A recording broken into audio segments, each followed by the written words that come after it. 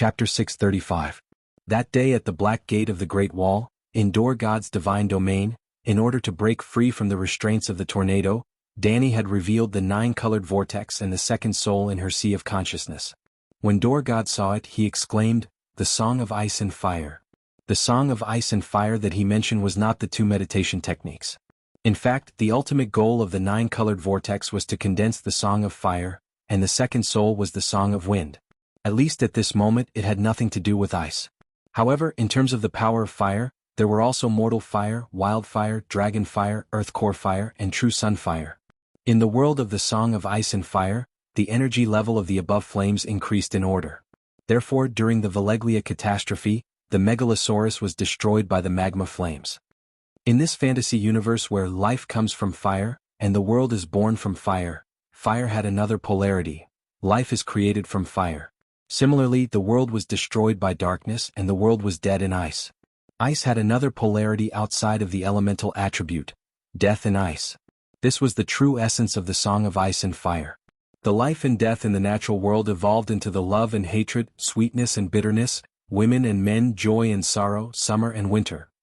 This was also the meaning of the author's setting of the world with only two distinct seasons, summer and winter. And coincidentally, Dor God saw the two possibilities of life and death in Dani. The life force, contained in the nine-colored vortex, came from her own talent. The death and nirvana, in the second soul, came from the deviant ghost. Don't forget, her second soul came from two sources, the green spring of the green prophet, Blinden and the rat chef, and the dead ice of the deviant ghost. On the surface, the green spring and the dead ice were perfectly integrated and could not be distinguished from each other. However, the root cause of this phenomenon was not because they were of the same attribute, but because they originated from the same God, Dor God. The root and the tree were one, so it was natural for them to be perfectly integrated. That was a digression. Dor God had said that Dani was only at the beginning and was infinitely far away from the real Song of Ice and Fire. It was very likely that she would never be able to take the last step in her life. Dani did not refute this, but she kept it in mind. After becoming a demigod and clarifying her divinity of creating life from fire, she had hoped to develop this ability.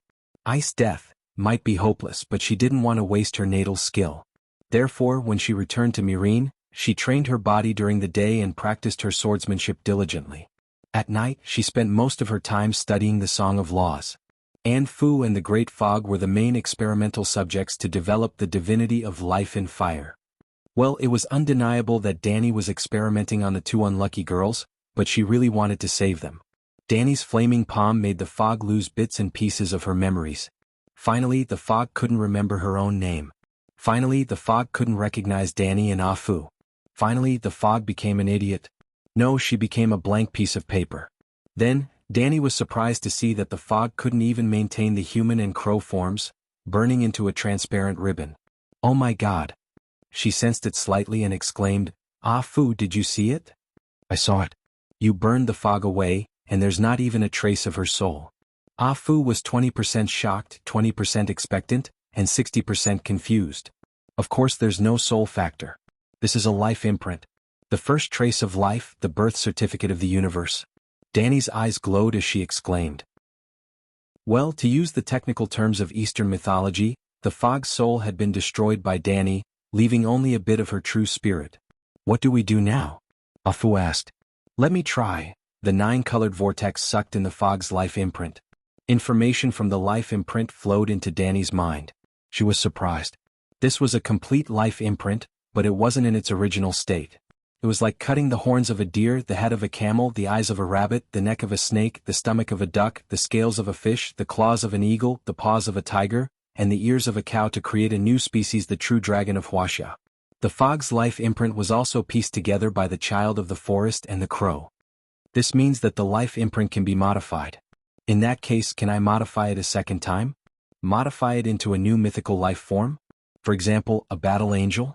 Dani was extremely excited. She couldn't wait to test it out, testing it bit by bit. She was like a sculptor using a chisel and hammer to carve a huge transparent crystal. Bang, bang, bang, bang. After a round of smashing, Dani was both surprised and disappointed. She could change a part of the life imprint, but she could only change the insignificant imprint that had to do with its form. In other words, the life imprint was originally a perfect piece and couldn't be changed. This was the law of the universe. But the child of the forest had a second life in the crow's body. Its will and nature didn't change, but its form was remade. The law of the life imprint being unchangeable was only broken in its form. Hence, Danny could only change its form. The child of the forest isn't ugly, but it's not beautiful either. How about, after a lot of trouble, Danny bestowed a spirit on the fog's life imprint and hatched it into a new soul. During the bestowment, Danny also used a little trick. When the fog's soul was burned, it would also overflow with spiritual essence. The spiritual essence had been stored by Danny, and now it was returned to its original owner. There was once a famous philosophical paradox, the ship of Theseus. For a ship sailing on the sea, as long as a piece of wood rotted, it would immediately be replaced. When all the functional parts were no longer the original ones, would the resulting ship still be the original ship? If the old parts from the ship were taken to build a new ship, then which of the two ships would be the real ship of Theseus? Danny also had a question at this moment. If the ship of Theseus was dismantled and used the wood to build a wooden building, what would that be? Mother Goddess, how did the fog become like this? It's so ugly. The new fog had successfully hatched from the life imprint, but when her soul image appeared in front of Fu, the ignorant crow began to make a big fuss. How is it ugly? Have you always thought that I was ugly? Danny said with a dark face. The fog did not look like Danny, but it turned from a doe-skinned child of the forest into a human beauty. She had big and hazy cat eyes, long eyelashes, a small oval face, delicate facial features, delicate skin with rosy white skin, and a pair of translucent dragonfly wings. She was a living flower fairy, a forest elf. Fu hesitated and said, "This is not a child of the forest. Didn't you say that you want a real rebirth?" Fu was silent for a moment, then pointed at the silly fog and asked, "Why does she look like a fool? Didn't you say that you want a real rebirth? She hasn't been born yet, so of course she looks like a baby." Fu was silent again. After a moment he asked again, "But I can tell that she is the fog at a glance. The aura on her body is both familiar and unfamiliar." "Is that so? That's great." Danny was very happy. This proved that using the original soul to incubate the soul was really effective. "Then can she be reborn?" Fu asked expectantly. "Let me try." Danny's expression was solemn. She put her hands together as if she was holding a treasure. Boom. The golden elemental fire jumped a foot high, but it quickly shrank. 9 inches, 8 inches, 7 inches. Before Danny could react, the fire was extinguished. Looking at the illusory little elf in her palm and feeling the real weight in her hand, she was dumbfounded. Then she was overjoyed. The fog's soul was absorbing the fire, and the fog was rebuilding her body. In order to prevent the fog from being born, Danny surged her magic power and increased the output of the fire-gathering spell by 10 times. Boom boom boom. The flames rose 4 to 5 meters high, illuminating her expectant face with golden red. Gradually Danny felt the weight in her palm more and more. Gradually the 2-foot-tall little person turned from transparent to translucent, and from translucent to fiery red. Then white bones, pink muscles and green nerves started to form from the soles of her feet and spread upwards. It was like a 3D projection. Danny was intoxicated. She was immersed in a wondrous state. Countless information regarding the secrets of life were being sensed and memorized by her. Her divinity of life creation in flames was increasing at a crazy rate. Her 9-colored vortex was undergoing some kind of qualitative change. When the little elf put on a layer of snow-white skin, grew a head of fluffy red hair, and spread out a pair of flame-like, faintly discernible dragonfly wings. When the little elf opened her eyes and looked at Danny timidly with a pure and ignorant gaze of admiration, the sheep egg in the depths of the Yenhai trench was awakened, and then became flustered and exasperated, extremely terrified. Who actually activated the Song of Fire again? Damn it, the level of his Song of Fire is actually so much higher than mine. How is it possible? Before this, Danny only dyed the 9-colored vortex with a trace of the Song of Fire's breath, the sheep egg Song of Fire's breath. The owner of the Song of Fire did not change. Now everything had changed. If the will of the world was compared to a critic, then it would definitely be the harshest and coldest opera critic. When another person sang a more beautiful song than yours, it would immediately like the new and dislike the old, depriving you of your position on the stage and leaving it to that person. You were replaced. In the past, Lalo listened to the Song of Fire and learned this song. He became the god of fire. In the past, the sheep egg sang a more beautiful, more perfect Song of Fire than Lalo. He replaced Lalo and became the singer of the harmony of fire in the Song of the World Choir. Now, the Dragon Queen had comprehended the strongest profound of the Song of Fire, creating life in fire. The sheep egg's identity as the pillar of the Song of Fire was immediately shaken. Not only was the sheep egg alarmed, but even the previous pillar of the Song of Fire was also aware of the changes in the Song of Fire. In the astral world, in a divine kingdom infinitely far away from the main material world, Lalo gritted his teeth. As I expected, a miracle happened to Danny Alice. The person who can defeat the sheep egg in the law of fire must be his descendant. The bloodline of Valeglia, the descendant of the god of fire that I spent so much effort to create. If not for that traitorous disciple of the sheep egg breaking his oath, I would have already ascended to the position of the supreme god. How would the world have fallen to its current state? And Danny Alice, I had already arranged everything 6,000 years ago. She should have followed the predetermined fate and replaced the sheep egg, helping me take back the Song of Fire, and then helping me complete the final mending. What went wrong that caused fate to be rewritten so severely? Could it be the Green Prophet? The god of frost? Jon Snow. My things are not so easy to take. Chapter 636. Mother. Mother Goddess? The little fairy tilted her head and called out softly as if she was singing. The 2-foot-tall little thing was naked and ignorant. She sat on Danny's wrist and swung her slender legs. She was not afraid of strangers at all. Instead, she seemed to be very close to Danny. Not bad. You can even speak origin language. Danny did not understand, but she knew that the little fairy was speaking origin language. She also roughly understood what she meant. Their current state was very similar to that of a devout believer and a god. Danny's thoughts could easily enter Little Fog's mind, and Little Fog could also transmit messages to her through the mysterious spiritual link. However, their souls had not merged. Danny could even receive a weak power of faith from Little Fog. Little Fog, transformed for me to see. She smiled. Little Fog's little hand pushed on Danny's wrist. The dragonfly wings flapped and floated in the air. Boom. Without shouting slogans like blah blah blah energy, the naked Little Fog suddenly exploded on the spot, leaving behind a red flame the size of a volleyball. It was completely made of elements, and there was a little face in the middle of the flame. Wasn't that Little Fog? A fire elemental creature? Danny was really shocked. The flame sprite was ignorant and did not understand what a fire elemental creature was. It only circled around Danny, and the strong heat it emitted almost burned her clothes. There's also magic power. A very strong fire magic power. If there were a few thousand fire elemental sprites, boom! The flame exploded, and a big black crow flew out from the remaining flames. It landed on Danny's shoulder and cawed. It can turn back into a crow? Danny was shocked again. What kind of creature did she create? Fire elemental? Little fairy? Fire crow? Come in and meet Afu, she said. Caw. The crow instantly spiritualized. Like a black bubble, it suddenly drilled into the violet's right eye. Fog. Afu called out hesitantly.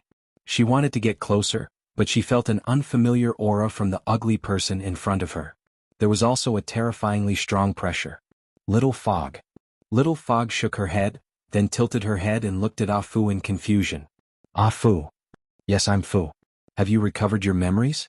Fu hurriedly nodded and said happily. What memory? Xiao Wu shook her head again and said in confusion, This is the first time I've seen you, but I feel a sense of familiarity. Afu's big cat eyes were filled with tears. She smiled and said, Xiao Wu, you've really been reborn. Xiao Wu wrinkled her little nose and suddenly said, Afu, why are you so ugly? Fu's body stiffened. He was dumbfounded. In the end, Afu decided to become ugly together with Little Fog. However, it was not that easy to become ugly. The fog was extremely compatible with the fire element, so it could withstand hundreds of cycles of burning, enchanting, and then burning again. Fu's soul had only been roasted 2 or 3 times before it started to feel exhausted. After another round, Afu almost lost consciousness. Danny ended today's cultivation and said, Different children of the forest will have their memories washed away and become the purest life imprint in different ways. Afu, don't worry. We have time, so let's take it slow. The Dragon Queen had many fortuitous encounters in Sasros, and after returning to Slaver's Bay she made great progress. The Westeros were not idle either. Jon used the northern region's next 2,000 years of taxes, minerals and forest resources as collateral to borrow 5 million gold royals from the Iron Treasury. That's 2,000 years. The northern region was poor, and the Duke's annual tax income was only a few gold royals. However, he knew that the eternal night would definitely come, and the northern region was in urgent need of food, so he naturally borrowed as much as he could. If the Iron Treasury was willing, it was fine to use the northern region's next 20,000 years of taxes as collateral. With 5 million gold royals to buy food, Wu had the capital to lead his troops south. The reason why the Iron Treasury was willing to do this business, other than the fact that the northern region was a guaranteed profit, was that Wu supported Erlu. Compared to Wu, Erlu's assistance from the Iron Treasury was even more generous. In the name of the Iron Throne, he could borrow an unlimited amount. In other words, Erlu could buy whatever he wanted. He did not lack money at all. Erlu calmly scanned the commanders in the tent and said to Sir Justin in a casual tone, "Sir Justin, I'm not sure if you'll be able to do anything. Go to Bravos and help me hire a group of mercenaries. At least 20,000, even 100,000 wouldn't be too much. I'll give you enough supplies." He was extremely generous. After the Iron Treasury signed a letter of guarantee for Wu on behalf of Tai Chu, the loyal commander-in-chief Elisa finally agreed to lend the night watchman's food to Wu. In order to achieve his goal, Wu played a little trick. He found Elisa alone and said, "If I stay at the Great Wall, you will never be able to become the commander-in-chief of the night watchman. Lend me the food, it will be good for both of us." Elisa understood that Wu was right. Everyone in Dark Castle had witnessed Wu's resurrection from the dead, and they all thought that he was the child of prophecy. Wu's prestige at the Great Wall was now even higher than when he was commander-in-chief. Just as Wu was preparing to build a fleet from Eastwatch to Eastwatch, he received a letter from Count Mandalay in White Harbor. Rickon Stark was still alive and was on Skaggs Island. After talking to the Dragon Queen last time, Lord Eel immediately informed Madame Stoneheart of her attitude. It was a fact that Caitlin didn't like Wu, but Stark's family was destroyed, and Wu was the only adult left. If she insisted on supporting her son to the throne, the 6-year-old Rickon would most likely be a mere figurehead. After the incident with Bolton, Madame Stoneheart didn't dare to trust an outsider so easily, and would rather let the relatively honest Wu temporarily take over the position of King of the North. No matter how vile Wu was, he was still a good brother. Thus Wu met up with the Onion Knight. Well, the Onion Knight Davos was Erlu's hand of the king, and he represented Erlu in White Harbor to recruit Lord Eel. Lord Eel agreed to the alliance, but he had a request. Davos had to lead the fleet to Skaggs Island, where the sea conditions were complicated, and bring Prince Rickon back. Skaggs Island was 200 to 300 kilometers away from Eastwatch. While the Dragon Queen was having a series of strange encounters in Sasros, she was also cheating on Skaggs Island. The people of Skaggs were known as the Rock Seed.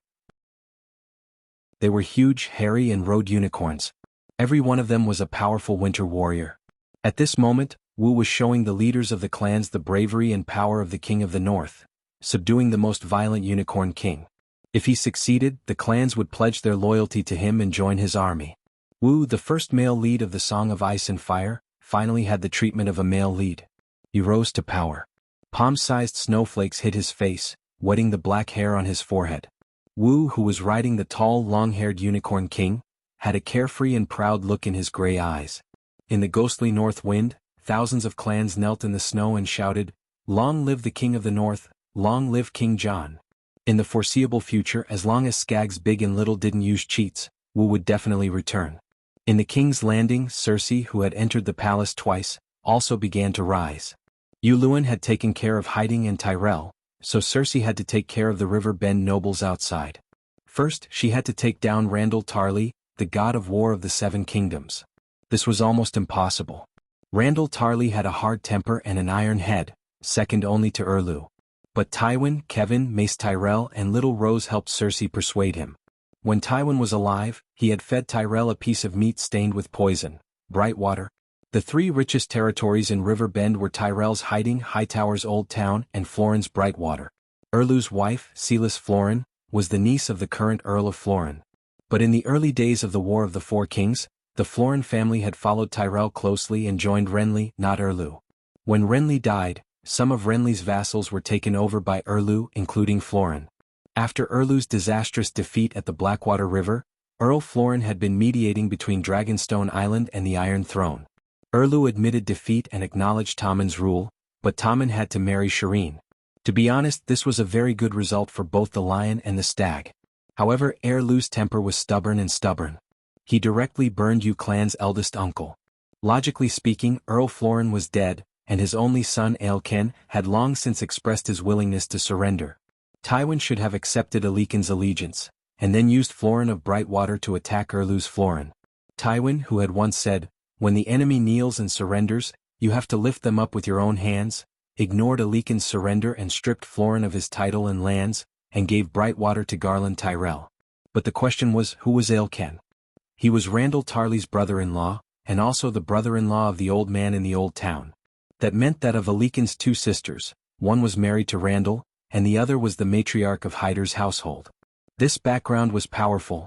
Now, Cersei returned Brightwater to Ailken under the suggestion of her cousin, Devon Lannister. Ailken immediately returned the favor and announced that Brightwater Riverbend would swear allegiance to the Iron Throne, and personally went to the King's Landing to persuade his brother-in-law Randall. Tywin, who had been dead for a long time, had done Cersei a great favor. Then there was Kevin. Kevin had valued Randall's talents and character when he was alive. During his reign he had always used power to entice and rope in Randall. Randall was stubborn and had a bad temper, but humans had desires. Didn't Erlu have ambitions too? Randall's desire was to make a name for himself. More directly, power. After taking down Mace Tyrell, Cersei immediately appointed Randall Tarley as the Hand of the King. Then there was Mace himself. During the War of the Usurpers, Lord Inflatable Fish had stolen Randall's military achievements, and had even caused Randall to bleed. The reason why Randall wasn't the most famous general of the Seven Kingdoms was because he had been tricked too badly by his pig boss during the War of the Usurpers, and had lost many battles. During the Rebellion of the Four Princes, Tywin had purposely separated Randall from Lord Inflatable Fish, allowing Randall to freely display his military talents. He had won many battles and achieved many military achievements, and successfully became the most famous general of the Seven Kingdoms. On the other hand, Lord Inflatable Fish had mobilized a large army, but had failed to gain anything. He couldn't even take down the 200 guards of Storm's End Fortress. However, Lord Inflatable Fish was Randall's lord, and had too many opportunities to cause trouble and say strange things. Randall had suffered so much in the past, so why would he risk the destruction of his entire family for Mace's throne? The last Little Rose. Benefits were the main reason why Randall chose to remain neutral, but Little Rose was the reason why he openly stood on Lannister's side. Tyrell had committed the crime of regicide and treason. Yes, Little Rose, who had fallen into Cersei's hands, had revealed the truth behind Joffrey's death. In other words, Cersei had good reasons for arresting Margaery and Mace, and for sending Luwin to take down High Court. Chapter 637. In the trial of Margaery, Cersei did it openly and honestly. She even dared to pull the Great Sparrow into the trial. This was because Tyrell had committed the four major crimes of betraying the sacred betrothal, violating the rights of guests, regicide, and murdering her husband. 4 crimes, but all because of one person, Emperor Joffrey. Emperor Yora's Purple Wedding and Robb's Red Wedding were the two most famous color weddings in Game of Thrones. In a sense, Emperor Yora's Purple Wedding had more impact on the plot than Robb's Red Wedding. Think about Tywin and Tyrion. If the two of them stayed in the King's Landing to control the situation, what could the others do? Robb's wedding was red, because too many people died that day. Blood was the main color of the wedding. Joffrey's wedding was purple, because Sansa was wearing a purple crystal hairnet that day. The poison was hidden in an amethyst crystal in the hairnet. Sansa was an innocent drug mule. She didn't know what she did. The hairnet and the poison in it were all made by Littlefinger. When Sansa brought the poison into the wedding, Old Rose took the opportunity to help her tidy up her hair to remove the poison and quietly put it in Margaery's hand. In other words, Margaret had poisoned her own husband to death. The golden goblet that Joffrey drank from was the wedding goblet that the king and queen shared. Only Margaery herself could guarantee that she wouldn't get poisoned. The bride killed the groom at the wedding site, the wedding had been completed and the red booklet had been obtained, violating the sacred betrothal and murdering her husband. Old Rose was the guest and Emperor Yora was the host. The guest killed the host, violating the guest's rights. Emperor Yora was the king and Tyrell was the vassal. The crime of regicide was unavoidable. For such a serious crime, Cersei and the Iron Throne had every reason to attack Gao Ting. Randall Tarley was also the Minister of Justice, the Chief Justice of the Seven Kingdoms. He had already done his duty as Tyrell's vassal by choosing to remain neutral. As for why Margaery would confess to such a deadly crime, Cersei had always known that the imp killed Joffrey and Tywin, and that the imp's backer was Gao Ting. It was a lucky stroke. It was a coincidence. After capturing Little Rose, Cersei asked Cabourn, the spellcaster scholar, to interrogate her. When Little Rose found out that the High Court had been annihilated, Cersei wisely guessed the truth. With a vengeful mentality, she used the murder of Joffrey to attack her poor mother who had lost her son. When she heard the truth, Cersei really cried. In the end, this was all Varys' fault. Varys had at least two identities in the Red Castle. On the surface, he was the chief of intelligence, Eight-Clawed Spider. In the dark, he was the guard of the Red Castle's dungeon, Logan.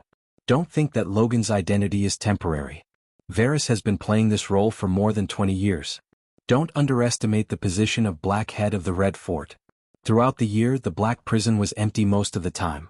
It only locked up people who had committed heinous crimes or had special identities. It was similar to the Imperial Prison of the Ming Dynasty's Imperial Guards. Dany's obedient son Jaqen, Ed Stark, Grand Tutor Pycelle, and Tyrion had all been in Logan's dungeon. On the night that Tyrion escaped from prison, Logan also disappeared. Then Cersei found a rare gold hand coin in Logan's bedroom. It was a gold coin with a palm as the emblem, representing Garth the Green Hand. It was an ancient coin of River Bend. At this point, Cersei, who had suspected that Tyrion was behind this, completely understood the ins and outs of the matter. The little magic monkey was the knife, and Tyrion was the mastermind. This was also one of the reasons why Cersei sued Margaery to the church for treason and adultery. To be honest, when she found out that Emperor Joffrey's death had nothing to do with her dwarf brother, Cersei was dumbfounded. I've hated you for so long, so deeply, and you're showing me this? Perhaps it was because of the Great Sparrow's pious prayers to the Holy Mother every day after his resurrection. There really was a moment when Cersei confessed to the Holy Mother. Was she too harsh on her little magic monkey brother? But the next moment, Cersei threw the Holy Mother to the faraway slave bay. She gritted her teeth, her beautiful face contorted. That little magic monkey who should go to the seven hells is helping the fake Aegon usurp my throne. I can't hate him enough. No, I'm going to curse him 10,000 times a day in front of the Holy Mother's statue. It had to be said that Cersei's move hit the nail on the head, and the effect was very good. First, Randolph Tarly was appeased. Then, under Cousin Devon's suggestion, Cersei held the trial of King's Landing. She invited many nobles and commoners to be the jurors, and the Bishop of the Seven Gods, not the Great Sparrow, to be the chief judge. She publicly tried Tyrion's crime of murdering Emperor Joffrey. Emperor Joffrey, who loved his people like his own children and was unparalleled in righteousness, was very unpopular. The people of King's Landing gave him the nickname, Mad King II. This was not wrong. But no matter how wrong Emperor Joffrey was, he was an innocent victim at the Purple Wedding. The beautiful, kind, and benevolent Margaery was very loved by the people of King's Landing. The people of King's Landing gave her the beautiful title of Holy Mother Rose. This was also not wrong. But no matter how many good points she had, her crime at the Purple Wedding was so shocking that normal people could not accept it. Margaery's reputation was completely ruined, and she was on the same level as her mother-in-law Cersei. Tyrion also went from being a victim of the turn of the Riverbend, to a sinner who deserved retribution. The public opinion did not immediately change, but it was no longer in Tyrion's favor. This was a trial of the church that even the Holy Sparrow approved of. After that, Cersei's actions became even more outrageous. She announced at the Imperial Council that Tyrion of Highland Castle had committed the most heinous crimes, but Margaery was already King Tommen's legal wife and the only heir to Highland Castle. The Queen Regent followed the teachings of the Holy Mother and showed the greatest mercy to the lost Margaery. Before King Tommen came of age and gave birth to a joint heir to the Iron Throne in Highland Castle, Margaery only needed to hide in the virgin quarters under the protection of the nuns and pray piously to the seven gods every day to repent for her sins. During this time, the Iron Throne would temporarily take over Margaery's rule over River Bend. In other words, Cersei had the title of Guardian of the South, and the scepter of Duke of River Bend in her hand. Yes, Sir Inflatable Fish had a total of 3 sons and 1 daughter. Velis and Garan died in the Shield Islands, Loras was sworn as a White Knight, and Inflatable Fish was secretly executed. Margaery was really the only successor of Hiding Tyrell. Don't you have a sense of déjà vu? This was how Tywin dealt with Sansa and Stark back then. In any case, the Iron Throne's announcement barely managed to appease the irritable River Bend vassals. Tyrion had indeed murdered Emperor Jork, and the Iron Throne also acknowledged Tyrion's rule over Highland Castle. Uluin's 20,000 Tywin army had penetrated deep into River Bend's hinterland and did not submit. The Iron Throne was righteous, benevolent, and had military strength. This was the most important thing. River Bend's military strength was empty and they had lost their leader. Tyrion's clan was almost wiped out, and the Qingting Island fleet was destroyed. Hathor did not say it, but everyone knew that they had sided with the Dragon Queen. Tarly became the hand of the king, and Florin simply cheered for the Iron Throne. The top 5 families of River Bend were all useless. What else could the other vassals do other than settle down? Take down Highland Castle, control River Bend, and the food supply was also in the hands of the Iron Throne. To the unruly people of King's Landing, whoever could stabilize the price of food and prevent them from starving to death was the Holy Mother. It was said that in Empress Dowager Meglu's bedroom, a small shrine was newly opened, dedicated to the Holy Mother's statue. The Whore Empress Dowager had recently been praying 3 times a day in front of the Holy Mother's statue. It seemed like she had become the Holy Mother Whore Empress Dowager? Oh, the Holy Mother Whore was still the Holy Mother. King's Landing had stabilized. Of course, under the calm surface, there was no lack of undercurrents. For example, Aegon, who was called Prince Chi by the people of King's Landing. Aegon's declaration and the declaration of the True Dragon Alliance had spread far and wide, but his reputation had never been good. Or rather, very few people truly believed in his identity as Lei Jiazi. In fact, everyone in King's Landing knew that Lei Jiazi had been smashed into a wall and turned into a pile of minced meat. But the attitude of the unruly people did not affect Aegon. The marriage alliance with Sansa and the establishment of the True Dragon Alliance was more convincing to the nobles than the uncertain identity of Lei Jiazi, because it represented power. It also represented that 5 of the 7 dukes' northern territory, Hajin, Valley, Stormlands and Dorne had acknowledged Aegon's identity as a true dragon. Recently, the number of dukes who had secretly submitted letters to the True Dragon was as numerous as the carps in the river. Aegon was in high spirits. He finally felt like a king. Yes, he was going to get married soon. It was today. The wedding would be held in the Eagle's Nest. Aegon, Sansa, Littlefinger and the other ministers had originally planned to hold the wedding on Dragonstone Island with the Dragon Queen as the witness. But when they found out that the Dragon Queen had just gone to Sosros and was busy training the Winged Dragon Knights, Dany's excuse, they could only regretfully give up on Dragonstone Island. After all, Dragonstone Island was Dragon Queen's fief and had nothing to do with Aegon. His current fief was Windstop Castle. Windstop Castle was not as good as the Eagle Nest, because the valley had the most vassals of Aegon. Just like the Red Wedding, Tully was going to the Frey family to hold the wedding. However, the wedding would not be held in the Eagle Nest, but in the Moongate Castle at the foot of the Eagle Nest. The Eagle Nest was built on the largest mountain in the valley, the Giant Spear. Just by hearing the name Giant Spear, one could understand how steep the mountain was. It was like a spear stuck in the valley. Thus, although the Eagle Nest was a strategic location, it was not big and could only hold 500 people. Also, winter had arrived and the weather was suddenly cold. Yes, can you imagine how it feels to live on the mountain peak in winter? It would not be enjoyable. The Moongate Castle at the foot of the Giant Spear was huge. Although it belonged to the Reyes family, Aaron would go down to the Moongate Castle every winter to avoid the cold.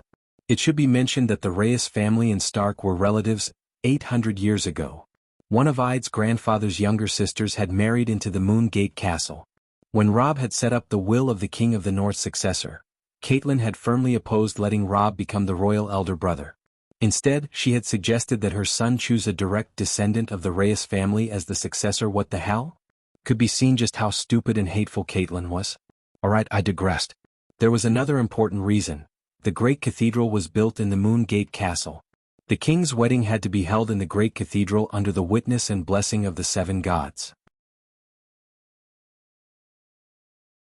Chapter 638. The first rays of dawn dyed the snow-covered valley red. In the warm ballroom of the Moongate Castle, the guests enjoyed the breakfast before the wedding. There was lemon honey cake, pickled chicken, bacon, fried eel strips with breadcrumbs, Dothraki blood sausage, various stuffed buns invented by the Dragon Queen, frozen Dornish blood orange soup. It was a sumptuous banquet with a mixture of many styles. Servants shuttled back and forth, carrying large pots of warm milk, honey wine, and sweet golden wine, filling the cups for the guests who needed it. Musicians wandered around the hall, playing flutes, playing harps, and singing songs of blessing. A moon boy rode a broomstick horse, making funny movements and expressions, making the guests around him laugh. After breakfast, the food and chairs were cleared. John Clinton, as the father, solemnly tied the groom's cloak on Aegon under the gaze of the guests. The dark black velvet cloak was embellished with a red megalosaurus and a golden sun-piercing spear. They represented the groom's father, the Targaryens, and his mother, the Dorne Martell. "Sigh, this cloak is new. You should have a better choice." The old man sighed sadly. The groom's cloak would be tied to the bride's shoulders later. The less heritage one had, the newer the cloak they used. If Rhaegar hadn't caused any trouble, Aegon could have used either his father's true dragon cloak or his mother's Sunpiercer spear cloak. Both families were great families with heritage, and the cloaks had been used by countless ancestors. "This is good.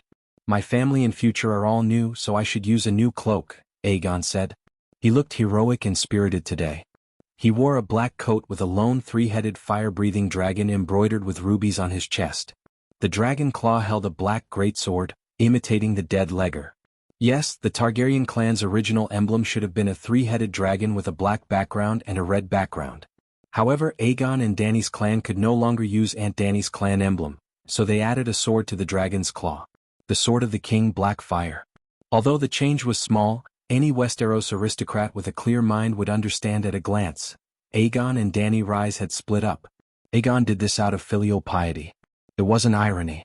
Aegon didn't even discuss it with Dany's aunt and took the initiative to give up the inheritance of the Orthodox clan emblem. Although Dany herself had always had plans to change the emblem to a five-colored dragon and did not value the three-headed dragon, the emblem was too important to the nobles. Aegon's actions were almost equivalent to establishing a new family. If the clan emblem was changed, even if old Awkward bought Liga's relics from the King's Landing antique dealer, Aegon wouldn't be able to wear it. After a while, the bride also arrived. The bride wore a pearl-colored silk gown and a gray-blue Myrlei silk dress. The dress was embroidered with hexagonal snowflakes with fine silver thread. This was the color of Winterfell, solemn, elegant, noble and generous. On the bride's head, there was a pure white velvet cloak embroidered with a silver-gray direwolf. Uncle Fingers put it on her. It was also Uncle Fingers who took the bride's father's position. He held her hand as they walked to the wedding altar and handed her over to Aegon. In addition, weddings under the teachings of the seven gods were very particular. It wasn't as if you could wear whatever color and style you wanted. Sansa had been married to Tyrion.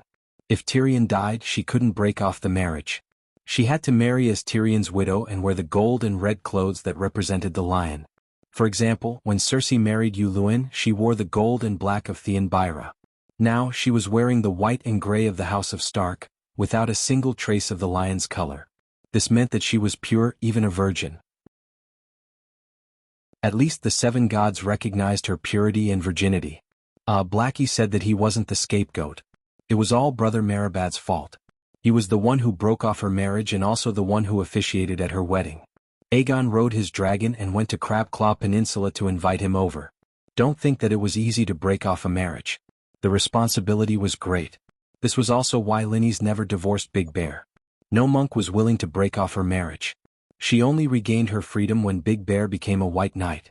However, Merabad didn't fool Aegon. Before the wedding, he had arranged for a nun to check Sansa's virginity. Of course it wasn't there. Sansa swore that she broke it while riding a horse. Marjorie, the little rose, had said the same thing. Cersei had also said the same thing during her examination before marrying Robert. Everyone believed it. Because riding and hunting were compulsory lessons for noble ladies, there were too many girls who broke their virginity.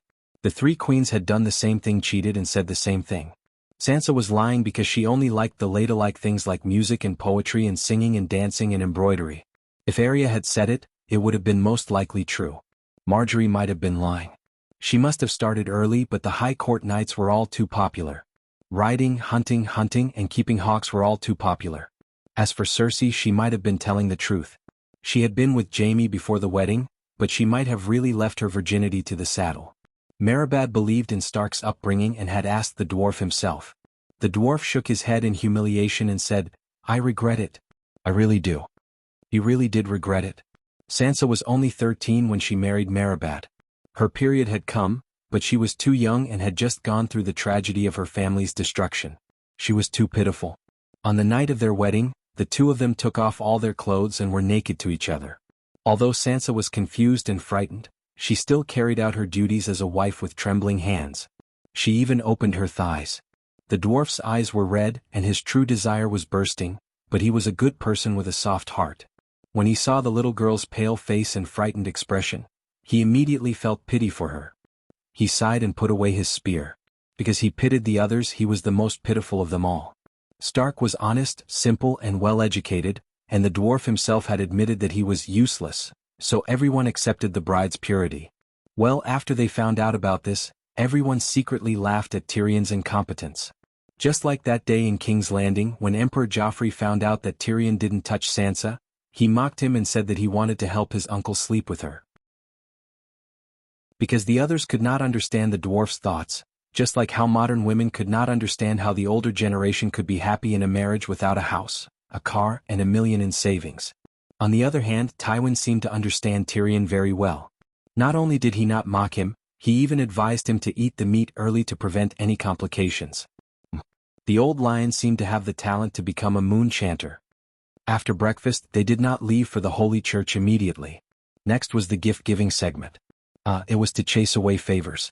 In the past, when a family held a wedding or funeral, they would have to eat at least 2 meals in the afternoon and evening. The funeral might take 2 or even 3 days. Because of that, the gift-giving was usually done in the evening before dinner. Now, the hotel was directly responsible for the gift-giving. The food was not as good as before and most of the time it was not enough. But there was only 1 meal in the afternoon, so the gift-giving had to be done at noon. In the Westeros it was even earlier. Early in the morning, after breakfast, before the bride and groom's wedding, the gift-giving would begin. Also, the gift-giving here had to be done twice or even thrice. Today the gift-giving was for the bride and groom. The gift-giving was done the day after the wedding. It was for the couple. The old man gave Sansa a small vest sewn with pterosaur scales, and gave his adopted son a pterosaur bone bow. Elaine gave her fake cousin a steel spear, which was said to be Prince Oberyn's favorite. She hoped that he would be as brave as Uncle Oberyn. She gave Sansa a pair of chrysanthemum clam pearl earrings. Uncle Finger gave King Aegon a rare shadow lynx fur cloak, and Sansa a Dothraki sea white lion fur coat. The dwarf gave Aegon a large book called The Chronicles of the Valeglia Empire, and Sansa a book called The Diary of Moonchanter Chana. I heard that you Stark all have special talents you can learn from them.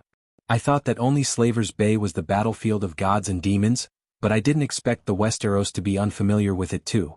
Sigh, we need our own supernatural powers. He looked at his ex-wife with a complicated expression. The dwarf's position as the wildfire general was not for nothing. He had dozens of fire mages under him. How many supernatural secrets did he know?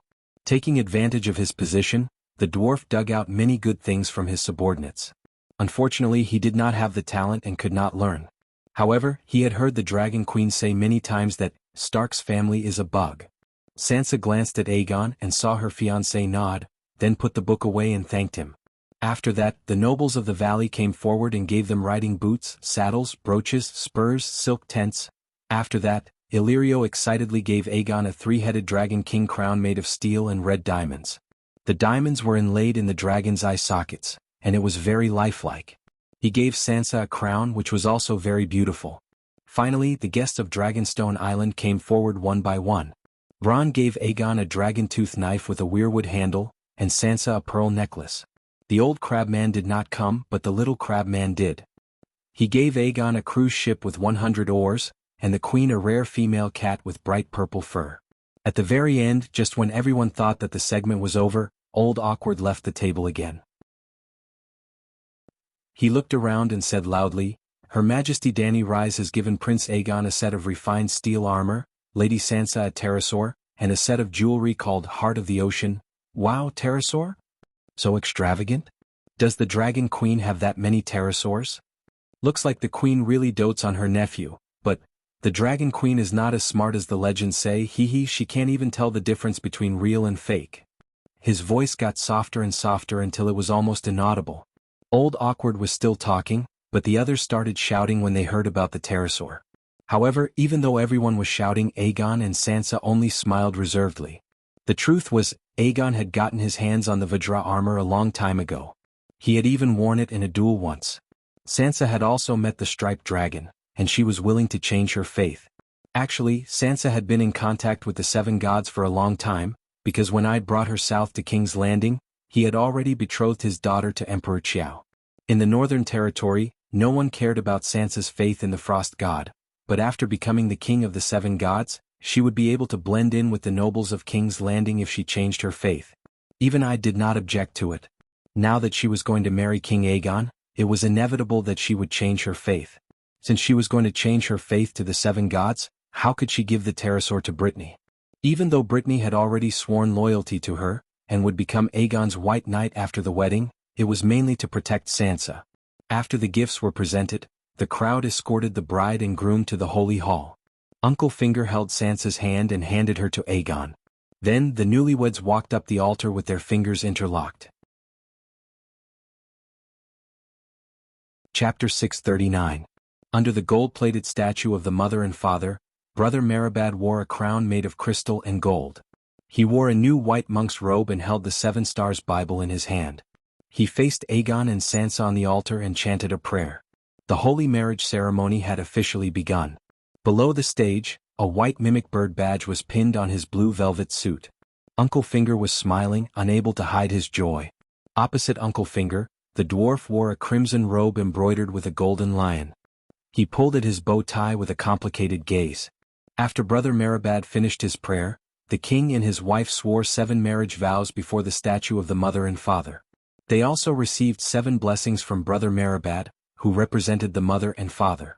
Then in front of the monks and guests, the newlyweds exchanged 7 vows. That was not the end. There was still a hymn. Under the guidance of the monks and nuns, everyone sang the mother's song and the father's song. After that, Brother Meribad asked loudly, including the 2 newlyweds, "Is there anyone who is dissatisfied with this holy marriage? Is there anyone who has doubts? Is there anyone who challenges the groom?" In old-fashioned Hong Kong movies, it was common for a couple to get married in a church. Then the bride's ex-boyfriend would suddenly appear, drag the woman away, or pull out a machine gun. The plot would reach its climax. But in Westeros, such actions were legal and reasonable, and they were protected by the 7 gods. Blackie shrugged helplessly again. It was not going to take the blame. It could be said openly and it could also be done openly. For example, there were 2 people below the stage who were ready to make a move. One was Tyrion and the other was Harold. Tyrion was not trying to snatch the bride. He was just itching to say, "Hey, I've experienced such a scene with the bride before." The officiator had a higher status, the Archbishop of the 7 gods. No one objected at that time. Harold, also known as Heir Harry, was Robert Arryn's heir. He had been with Elaine Stone for a while. It was not true love, but he was indeed infatuated with Elaine's stunning looks. After Elaine broke off contact with him, he only regretted it for a while before continuing to find his mistress happy. After all, other than her beauty, Harry really did not like her identity as Pinky's illegitimate daughter. But now, goddess, she was a proper goddess. Looking at her now, Sansa with the crown, she was even more beautiful and attractive. But she just brushed past him. He was the heir of the valley. If he married the heir of the king of the northern region and gained the allegiance of the nobles of Hejin County, he wanted to rush up and shout, "I object." But he had already objected 2 days. It was already 2 days ago. Just as when Brynden Stark had gone to Riverrun to marry his long-betrothed Catelyn, young Uncle Fingers had drawn his sword and challenged Brynden. Harry, his successor, had already challenged Aegon. Well, this kind of thing is very much in line with the chivalric culture of Westeros. No one would accuse me of offending my superiors or being disrespectful.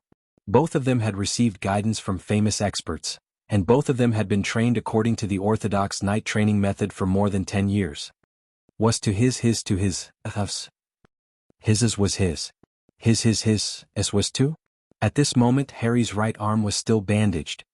Seeing that no one came forward to challenge him, Meribad announced the removal of the bridal cloak.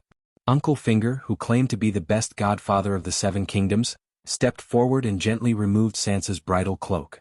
John Clinton, who claimed to be the best godfather of the 7 kingdoms, helped Aegon remove his bridal cloak. Uncle Finger took Stark's and stepped back. Old Face passed the bridal cloak to Aegon and stepped aside. Aegon took his own cloak and shook it open. Like a child wearing an adult's clothes, he wrapped it around Sansa and tied it around her throat. He said that from now on she was his family. He would replace his father-in-law and protect Sansa forever. Looking at the tall and strong bridegroom and the petite bride, Tyrion's eyes started to twitch again. He thought of the past. He was only 3 feet tall, 9 meters. With his boots he was only a meter tall. Sansa, on the other hand, was more than 6 meters tall. He couldn't reach her neck even if he stood on his tiptoes. He couldn't put his own cloak on her. At that time everyone was laughing. Helpless, he could only stand on the back of the jester and complete the ceremony. Now Aegon, who was almost 1.9 meters tall, was hugging Sansa, who was 1.6 meters tall. It was so harmonious, so heart-wrenching. Through this kiss I offer my love. Sansa, I wish you to be my wife and my bride, Aegon announced loudly. Sansa blushed and replied softly but clearly, through this kiss I offer my love. Then the two of them closed in and kissed deeply for a long time. Monk Merabad took out a crystal from his pocket and raised it high. He silently cast a holy light spell, a modified version of the holy healing spell. It was just a ball of white light and had no healing power. During Cersei's trial by martial arts, Dragon Queen felt that it was beneath her when she saw a monk holding a crystal and playing tricks under the sun. Hence, she developed a divine spell for her followers to show off. Don't underestimate the holy light spell because it was easy to learn and cost little. However, out of the thousands of cultivators in the Seven Kingdoms, only a few hundred could cast the holy light spell. They were all true believers whose morals matched Dany's values. Yes, they had to meet the requirements of Dany, the mother of the seven gods. Those who were extremely devout but followed the teachings of the old version of the Seven Stars Bible were not favored by the seven gods. Dany could see the faith threads of every believer. It was impossible for Mr. Nangua to hide it from her. As long as there was a true God, and as long as the true God was willing to put in the effort, the Church of a True God would definitely become the cleanest organization in the world. Here, under the witness of the gods and the people of the world, the holy light spell caused the crystal to emit a rainbow-colored light that was as thin as clouds. It shone on the faces of the newlyweds and the wedding witnesses. The atmosphere was sacred and solemn. At this moment, Monk Merabad looked like one of the seven gods who had descended to the mortal world. I solemnly announce that Aegon VI of the Targaryen family and Sansa of the House of Stark are husband and wife. From now on they are one body, one mind, one soul, forever. Anyone who interferes with their marriage will be cursed mercilessly. The holy marriage was officially concluded successfully. Oh, Robert and Cersei were married like this. Joffrey and Margaery were married like this. Tyrion and Sansa were also married like this. Perhaps, Aegon and Sansa would have a different ending? After the wedding was the wedding banquet. The wedding was held in the Holy Church and was presided over by a monk. There were not many wedding witnesses present. Low-level knights were not even qualified to enter. The most lively place was the wedding banquet, which was held in the main hall of the Moongate Castle. Of course, the newlyweds were not ordinary people. They were the king and queen. Do not doubt they had already worn the crown. Before the wedding banquet, the king had to receive the blessings of his subjects. Aegon and Sansa stood outside the Holy Church on the steps of the marble square. Brittany, who had become a robed iron guard, led 49 knights to surround and protect them. There was a long line of courtiers who had an audience with them. John Clinton was the first to go up. He hugged his adopted son excitedly and kissed Sansa's cheek. Your Highness, you have grown up and become an adult. From now on, you must uphold the responsibility and glory of a king. Father, I will. Aegon smiled and nodded. Sire, you should call him Your Majesty now, Sansa suddenly said. The moment the wedding was completed, the Treaty of the True Dragon Alliance officially took effect. Aegon received the allegiance of 5.5 of the 7 countries in name. Well, the other half was Riverbend. Aegon had the letter that Old Rose had sent before she died. If Aegon helps High Court, Tyrell will lead Riverbend to pledge allegiance to you. Therefore, Aegon was really the king of the 7 countries on the surface. Old Man was stunned. He nodded and sighed. Yes, Your Highness. I should call him Your Majesty. I hope you two have a good marriage and give birth to an heir soon. I will. Sansa blushed and behaved generously. Then it was Littlefinger. Uncle Finger hugged his daughter and bowed respectfully to Aegon. He kept saying auspicious words. When the dwarf came over with Yelaine, Aegon and Sansa both had strange expressions on their faces. It's a little awkward. Tyrion touched his nostrils and smiled awkwardly. Back then, the dwarf wanted to say that back at King's Landing, Joffrey and Margaery also stood at the entrance of the Great September to receive blessings from others. He and Sansa also gave their blessings to the newlyweds. But Sansa did not want to hear anything about that day or that year. She interrupted the dwarf and said bluntly, Sire, this is good for both of us. That's enough. Yes, it's good. Tyrion grinned and showed an exaggerated smile. Long live the king, long live the queen. The king and queen are a match made in heaven. Happy for a long time. Saying that, he picked up Sansa's hand and kissed it hard on the back. Then he hugged Aegon's waist and whispered, "You bastard, go fuck your cousin tonight." Aegon glanced at the long line behind him and showed an elegant fake smile. He whispered back, "Bastard, I'm not like you. I won't insult my wife with words. Get out." Yelian smiled and pretended that she didn't see or hear anything. She politely and distantly said a few words of blessing. The line was so long that there was not much time left for everyone. The dwarf quickly left with Yelaine. Not long after, it was Illyrio's turn. He was even more emotional than when he gave the gift. His eyes were red and he was crying. He gave his blessings one after another. The others did not think much of it. There were many people who cried. Didn't Uncle Fingers also have tears in his eyes just now? They only thought that this fat foreigner was sucking up to the king in order to get a good piece of land. Yes, the fat merchant was no longer hiding behind the scenes. He had been given the title of Marquis by Aegon. He was also King Aegon's finance minister and the military's quartermaster. Those with status could give their blessings to the king and queen in person. Those without status, mercenaries, merchants and prostitutes who came after hearing the news, were blocked 10 meters away by the golden knights in golden armor and black cloaks embroidered with a red dragon. Long live the true dragon. Long live Aegon. Long live Queen Sansa. Cheers flooded the newlyweds. Regardless of their personalities, Aegon and Sansa's appearances were first class. The man was handsome and the woman was beautiful. Both of them had good personalities and did not appear to be rebellious. It was easy for them to gain the favor of ordinary people. "Now that Sansa is married and you don't object to this marriage, can you let me go?" In the crowd, a man in leather armor with a long beard and messy hair whispered to the cloaked man beside him. Looking at that face, wasn't it Jaime who had been missing for many days? Chapter 640. Your vow is only half complete. You're still. Arya, the cloaked person said with the sound of a blade scraping against glass. Let the deviant ghost take that brat away. I've searched the entire Three River Basin and haven't heard anything. Where am I supposed to find her? The man complained. Your sacred vow. Before it's complete, you must listen to me. Even if one day I'm no longer around, you have to continue. The cloaked person's voice was emotionless. I wasn't even this loyal to the Mad King back then, the man who looked like a lion's head said angrily. If you had always been loyal to me, you wouldn't have today's disaster. The cloaked person usually didn't talk so much. Today, seeing her daughter getting married and her son-in-law being so young and handsome, she was too excited. Can I meet Tyrion? That bastard killed my father and then my uncle. I have to ask him personally where he got his grudge from. The man who looked like a furious lion glanced at the dwarf who was teasing Fearless with Yelaine from the corner of his eye and gritted his teeth. No, we are about to take action. Don't mess up the plan, the cloaked person said sternly. Cersei married Yuluen. For the sake of my vow, I've sacrificed too much, the lion-headed man said sorrowfully. Hiss, suddenly the sky darkened. The thin winter sun was covered by shadows. The loud and sonorous roar of a beast shook the Moon Gate castle slightly. Wow, Balerion, Black Death God Balerion. True dragon, true dragon. True dragon Targaryen. Long live the true dragon. The pterosaur spread its wings and covered the sky, pushing the atmosphere to its peak. Black Death God Balerion landed on the marble square. Its huge body was like a thick wall, blocking the king and queen behind it. But soon, everyone saw the king holding the queen's hand and walking up the flight of wings.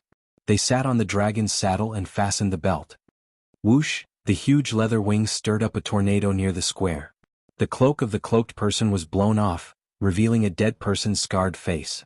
It was Madame Stoneheart. She had come to attend her daughter's wedding. Mrs. Balerion leaped up. It would take the king and queen to tour the cities of the valley. So big. Even the scorpion crossbow wouldn't be able to kill him, right? I heard that even Queen Sansa will become a dragon knight? The lion-headed man stroked his messy beard and narrowed his eyes at the megalosaurus that was flying away in the sky. He cursed in a low voice, "This damn world is becoming more and more unfamiliar to me. Soon, almost complete, revenge, recapture Winterfell." The cloaked man put on his cloak and muttered. Aegon brought Sansa back to the Moon Gate castle before dark to attend the formal wedding ceremony. When the queen came down from the pterosaur, she was sneezing and shivering. Her cherry blossom face and rose-red lips were blue and black. She wore too little and was too cold. "My dear, it's cold in the winter. Next time, change into a thick fur coat and wear a windproof helmet. You'll feel much better." Aegon comforted his newlywed wife gently. Back in the king and queen's bedroom, Duke Aaron's original residence, Queen Sansa warmed herself by the fire for a while. Only then did she regain her beauty like a thawed lake. For the banquet, both of them had changed their attire. Aegon wore black breeches, a crimson and gold jacket embroidered with gold thread, and the Dragon King's crown that Illyrio had gifted him. Compared to the impulsive youth at Slaver's Bay, he now had the calm bearing of a king. Sansa, on the other hand, changed into the crimson dress that represented the Targaryens. Her slender waist was tight, and the tight corset revealed her shoulders and upper half of her breasts, accentuating her snow-white skin and her slender figure like a willow branch. The queen's cheekbones were exquisite, her blue eyes were clear, and her thick red hair draped over her white bare shoulders to her waist. On her forehead was a slender and simple crown inlaid with hexagonal rubies. The crown held her hair, ensuring that her exquisite cheekbones and delicate features were not covered. The two of them held hands, their fingers interlocked, and smiled at each other. Under the protection of Brittany and the knights, they entered the venue together, causing countless cheers and whistles. Joffrey's wedding banquet was unprecedentedly luxurious. There were a total of 77 dishes, a rarity in the world. Although 77 dishes were not enough for Zhang Jujing to eat in Westeros, or even on a global scale, 77 dishes were rare extravagance. It wasn't that the people of this world were thrifty, but that it was difficult to gather so many recipes and the corresponding chefs. Many of Joffrey's 77 dishes were actually repeated. For example, there were all kinds of pies and meat pies. Almost every kind of filling counted as a dish. Aegon also gathered 77 dishes this time. He was better than Emperor Joe. He learned a lot of Eastern dishes from Aunt Dany in Slave Bay, such as steamed fish head with chili peppers, white chopped chicken, garlic crayfish.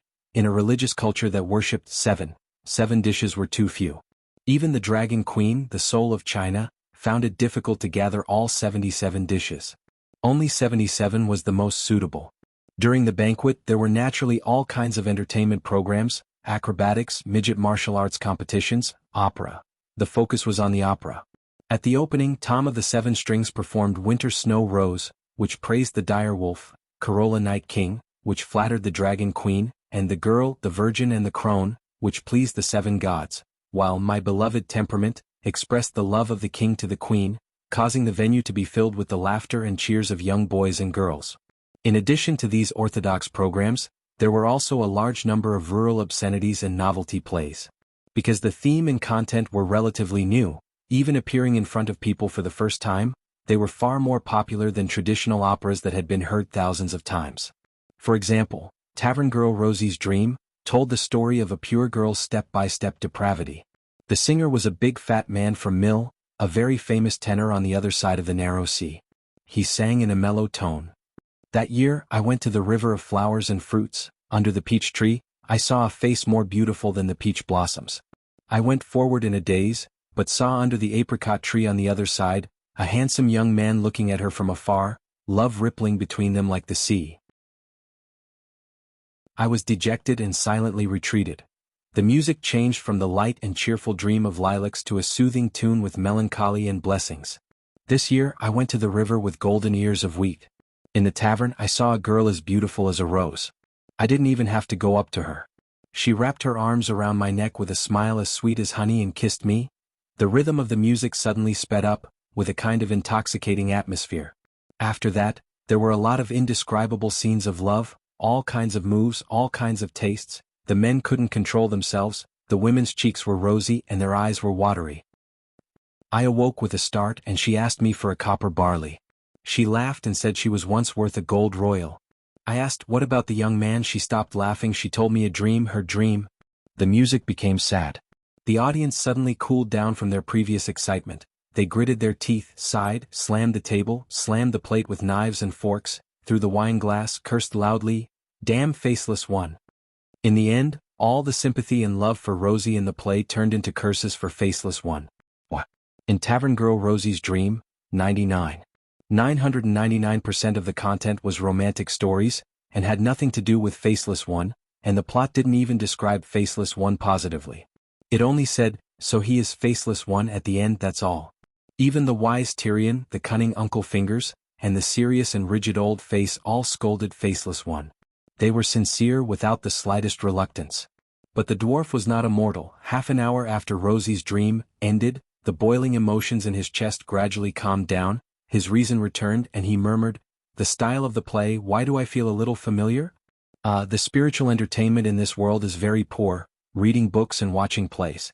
Dwarfs also like to watch plays.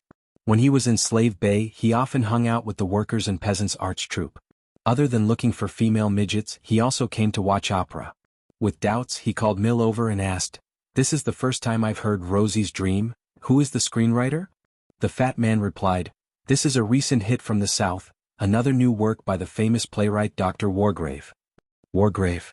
The dwarf loved to read and immediately found the name in his memory and said in surprise, "I read his famous book, Black Wings, Swift Transmission, when I was a child, and the book ridiculed St. Bailey's foolish attempt to replace the raven with pigeons." The tenor was also a learned person and nodded, "I also had the honor to read that book. St. Bailey believed that the white pigeon symbolized purity, and the black wings of the raven represented misfortune. But pigeons can only be used as pigeons, and they don't have the ability to survive in the wild, while the fierce raven can fight with the eagle. The question is, how did he become a famous playwright when he was just a doctor of raven?" The dwarf wondered.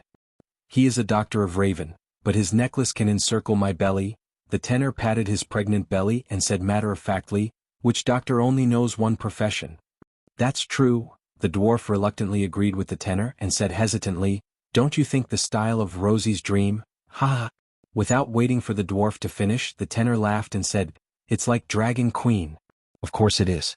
Dragon Queen has almost created a new genre, and everyone is imitating her, even the scholars of the City of Knowledge. It's just that Dr. Wargrave's level is the highest, and his imitation is the most accurate." "I thought I was the only one." The dwarf had a strange look on his face. "Sigh, after the opera she wrote and directed in Slave Bay spread, the layman just watched for fun, but the insiders like me were shocked when I saw it for the first time. That literary technique, that unique suppression of desire." The tenor finally met a civilized person he could talk to in the Wild Westeros, and immediately began to analyze Dragon Queen's creative technique and conception skills. Chapter 641. It was no wonder that the tenor was so excited. In this world, even paper-making hadn't appeared yet. In other words, literary creation was still at the stage of extremely simplified history books. Since ancient times, before the invention of paper-making and printing technology, the cost of writing books was too high. Most of the resources were invested in the compilation of calendars and history books, which were more practical and urgently needed. The remaining resources would also be used to record poems. Stories were only passed down by word of mouth, and almost none of them were written into books. For example, in the Great Celestial Dynasty, legendary stories began to appear in the Tang Dynasty, and all kinds of stories were popularized in the Ming and Qing dynasties. The four great classical novels all came from the Ming and Qing dynasties. Other than the fact that poetry was the best in the Tang and Song dynasties, the scholars had no choice but to turn to dramas and stories. The more important reason was the cost of writing books. How many words did Zhuxi write Ode to the Three Capitals in the Jin dynasty? Paper was expensive in the Luoyang dynasty. Even if 10 Chao Shuachins were placed in the Jin dynasty, they wouldn't be able to write Dream of the Red Chamber. The bankrupt Chao family didn't have money to buy paper. Therefore, before Danny invented dragon paper and true dragon printing, the world of the Song of Ice and Fire also followed the simple and direct style of historical records. Of course, writing history had to be simple, clear, and direct. Therefore, even if the scholars were very knowledgeable, the novels and dramas they wrote were dry. Just like the Dunluan incident, it was a kind of posture with yang above yin below, and it was used for thousands of years. Suddenly, one day, a dragon queen popped out of Slave Bay and came up with a set of 108 kinds of spring cries. How could those dry people not be amazed? Literary techniques were the same as technology. They were constantly developing. If you don't believe me, you can go and look at the ancient classics. Other than the gorgeous words, beautiful sentences, and rich characters in terms of story transfer, plot design, plot conflict, and word count, they might not be as good as the great writers on the internet. A word count. Don't think that the famous books weren't good at writing. There was no novel in the world that wasn't good at writing. Sometimes the author deliberately used words, but most of the time the author didn't know that he was writing. For example, in Journey to the West, Wu Qingzhen definitely didn't like writing. However, in Journey to the West, such a plot often appeared. Tang Xingsheng was captured by the demons and Wukong had a good fight. Since he couldn't defeat the demons, he went to ask for help. Obviously, the readers knew about Wukong's experience, but the author still wanted to borrow Wukong's mouth to tell the story of how Wukong lost his master, fought the demons and encountered troubles in detail. What else could this be but hydrology? Also, before Wukong, Beiji and San Monk fought with the monsters, they would often announce their names and origins. In other words, they would use a very long poem to show off. They would recite the major events of their lives from their birth to the present. Their narration was very catchy and popular. The first time you listen to it, you'll only find it breathtaking, but the second time, the third time. After the nth time, you'll choose to fast forward. Not only did Wukong and Ba Jie introduce themselves, but they also introduced their weapons. The origins and functions of the Golden Bandit Staff and Nine-Toothed Harrow were also made into a jingle and repeated over and over again. To put it bluntly, there was only one meaning to this part of the story: acting tough. How can I be so awesome? How can my weapon be so awesome? Isn't that just showing off? If a web novelist were to write this, he would also act pretentiously. In fact, he might even act pretentiously more often than old Wu. When encountering a demon, if he didn't act tough 8 to 10 times, he wouldn't be able to live up to his good demon persona. However, web novelists would definitely come up with all sorts of ways to show off. Even if there was such a thing, it would only happen once. At most, they would use the effects of Wukong and the Golden Bandit Staff in actual combat to show off. For example, today they would use the Golden Bandit Staff to smash a tree. Tomorrow they would use the Golden Bandit Staff to smash a small mountain. The day after that they would smash a continent. The day after that they would smash a planet. After that they would smash a solar system, the Milky Way, the universe, the multiverse. In the end they would step over the computer and phone screens and smash the heads of the readers with the Golden Bandit Staff. Cough cough, I've digressed. In short, Dragon Queen's unconventional writing style was a pioneer in this world where poetry and dramas were mainly written in a straightforward manner. She could barely be considered as a Shakespeare from another world, and attracted many people to imitate her. The slave owners of Guise, the scholars of the City of Knowledge, the opera editors of the Free City, and so on were all studying the drama of Slave Bay and the Dragon Queen's writing style. Even the sensitive dwarf dispelled his suspicions of the Dragon Queen at this moment.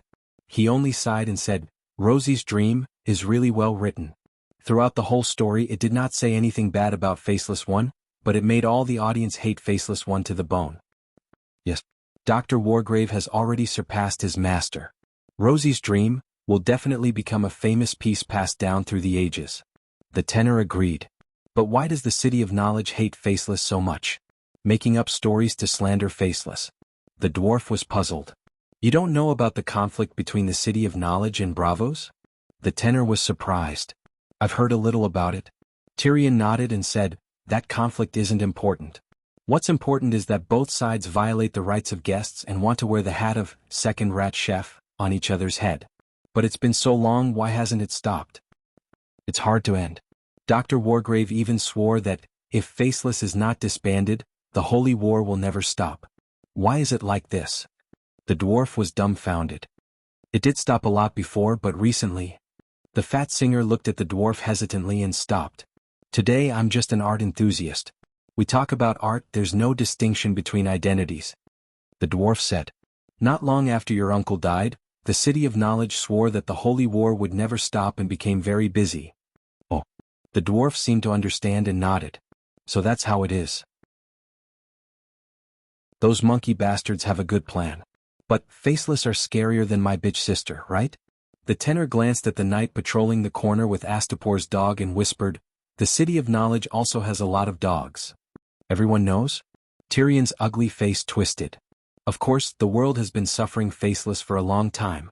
The tenor's voice was even lower, like a mosquito's buzz. Is it effective? Tyrion was interested. It's very effective. According to the grapevine, in the past 6 months, at least 3 Faceless assassinations were discovered in advance in the 2 cities of Mir and Tyrasai alone. 1 Faceless was even caught, but unfortunately he killed himself. 7 gods above, the effect is so strong? Tyrion was shocked. The tenor looked around and saw that other than the dwarf's female companion, Princess Elaine, no one was paying attention to them, so he smiled and said, Excellent hunting dogs that have been specially trained can smell blood and distinguish the breath of strangers. They are more sensitive to murderous aura. Think about it, a faceless peels off the skin of others and puts it on his own face. How can he avoid the smell of blood and murderous aura? Even if he has superb means and can hide the smell of blood and murderous aura, when he appears for the first time, how can the dogs not detect a stranger? It is said that a businessman in Mir found a business opportunity and began to secretly train special dogs. They let people line up and walk past the hunting dogs. If a stranger is mixed in with 100 people in line, if the hunting dogs can smell him, he will live. If not, he will die. Using the surviving hunting dogs as seeds, the puppies that are born are trained again. 1,000 people line up, mixed in with a stranger who has just bathed. With this cycle, one day as long as it is a stranger, they will not be able to get close to the nemesis of the faceless. Makes sense. While they were talking, a new stage play started. The gloomy lighting atmosphere, the background music of a sly hero, and the Cthulhu stage design, costumes, and props that were beyond the times attracted the dwarf's attention. A bald, thin, and tall man with a black beard was accompanied by a total of 15 musicians, 10 more than the fat tenor. "He is Jackson of Pentos, known as the Emperor of Opera," the fat man said sourly. "In the shadow of the tower, the King of Darkness holds a list." Jackson's loud voice could be heard even by the guards in the corner of the hall, but the people closest to the stage did not find it noisy. He let out a soft murmur, "That is a name." The drummers beat out a slow and gloomy rhythm, and the faint sound of the flute was like a ghost whimpering in the night wind. "A name, a dead soul," the musicians chanted in unison. "He feeds on blood and slaughter, the castle is filled with models of human heads, and each model is covered with a face, thousands of names, thousands of faces." Jackson raised his arms and sang loudly with a mellow tone. "A name, a face, thousands of faces." The musicians shook their heads and chanted together. "Cruel Meg, Fireball Quinton, Arrow Rain Prince Robert." The drummer sped up the rhythm and Jackson quickly read out a series of names. Some were known to everyone but some were unfamiliar to Westeros. "What does this mean?"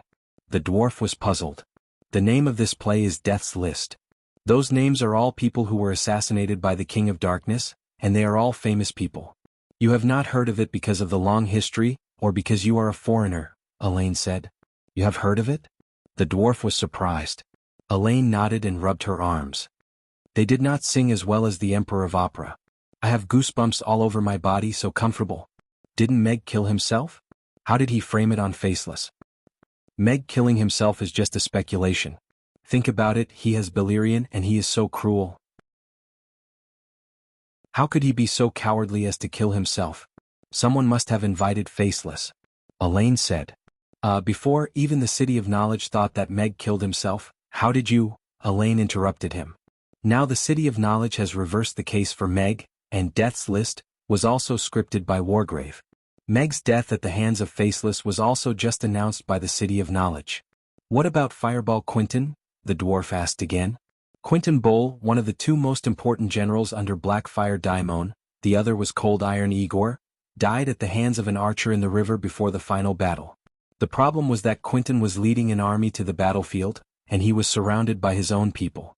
There were no enemies around and they did not even find the person who killed him. The City of Knowledge believes that Faceless replaced one of Fireball Quinton's subordinates. "I think it is very reasonable," Elaine said. "It is indeed more reasonable than dying at the hands of an unknown archer, but..." The dwarf's face twisted. Mill's tenor suddenly said, "Dr. Wargrave also has a play called The Non-Existent Brinden. The doctor believes that before the Blackfire Rebellion, the Blood Crow Duke Blinden was replaced by Faceless, and that Daimon Blackfire and his two sons were also killed by Faceless. This is completely denying the existence of Blinden River text. It's ridiculous." The dwarf shook his head. Chapter 642. Mill said in a high voice, "But Dr. Wargrave also has his reasons. He believes that Brinden leading the Raventooth Guards to shoot Daimon and his son in armor from more than 400 meters away is too unbelievable. If he was lucky enough to kill one person it might be a coincidence, but killing 3 people in a row is like magic. General, have you ever seen such a sharp archer on the battlefield?" The dwarf was silent. Mill's opera singer said, "I have asked the Red Archers of the Midsummer Islands. Their archery is the best in the world. Light arrows may have a range of 400 meters, but they do not have the destructive power of 400 meters. Not to mention heavy arrows that can pierce through armor? If there is a faceless one hiding in Daimon's team just like how he killed Fireball Quinton, it is obviously more reasonable to assassinate him in the chaos. But Blinden's most glorious life started from the first Blackfire Rebellion. If he was replaced at that time, wouldn't the Duke of Blood Crow be an illusion? The dwarf muttered. That is why it is called the non-existent Blinden. It is very likely that the Duke of Blood Crow really does not exist. Everything is because the Bravosi sent a faceless one to interfere in the civil war of the 7 countries. Mill's expression was full of superiority as he spoke in a matter-of-fact tone as if he knew the truth. What was more ruthless than changing the genealogy was erasing his existence. It sounds very reasonable and wonderful. I also believe it a little. But I have never heard of the non-existent Blinden. Yelaine was puzzled. Some people in the City of Knowledge strongly oppose changing history, so the script is only circulated in a small circle. This was a fight between gods that mortals would never be able to detect. Danny's whispers versus Blinden's willpower distortion. But Blinden clearly exists. The dwarf remembered clearly that the Dragon Queen had mentioned the three-eyed crow many times. The dwarf still did not believe in the three-eyed crow's exaggerated abilities. How could a person be so strong? If the three-eyed crow could observe the timeline and distort people's thoughts, then what is the point of us Westeros mortals existing? He felt that Blinden should be a powerful shapeshifter. If his magic power was profound, he might still be alive, but that was it. Tyrion sneered, "Scholars aren't afraid of death, but aren't you guys afraid as well? Why are you all singing this kind of drama?" "Scared? Of course I'm scared to death." Fatty nodded repeatedly and said, "That's why famous big shots like us don't stand out. We wait for the street bards to spread the stories and plays before we perform." Tyrion was stupefied. Opera Meyer said helplessly, "We have always performed whatever the audience likes. The theme of Faceless involves mystery, assassination, infiltration, transformation, conspiracy, betrayal, money. There are too many elements that the audience likes to see. Take Dragon Queen for example, she is 10 times more terrifying than Faceless One. No matter how tyrannical Faceless One is, what can he do to ordinary people? But if the great guardian of light incarnates into the wings of death, he can burn a city in flames, or even pluck the stars and take the moon. But even such a terrifying Dragon Queen, there are people who make up stories about her, let alone Faceless One." Thinking of the stage plays made by the Gith people in Volantis, Tyrion was completely speechless. After a while he muttered, "Since the scholars like to make things up so much, I'll ask them to help me write the truth of Duke Tywin's death, saying that I was also replaced by Faceless One. How about it?" Yelaine rolled her beautiful eyes and said snappily, "Since you admit that you are fake, I'll have you locked up." Hee, but that night I was replaced by a gnome Faceless One. Anyway, Faceless One is now a chamber pot, so it's not too much for me to use it once, right? The little devil said with a smile. Dr. Wargrave's story is based on facts. He didn't make it up, Mill said with a frown. What facts do Death's List and Rosie's Dream have? Are you stupid to believe a playwright's story? The gnome shook his head and laughed. Hee. Meyer shook his head and chuckled. There was an indescribable wretchedness on his face. You have a dragon, and it will only take a day or two to go to the old town. Bring more gold royals with you, hee. The gnome was shocked. What, did you see the real person? Oh, is it Rosie? The fatty nodded gently. The gnome was shocked again and pointed at the fatty. He tried. Is she really a waitress? Once a copper? Sigh, the price has increased a long time ago. Who doesn't want to get close to such a wonderful woman? As an artist of the older generation, of course I have to experience life. Otherwise, how can I let the audience immerse themselves through singing? It is also because I am an opera singer that Miss Rosie honored me with a meeting. There was once a sea merchant who offered 20 gold royals to spend a night with her, but he was rejected. Compared to before, her value has increased by more than 10,000 times. The fatty smacked his lips and said with a nostalgic expression, Rosie, is she really as beautiful as the stories say? Tyrion was a little excited. Wasn't it more exciting to have a tryst with the heroine of a legendary story compared to watching a movie and finding the actor to do it with because of his extreme love for a certain character in the movie? Would you rather find Huang Rong herself or find the actor to play Huang Rong? That was the logic. Beautiful, like a peerless beauty in the world, like a peach blossom in summer. More importantly, the aura, the sadness between her brows like a spring dream, the big eyes that are hazy like clouds flowing through the blue sky. When she looks at you, it is as if she is telling a sentimental story. It's simply killing me. the fatty said excitedly. Tyrion's mind went wild and the rod in his lower body stiffened. His heart was moved. That's really, Yalin's pretty face was covered in frost, and a hint of mockery appeared at the corner of her mouth. The dwarf quivered and put away his wretched expression. He said seriously, even if Rosie is real, what about the list? The fatty also put on a serious scholarly face and said in a low voice, recently, there were 2 people who died inexplicably in the past, and it was confirmed that they were killed by the Faceless. Because when they saw the drama Death's List, the employer who hired the Faceless ones to kill them was too shocked. With a panicked expression he cried out, my plan, how could it be known? Wouldn't that reveal the truth? Really? The dwarf was surprised. Of course it's true, there is a follow-up. A trade prince pulled him over for questioning, and he was afraid of the prince's power. He felt that the victims had been dead for many years and had no relatives or friends, so there was no need to hide, so he told the truth. The process of hiring the assassins was exactly the same as in the drama. The fatty said in a low voice. This is too sensational. The dwarf murmured. Could it be that my uncle's head was also cut off by the Faceless? I reminded him that he should be under the close protection of the guards, he said suspiciously. When Kevin had just died, the dwarf didn't know the cause of death, and the Dragon Queen suspected that Yuluen was behind it, but she wasn't sure. In fact, the blood witchcraft that could kill people from a distance was too advanced. Kuei Shi and Tam were first-class geniuses among the shadow-binding knights, but they couldn't do it. But when Yuluen summoned the sea monster, the dwarf directly blamed his uncle's death on him. He and Aegon were still frightened by the unexpected disaster, and intended to take refuge in Dragonstone Island.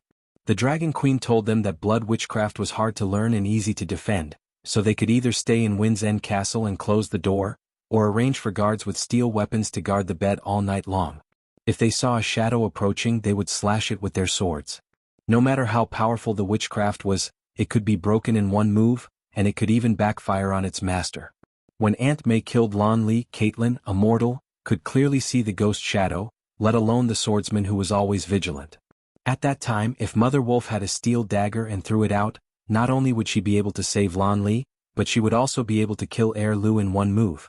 This was because the ghost shadow was Heir Lu's spirit. Aunt May would also be half dead because of the witchcraft being broken, or if she was unlucky, she would die directly. Ha ha ha. The fatty smiled strangely.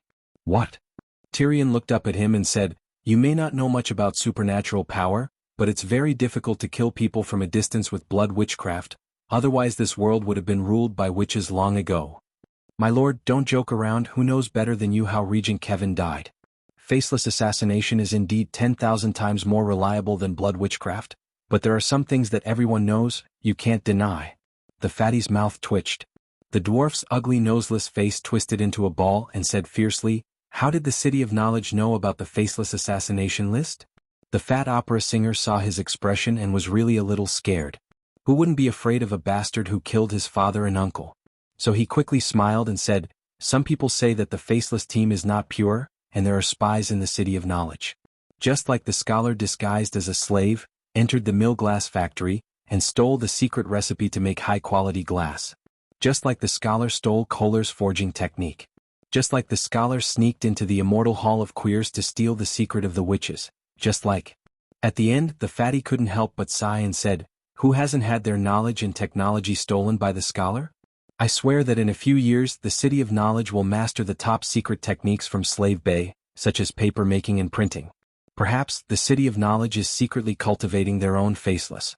The Dragon Queen and the Faceless One were terrifying, but the Westerosi scholars were smart, brave, unafraid of death, shameless, and outnumbered by their enemies. Impossible to guard against, even more terrible. Speaking of which, when Dragon Queen announced the disbandment of the City of Knowledge, the whole world rejoiced. Everyone said that the scholar's retribution has come. The dwarf saw the disdain on Yelene's face and his heart moved. He waved the fat opera singer away and asked in a low voice, what, is he wrong? The news that there is a spy in the Faceless team was secretly released by the City of Knowledge. In order to cover up the real source of the news. Tyrion was surprised. How do you know? Can't Dorne have its own Pycelle? Yelane sneered. The dwarf sighed. It seems that the City of Knowledge has really lost its credibility, and they are mixing in sand. But what's the point of doing this? It's better to disband. Dragon Queen's school system is good, we can try it. Elaine glanced at the smiling Aegon couple and asked, do you know the real source of the City of Knowledge? I'd like to hear the details. The City of Knowledge has a special task force, and the War of the Usurpers was caused by them. Rickard Stark's tragic death was not unjust. Elaine blabbered on and on about the big news that Dr. Wargrave had exposed. Clang. The glass fell from the dwarf's hand, his face pale as he muttered, 7 layers of hell. What kind of monster has the City of Knowledge become?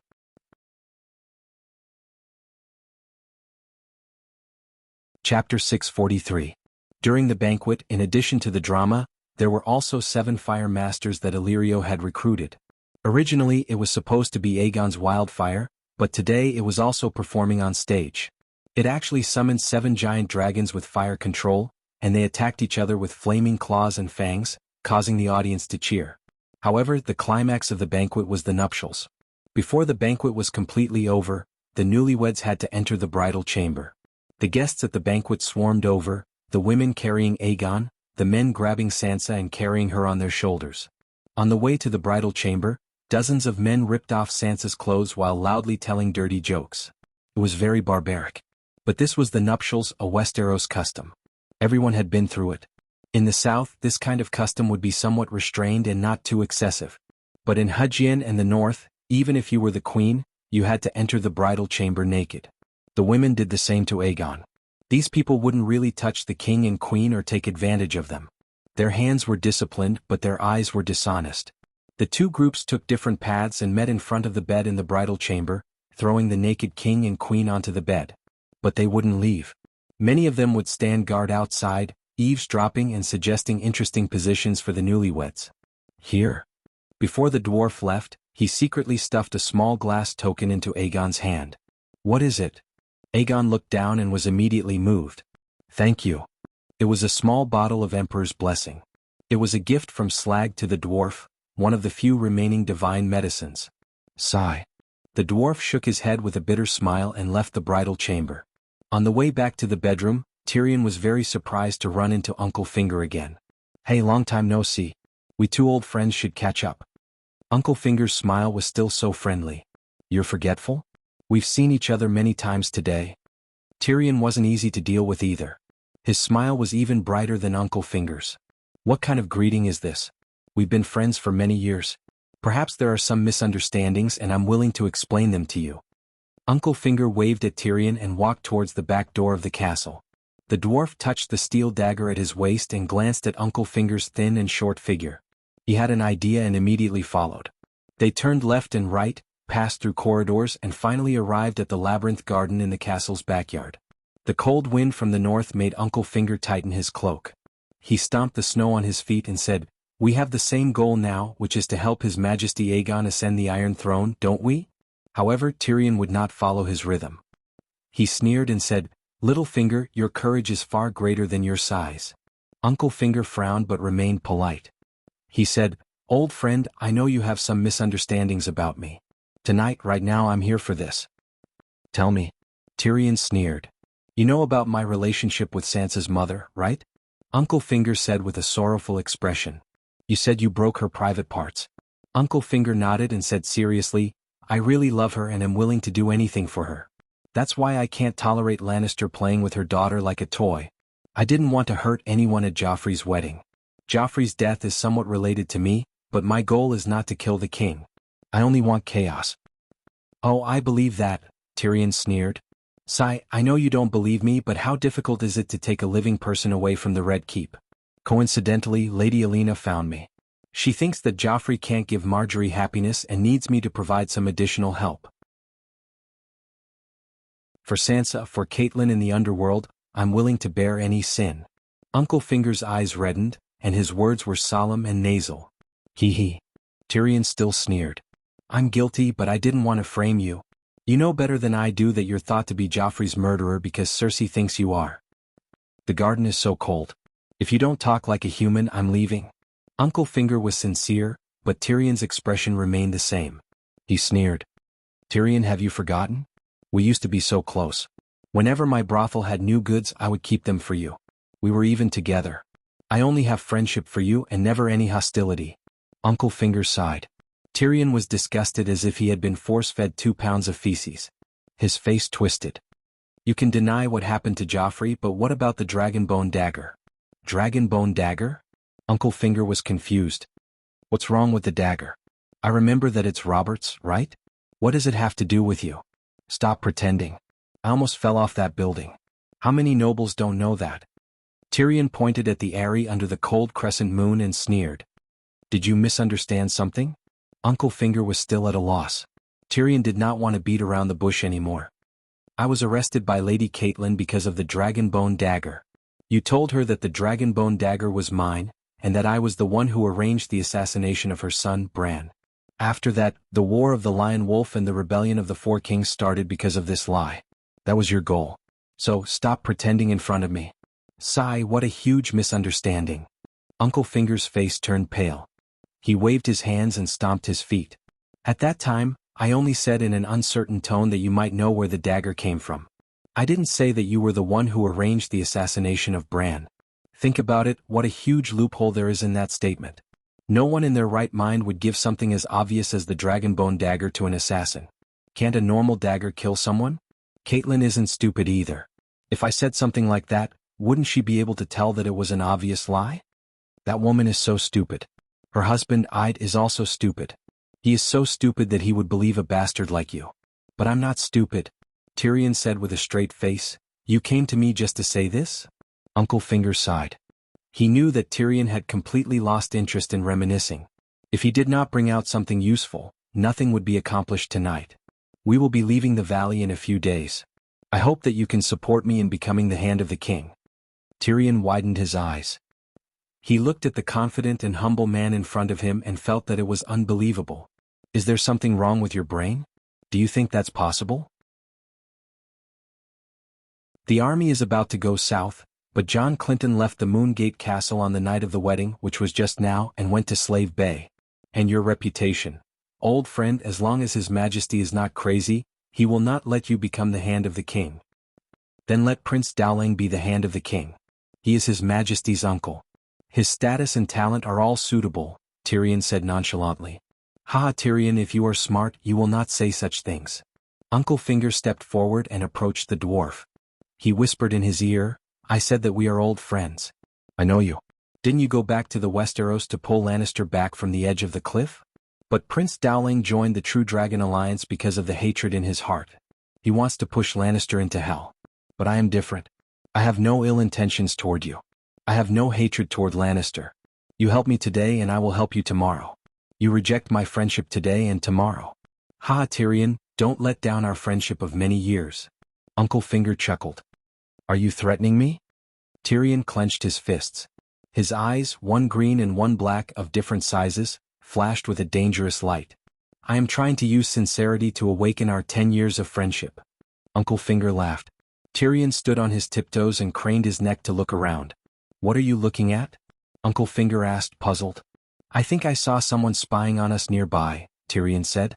No, there is no one in the garden. Uncle Finger's expression was natural. Are you sure? Tyrion was doubtful. Of course. Then I am relieved. Tyrion smiled. Relieved what? Before he could finish, a fist the size of a bowl came straight at him. Bam! It hit Uncle Finger right in the nose. Sour, astringent, bitter, numb. All kinds of feelings exploded in his heart at the same time, and tears immediately gushed out. Before he could cry out, another fist came at him like lightning and hit him in the stomach. Ugh! The acid in his stomach rushed up to his throat. Uncle Finger bent over and vomited. Bam, bam, bam, bam. Tyrion did not let him go. He kept on punching and kicking him. Stop! An angry shout came from the maze. Then a tall old man led 2 guards and rushed over from the corner of the maze. Tyrion, let go of the Duke. The old man's voice was thunderous. Bam, bam. Tyrion did not care. He kicked Uncle Finger with his sturdy leather boots. He scolded as he kicked. You arranged for someone to ambush me. How dare you say there is no one here? You are a liar. Uncle Finger lay in the snow covered in mud. He held his head with both hands. His mouth was full of blood. He groaned but could not say a word. Oh, Tyrion was attacking Commissioner Liu of Guanxi. The so-called ambush was just an excuse. Uncle Finger was afraid that he would attack, so he arranged for bodyguards to protect himself. Clang, clang, accompanied by the sound of a sharp weapon being unsheathed, the blade reflected a cold white light under the moonlight. It quickly flashed in front of Tyrion's eyes. The dwarf quickly took a few steps back and shouted, "Look at the sky, idiots! If you don't want to die, stay away from me." Hiss! Before he could finish, the faint moonlight in the sky suddenly disappeared. Complete darkness shrouded the maze garden. The pterosaur's roar seemed to be right next to his ears. Beep, beep, beep. The tall old man stopped the guards who pulled out their swords to attack the dwarf. He picked up the whistle hanging on his neck and blew it. After a while, a large group of guards from the Moon Gate Castle rushed over. "I will let you fly sooner or later." Leaving Uncle Finger with an inexplicable threat, Tyrion climbed onto Tessa's back and leaped into the night sky before the guards could surround them. "I beat up Littlefinger. I can't stay in the valley anymore. Aegon just got married, so he has to stay here for at least 3 days. Let's go back to Winestop Castle first." Tyrion found Yelaine and invited her. "No, we're not going to Winestop Castle." Yelaine climbed onto the dragon's back and sat behind the dwarf. She smiled strangely and said, "We're going to the old town to play for 2 days." "Why are we going to the old town?" The dwarf was confused. "The legendary woman, Rosie. I love her too," Yelaine said matter-of-factly. The dwarf's mouth fell open. He was dumbstruck. After a while he muttered, "What if someone recognizes us?" Yelaine leaned close to the dwarf's ear and licked his earlobe. She whispered, "I will go into the city alone. After we negotiate the price, I will bring her to the tower. You can ride Tessa to pick us up. Then the 3 of us can." The dwarf's blood immediately rushed to his head. Little head. Yelaine was reliable. The next night the dwarf saw Rosie. Although her appearance and temperament were not as good as Sansa, Marjorie, or even the Dragon Queen, the dwarf felt that she had a special aura around her. The dwarf was full of energy.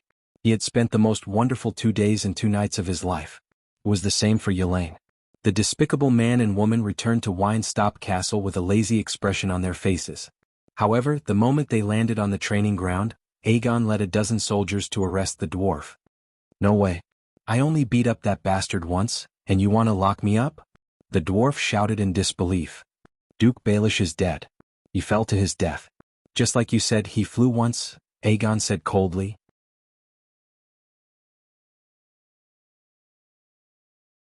Chapter 644. Between High Court and King's Landing, there was no complete waterway connection. Taking a boat from High Court, going up the Mander River to the Bitter Bridge, then leaving the boat and going ashore, taking the Rose Avenue that connected High Court, Bitter Bridge and King's Landing. Yuluen could not let the sea monsters climb onto land. Therefore Aegon and Tyrion's plan was to end the battle quickly and take down King's Landing before Yuluen's Iron Fleet completed the voyage. High Court, Old Town, Dorne, Stone Islands, Dragonstone Island, Blackwater Bay and Blackwater River outside King's Landing.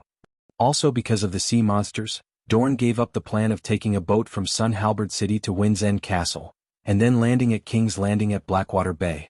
Dorne sent out 4,000 Sandhorse cavalry to Wind's End Castle at night. In other words, Aegon would soon go to King's Landing, and his ministers, such as the Hand of the King, who commanded the ministers, had to be chosen before the expedition. Uncle Finger decided to find Tyrion because he had recommended himself to Aegon, but Aegon had rejected him. "Targaryen, I promised Tyrion to let him be the Hand of the King," Aegon said. But in fact Tyrion was only one side. Aegon had his eyes on Uncle Finger's adopted daughter and the Valley Knights who were barely unified under Uncle Finger, but he was absolutely vigilant and distrustful of Uncle Finger himself. Perhaps it was because he had lived in seclusion in the Lone River since he was young and was raised by upright people like Clinton and Ashera. Aegon, who had just entered the mortal world, was naive and impulsive. He had not experienced the beating of reality, but his brain was normal and he was not stupid. After hearing so many guesses about Uncle Finger from Aunt Dany, whether he believed it or not, he would be vigilant against Uncle Finger. How could he let him be the Hand of the King? As a matter of fact, on their wedding night, after a hearty bout of yin and yang intercourse, Aegon began to complain to his wife about it. He told her how Uncle Finger lied to Catelyn and betrayed Ide, how he framed Tyrion the first time and instigated the war between the lion and the wolf, how he framed Tyrion the second time and messed up the situation of the 7 nations that Tywin had forcefully stabilized. Of course, Aegon was not an idiot. He hoped that his wife would be able to see Uncle Finger's true colors and not be used by him. However, he was also worried that Sansa would awaken Stark's stupid wolf's blood. Hence when he spoke he was very careful. He observed her body language, starting from the shallow to the deep, and gradually progressing. Fortunately, he had met Sansa, who had been greatly developed by Uncle Finger. If it was a few years ago, Sansa might have reported this to Uncle Finger. Just like back then when Ide had planned to secretly send her and Arya away from King's Landing, she had secretly told Cersei about this in the middle of the night, causing her father to lose his life in the chicken pecking game with Cersei. Just like back then when Cersei said that Ide had betrayed the kingdom, she had foolishly believed it and even wrote a letter to Robb, asking him to quickly come to King's Landing and surrender. Robb had almost gone mad with anger. Hence, Aegon would never appoint Uncle Finger as the Hand of the King. However, Uncle Finger did not know that. Uncle Finger was not stupid or arrogant. The main thing was that he did not expect the Dragon Queen, who was thousands of miles away, to pay attention to a small fry, and even analyzed him so thoroughly. Ever since Uncle Finger started his career, Jon Arryn, Robert, Ide, Erlu, Old Rose, Taoist Lang, Tywin. There were so many heroes, but none of them thought of him as a threat. Uncle Finger thought that he was still covered by the mist halo, but he did not know that the enemy had revealed the entire map and he had nowhere to hide. He was crushed by the enemy's information advantage. Hence, when he heard Aegon's excuse, he did not suspect that Tyrion was the only obstacle to him becoming the Hand of the King. To be honest, Uncle Finger did not desire the position of the Hand of the King. It was just that the position of the Hand of the King was beneficial for him to do some things. For example, the Hand of the King commanded all the troops under the king. He could easily arrange for the heir Harry to die. For example, he could take advantage of the position and use the benefits of King Aegon to rope in the vassals of the valley. When Harry and Robert Arryn died, he would officially become the king of the valley. For example, just like when he was Robert's finance minister, he changed all the customs officials of the Seven Kingdoms to his trusted subordinates. The Hand of the King, Baelish, was confident that he could secretly control Aegon's small court. For example, the Hand of the King lived with the king. The best foster father of the Seven Kingdoms who followed Jon Arryn's example would be able to love his obedient daughter Sansa more easily. The Hand of the King was a ladder for Uncle Finger to do some things, not the goal. He looked for Tyrion. Although he was not confident that he could convince the other party, he also felt that him becoming the prime minister was the most beneficial for the dwarf. That was because the powerful Lannister was the target of his calculations. After Aegon ascended the Iron Throne, the broken Lannister would become the target of his protection. Uncle Finger's strategy was, other than himself, no other power was allowed to dominate. Whoever was powerful he would beat them. Whoever was weak he would support them. Only balance could maintain a long period of chaos. Unless he sat on the Iron Throne himself one day, chaos would be Uncle Finger's eternal pursuit. After much difficulty, Uncle Finger was sincere to Tyrion for once, but his good intentions were treated as ill intent. I can't keep the little devil. His hatred for me runs too deep and he's too smart. After making such a decision, Uncle Finger grimaced as he gulped down a large bowl of poppy milk and fell asleep in a daze. That night he did not sleep well. He was muddle-headed and not fully conscious. He swayed as if he was not sleeping on a comfortable feather bed, but was being jolted forward by a horse. He wanted to open his eyes to see what was going on, but his eyelids felt heavy. It was as if his heart was covered by a layer of heavy cotton that had been soaked in ice water. It was heavy and cold. The strange nightmare troubled him for a very long time, as if 10,000 years had passed. A blurry red light approached and dispelled the darkness that was heavy to the point of despair. Opening his eyes in a daze, Littlefinger's consciousness gradually returned. In an instant, endless pain drowned him like a tidal wave. There was not a single part of his body that did not hurt. Ugh, I swear. He moaned as he called out to his loyal servant. Huff, huff, huff. No one answered. There was only the sound of the strong wind and the fluttering of clothes. It was as if he was lying on the back of a megalosaurus and flying at high speed. Where am I? The snowflakes in the cold wind fell on his face. With a shiver, Uncle Finger woke up. The Eagle Nest, Moongate Hall? Suddenly, he saw the huge hole beside him where the wind and snow poured in. Uncle Finger instantly understood where he was. He was the owner of this majestic castle. Who are you? How did you bring me to the Eagle Nest without anyone noticing? Uncle Finger gathered the tattered and smelly sheepskin blanket around him. His eyes were sharp as if he wanted to see the person behind the kerosene lamp clearly. But he failed. It was a cloaked man. The thick cloak covered most of his face, leaving only a pale and dry chin. The chin moved. My dear. You don't even recognize me? It was a voice that only demons from hell could make. Regardless of gender, age, it was like a blade rubbing against glass. It made people feel irritated and chills down their spines. Who are you? Lift the cloak and let me see who's playing with me. Uncle Finger supported himself and endured the pain all over his body. He moved back cautiously. He can still move. Mia, stop him from moving. The cloaked man pressed against his throat. His voice gradually became smoother and no longer stuttered. Immediately, a tall figure silently walked out of the darkness. It was a woman in her early 20s. She was close to 1.8 meters in height with broad and thick shoulders. She had uneven and messy black hair, dark blue eyes and rough skin. She was neither ugly nor beautiful, and was a very manly and fierce woman. Mia Stone. Uncle Finger exclaimed. Why are you here? Alright, winter is coming. The eagle nest is sealed. You're the only one who stayed here to guard. Before he could finish his sentence, the tall woman raised a blunt hammer from behind her and smashed it on Uncle Finger's knee. Crack. Oh whoa. Uncle Finger hugged his knees and howled. Bang. Mia swung her hammer again and hit Uncle Finger's left arm. Like a sugar cane being snapped, a crisp sound was heard. Then Uncle Finger's eyes started to roll back. The pain almost made him lose consciousness. Mia looked back at the cloaked man. The cloaked man nodded lightly. Mia took a few steps back with the weapon in her hand and disappeared into the darkness again. Uncle Finger's face was as pale as paper, his forehead covered with bean-sized beads of sweat. He glared at the cloaked man with bloodshot eyes and said hoarsely, Who are you? Was it Tyrion who paid you to assassinate me? The cloaked man looked left and right as if he felt that the hall was not bright enough, which was why the other party had not recognized him yet. So he did not answer and only focused on lighting the braziers in the cave wall. Then she leaned over to Uncle Fingers, almost touching his face, and pulled down her cloak. Ah! The next moment, Uncle Fingers' face was distorted as he howled. Uncle Fingers' entire life of exclamations could not last as long as this one. His entire life of fear could not be compared to this one. Madame Stoneheart pressed her chipped face against Uncle Fingers' pale, handsome face and said softly, Didn't you always want me?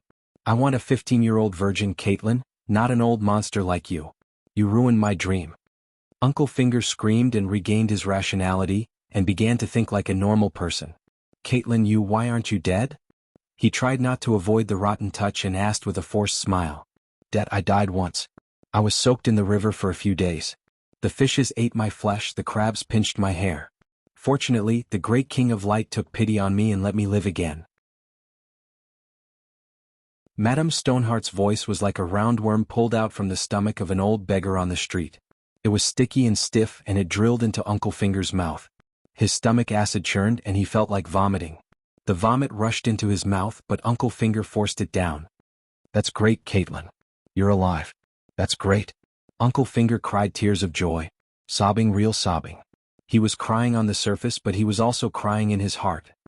Even a person who died for a few days can be revived. This damn unreal world, as opposed to the real world of the City of Knowledge, how can people like us who rely on our intelligence live?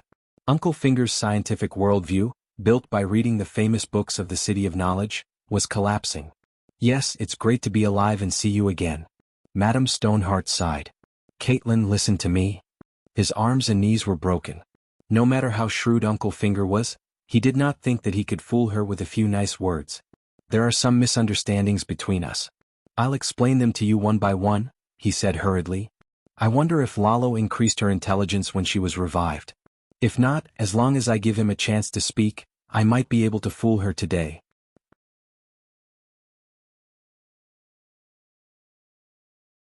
Chapter 645. Tell me.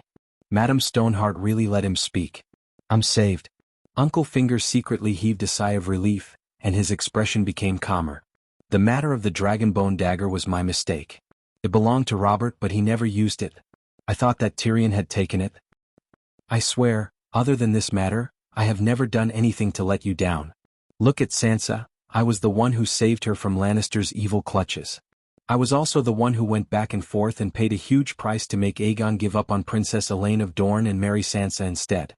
Right, since you've been revived, why don't you come with me to Moongate Castle to meet the young couple? The paleness and panic on Uncle Finger's face completely disappeared, leaving only a big, bright, gentle and poetic smile.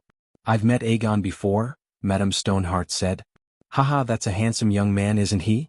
Let me tell you, he's not just a handsome young man. He's almost as brave as his father and as gentle as Princess Elia. He's really a rare son-in-law. Uncle Finger seemed to have completely entered the intimate mode of chatting with an old acquaintance and old lover. Aegon, not bad. Madame Stoneheart nodded. Her face that was covered in clotted blood and gaping wounds showed a rare expression of relief and joy. Sansa has had the most innocent fantasies of a handsome prince, a noble knight, and a legendary love since she was young. She had always longed for the sweet love described in stories and songs. But the cruel fate was like a knife, slicing her innocent little heart into. Madame Stoneheart touched her cheek. Cut into this. It's all good now. All the misfortune is over. She has realized her childhood dream and has started a happy life. You can also start afresh. Uncle Finger raised a sincere smile, his voice as gentle as a lover's comforting. Yes, after killing you she will have a happy future. Madame Stoneheart nodded. Uncle Finger's smile froze on his handsome face like rotten milk. Caitlin, I thought our misunderstanding had been cleared up. With my help, Sansa will secure her position as queen. We'll head south to King's Landing, then head north to destroy Freyr, eliminate Bolton and recover Stark's Winterfell, Uncle Finger said meaningfully. Oh, little Finger, I'm sorry. Madame Stoneheart suddenly sighed. She stretched out her slippery, catfish-like palm and caressed the man's blank face. Sorry. Madame Sher Xan apologized again. I apologize for my frivolity when we were young. I'm sorry, I apologize for my contempt for you from the bottom of my heart. Lisa was right. You have wisdom. Wisdom can change your status and create your destiny. She swore to me with a very serious expression that one day you will achieve something so great that I will regret it. I don't believe it. Now I really regret it. These words were completely out of Uncle Finger's expectations. Suddenly, he realized that he no longer knew the woman he had loved for decades. That was right. She was a ghost after resurrection. She was no longer the girl who stood among the flowers with her hands behind her back with a shy and expectant expression, bending down to kiss the boy on the grass. It's been so many years. Why are you still talking about it? He forced a smile with a trembling voice. Today you must die. If you don't die, I won't be at ease. My Sansa will never have a day of peace. Madame Sher Xan regained her cold expression.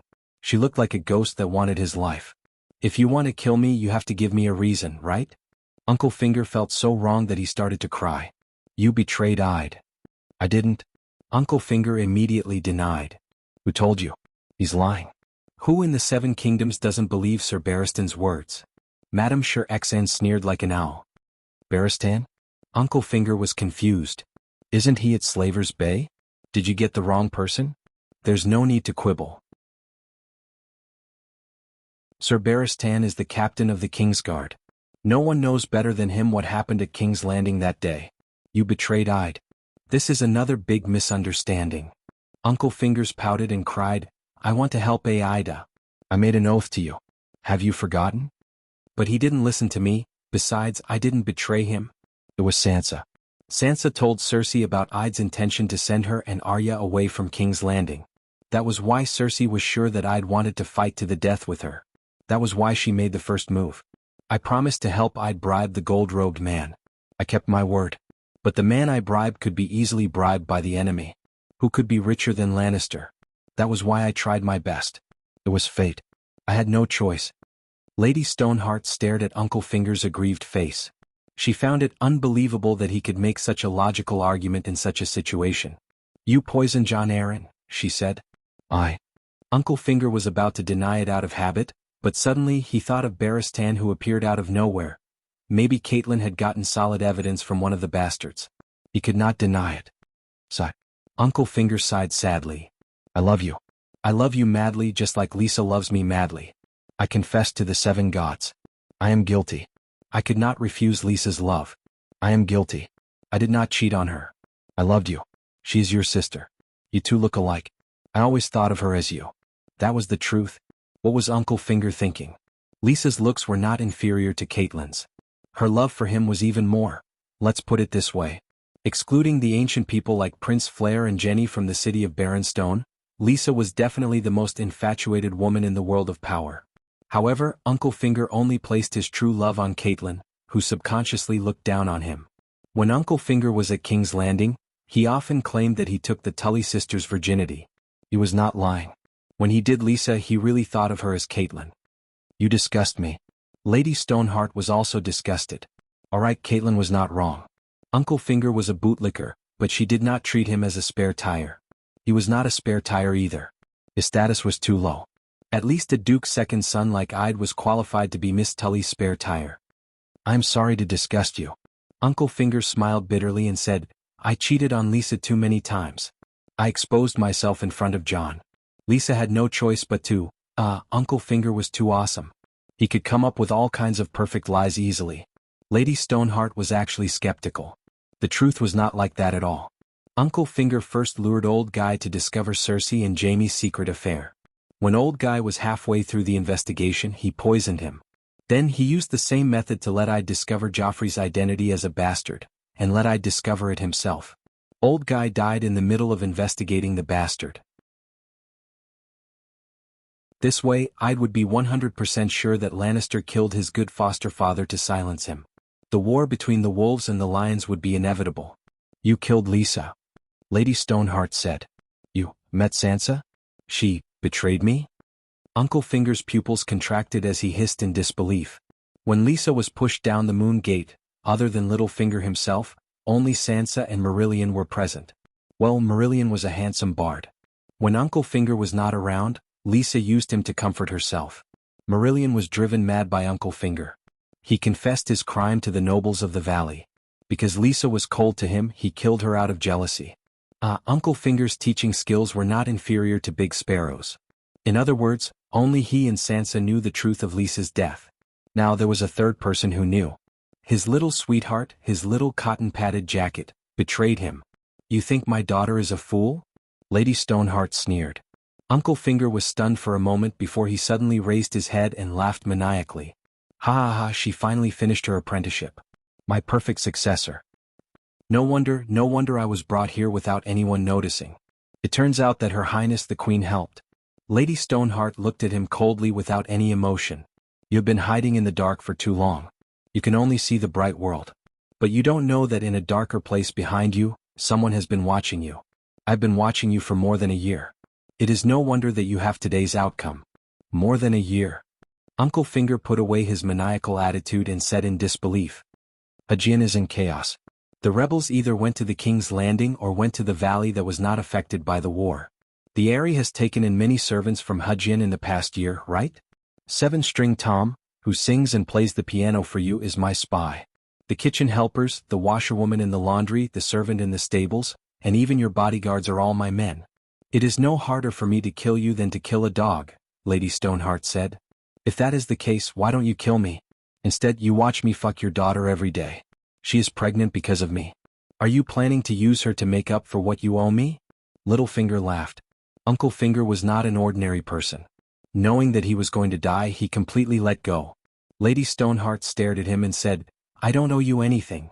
I didn't kill you because I heard that you planned to marry Sansa and Aegon. I am very satisfied with this marriage. Also, Sansa is not pregnant. She is lying to you. How can she not be pregnant? So many times. The smile on Uncle Finger's face disappeared. You're a good teacher. You even taught her how to make moon tea. Why? Does she not love me at all? Uncle Finger's face twisted as he roared hysterically. Lady Stoneheart nodded and said, Yes, that silly girl loved you.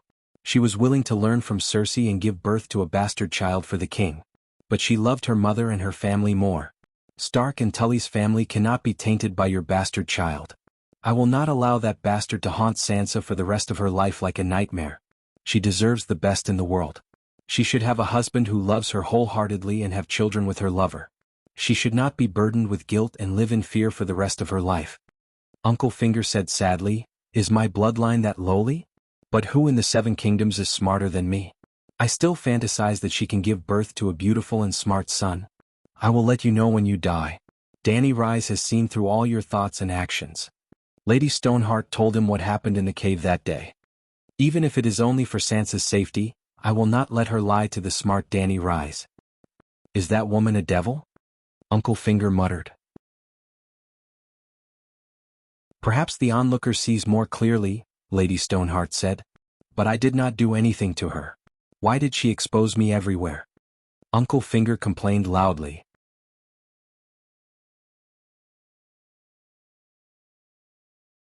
Chapter 646.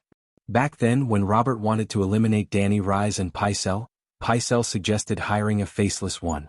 I was the one who stopped him because the price was too high. If I had known this would happen, I would have paid the Iron Treasury on credit. It's not my money anyway. Uncle Finger was truly wronged. He had traversed the 7 kingdoms for decades and schemed against countless people, but he had never done anything to the Long family. He never had the chance. But that woman had a big mouth and lured this resurrected spirit to him. All right, it's getting late. You should be on your way.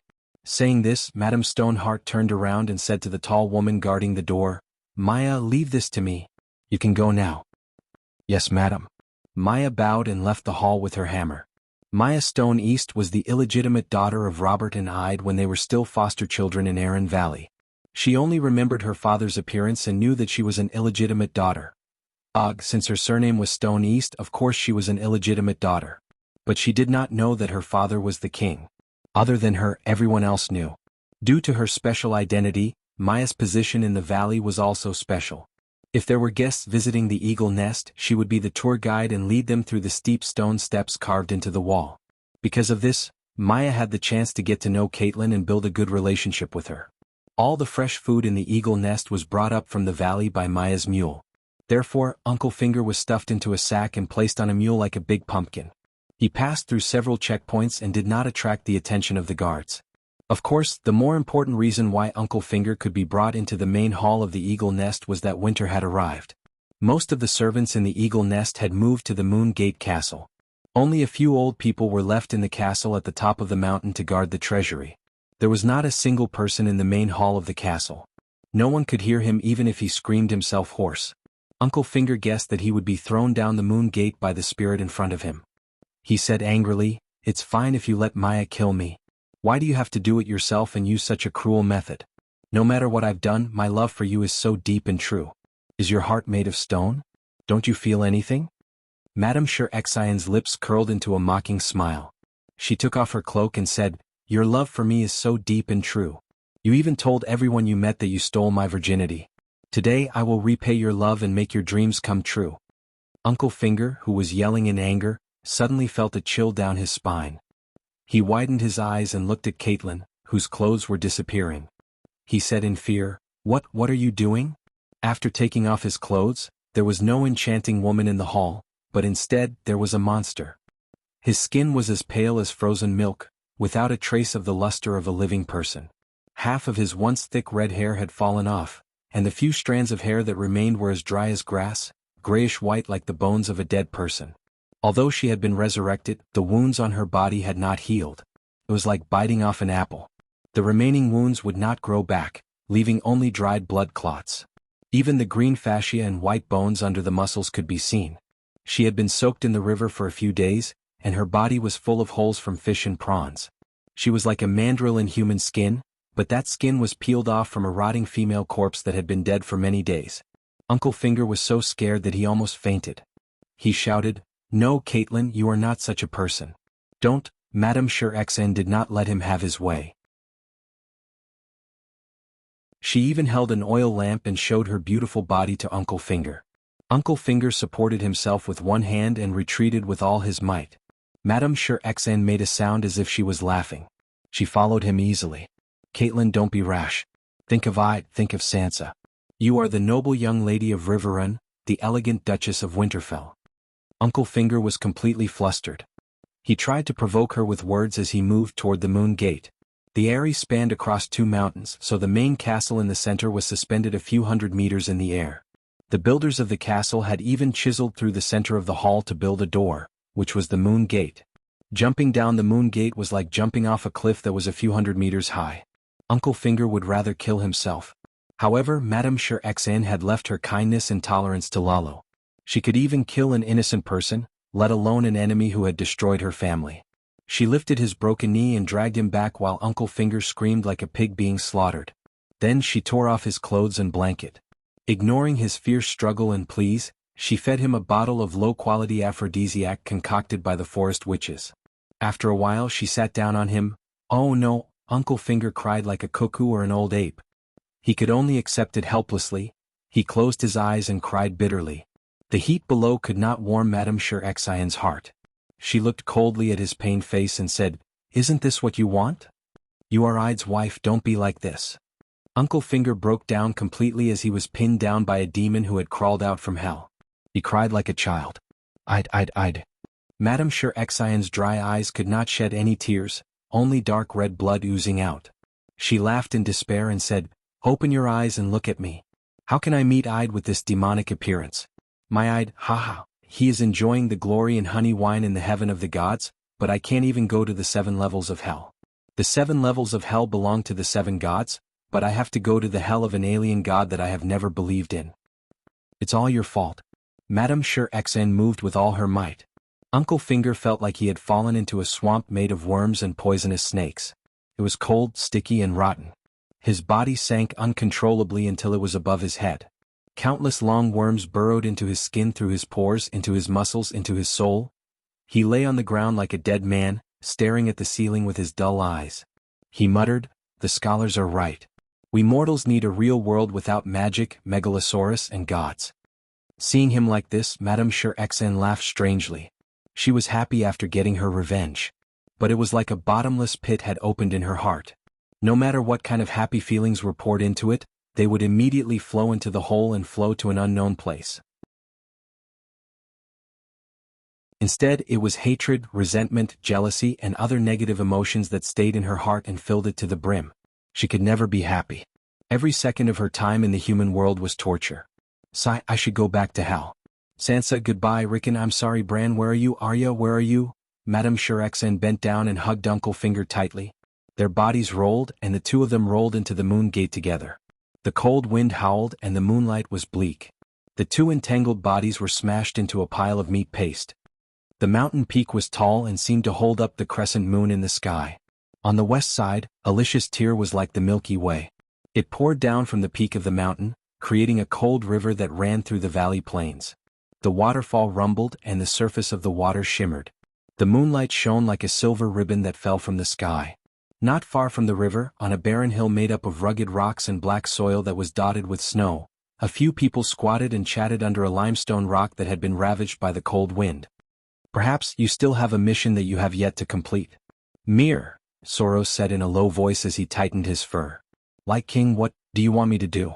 Madame Xian's dull eyes looked at the crescent moon that was like a blade in the sky and asked coldly. She was dead. She was resurrected. The Brotherhood without flags had long known of her plan. They also knew that she wanted to die. After they helped her kidnap Uncle Finger, they waited at the foot of the mountain for her to fall from the peak. Actually, Madame Xian's predecessor, the Lightning King, had always wanted to die. He had died 7 or 8 times and was resurrected 7 or 8 times. But every time he was resurrected, he would lose some of his beautiful memories. The more he was resurrected, the more painful it was. He couldn't take it anymore. After he found Caitlyn's body, he gave her his kiss of life. He finally died and she replaced him in this world. At first, she was glad that she had the chance to take revenge. But now, the mission of revenge was entrusted to her children. She longed for eternal sleep, but she couldn't do it. The red-robed monk in Meyer pieced her body together. When they held a farewell ceremony, she was resurrected. Soros wasn't sure if he could resurrect her. It all depended on Lalo. Lalo didn't want her to die. "You are alive to fulfill the mission that the Light King gave you," the red-robed monk comforted the Holy Son. Madame Xian was the Holy Son of the Red God Church. "My uncle also has a mission. Can you resurrect him?" Jamie with messy hair asked. The kidnapping of Uncle Finger was done under his guidance. The captain of the King's Guard was actually a bandit here. He died too long ago. Plus, his body is in Baylor Cathedral. Soros shook his head. The Holy Mother is so biased. Why did she resurrect that bastard Big Sparrow instead of my uncle? He was one of the few good people in our family. Jamie curled his lips. He scolded the Holy Mother, but no one scolded him because they were all believers of the Red God. "Let's go. It's almost dawn," Lemon said. Everyone got up and was about to leave when Madame Xian suddenly saw a head. There was a hole, and white brain matter flowed out of the hole onto Uncle Finger's handsome face that had died with his eyes wide open. "Resurrect him." Soros was troubled. "He is different from you. You are like a piece of wood that broke into pieces after falling. He is like a pile of cow dung." His rotten flesh is everywhere. You can't make a whole person. Madame Sherexan looked around and pointed at the dogs pulling the sleigh. The head is intact. Can you put it on the dogs? I'm afraid not. Soros' face was pale as he hesitated. They sewed my son's head on the demon mountain's neck. Is the great king of light inferior to a scholar? Madame Sherexion's voice was like a hurricane from the ice purgatory. I'll try, the red-robed monk said helplessly. Jamie shuddered and said with a trembling voice, Why do you have to do this? You've already killed him. Madame Sherexan said coldly, I need a companion on the way to hell. Why don't you accompany me? Jamie did not say anything and quickly went forward to untie the sled dog. I want a bitch. Madame Sherexan said again. Jamie's body stiffened and he moved even faster. Lemon cut off the dog's head. Jamie hugged Uncle Finger and pressed his head against the dog's neck. The blood quickly solidified in the cold night and the head stuck to the neck. The night is dark, everywhere is dangerous. The day is bright, full of prosperity. Soros finished chanting, but the corpse was still a corpse. No, the red-robed monk said helplessly. I'll do it. Madame Sherexan took a step forward and said with a hoarse voice, The night is long. I need a companion. Holy Lord of Light, please help me. Soros' face twisted. How dare you distort the King of Light's teachings? Is this heaven? The dog's paw twitched a few times. Uncle Finger opened his eyes and said blankly, Why is heaven so cold? Soros, Jamie put away his frightened expression and shouted at Uncle Finger, You dog, you started the civil war of the 7 countries and murdered my son. You still want to go to heaven? Woof, who are you? Suddenly, Uncle Finger looked down and saw his current appearance. He howled, Oh no, Mother of Mercy, I fell into the 7 levels of hell and became a dog demon.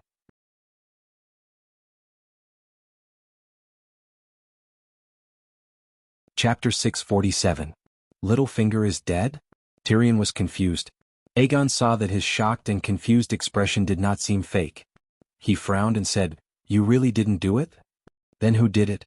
Tyrion came back to his senses. He raised the chain in his hand and said, Untie me. I just came back from the old town.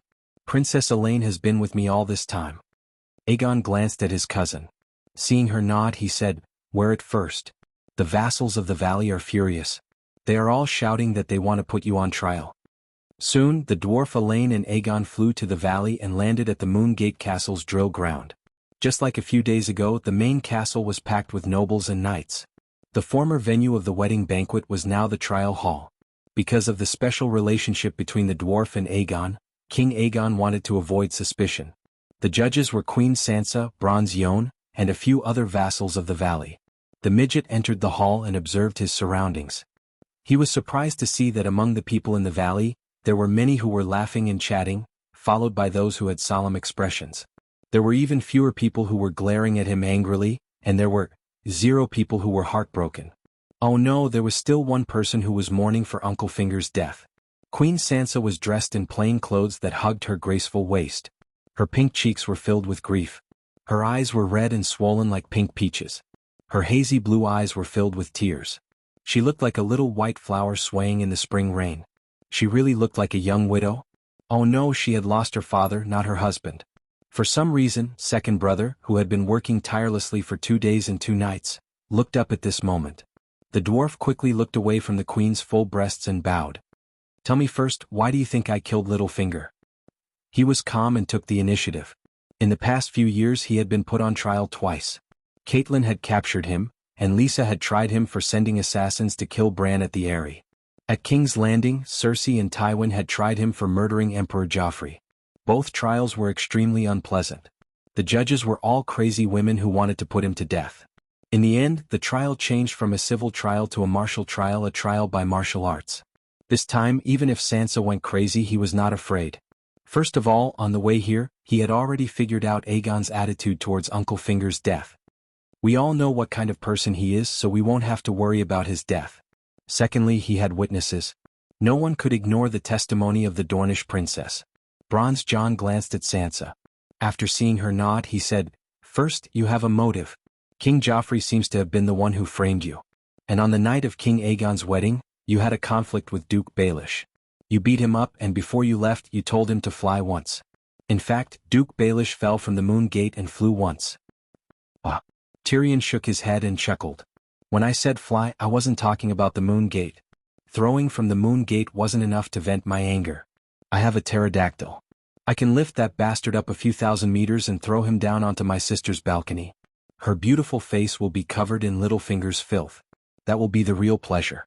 The hall burst into an uproar. Some people roared with laughter while others cursed. Bronze John did not comment and continued, Duke Baelish's guard was killed by a crossbow, and we all know that you are an expert in infiltration and assassination with a crossbow. In terms of using a crossbow, my talent is indeed dazzling and cannot be hidden.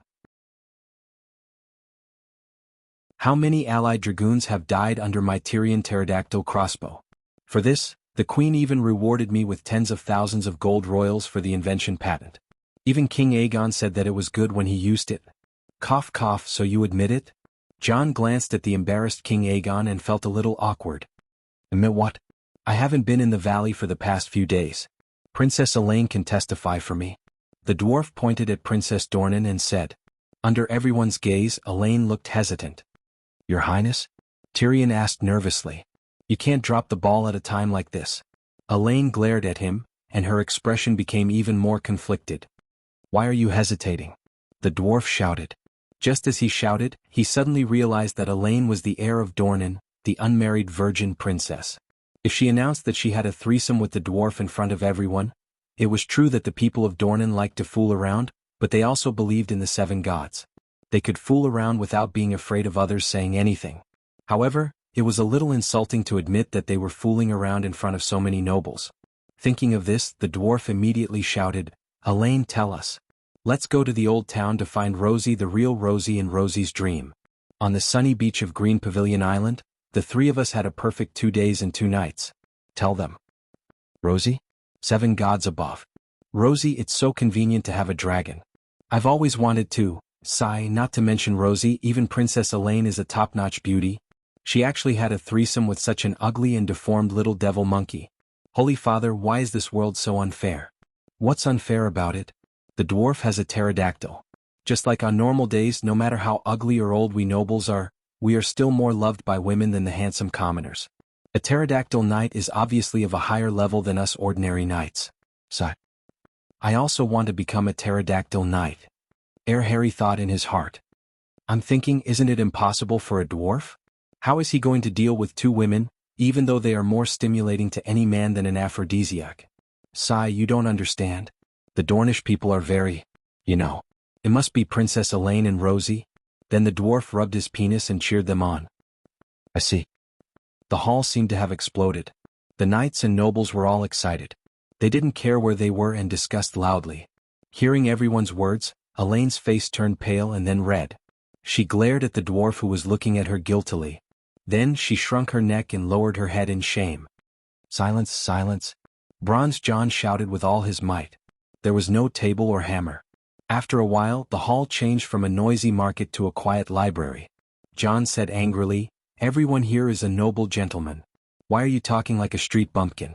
King Aegon and Queen Sansa are still here. Everyone lowered their heads and humbly listened to him. Bronze John nodded in satisfaction. He looked at the dwarf and said, Tyrion, tell us the details of what happened in the past 2 days. Everyone, John, you old bastard. Why don't I use Tessa to carry you to the old town and you try it yourself? Tyrion cursed. Old John wanted to nod and agree. All right, hurry up and untie me. Tyrion raised the shackles on his hands and said impatiently, This is a farce. Who doesn't know who you are? When Jon Arryn died, you didn't do anything. It was just Pinky. How many people were cheering in their hearts? Ask yourselves honestly, do any of you care about his life or death? Who wants to take revenge for a little upstart from the Five-Finger Peninsula? Tyrion, you are insulting the nobles of the valley. Bronze John shouted angrily. Jon, are you Pinky's vassal? Tyrion mocked. Bronze John's face flushed red and he snorted, At least he is the protector of the valley. Of course, Jon was not Pinky's vassal. No one here was Uncle Finger's vassal. Robert Arryn was still alive. He was the Duke of the Valley. If the nobles of the valley admitted that they were Uncle Finger's vassal, it meant that they had betrayed Duke Robert. Those who could take revenge for Uncle Finger were either his vassals or his relatives and friends. Unfortunately, Uncle Finger did not have any. This was the so-called foundation of the nobles. This was also the reason why everyone had always looked down on Uncle Finger. Without Little Finger, everything he had built up would be destroyed in an instant. And in this world it was not difficult to make a normal person disappear. Just like Uncle Finger, he was kidnapped by a group of bandits. But if you killed Tywin, Kevin, and Lannister, you would still be a giant. Tyrion, Duke Baelish is my godfather. You insulting him is the same as insulting me. Sansa rebuked angrily. Tears poured out of her eyes, but she forced herself to maintain the dignity of a queen and did not cry out loud. The nobles felt pity and respect for her. Even the dwarf was stunned. He thought that the best goddaughter of the Seven Kingdoms was really devastated by the death of the best godfather of the Seven Kingdoms. He glared at Aegon. What are you doing? You have been married for a few days and you still haven't let her see Pinky's true colors? Aegon shrugged helplessly. Sigh, my cute little wife. She is very smart and believed my words, but she is too kind and benevolent. She only remembers the kindness of others and forgets their evil. What, Pinky is dead? Are you sure? Dragon Queen was shocked when she received the news. I'm 100% sure. The people of the valley found Pinky's corpse at the foot of the mountain. It was a horrible sight. It was a pile of rotten meat. Even his head was taken away by a wild wolf. But from the protector of the valley ring on his severed finger, we can tell that it was Pinky. Alright, his clothes and the mimic bird badge are still there. Marvin said. Who is the murderer? Dany asked again. We suspected it was Tyrion, but... Marvin's eyes wandered as he told her about Tyrion and the other two. Now that the people of the Seven Kingdoms know, Prince Dowling will be furious. Dany's mouth twitched. Then she remembered that she was also partly responsible for this. That Rosie, she was also a pretentious little bitch like Sansa. Other than Sansa, Pinky was not liked by anyone else. After many investigations to no avail, Tyrion suggested that his death be blamed on Cersei, Marvin said. That's really, Your Majesty, there is something you need to pay attention to. Marvin's expression turned serious as he reminded her, I realized that Sansa Stark is not simple. Not long after Pinky's death, she became the new protector of the valley and Robert Arryn's guardian under Bronze Yohn's suggestion. Also, she is far more popular than Pinky. The valley is almost under her control. Perhaps. A person flashed across Dany's mind, Madame Stoneheart. Because her loyalty to Catelyn had been transferred to Sansa, Brittany was willing to be the captain of Aegon's Kingsguard. Brittany was the bridge between Sansa and Lady Stoneheart. I see. Dany suddenly understood everything. Lady Stoneheart's heart was as cold as stone, but her brain was still there. The marriage with Aegon, the alliance between wolves and dragons, was the best choice for Sansa and Stark. Also, Prince Aegon's goal has changed, Marvin added.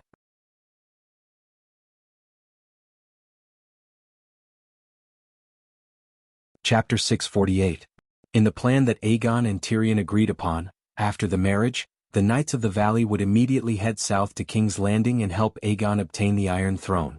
After that, they would command the world and sweep through the factions that refused to submit to them, finally taking down the entire Seven Kingdoms. Uncle Finger had no reason to reject this plan, but after Uncle Finger's death, Sansa would ascend to the throne.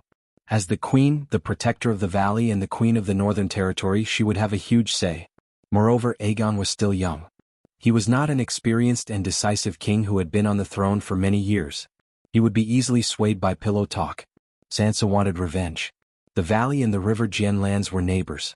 After leaving the Moon Mountain Range and walking north along the King's Road for 1,000 kilometers, they would reach the Fry family's river delta city. Her grandfather's rapid flow city could be put aside for now, but she would not let Walder Fry, who killed her brother and mother and massacred many nobles in the Northern Territory, go. I do not deny that I want revenge, but what's wrong with vassals avenging the Queen? Queen Sansa said confidently. No one could refute her. That was because Aegon was the king. They were his vassals and the Queen's vassals. They should fight for her glory and avenge her. Moreover, the Fry family is a famous nouveau riche in the Seven Kingdoms. They have the most abundant food and wealth in the River Jian lands. We have 3 dragons. We do not need to mobilize our entire army. We only need a light cavalry of 2,000 men. We will definitely win in half a month. Even Tyrion was convinced by this reason. Sigh, Aegon actually found such a clever wife. Aunt Dany sighed. Your Majesty, Sansa Stark is not a kind person, Marwyn said worriedly. This is a good thing. With a good wife the husband will be safe. Sansa will let Aegon truly gain a foothold in the Westeros, the Dragon Queen said in relief. Aunt Dany truly hoped that Nephew Gu would be able to resist plots. Erlu, the child of prophecy, Cersei, Yuluen, assassins and schemes, and even the other ghosts and three-eyed crows outside the Great Wall. There were still many trials waiting for him. With Nephew Gu at the front, not only would she be able to relax, but the stable boy Simba would also be able to grow up peacefully. We're here, Maong City? Dragon Queen pulled on the reins, and the little silver horse began to accelerate rhythmically. Ding ding dang dang dang. Dozens of bells behind her head played a triumphant tune. This was the Dothraki Sea, home of the centaurs. Looking around, the vast and empty plains were like a carpet, spreading out in all directions. It was flat and vast, stretching as far as the eye could see. There were no hills or mountains, no trees, no cities, and no standard roads. There was only an endless grassland. The wind blew and the clouds surged, and the slender grass that was half a man's height swayed like waves. The Dothraki Sea lived up to its name. It was indeed a vast ocean, an ocean of grass. Harana grass was the main grass species on the grassland. During the rainy season, summer, it was green and glistening. The grassland was truly like a green ocean, undulating with waves. When it was close to the dry season, autumn, the Harana grass would begin to bloom. The small red flowers would dye the grassland into a surging sea of blood. When the dry season came, winter, the flowers would fall and the seeds would sprout. The entire world would turn into a thick bronze color. Dragon Queen was currently leading 500 Kars, wandering in the dark green and ancient yellow ocean. Other than the Harana grass, there were small lemon-yellow flowers, large-leafed grass that was as dark as indigo, blue and orange grass. She even saw grass with rainbow-colored spots. This was an ocean of grass. The centaurs were like fish and the Khalasars were like schools of fish. They lived in the Dothraki Sea. Finally, we're back. Aggo gazed at the tall V's Dothraki horse gate in the distance, and let out a long and deep sigh. This time we will conquer this place. Ricardo patted the steel scimitar at his waist and announced loudly. Jianghu was stupefied and didn't say a word. We have to hurry. The Battle of Meereen is the main event. Don't waste too much time in Horse King City, Kuei Luo said solemnly. Don't worry, I'll be quick. Dany on Little Silver's horse smiled faintly. As the Alliance army gradually approached Meereen, she finally decided to make a move against the centaurs. She wanted to unify the Dothraki Sea and be crowned the Heavenly Khan of the Great Plains. 500 elite horsemen stepped onto the main road, which was covered in broken grass and brown soil. They slowed down as they approached the Horse Gate. Horse King City's full name was V's Dothraki. Although it was called a city, it was actually a long-term settlement near a mountain range and a lake. The grassland settlement had no city walls, no castles and no tall towers. But it did have a very peculiar city gate. Although Horse King City had no city walls and was ventilated on all sides, the centaurs had formed a rule that everyone knew. Anyone who entered or left Horse King City had to go through the Horse Gate. The Horse Gate was made up of two huge bronze steeds standing on their hind legs and leaping high into the air. This was the action that would appear in any movie, TV show, or picture that involved steeds. The two horses raised their two front hooves, and their hooves met in the air more than 30 meters above the road, forming a pointed arc standing in front of the Horse Gate. For Rael, Dany actually experienced a peculiar sense of beauty. Standing in front of the Horse Gate in particular, looking out at the endless rows of yurts in the distance and the purple goddess mountain in the distance, the Horse Gate was like adding a frame to a grassland landscape painting. Ah, Dragon Queen is here. Ah, the #1 Callie of the Sea of Grass has come to Horse King City. Ah, Dany Lilith has brought Khalasar back to Horse King City. Before Dragon Queen had even stepped through the Horse Gate, the passers-by on the roadside had already recognized her. Their cries of surprise were like a string of firecrackers going off into the distance. Horse King City was not closed off, on the contrary, it was very tolerant of foreign merchants. The centaurs would wantonly attack the cities, towns, villages of other races, plunder their wealth and kill the people in the cities. But in the Sea of Grass, as long as it was a merchant group heading to Horse King City to do business, the centaurs would never provoke them. Merchant groups from the Barren Land, Wuxia, Shadowlands, and the Jade Sea all gathered here to buy and sell goods. There were also many merchants who brought specialties from the Western world. They came from Khal, Pentos, Slave Bay, Volantis and other city-states. There were even many Westerners. Miraculously, the centaurs who had no concept of finance had actually turned Horse King City into the center of trade between the East and the West. It was the quills of the land. One of the most important reasons was that Horse King City was very safe, but there were no taxes. Yes, the centaurs only accepted gifts and did not have jobs like tax officers or customs. There were many people who came here to do business, especially after Danny sealed off the sea trade. On the dirt road from the Horse Gate to the center of the city, there were caravans driving carriages and camels, causing Danny and the rest to slow down. But the dense ringing of bells from Dragon Queen's braids was much more effective than the sirens on the streets. It was like a tiger clearing the streets. Merchants from all over the world, regardless of whether they knew who the Dragon Queen was, but since they came to Horse King City to do business, they had to understand one thing. The longer the braids, the more bells on them, the louder they were, and the more they were not to be trifled with. Danny's thick silver hair was braided into dozens of braids that reached her chest. They were not too long, but there were too many bells on them. Gold, silver, copper, and iron, they were colorful and shiny, dazzling people's eyes. Oh my God, why does she have so many bells? Are they fake? A man wearing a tiger skin vest exclaimed. You came from the deep mountains, right? You don't even know her. A female warrior beside him said with disdain. Her cheeks were inlaid with red jade, and her breasts with gems were exposed. She was a warrior from the city-state of Kalen. I come from the skeletal mountains in the east. Why? You are indeed a barbarian from the mountains. The red jade female warrior sighed with an expression full of superiority, and began to tell him about the Dragon Queen's great achievements. According to the standard of a normal centaur, killing a famous person will give you a bell. Her bells are probably enough to fit a carriage. In the end, the red jade female warrior concluded. That's terrifying. Under the respectful gazes of the merchants and centaurs, Danny rode her little silver horse through the Horse Gate first, with the Blood Alliance guards and Kue Luo following closely behind. After that, there were 500 roaring warriors wearing Dothraki vests of the same color and emblem. All of them were strong and had arrogant expressions. Behind the Horse Gate was not a bazaar or a yurt, but a long avenue of the gods.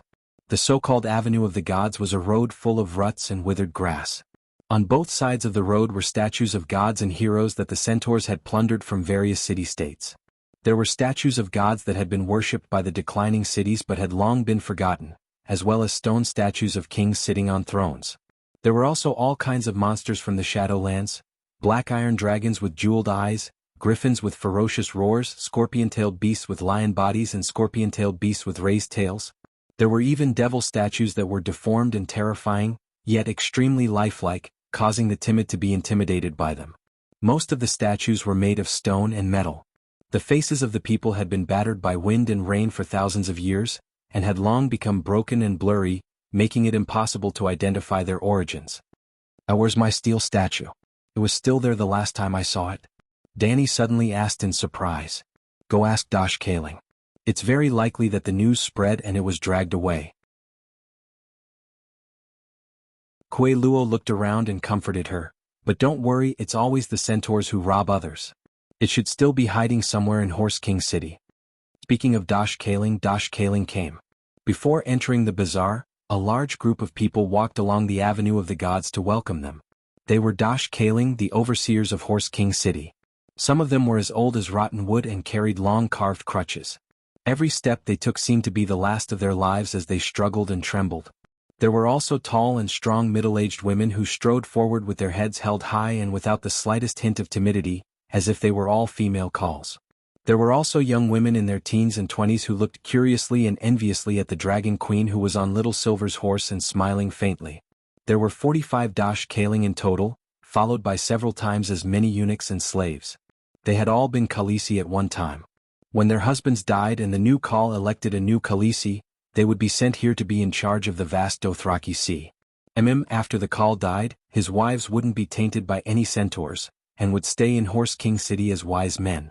Whenever the Khals of the grasslands wanted to make an important decision, they would come to Horse King City to ask for the Dosh Kaling's advice and ask them to divine good or bad fortune.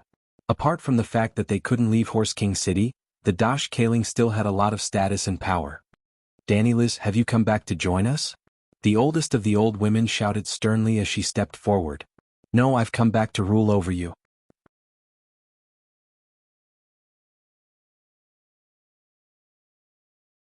Chapter 649. Rule us. It was a hunchbacked, emaciated old centaur with only a single black eye left. Kal were all centaurs, but Calixi came from all over the world. Blonde hair, blue eyes, silver hair, purple eyes, red hair, brown eyes, green hair. There were even a few black girls. But the leader of the Dash Kalan was an old centaur woman. It's not impossible. You have the right to replace me and become the leader of the Dash Kalan. The one-eyed old woman thought for a moment and nodded. No, you've misunderstood. I'm not a Dash Kalan. I don't just want to rule you. Danny waved her hand and looked at the people around her. She said loudly, I want to rule everyone. Everyone within sight and beyond will kneel before me. You, how dare you? The old women shouted angrily. The one-eyed old woman looked at Danny with her dark eyes and said sternly, You're not a Kal, you're not a man. How dare you dream of becoming a steed that rides the world? I'm Calixi. I have 20,000 roaring warriors under me. I'm stronger than any man. Why can't I become a steed that rides the world? Danny said calmly. You're not the one in the prophecy. You're not even a centaur. The one-eyed old woman said loudly. I'm not a centaur. But ever since I married Khal Drogo, I have the same rights as a centaur. Just like them? Danny pointed at the people in front of her. They were all Dash Kalan of other races. They weren't originally centaurs. But after they married the Khal, they became Dash Kalan like you. The one-eyed old woman was speechless. She was stunned for a while before saying, No woman has ever been a Khal. There's a first time for everything. Don't the zebra people next door have a female Jaha, equivalent to Khal? Also, the zebra people's first Jahada, Khal of Khal who rides the world's steed, Zanya was a female warrior. Danny said. Unfortunately, she was playing the lute to a cow this time. The one-eyed old woman might be very intelligent and had experienced many things and people. She even had some understanding of the zebra people next to the Bone Mountain, but she had never heard of Zanya. Seeing the old woman's doubtful expression, Danny understood that the old woman probably did not know about the zebra heroes from thousands of years ago. Sighing, she turned around and looked at her roaring warriors, asking loudly, Are all of you truly loyal to a female Khal? Kuelua was the first to draw his scimitar. Long live Calixi. Long live Cow of Cow. The lackeys behind him immediately knew how to answer. He also raised his scimitar high into the sky and shouted, Long live Calixi, long live the Khal of Khal. Their voices were uniform and the sound waves overflowed into the heavens. The group of old women were shocked, and then they retreated a few steps. Danny Rise equals the first female Khal. It had become a fact that everyone knew. As long as Danny's Khalasar sincerely recognized her identity as a Khal, the Khalasar on the prairie would also recognize her. Does it sound ridiculous? Just think about the formation process of the Khalasar and you'll understand. The Khalasar were not a race and their boundaries were very blurry. Different Khalasars could seamlessly merge and expand infinitely. Do you know what you're facing? The one-eyed old woman said eerily. Of course. All Khals will challenge me. I can't refuse. Danny nodded. Tonight, at the foot of the Mother of Mountains, we will seek enlightenment from the gods. Whether there will be a steed that rides the world, we'll know tonight, the one-eyed old woman said. No matter what major matter the centaurs wanted to do, they would always go to the Mother of Mountains to seek divination. This was their tradition. Danny nodded, watching as Dosi Kalen left, surrounded by eunuchs and slaves. Let's go and find a place to set up camp. She waved her hand and urged her horse forward. Calixi, let's go to Khal Drogo's palace. That's your inheritance, Ricaro called out. All right. After walking along the Avenue of the Gods for 4 to 5 kilometers, the statues on the roadside gradually decreased. Then an extremely exaggerated market appeared before their eyes. The layout of Horse King City was extremely simple. There was only one main road, the Avenue of the Gods. It started from the Horse Gate and went north all the way to the foot of the Mother of Mountains. The Avenue of the Gods was divided into 3 sections, front, middle, and back. The 2 sides of the front section were piled with statues that the centaurs had robbed. The middle section was the market, and the left and right sides were the market in the west and east respectively. The back section was where Dosi Kalen lived. The market in the west was occupied by merchants from the free trade city-states. It was a huge square surrounded by mud brick huts and livestock pens. In the middle of the square were many vendors and rugged aisles. The market in the east was similar. Merchants from Asha, the Barren Lands and the Shadowlands traded there. Although centaurs were primitive in Horse King City, everything from the east and the west could be bought. For example, Dorn's wine and Slaver's Bay's dragon paper. The wide streets were paved with withered wild grass and brown soil. Wild flowers grew freely here and there. Danny rode through the market in the west of the city, looking for Drogo's yurt. Perhaps the land in Horse King City was not worth much, but the buildings were very spacious. The total area was roughly 5 times the size of Murine. It was said that Horse King City could accommodate all the centaurs in the Dothraki Sea. Well, it could only accommodate them, but it could not support them. After circling around a few streets, Danny stopped and said awkwardly, "I don't remember the way. Do any of you remember?" Because of their special status and because of the previous declaration, many vendors, slaves, and centaurs looked at them curiously along the way. There were also bare-bottomed centaur children chasing around Danny's silver pony, making her very uncomfortable. "I'll lead the way," a few centaurs said in unison. In the end, Ag rode forward and led the group forward. The buildings in Horse King City were too strange. There were carved stone tents, grass-woven palaces as big as the castles of Westeros lords, 2-story wooden buildings, and palaces that were simply surrounded by thorny fences. Danny even saw a few miniature pyramids made of marble. There were too many styles, too strange. Many of them were new and had no urban planning at all. But the centaurs could not be blamed. They did not study architecture at all. All the buildings were built by slaves. Today they captured a Gith and built a pyramid. Tomorrow they captured a loiner and built a castle. The day after tomorrow, we're here. Ag stopped in front of a deep wooden hall. Danny really found its shadow in the original owner's memories. Logs as thick as her waist were nailed to the ground side by side, forming a 12-meter-tall wooden wall. It was only 10 meters wide but more than 50 meters deep. It could accommodate a few hundred people at the same time. The roof was a canvas curtain just like a small convertible car. It could be hung up to block the wind and rain, and could also be opened to welcome the sun and morning dew. Around the hall there were hundreds of round houses. It was like a shack dug out from a grave. There were even weeds and wildflowers growing on the grave. Someone has taken over the Khal's palace. Ag walked into the hall and found a centaur to ask. He then pointed at the dragon queen on the little silver horse and said a few words to the centaur. Not long after, a 30-year-old Khal called Dako personally came to explain to Danny. He was a Khal who had risen in recent years. He gave 10 boxes of gold medals to the Dash Khalan to get the palace. When the Khal died, his Khalasar was divided. His palace in Horse King City was taken over by the Dash Khalan, and the Dash Khalan would distribute it to the Khals who needed it.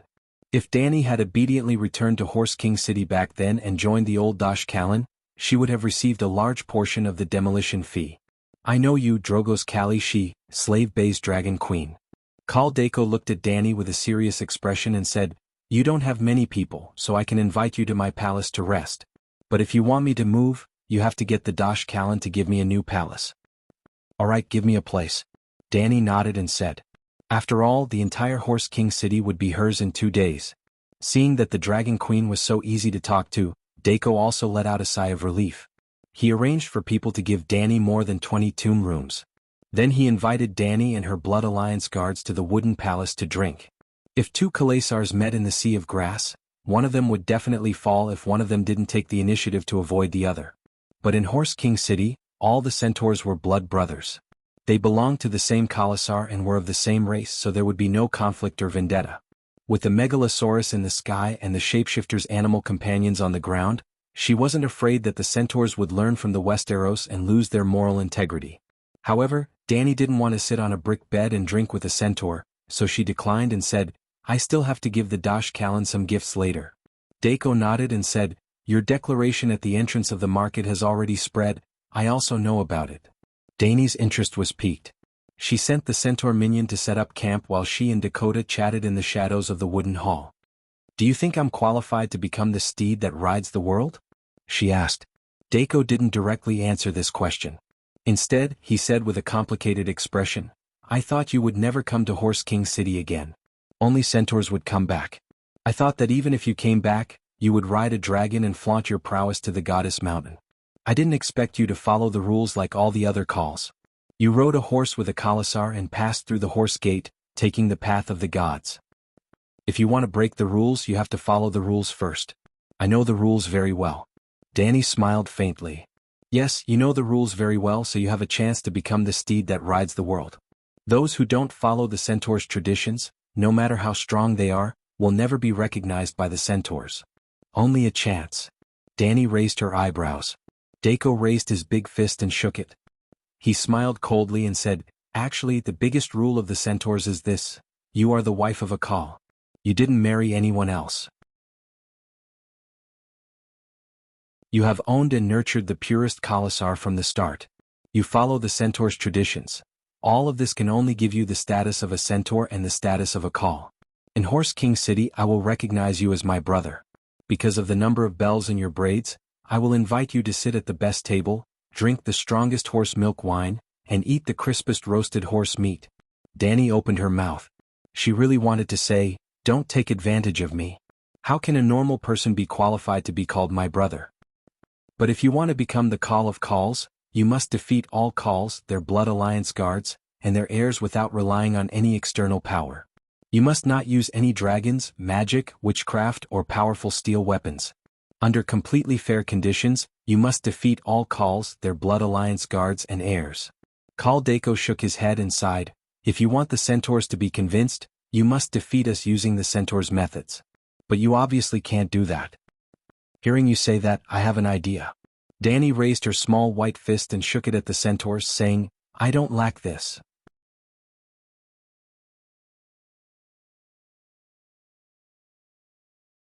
Chapter 650. If one did not have any ambition for the centaurs, Calixi's identity would be worthless. But if one wanted to rule the centaurs, Danny Lisi Calixi's identity would be the first step to her ascension to the position of the Khan of Heaven. Don't think that ordinary centaurs could be casually chosen as the Khal's Calixi just because they did not marry. In reality, after the Khal married his wife, he would return to the Horse King City and get a marriage certificate from the Doshi Karen. After getting the approval of the Doshi Karen, the Calixi would be the real Calixi. And Danny Lisi was the Calixi who was approved by all the Doshi Karen and was the most promising one.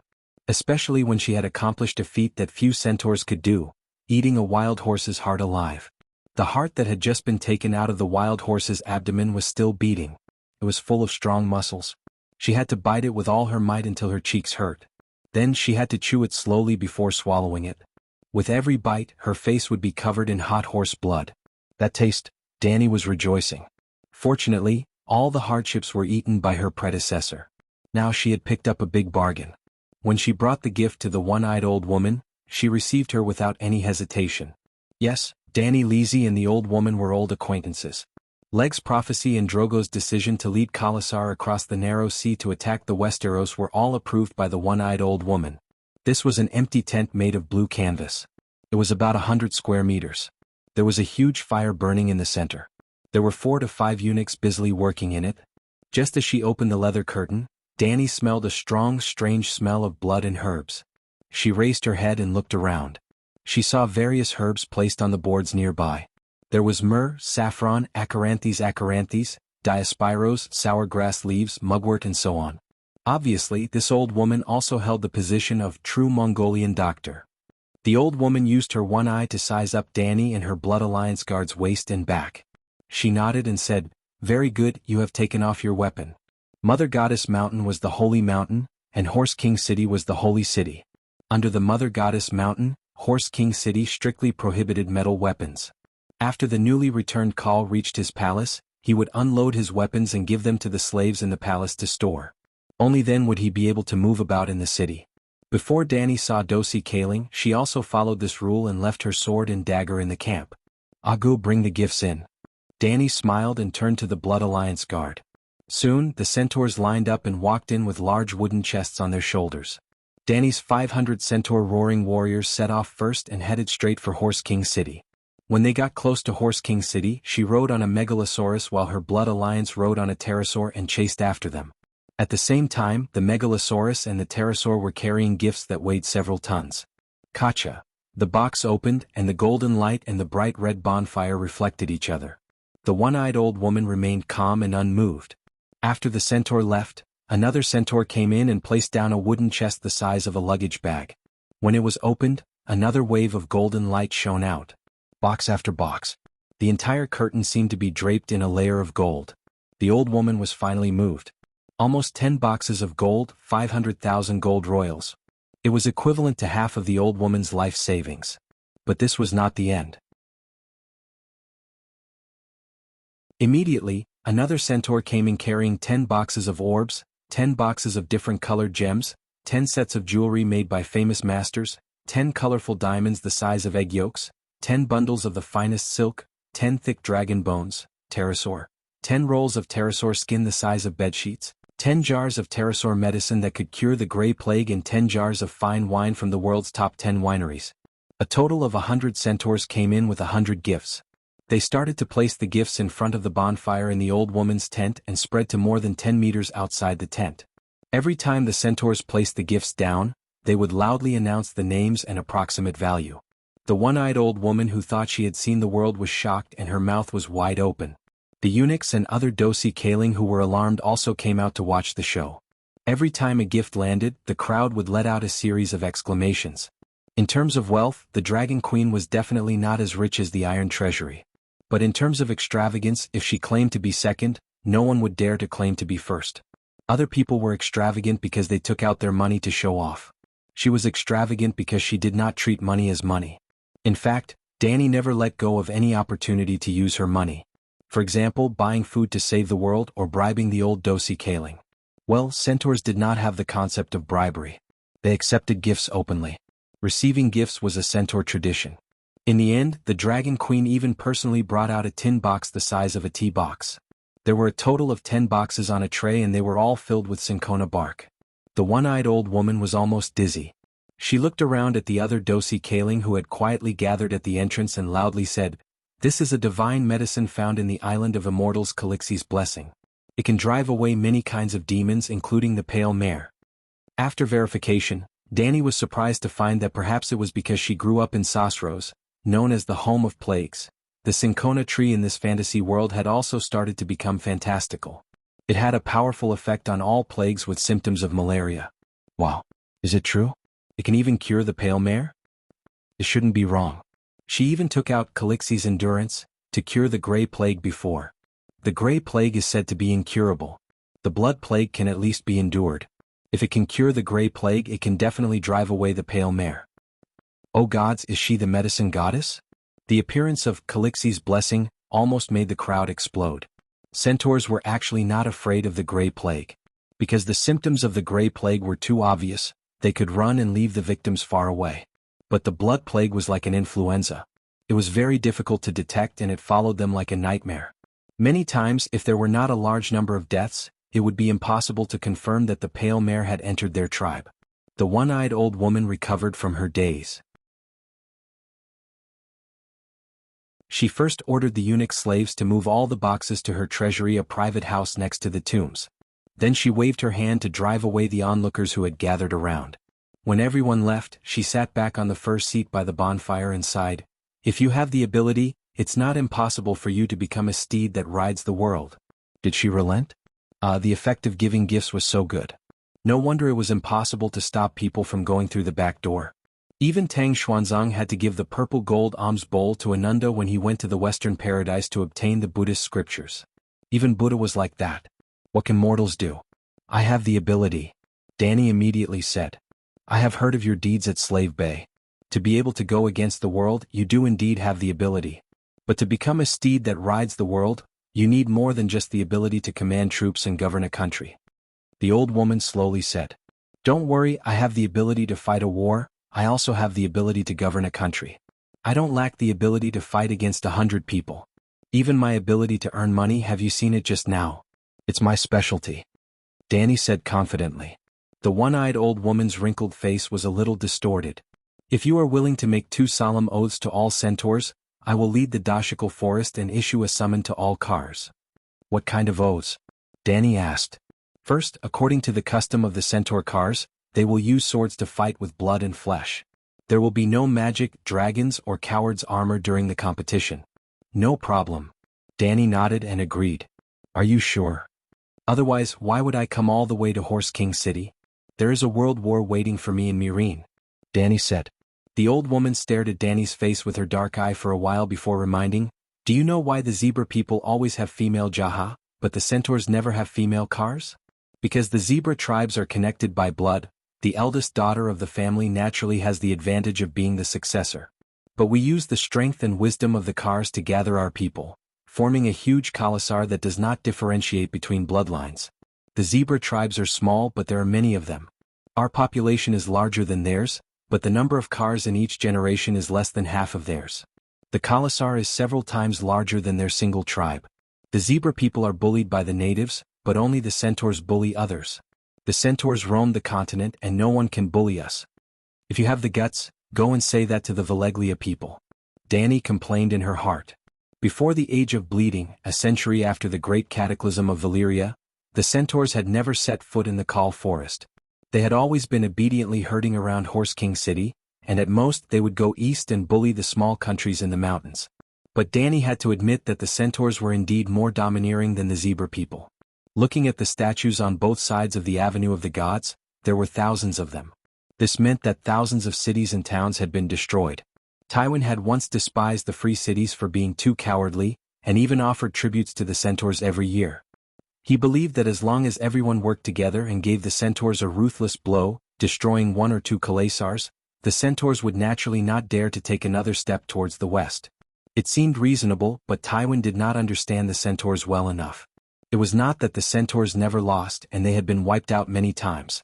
For example, when the 3,000 Unsullied defended Qoar, half of the centaurs were wiped out. The Khal's son, the Blood Riders and Casco, these leaders had all died in battle. The centaurs also cut off their braids and surrendered to the few hundred remaining Unsullied soldiers. But did the centaurs ever stop spreading to Qoar? This was mainly decided by the centaur system. Fear would be engraved in the genes and passed down from generation to generation. But the genes of fear would be born in the Khal who died in battle and could not be passed down.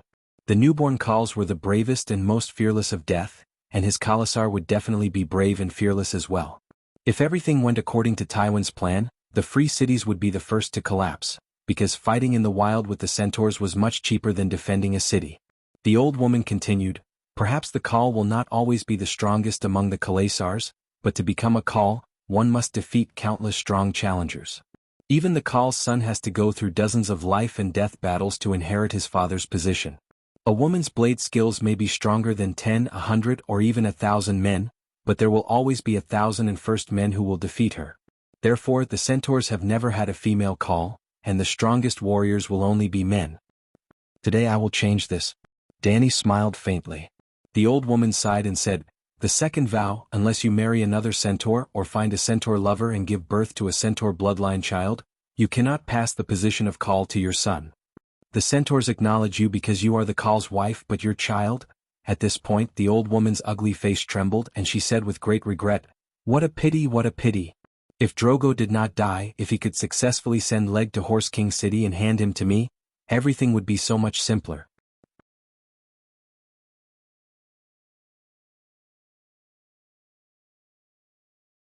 Chapter 651. The old woman was truly regretful. Leg had received her personal blessing and prophecy.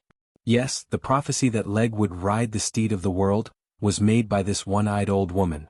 Then Leg died in the original work. She even predicted that Drogo would win the battle and successfully cross the narrow sea to help her son win the Iron Throne. Drogo died before he could even win the battle. He died just as he left the Horse King City. The one-eyed old woman was a forest witch who relied on guesses to make her prophecies. "There's nothing to regret. I promised you 2 oaths," Dani said. Seeing her so calm and collected, the old woman couldn't help but be bewildered and asked, "Are you really sure? If I'm not sure, why would I come all the way here to die?" Dani laughed. "You can't use any magic. You can't use that kind of sorcery that causes fear just by looking at it," the old woman reminded. "It seems that you know me quite well. Since that's the case, Targaryen, you should know about my reputation as a man of my word, right?" The old woman nodded and sighed. "Actually, I've been troubled by the prophecy of Ride the Steed of the World. The Horse King City is huge and can accommodate all the centaurs. When the city was first built, it was prepared for this prophecy. One day all the centaurs will gather in Horse King City, and a Khal of Khals will be born from the many Khals. He will lead the centaurs to rule this world, which is to say he will ride the steed of the world. I thought he was your child Leg. Then I thought he was Jaco's son Jianghu. But they sigh.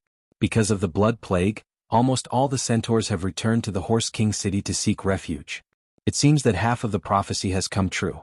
But I don't know if I should give you my blessing because my blessings always bring misfortune. The old woman sighed bitterly. At least you have some self-awareness. But this old witch might not be a complete muggle. Her prophecy. Could it be that a person without any supernatural power could make a prophecy? Before leaving the one-eyed old woman's tent, Danny asked, "Where's the steel statue?" "The one with the king's head and the megalosaurus torso." The old woman was stunned for a moment before she reacted and said, "There was a merchant who stole at night.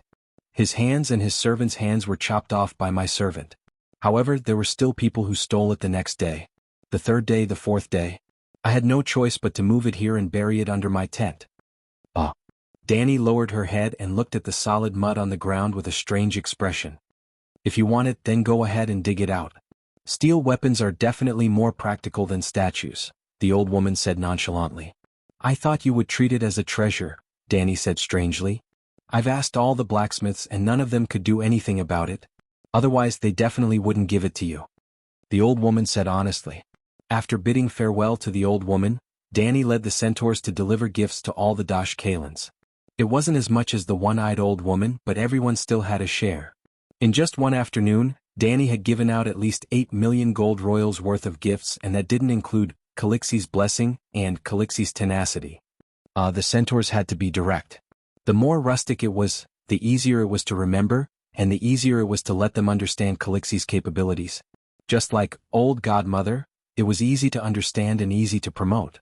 After tossing and turning until dusk, the eunuchs of the Dash Kalins began to run around the city to inform the call of the centaurs. The first female call of the centaurs, Danny Lisi Calixi, would be issuing a challenge to the call of calls. Tonight, at the foot of the Mother of Gods, the Dash Kalins would be seeking enlightenment from the gods.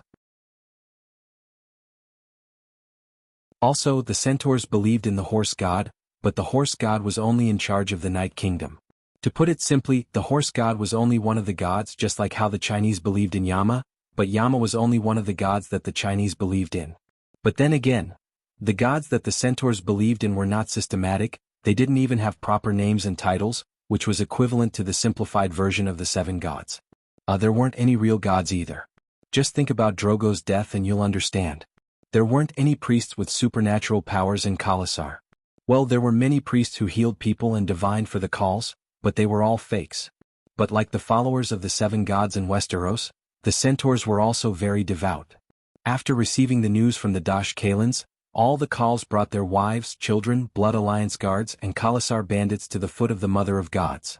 The northern wind blew, causing the withered grass to sway.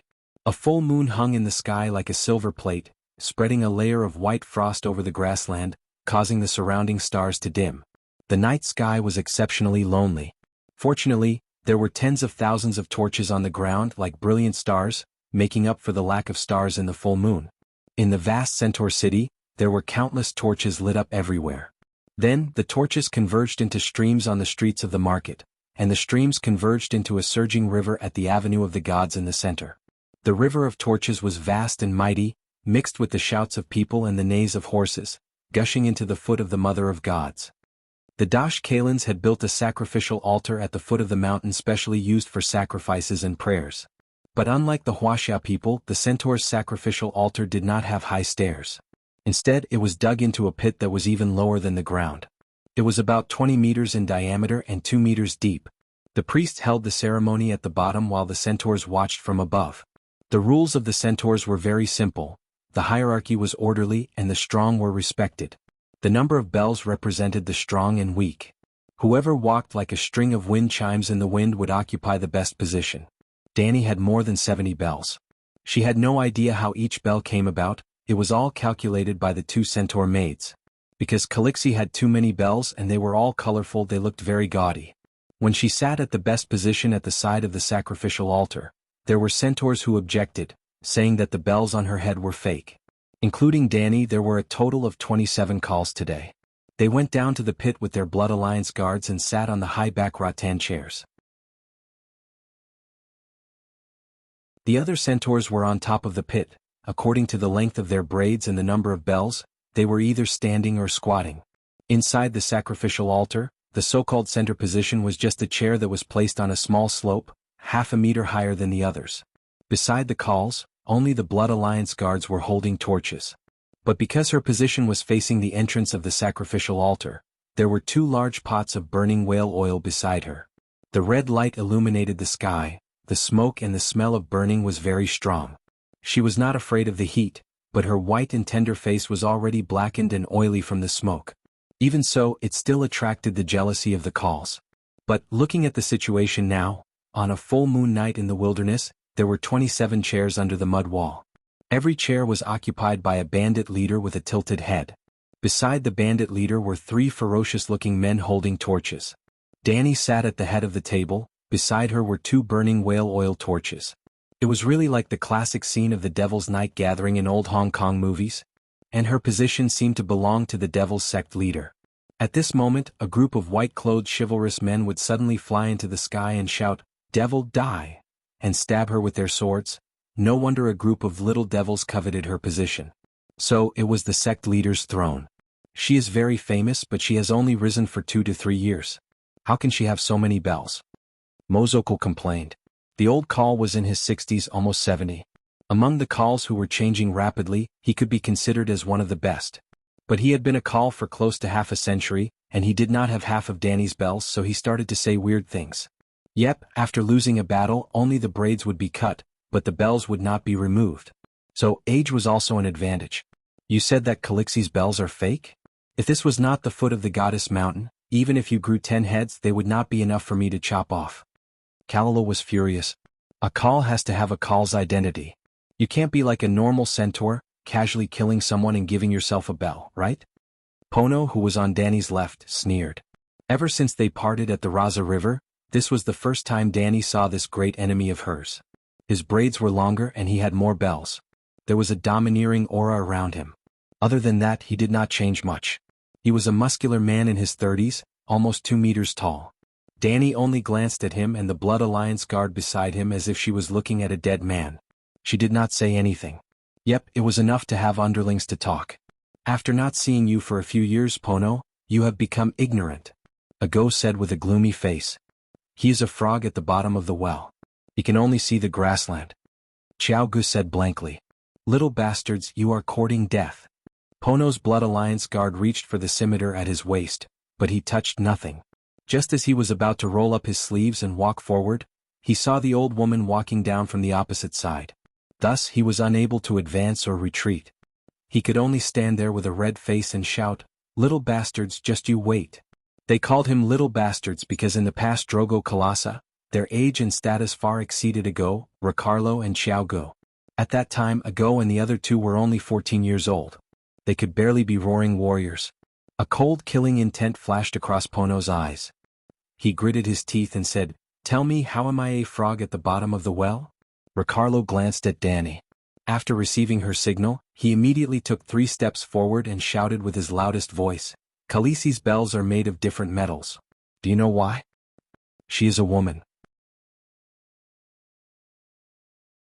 She likes to be beautiful." A scarred Kaul shouted. Ha ha ha.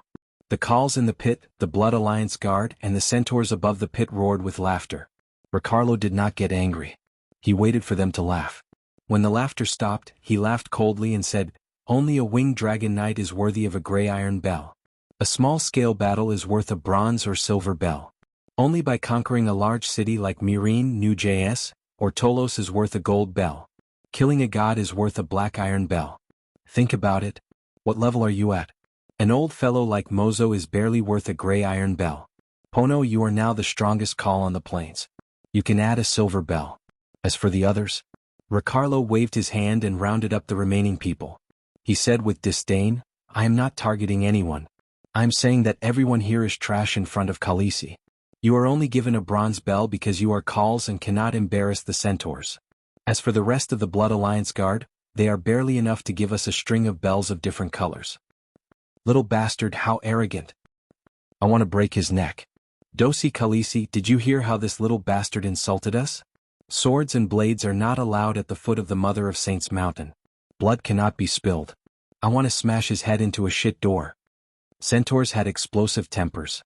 After being mocked by Ricardo, the 104 centaurs in the pit all roared and cursed. The centaurs above the pit were also in an uproar. The scene was about to explode. A group of old women stomped their feet and shouted, but they were unable to quell the riot.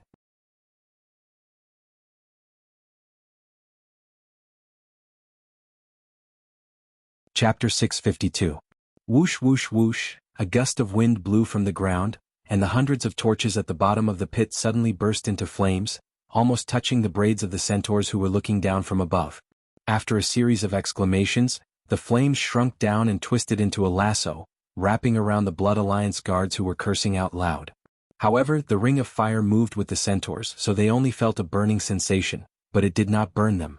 Red flames rose from the brazier beside Calixi, forming a clear wall of fire, protecting her and the 3 Blood Alliance guards in the center. The centaurs' almond eyes trembled in fear, their sharp voices breaking as they shouted.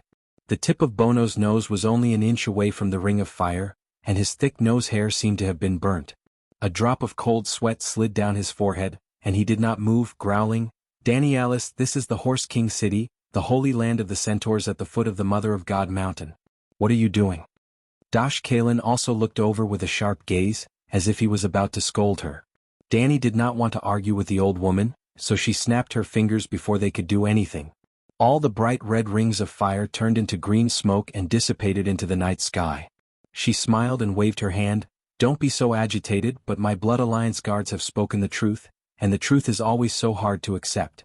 Everyone's anger surged, and I was worried that you would do something rash and get hurt by me, so I used the ring of fire to cool everyone down. These words sounded like fallacious logic and heresy. But the ring of fire just now proved that if they were rash they would be the ones getting hurt. The terrifying fire magic did indeed make them feel as if they had fallen into a cold abyss, and they immediately woke up. Calixi spoke the truth that did not sound like the truth at all, but the truth was always so hard to accept. Ugh, this was what she said, and it was the truth. The group of cars almost vomited blood. The one-eyed old woman stared with her black eyes, stomping her walking stick and shouting, "This is the holy land of the centaurs." Danny interrupted her. "Yes, this is a place of worship, of course you can use supernatural powers." The old woman's face turned red from choking. Indeed, a place of worship should be praying to the gods, and it definitely involves supernatural powers. Calixi's fire witchcraft is not against the rules, but as a high priestess she doesn't seem to know any witchcraft. Well, it was very awkward. Among all the people present, Danny was the most qualified to go on stage to offer sacrifices. "Call, remember that we are all brothers of the same bloodline at the foot of the goddess's mountain. This old woman is going to start arranging the altar, so don't quarrel anymore." She could only muddle through like this. Old Kal Maso muttered, "We don't want to argue either, but Danny Lilith lied about the number of bells. A true centaur would never falsify the number of bells. She brought the customs of the cunning people of the land of the setting sun, Westeros, to the holy city. She is not qualified to challenge the call of the call." There was only one purpose for tonight's sacrifice: to seek revelation from the gods and see if the call of Kal would be born. In other words, should the king of Kal challenge that Danny suggested be held? In theory, any Kal could request to challenge the call of Kals as long as he wasn't afraid of death. But there was a prerequisite. Danny had to obtain the right to challenge the call. Originally, this qualification had already been recognized by Dash Kalin and all the Kals. But now, because of the number of bells, her qualification was being questioned. Just as old Maso said, centaurs were true to their word. They saw the number of bells and the length of their braids as a symbol of glory, and they would never lie. "How did you make so many bells in just 3 or 4 years?" The one-eyed old woman frowned. She was also complaining in her heart. "I was already prepared for you to issue the challenge, so why are you still causing trouble?" Ago said, "Dash Kalin, you don't know how hard Calixi worked." Cough cough, "I didn't work hard. It was just a coincidence, a coincidence." Danny coughed lightly and laughed. Hard work was also ruined by some little fresh meat. She didn't want to be labeled as someone who didn't know how hard she worked behind the scenes. "Just now, the little brat beside you said that a black steel bell represents a god. But you have 7 or 8 black steel bells on your head. Could it be that you defeated 7 or 8 gods?" Bono felt that he had caught a huge flaw and laughed proudly. "Don't be so surprised." Ricardo looked at him with disdain and counted with his fingers. Immortal, Rat Chef, Crab King, Loach King, Belerian, Red Dragon of Sheep Eggs, Bat Demon, Spider Demon and Three-Eyed Crow. They were either defeated or killed by Calixi. There were 10 steel bells in total. You can imagine how high the quality of the bells on Calixi's head is. Yes, the bells were prepared by Jichi and Iri, and Ricardo had an affair with the two girls. Thus he knew the origin of each bell better than Danny. However, what he said was the truth, and there was not a single centaur or dosi Karen who believed him. This centaur is crazy. Akal pointed at Ricardo and said, "What is he talking about? Bat demon, spider demon, three-eyed crow? I've never heard of them. He must be lying. I've been to all the cities in the Ursos continent and witnessed the temples of many gods. But I've never even heard of the names of most of the gods he mentioned." Old Maso said with absolute certainty. The centaurs discussed among themselves, expressing their disbelief. But this time they didn't mock him wantonly. However, there were a few Kauls who had just returned from the upper Rhone River. They exchanged glances with their blood riders, their expressions grave. Turning to look at Danny, his gaze also became uncertain and uncertain. Fortunately, the one-eyed old woman also knew about the changes in the Rhone River. She asked with a trembling voice, "You really killed the Crab King? How could it be fake? The crab shell that can cover this hole is right at Astapor Pier. Too many people have seen it." Ricardo said. The rumors are true. She really killed the Crab King." Akal immediately cried out involuntarily. The old woman looked deeply at Danny. She didn't pursue the matter of the bells and immediately arranged for people to start setting up the sacrificial items. The other centaurs, including Bono, all frowned in contemplation, silently acknowledging the quality of Danny's bells. Compared to a deity, all of their bells were as worthless as horse dung. Soon, the eunuchs in charge of serving the old woman brought over a large bronze brazier, big enough to fit a fat pig. Then the eunuchs threw bundles of light purple hay into the brazier and lit them up. Smoke rose in spirals, rising into the air towards the full moon. In an instant, the rich smell of grass filled the entire hole. Danny frowned. This smell. Before she could understand the effects of the grass smoke, a fat eunuch with a big belly held up a bison horn that was half the height of a person and blew a long, low sound. The group of Dash Kalins each held a bronze bell, shaking it to produce a strange crisp sound that resembled the chirping of birds. They chanted ancient prayers and danced around a huge brazier in a barbaric and solemn ritual dance. Under their painted leather vests, their buttocks swayed back and forth like pickled cucumbers, glistening with sweat. Danny looked at the scene in front of her and smelled the fragrance of the grass. Her consciousness was dazed for a moment before she reacted. There were no fluctuations of magic or soul power. This smoke was a hallucinogen. Damn it, she had underestimated this group of Dash Kalins. They also had their own protective skills. Perhaps the altar was designed to look like a pit to make it easier to inject the smoke? The smoke gradually dissipated. Perhaps the old woman smelled it every day and had high resistance. She was the first to wake up from the trance state of God summoning. Her chanting gradually lowered and finally stopped the ritual dance. She retreated to the side and became completely silent. Only the one-eyed old woman was left facing the extinguished fire and the bronze brazier. She closed her black eye and looked into the future, the thoughts of the centaurs present. Even Agu and the other two were stunned.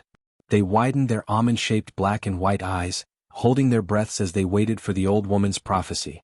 In this large hall filled with thousands of people, Danny could actually hear the chirping of birds a few hundred meters away from the sacred mountain.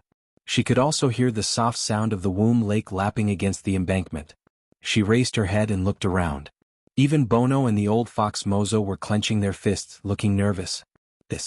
Was the Dash Kalin's protective skills too strong, or were the centaurs too naive and gullible? Just as her thoughts were running wild, the old woman suddenly opened her single eye and looked at her in shock. The old woman's lips were trembling, her eyes filled with fear as if she was extremely afraid of Danny. I saw her face. It's you? The old woman's body was trembling, her withered twig-like right hand pointed at Danny. Danny was also stunned. This didn't seem like an act. Or could it be that this veteran actor was a god of acting, completely immersed in the role and even believed it herself? It's her. A few of the oldest old women stepped forward and pointed at Danny. There's an extra? However, the atmosphere was very good. Danny gripped the armrest of the chair tightly, her body leaning forward with a serious expression. She was trying her best to look like she was riding the steed of the world. Her horse is as swift as the wind, the Khalasar behind her covers the entire land. She will lead the centaurs to defeat the darkness, bringing an endless long. What am I saying? The one-eyed old woman shouted with her sharp voice for a while, then suddenly froze, her expression filled with doubt as she muttered to herself, "That's not right. Why is her prophecy different from the other steeds of the world? Because her voice was too soft. Other than the wind god Danny, who could hear her words in the wind, everyone else thought that she was chanting. Danny almost couldn't maintain her serious expression. However, she was also getting more and more curious. That old woman really didn't seem to be faking it. After thinking for a while, the old woman decided not to mention the prophecy anymore, and directly announced, "Calixi is riding a horse. She will become the steed of the world. She is riding the steed of the world." All the Dash Kalins pointed at Danny and shouted together. The expressions of all the Khans changed. The centaurs on the pit first looked at each other, then shouted, "Riding the steed of the world. Calixi riding the steed of the world." Their voices were like the waves of the sea, spreading outwards. In an instant, the foot of the goddess mountain was filled with shouts of "Riding the steed of the world." It's here again. 2 kilometers away, in a tavern in the market east of the city, a zebra man boss who had lived in the Horse King city for almost 5 years grumbled, "The centaurs are crazy about riding the steed of the world. They come here almost once a year. Maybe it's different this time.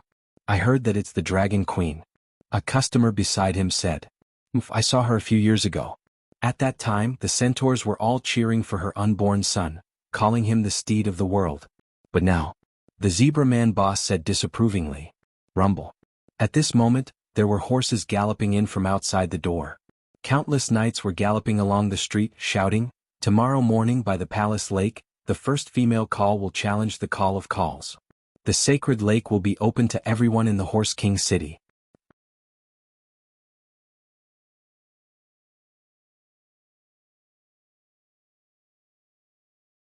Chapter 653. On the night of the full moon, on the summit of the Forbidden City, a sword from the west, flying immortal from the heavens. Danny wanted to do the same too. However, while she could use a sword from the west, the centaur call couldn't do the same. Furthermore, even with the light of torches and tens of thousands of centaurs spread out, they couldn't see the call's battle on the arena clearly. Therefore, the call's challenge could only be chosen in the morning when there wasn't any poetry or mood. The centaurs used mud and wooden planks to build a 4-meter-tall arena by the Womb Lake overnight. The 15-meter-long square arena was surrounded by green mountains, blue lakes, and lush grasslands. It could be considered a place with excellent feng shui. Last night, after the old Dash Kalin prophesied Danny's identity of riding the steed of the world, she went up to the altar and made 2 oaths to all the calls, Blood Alliance guards and Casco. One of the oaths forbade her from wearing tile steel armor, but she could use tile steel swords. Therefore Danny, who walked up to the thunder arena of life and death under the golden-red morning light, was dressed like a centaur. She wore a Dothraki painted vest that revealed her 2 round and firm arms, thin and loose olive-green silk pants, and leggings that revealed 5 shell-like fingernails. There was also an exquisite golden belt on her waist that was filled with the rich aura of a caul, made up of dozens of small golden medals. There were a dozen silver braids on her head that reached her shoulder blades, and a string of small bells made of gold, silver, copper, and iron swaying with every step. She held a broadsword that was as tall as her shoulder in each hand. She was a very valiant centaur female warrior. Dong. The 2 swords and their scabbards were inserted an inch deep into the mud arena. The centaur girl Danny held the hilt of each sword with one hand and looked down at the calls in the first row of the arena. "I want to be the call of calls, who agrees and who disagrees?" Ding ding dang dang. The morning breeze blew, and the delicate little finger-sized bell on her braid made a sound. Her voice was faint, but it somehow reached the ears of the people around her. The one-eyed old woman with a walking stick said sternly, "Danny Rise will accept the challenge of any call, Blood Alliance guard or Casco. She will either become the call of calls that everyone acknowledges, or her blood will spill at the foot of the Mother of Saints." This was the real way to ride the steed of the world, was born. It wasn't that the old woman had predicted that she would be crowned king immediately. The biggest rule of the centaurs was, the bigger the fist, the harder it was, the more everyone would be convinced. The Dash Kalin's prophecy was only a blessing, a recognition of his qualifications. The steed of the world could only be born from the cruelest slaughter. There were 26 cars, 78 Blood Brotherhood guards, more than 300 Cascos among the 26 Kalasars, and even a normal roaring warrior with a braid that reached his waist and more than 10 bells could challenge Danny in the arena. They won, but they could not become the call of the call. Danny defeated everyone, and was automatically crowned as the call of the call. All the centaurs in the Sea of Grass pledged their loyalty to her. This was the fastest and most prestigious way to become the call of the call, but no one had ever succeeded. There was another method that took more time, which was to swallow all the Khalasars in the sea of grass, and naturally become the only Khal. Unfortunately, the Khalasars could run, such as old Khal Mozo. When Drogo was still alive, old Mozo had always kept an eye on Drogo's Khalasar, deliberately avoiding it. After Drogo died, Bono became the strongest Khal in the plains, and he began to avoid Bono's Khalasar. Go you go. Amidst the silence of the Khals, the white-haired Khal Mozo said to his Blood Alliance guard. Gogo was a short and stout centaur in his 40s, his brown skin covered with white scars. Clang. Dany pulled out the sword on her left with her left hand. The dark red blade reflected a bewitching red light under the sunlight. The blade was 3 fingers wide, 4 feet long, 2 meters, and the hilt of the blade was the open mouth of a black dragon. Even though it was made of steel, it weighed 12 pounds, a standard 2-handed heavy sword. But she just stood there, holding the hilt of the sword with one hand easily. She raised the blade and pointed it at the Blood Alliance guard Gogo, who was walking up the stairs step by step. Gogo was dressed almost the same as Calixi. Leather sandals, silk pants, a belt strung with bronze medals, a black furry chest open, and a huge Iraq scimitar at his waist. The blade of the scimitar was as wide as a palm.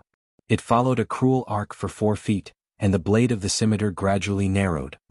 When I cut off your little head, I will take a golden bell from your braid and tie it to my head. Gogo cracked a mouthful of black and yellow rotten teeth, and walked towards Dany with a sinister smile. There seemed to be a red thunderbolt flashing in front of everyone's eyes. When they looked carefully, Calixi was leisurely taking 2 steps back, her long sword slowly sheathed. And 3 steps away from her, Gogo's smile froze. A line of blood flowed down from the top of his bald head, forehead, nose, mouth, lower abdomen. Gogo was split in 2, his innards falling to the ground. Crash. The sound of a warm water bag falling to the ground could be heard. Following that, a piece of the corpse's blood vessels let out a horrifying chee-chee sound.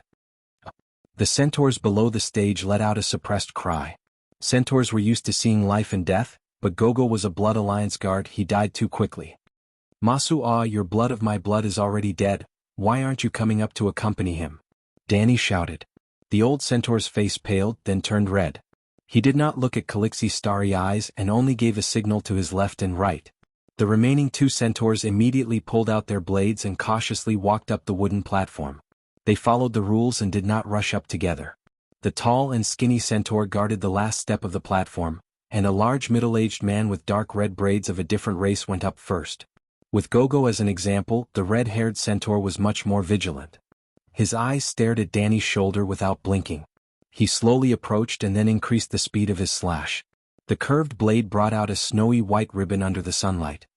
Zung, Calixi unsheathed her sword. The blade and sword clashed, letting out a clear buzzing sound.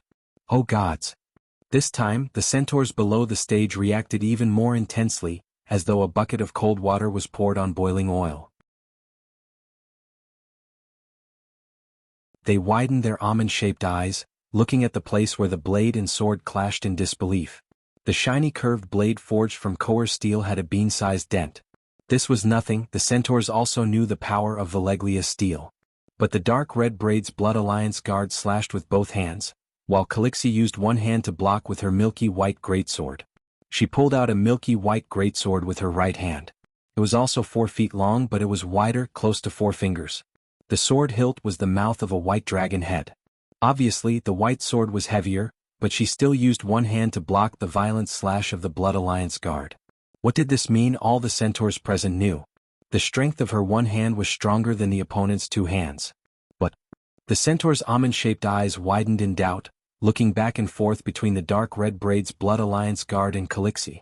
His size was probably 3 times her size? Why are you in a daze? Dany laughed lightly, her body turning half a circle. The great sword in her hand was as nimble as a dagger, nimbly bypassing Iraq's curved blade. Like a delicate willow leaf, it lightly slid past the centaur's neck. Zeng zeng zeng. The snowy white sword was dyed red, the headless neck spurted out a 2-feet-high blood mist. Under the rising sun, the centaurs felt an indescribable poignant beauty. Without waiting for the eunuch to come up and collect the corpse, the tall and thin man standing on the steps, with his eyes bloodshot, roared, and like a crazy demon, the machete in his hand slashed out a silver net of knives, covering Dany's head. Finally, the Blood Alliance guard who used all his strength was not instantly killed. The two of them clashed for 7 to 8 rounds. While the tall and skinny centaur was panting heavily due to the accumulation of lactic acid in his muscles, Danny used a steady speed to slash through his net of blades, and also slashed open his chest. Below the stage, old Emo Sua's face was pale, his expression panicked. Since the Blood Alliance guard had died, it was time for him to take the stage. Actually, the truly brave cows would be the first to go up, and after he died, the Blood Alliance guard would come out to avenge him. You used magic. The muscles on his cheeks trembled, his voice was dry, as though he had swallowed ash in his throat. Coward. Ricardo mocked loudly. Coward. Agu and Xiaogu also shouted. A woman can't have such strength. Old Emo Sua's face was distorted as he roared. Strength isn't magic, magic can't increase strength, everyone knows that. The one-eyed old woman said coldly. Everyone knows. The Dash Carlin shouted together. Everyone knows. All the centaurs shouted together. Old Emo Sua's lips trembled as he turned to look at Bono for help. Everyone knows, Bono said coldly. Old Emo Sua's face alternated between green, red, white and yellow, like a lighted lantern. If you're not the second to go up, you're my grandson. The old centaur glared at Bono and said this before climbing up the stage with his blade. Then with just one move, Danny knocked the curved blade out of his hand, breaking it in two like a wooden stake. Old Emo Sua didn't die completely. He dragged his bloody intestines and crawled to the side of the stage shouting, Bono, come up. Bono closed his eyes and pretended to be dead. Old Emo Sua screamed wildly, dying with his eyes open. The eunuchs began to collect the corpse, burying it in the yellow soil to cover the bloodstains. Danny raised her white sword and gently blew off the blood on the blade. She looked up at the Khans and said indifferently, Who else? The Khans frowned but no one answered. Call of call. Ricardo raised his curved blade and shouted. Calixi, call of call. Kue Luo and the rest led the 500 centaurs to shout together. Below the stage, the Khans' expressions were ugly. They were all eager to give it a try, but they also looked at the people around them. Everyone stared at each other with angry almond eyes, looking at each other awkwardly. Bono sighed and whispered a few words to the red-eyed centaurs behind him. Immediately, 15 centaurs walked out and shouted at Danny, I'll challenge you. Danny frowned. Who are you? A middle-aged centaur in his 40s stepped out and said, We're the sons of Kal Emo Sua. Danny nodded. She pulled out the other red sword, one in each hand, and pointed at the sons of Emo Sua. My time is precious. Come up 2 at a time. Did I hear wrong? She wants to fight 2 at once? Too arrogant, a woman? Even Khal Drogo didn't dare to be so arrogant. She's courting death. Does she think she's invincible just because she defeated that old thing Emo Sua? The centaurs discussed animatedly. Their expressions were furious and filled with righteous indignation, as though Danny's actions had insulted all of them. But the result was just so cruel. Emo Sua's sons were like wheat in a field, their lives reaped by a whirlwind of blades. In the last round, that woman even took on 3 at once, killing 1 with each step. After 3 steps, there were 6 pieces of corpses on the ground. The stage was covered in blood, and the throats of those below were dry.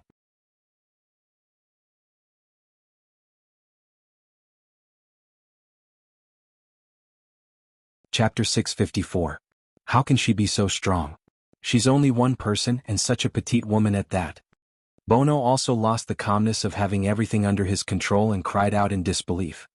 Danny wasn't petite at all, she was almost 1.75 meters tall. Although she wasn't a King Kong Barbie, she still had well-proportioned muscles, completely different from a skinny woman. Bono, come up. Danny directly called out names this time. Bono, come up, Bono, come up. Ricardo immediately called out. Bono, come up. Ago and the others also called out. Bono, Bono. The rest of the call hurriedly followed. Call Bono, call Bono. Casco of Bono's Casa led the roaring warriors to cheer for his call. Bono's face was so gloomy that it was almost dripping water.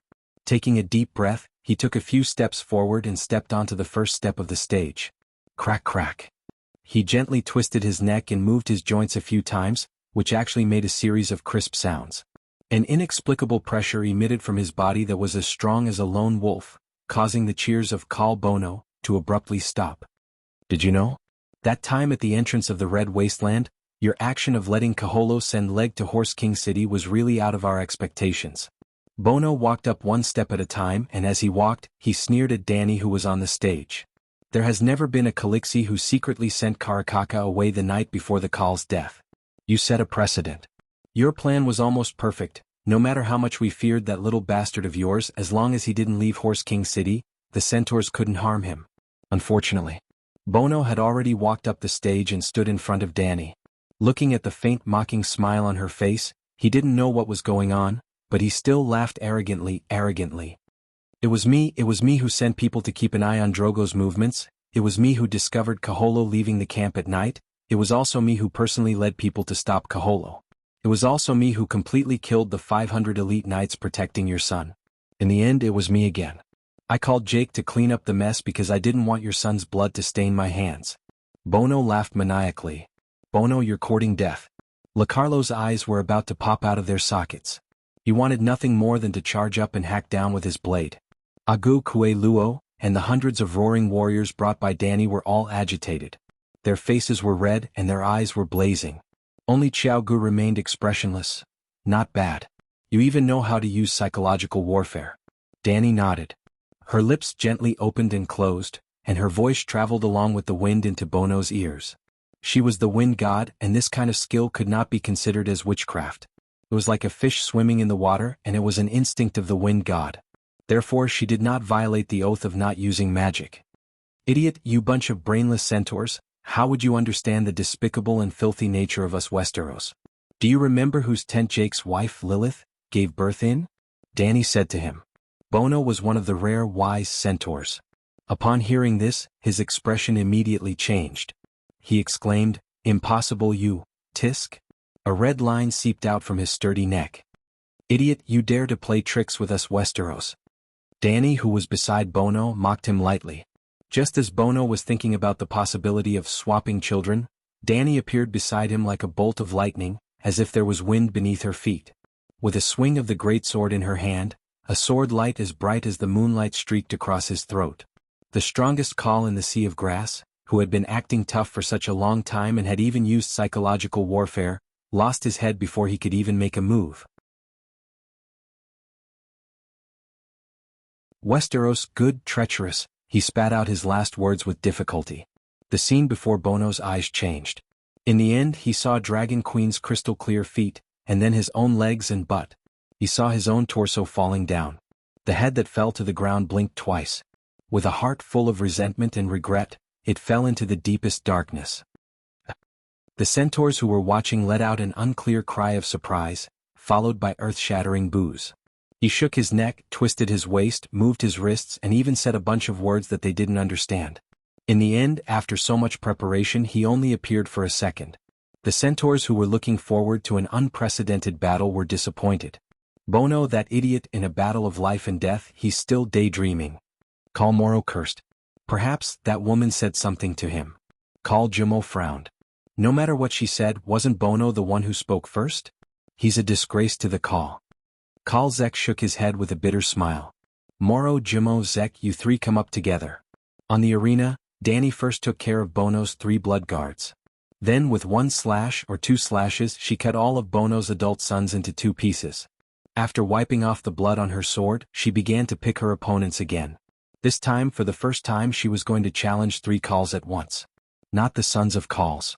But this time, no centaurs scolded her. They were like statues, trying their best to widen their almond-shaped eyes, showing the shock and anticipation on their faces. Arrogant.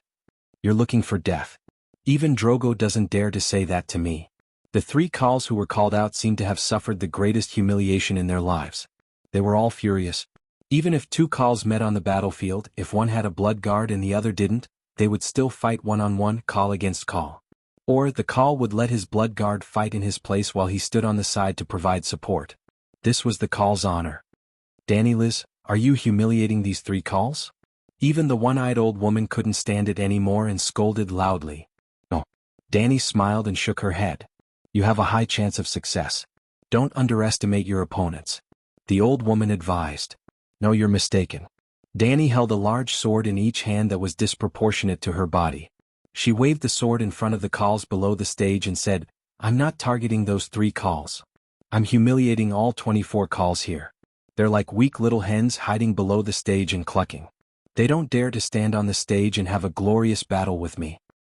Whoosh, the scene exploded once again. The centaurs were in a clamor, but this time, it was different from the one-sided scolding Dani for being arrogant. There were many centaurs who weren't from her Khalasar who were cheering loudly. There were even disorderly but exceptionally grand chants of Call of Calls and riding the steed of the world. On the other side, the 24 calls below the stage were all furious without exception. They pulled out their swords and rushed up the stage. At the last step, they were stopped by the eunuchs of Dash Kalan. Dani smiled proudly. Centaurs are so naive. With a little provocation, they all came out from behind the meat shield. Even though she had won every battle and her battle record had surpassed that of the godly sword Yakuza, there was a limit to a person's energy. The warrior of the 7 gods taught her brilliant swordsmanship. The divinity of the Song of Power gave her the strength of a human. The divinity of the wind god made her steps light and swift like the wind.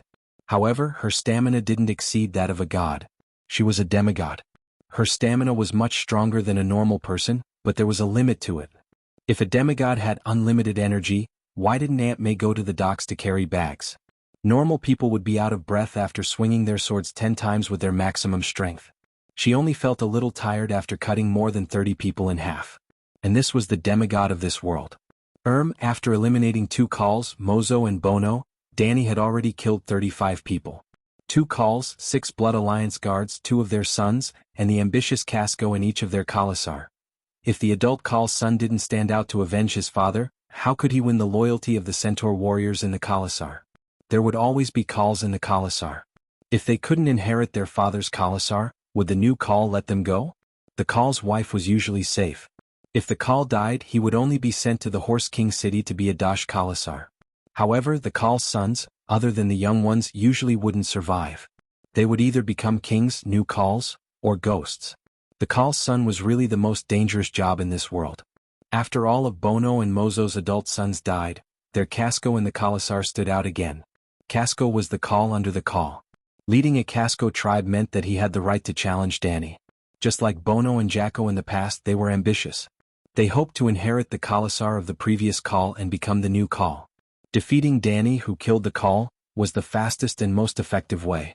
As time went on, Dani killed more people.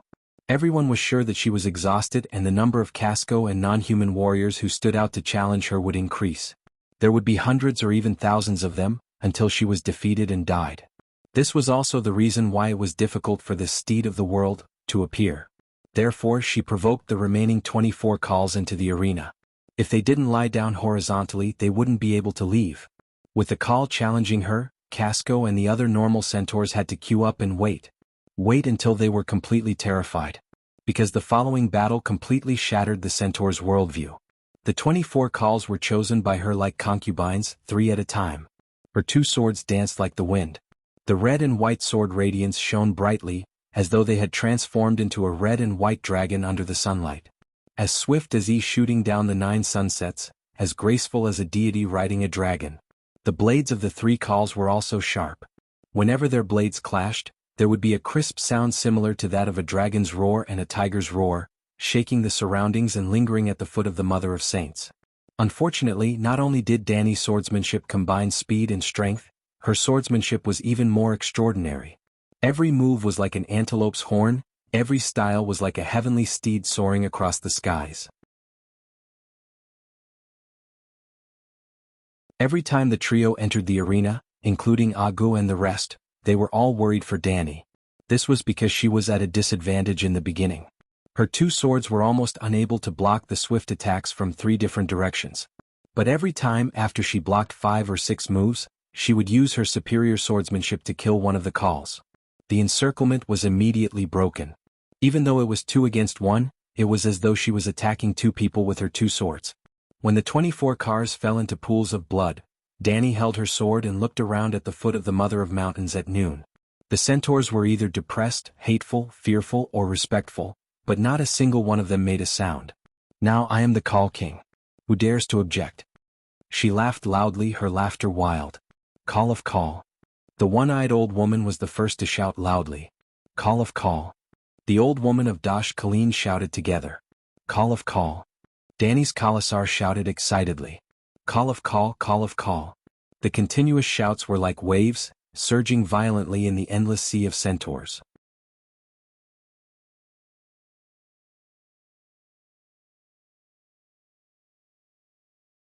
Chapter 655. After that, Danny sent the 72 blood guards of the 24 cars on their way to the afterlife. To Danny's surprise, after she killed all the cars, the one-eyed old woman seemed to be buying time for her. The eunuchs cleaned up the arena at a much slower speed. By the time she finished off the 72 blood guards, the sun was setting in the west and it was almost dusk. Then the Dash Kalen immediately announced, "That's all for today. If you want to challenge again, you have to wait until tomorrow." Tomorrow? The centaurs were not afraid of death, and a few of them were eager to try. But when they heard that tomorrow, they looked at the woman on the arena. She had not eaten lunch from dawn to dusk, but she did not show any signs of fatigue. It was obvious that after a night's rest, she would be able to kill 100 people again the next day to recover her energy. After all, they were the leaders of the tribes and they still had basic intelligence. Come to die tomorrow? So, other than Danny, the 26 colossus, a total of more than 300 Cascos, stood up one by one, offered their scimitars and declared that they would give up the right to challenge Khaleesi. In other words, they acknowledged her identity as the Call of Cars. When the one-eyed old woman shouted 3 times in a row, "Is there a warrior who wants to challenge the Call of Cars?" and no one answered, she simply walked up to the high platform and knelt on the yellow soil soaked in blood. She placed her walking stick beside her, lowered her head and kowtowed 3 times to Danny, saying, "You have fulfilled the ancient prophecy. The Horse King city has finally met its true master. You are the steed of the world, the great Call of Cars, the king of the Horse Kings." Behind the old woman, dozens of Dash Collins prostrated themselves on the ground and surrounded Danny in a semicircle. Their faces were solemn and their eyes were filled with fervor as they shouted, "The king of the Horse Kings, the Call of Cars." The Dash Collins' actions were like dominoes. Tens of thousands of centaurs and bazaar merchants gathered at the foot of the Mother of the Mountains, knelt on the ground one by one and shouted in unison, "The king of the Horse Kings, the Call of Cars." At the foot of the mountain, between heaven and earth and even the grasslands of the Dothraki Sea, it was as if they were all shouting one name, Danny Rise, the Call of Cars. The sunset in the sky was washed away by the sound waves, revealing the last bright red light of the sun. It shone on the face of the only woman standing proudly with 2 swords at the foot of the goddess mountain. She became the first woman to unify the Dothraki Sea after the centaurs left the skeletal mountains. Right at this moment, 5 dragon roars resounded from the west. Some were loud and clear while others were sharp and shrill. The grassland was vast and flat like the tranquil surface of the sea. The fiery red sun was like a bright red stage curtain hanging at the end of the world. It felt so close yet so far away. 5 black dots flew out from the red sun. The black dots grew larger at a speed visible to the naked eye and turned into 5 megalosaurus that were flapping their wings with all their might. There was a gigantic black dragon, a white dragon with silver scales, a green dragon that shone with emerald light under the setting sun, a golden dragon that shone with golden light, and a red dragon the size of a horse. The 5-colored megalosaurus all came to the grassland, to the Horse King city, to the Mother of Dragons' coronation ceremony of the Horse King. Call of Calls. Blackie roared at the sky. It pierced through the clouds and cracked rocks, shaking the soul. The other 4 dragons stretched their necks and roared together. The 5-colored dragons circled around Danny's head like a colorful crown. She held the hand of heaven and earth, crowned herself as the king with the 5 dragons as the crown. At this moment, all the creatures on the grassland, including the beasts and the people, were fearful and subdued. Yes, for this moment of glory, Danny had put in a lot of effort. When the calls in the morning were angered by her and went up to the arena, she felt that she was in the bag today. Hence, she summoned the 5 megalosaurus to help the dragon mother show off. They only roared a few times in the Horse King city to let the centaurs know how powerful she was. Then they flew back under the sunset. As for whether the 5 dragons' temporary departure from Slaver's Bay would cause their home to be stolen, first of all, Danny's pterosaurs were not fewer than the Alliance army. Secondly, from the time she came to the Horse King city yesterday afternoon to the time she became the Call of Calls, it had only been 30 hours. The ravens had probably just reached Tolos and the news had not reached Borash yet. Moreover, before she went to the Horse King city, The shapeshifters had already figured out the situation in the city. They knew where to raise messenger crows and had been monitoring. The centaurs were very honest. Even Bono did not intend to lead the enemy into the Horse King city. But after Danny appeared, a few merchants in the western continent released the ravens. You seem to want to help me? Your eunuch wants to prolong the time between the duels. That night, the centaurs held a funeral for the 26 calls. 26 bonfires. Smoke and dust danced in the air. Heat waves rolled and the flames lit up the sky, casting mottled shadows on the faces of Danny and the old woman who was one step behind her. Great Call King, you have already killed all 26 calls. Other than helping you, what other choice do I have? The old woman said helplessly. She was a pure centaur, the Dash Kareen of the centaurs. She was a priestess and a wise one. She had to be responsible for the future of the centaurs. If Danny unfortunately failed, the 26 colossus who lost their calls would fall into a super chaotic battle for the position of call. The centaurs would not die, but their vitality would be greatly damaged in this winter. What's with the prophecy of riding the steed of the world? You don't have supernatural powers, how can you make a prophecy? After becoming the Call King, Danny began to speak fearlessly. If the emperor had to be careful when he spoke, then what was the point of being the emperor? The one-eyed old woman's shriveled face turned red. She was not sure if it was her face or the light from the crematorium in the distance. Great Call King, I don't have wizard powers, but I can prophesy. I can see some illusions in the process of praying. In that case, the one-eyed old woman might have supernatural talents, and it was a prophecy type. Danny fell into deep thought. Have you tested your magic talent? She asked again. The old woman said with a conflicted expression, Great Call King, the centaur's attitude towards witches. Don't come into contact with witches and don't let witches touch you. This was a commandment that everyone knows among the centaurs. But the centaur's Call King was the strongest witches in the world. This has to be changed. There are so many people who know witchcraft in the world, how can we keep hiding? The change starts with you. I know the zebra people's moonchant secret technique, you can try it later. Danny said. Great Call King, I don't agree with your words. The old woman said solemnly. The zebra people have moonchant, but their achievements are not more brilliant than the centaurs. My prophecy is not accurate, I know this. But I don't rely on prophecies to manage the huge Horse King city, but more reliable wisdom and experience. You are not wrong, but the times are different, the future. Danny pondered for a moment and said, in the era of magic's decline, the wisdom of a normal person might be able to surpass the power of the megalosaurus, but the future will enter a period of rapid development of magic. Seeing the confusion on the old woman's face, she sighed helplessly and shook her head. Forget it, in a few years when the long night falls, you will naturally understand. The appearance of the megalosaurus caused the tide of magic to surge. Without a doubt, the demigod megalosaurus's ability to drive the tide of magic was stronger. When all 5 of her dragons became demigods, the world's magic wave might return to the level of Valeglia's era. If a megalosaurus became a true god, then Danny was very active. After completing the Call's funeral, she immediately began to gather her troops and head south. At the foot of the Mother of Saints Mountain, beside the Womb Lake, near the Call's crematorium, Danny gathered the 317 Cascos and more than 80 Dash Karens together for the first Dothraki assembly. Everyone sat on the ground, surrounding and uniting around Danny. Weren't there only about 40 Dash Karens? How did it become more than 80? The extra ones were the wives of the 26 Calls who died today. Some Calls had more than one wife, so there were more than 30 widows this time. The Widowmaker Danny.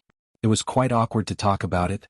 During the day, Danny had just killed their husbands and many adult sons, and at night, everyone sat together for a meeting as if nothing had happened. She stood in front of the fire, trying not to look at the few old women with sorrowful eyes behind the group of old women.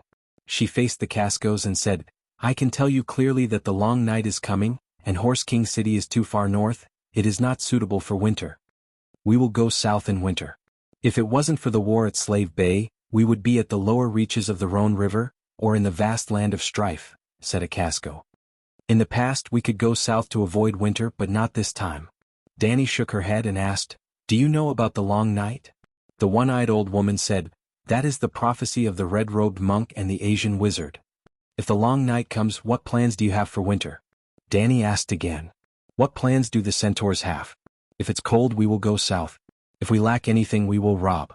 In the front row, a Casco with a scar on his left eyebrow shouted. Danny looked at him carefully. He had a square face, 34 or 35 years old, with a braid that reached his hips and more than 20 bells. He was a fierce general. Well, it was too easy to judge a centaur's fierce general.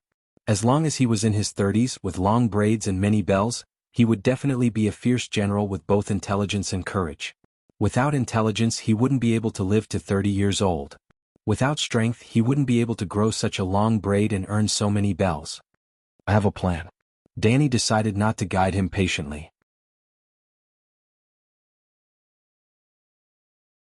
The centaur's brain circuits were different from hers. Great King of Kal, please speak. The old woman said. The allied army is besieging my city of Myrine. I want to lead all the roaring warriors south. First, I will destroy the alliance of mercenaries and slave hunters near the Raza River. Then I will go to Myrine and test the allied army's elephant soldiers. Let's see if they are stronger than the centaur's 100,000 strong cavalry. To Myrine, to Myrine. The centaurs immediately became excited. They clapped their hands and hit the ground while howling loudly. Danny pressed down with both hands and waited for the howling centaurs to quiet down. Then she said, after cleaning up the Raza River, I hope to build a Khaleesi city at the edge of the Red Wasteland. When I was young I went to the Red Purgatory. It was hot and desolate. It couldn't support too many centaurs. The one-eyed old woman said. Hee, it is now the purgatory. When the long night comes, the once hot and dry purgatory may become a paradise. The old woman frowned and thought for a moment before asking, Great King of Kal, what do you plan to do? Actually, it's not much different from before. The old woman and your eunuchs will continue to stay here and manage this holy city. As the King of Kal, I will lead Kalasa south. I will race horses on the south bank of the Raza River and build pastures. The center of the pastures will be Khaleesi city.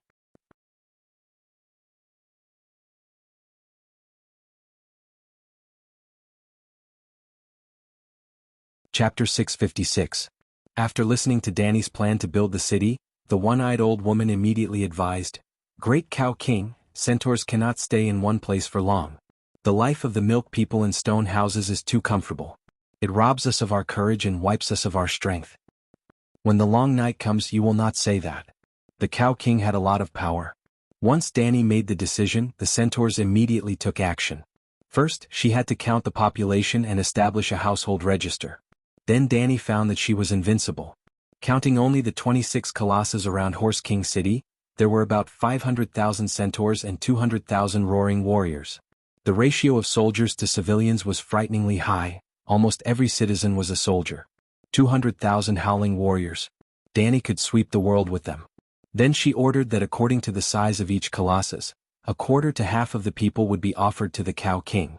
A total of 317 colossus survived. They all had their own colossus.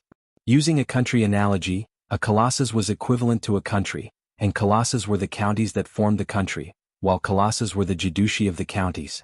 Some colossus only had 100 or 200 roaring warriors such as Danny in the past. Khaleesi was also a colossus. Her colossus tribe was newly formed and only had about 60 young warriors. Some colossus had been passed down for several generations and had 2,000 to 3,000 roaring warriors, such as Pinocchio in the past. His father was Zhuge's father's colossus. He and Jianghu had inherited their father's colossus.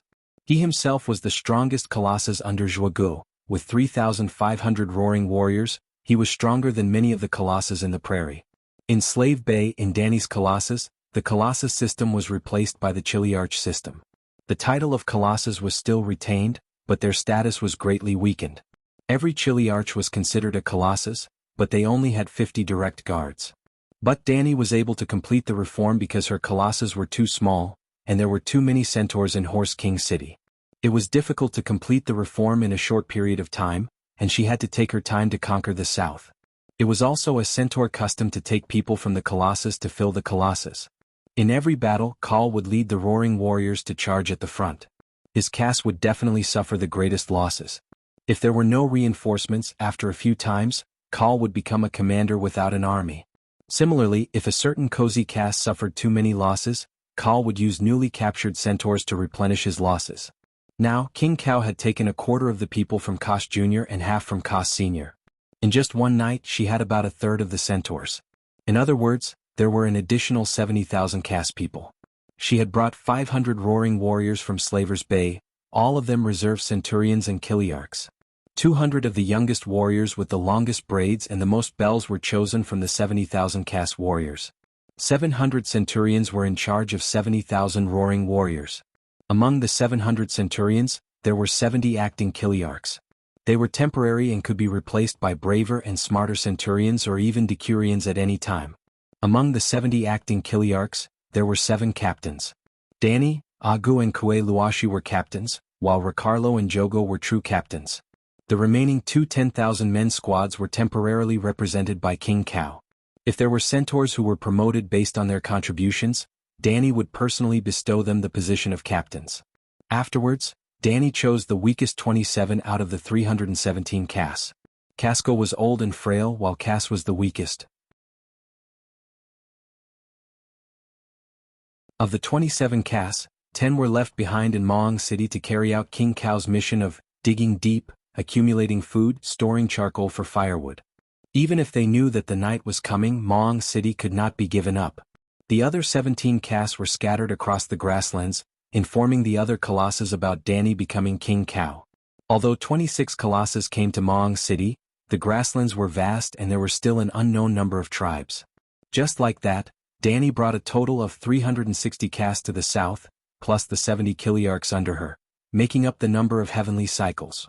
King Cao was still wondering if he should create captains with the number of heavenly spirits and earthly fiends in the future, and then name each army with the 108 devil stars. For example, Leader Star Danny would lead the 10,000 Leader Star army. With such a strange thought, Danny rode Blackie and left Maong City in the wee hours of the morning. Before leaving, she left the one-eyed old woman a moon singer inheritance, a copy of the Pegasus Bible, a glass candle and a set of magic net communication keys. The one-eyed old woman did indeed have the talent of a transcendent, and she was very powerful. She was very compatible with the Zebra people's moon singer meditation technique. Moon singers were different from shadow binding knights. Blood witchcraft was a compulsory course for shadow binding knights, but it was an elective for moon singers. Furthermore, the Pegasus Bible established a correct view of the world for the Dash Colossus. Danny felt that the old woman would not go down the wrong path. When the old woman learned witchcraft, even if she was thousands of miles away, Danny would be able to control Maong City through the glass candle. Mireen, the Queen's study. 7 gods above. 200,000 howling warriors. Even the knights of the 7 kingdoms added together do not have that many, right?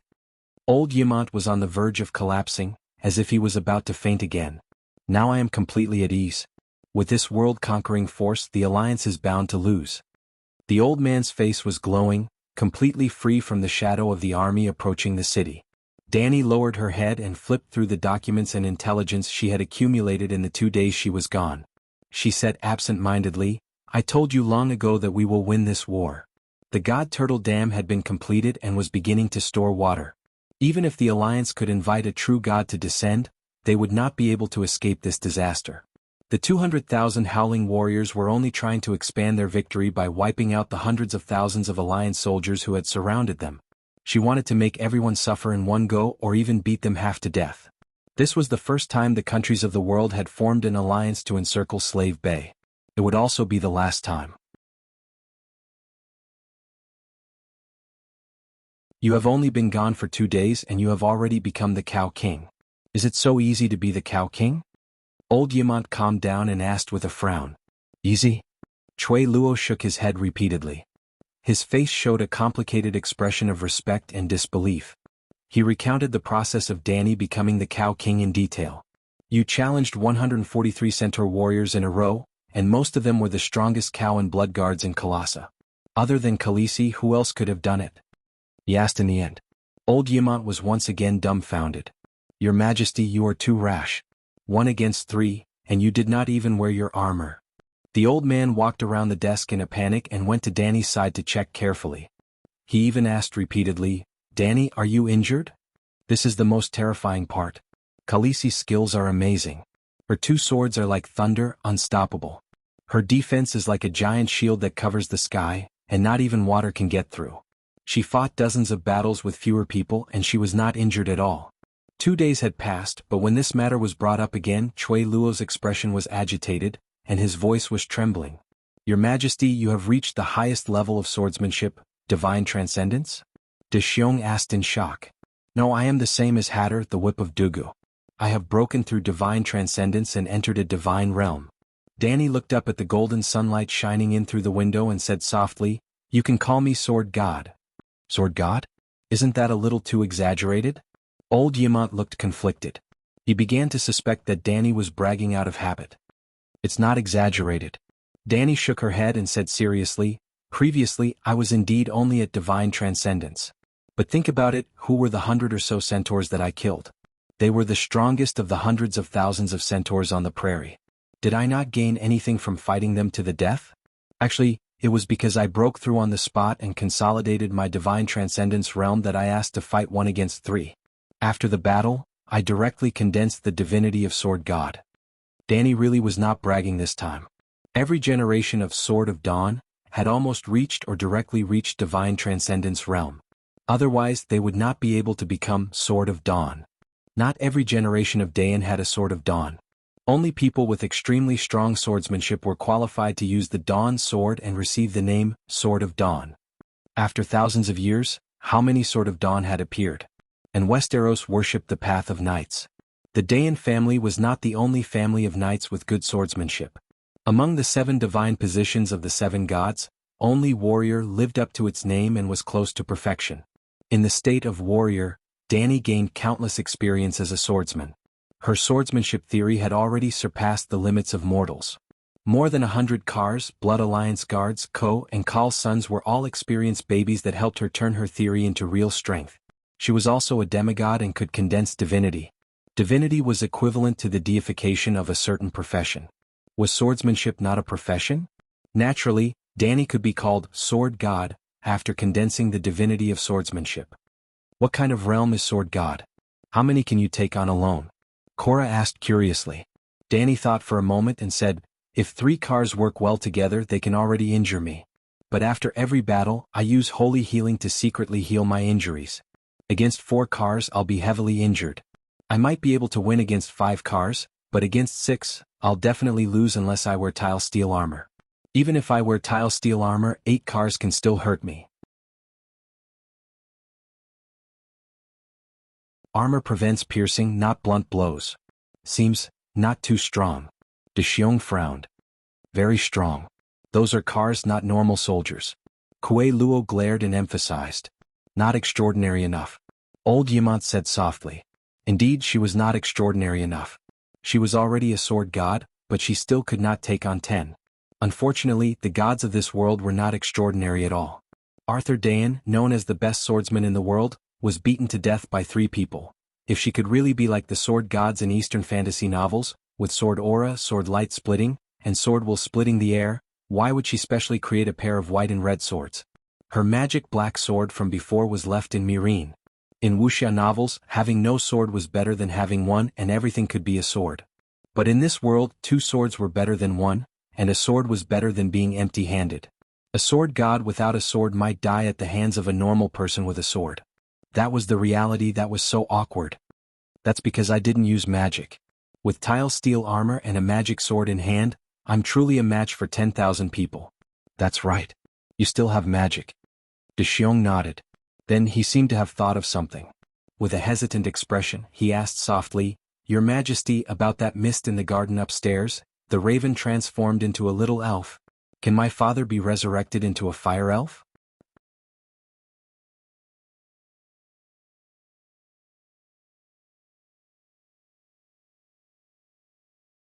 Chapter 657.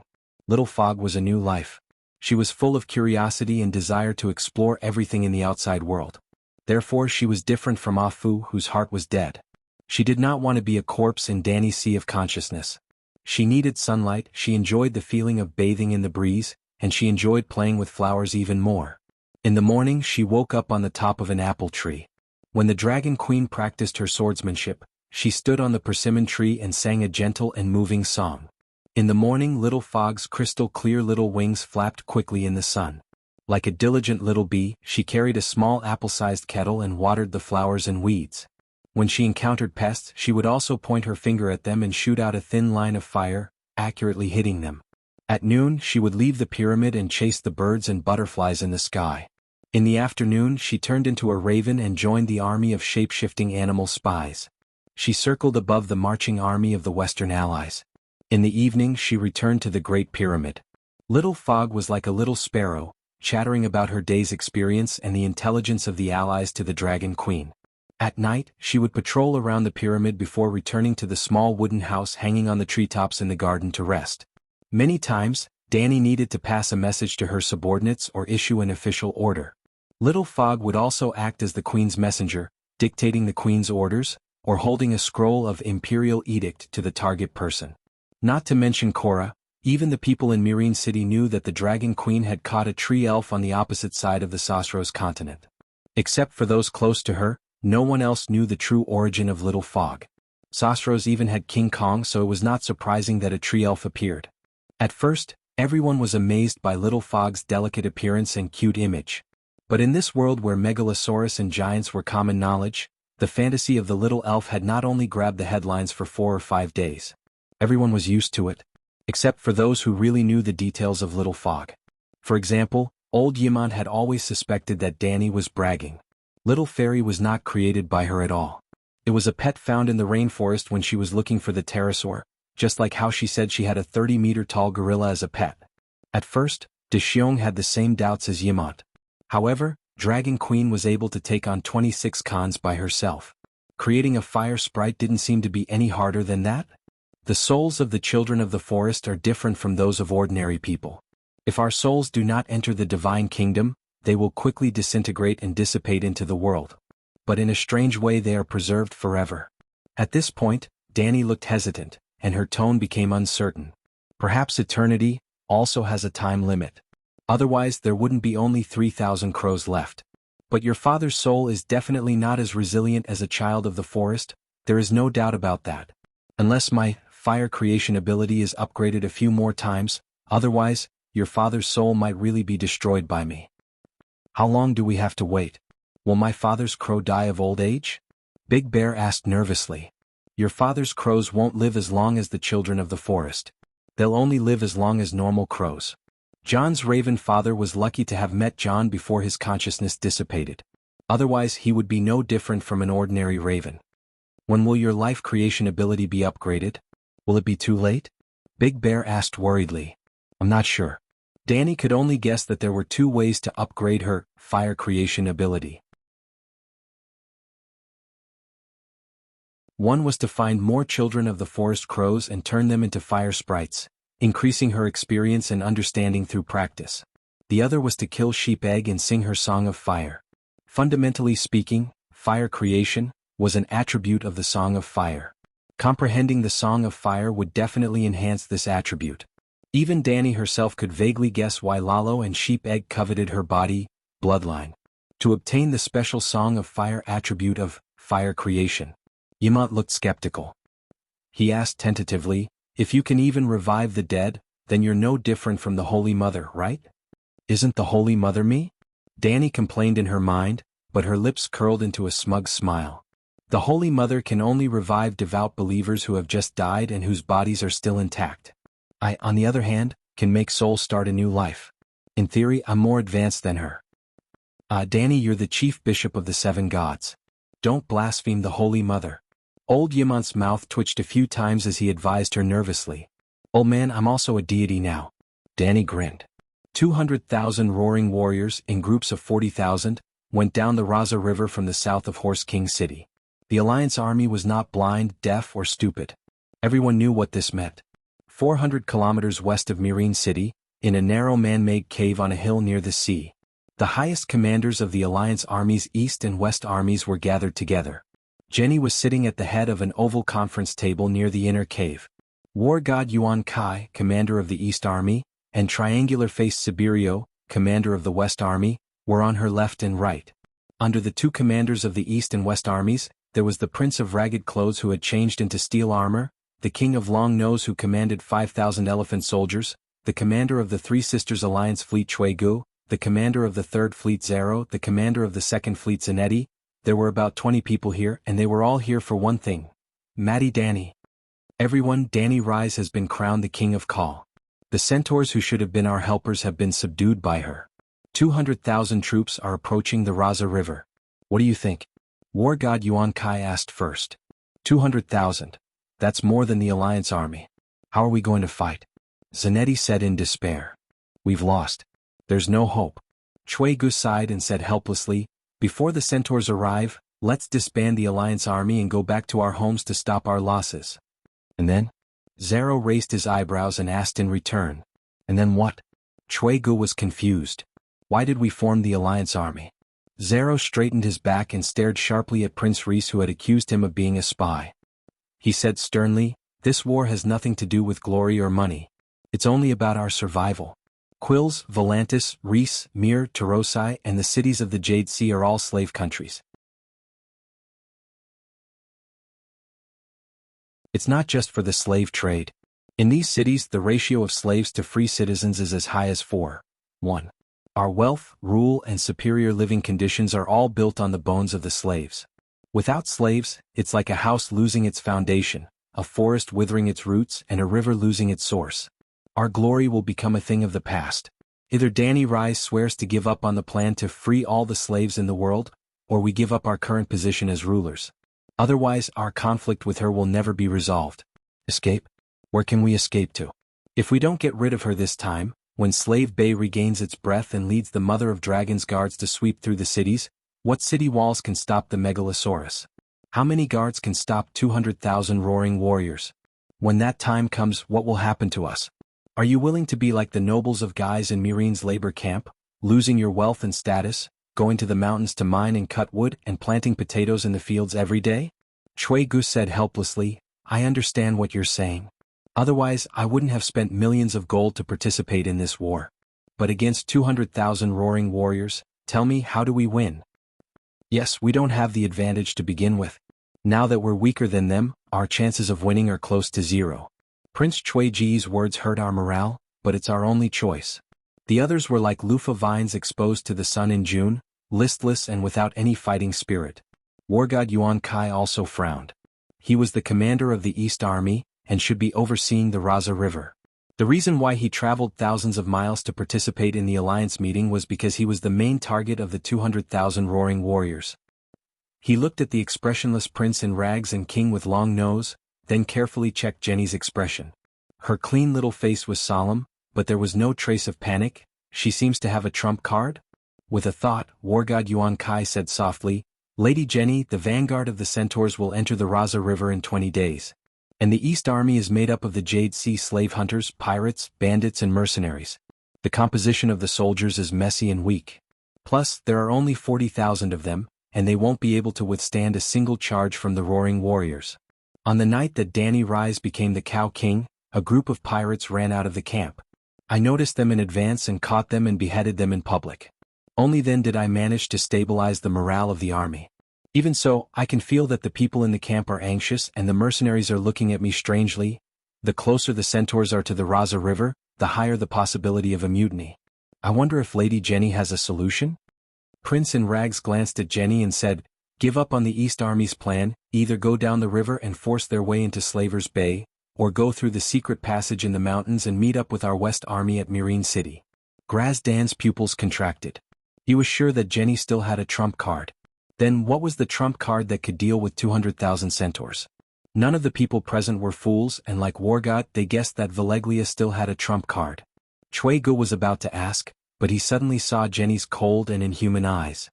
He shuddered and turned to the head of the mercenaries and muttered, if we don't have confidence, how can we appease the soldiers?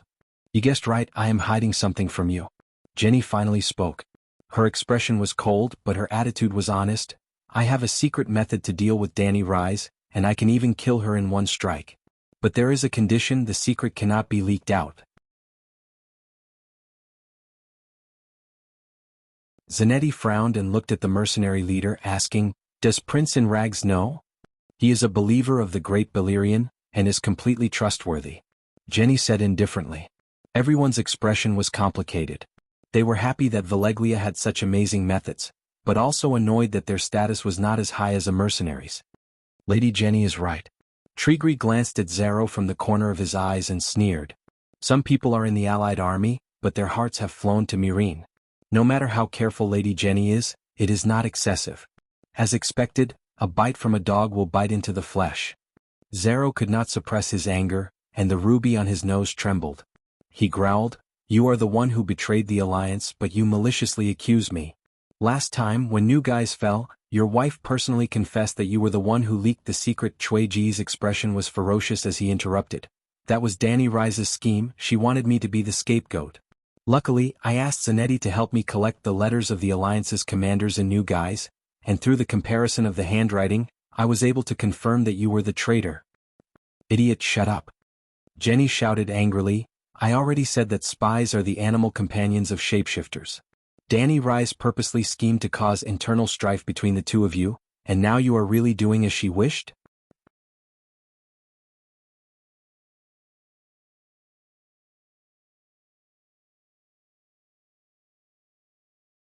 Chapter 658. After the fall of New Guys, the Allied army carried out a vigorous rectification and elimination of traitors campaign. They believed that there were two possibilities for the military secrets of the Allied army to be exposed. First, the Allied army commander had a big mouth and spread the contents of the high-level meetings everywhere. Second, there was a traitor in the Allied army's upper echelons. The rectification targeted the first possibility. The elimination of traitors targeted the second possibility. In the operation to catch the traitor, the thing that shocked the Allied army the most was the conflict between Chuegu and Zero. Their positions were too high. One was the representative of Queers, the commander of the Third Fleet. The other was the representative of the Reese, Tarosai, and Mill Sisters Alliance. They controlled almost a quarter of the Allied army's logistics fleet. If even those two betrayed the Allied army, what hope did the Allied army have? The operation to catch the traitor almost destroyed the morale of the Allied army. Fortunately, Jenny found out that the Dragon Queen was the real spy. She helped the two commanders who were already in prison to unify their thinking. The Allied army's higher-ups were united against a common enemy. Speaking of which, how did Chuegu and Zero get involved? Remember the Second Dragon War in Mirin? That was when Benny was ambushed by the Dragon Queen and destroyed by the Dragonslayer Horn. After that incident, the Allied army suspected that there was a traitor. War God Yuan Kai's suspect was Chuegu. Chui Ji's way of getting to the top was unreasonable. There seemed to be the shadow of the Dragon Queen behind him. His wife, Linny's, and White Knight Garth were siblings. This relationship, War God Yuan Kai secretly found Zero and told him his suspicions. He also asked Zero to ask his old friend when he went to Astapor to redeem the captives. Chapter 524. Zero remembered his mission and really went to find Danny and Tyrion to ask for their opinions. Damn it. He just happened to find the two smartest and most cunning people in Slaver's Bay. They were also plotting against him. They intended to send the Winged Dragon Knight captives, who had a positioning system on them, back to the Allied army. Zero naturally returned to New Guys with the answer, Chuegu is suspected to be a traitor. Danny also knew that Zero suspected Chuegu. On the night of the surprise attack on New Guys, she had deliberately arranged for Danny C to go to Chui Ji's house to put on a show. The letter that Danny asked Chuegu to copy was written by Danny, who asked Scholar to imitate Zero's handwriting and style. At the time, Chuegu only felt that the handwriting was a little familiar. Later, he secretly found Zanetti, who was from Zingi's and could be considered a local, and asked him to help him collect the letters and documents of the commanders of the Alliance. Finally, Chuegu found the scapegoat Dragon Queen had arranged for him, the real traitor in the Alliance army, Zero. Zero was an old acquaintance of the Dragon Queen, a friend who had gone through life and death together. This was the reason why Zero had betrayed Saudi Arabia. In the beginning, Chuegu remembered what Danny C had said, "You two aren't the only spies in the upper echelons of the Alliance." She didn't immediately report Zero. This was not a very smart decision, but it was a very safe one. Thinking about Qin Yongren, if he was as calm as Chuegu, after discovering Lu Jiaming's identity as a black cop, he would not have been shot in the head. But Zero took the initiative to drag him down with him. After Zingi's fell, the commanders of the Alliance army who had escaped death started to look for the reason for their failure. Without thinking, even an idiot would know that there was a traitor in the army. Then the first person Zero thought of was Chuegu.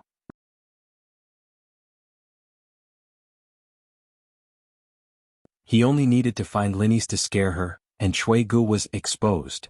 But from Chui Ji's point of view, Zero betrayed the Alliance army.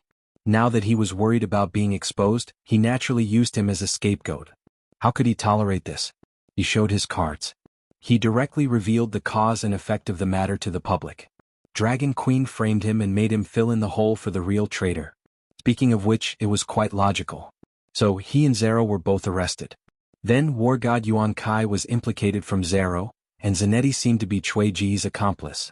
Then they investigated Grazadin and Zanetti. The entire upper echelons of the Alliance army were panicking. It would be strange if their morale was not low. If not for the sudden outbreak of the blood plague and the frequent activities of the shapeshifters, who knew how far the rectification and elimination of traitors movement would have developed. Later on, although the two of them were rehabilitated, they still had a deep grudge against each other. They even suspected that the other was a traitor because they were traitors themselves. That's it.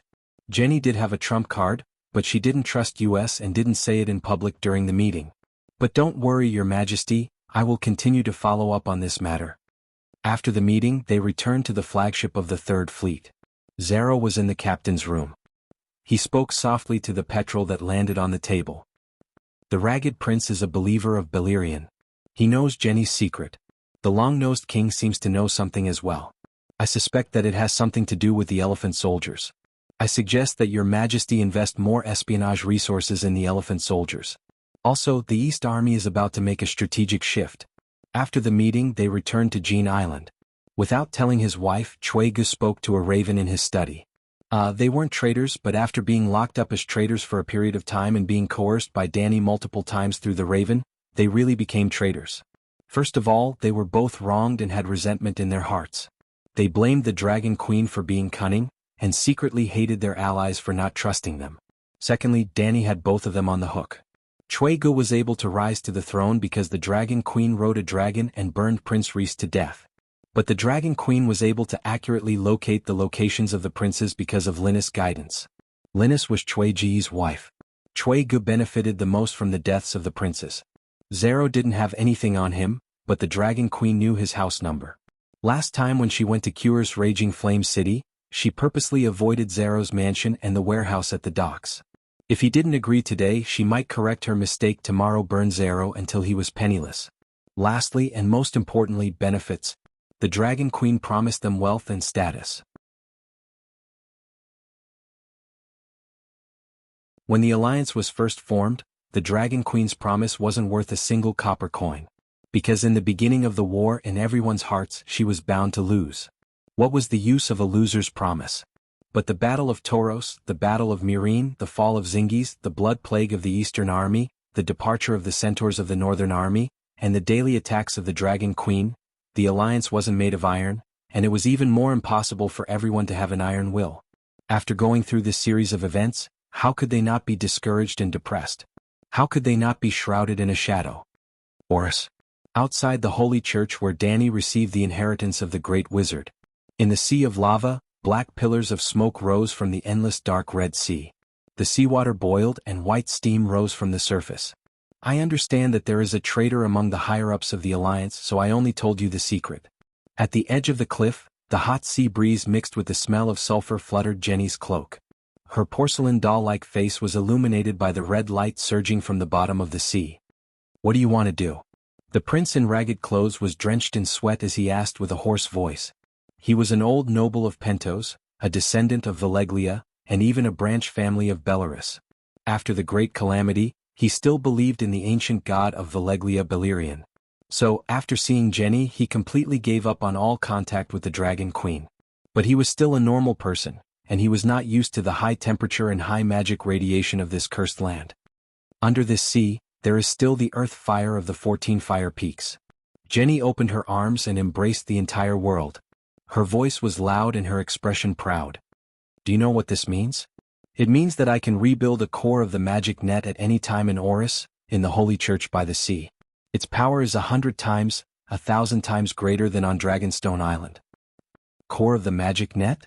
What's the use of it for the upcoming Battle of Myrine? The prince in ragged clothes was confused. In an information war, I can seal off all the glass candles in the world and turn all the wizards in the world blind and deaf. In a magic war I can... Jenny's voice stopped abruptly. The fervent look on her face suddenly turned into regret. Unfortunately, the gods have sealed this world. The power of the magic power tower cannot be transmitted out, so it cannot provide me with unlimited magic power on the front lines. Even if we can obtain an information advantage, it's already good enough. The prince in ragged clothes said excitedly, "Coincidentally, Yuluan contacted us at the King's Landing. Perhaps we can send a team of pterosaurs to the Westeros and seal off the magic net on Dragonstone Island before taking down Aegon." Jenny's eyes lit up. She nodded with a smile and said, "Good idea. If we take down Aegon, we might be able to threaten her.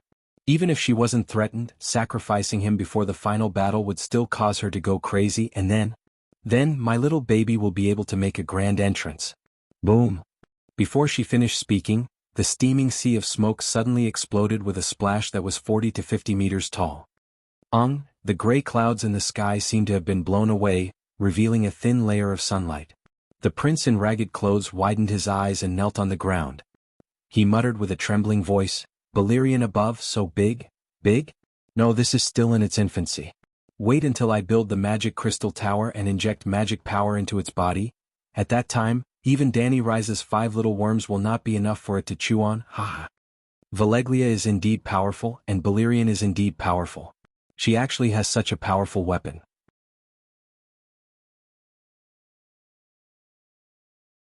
No wonder 200,000 centaurs could not move her." The prince in ragged clothes was excited. When Dany received the report and began to think hard about what other powerful weapon Jenny could bring out, something happened in the Westeros. Tommen I was dead. Tommen was 10 years old this year. He had blonde hair and blue eyes. He was a chubby little fatty. His personality was as harmless as his body. He was gentle and shy, liked to read and loved to play with cats, dogs and other small animals. The past 2 years had been quite difficult for Fat Tommen. First, his mother was arrested by Despero and paraded through the streets. Then his wife drank moon tea and everyone knew about it. The people of King's Landing did not think that Marjorie was wrong. Instead, they thought that he was incapable and could not satisfy Holy Mother Marjorie. He was still young and didn't know much about the matters between men and women, so no one would gossip about him. However, his mother suddenly locked his wife up and even killed his father-in-law's family. Not long after, it was revealed that his own biological brother, Emperor Joffrey, was killed by his wife. Oh no, she was still his sister-in-law at that time. Now Tommen was finally free. He had completely jumped out of the mud pit of King's Landing and returned to the embrace of the Holy Mother. That was what Despero said. Blackie and Dany did not agree with it. This morning, the maid waited outside the king's bedroom for a long time. When she did not hear Tommen I call, she went into the bedroom with White Knight Meryn Tran. She was shocked to see that the king's face was swollen and purple. There was a black blood scab at the corner of his mouth. Sir Meryn put his hand under his nose to check if he was breathing. There was no need to. His body was stiff and had no temperature. There were also livor mortis below his neck. The Red Keep immediately fell into chaos. Cersei almost broke down. She hugged her son's body and cried. She was heartbroken. Just as she ordered the Demon Mountain to slaughter the attendants in the Thoman Palace, her cousin Sir Devon reminded her that the dead might not necessarily be unable to be resurrected. It was better to leave the attendants for interrogation and go to the Great Sage Hall to invite the Great Sparrow. Since the trial, Cersei returned to the Great Cathedral of Baelor for the first time.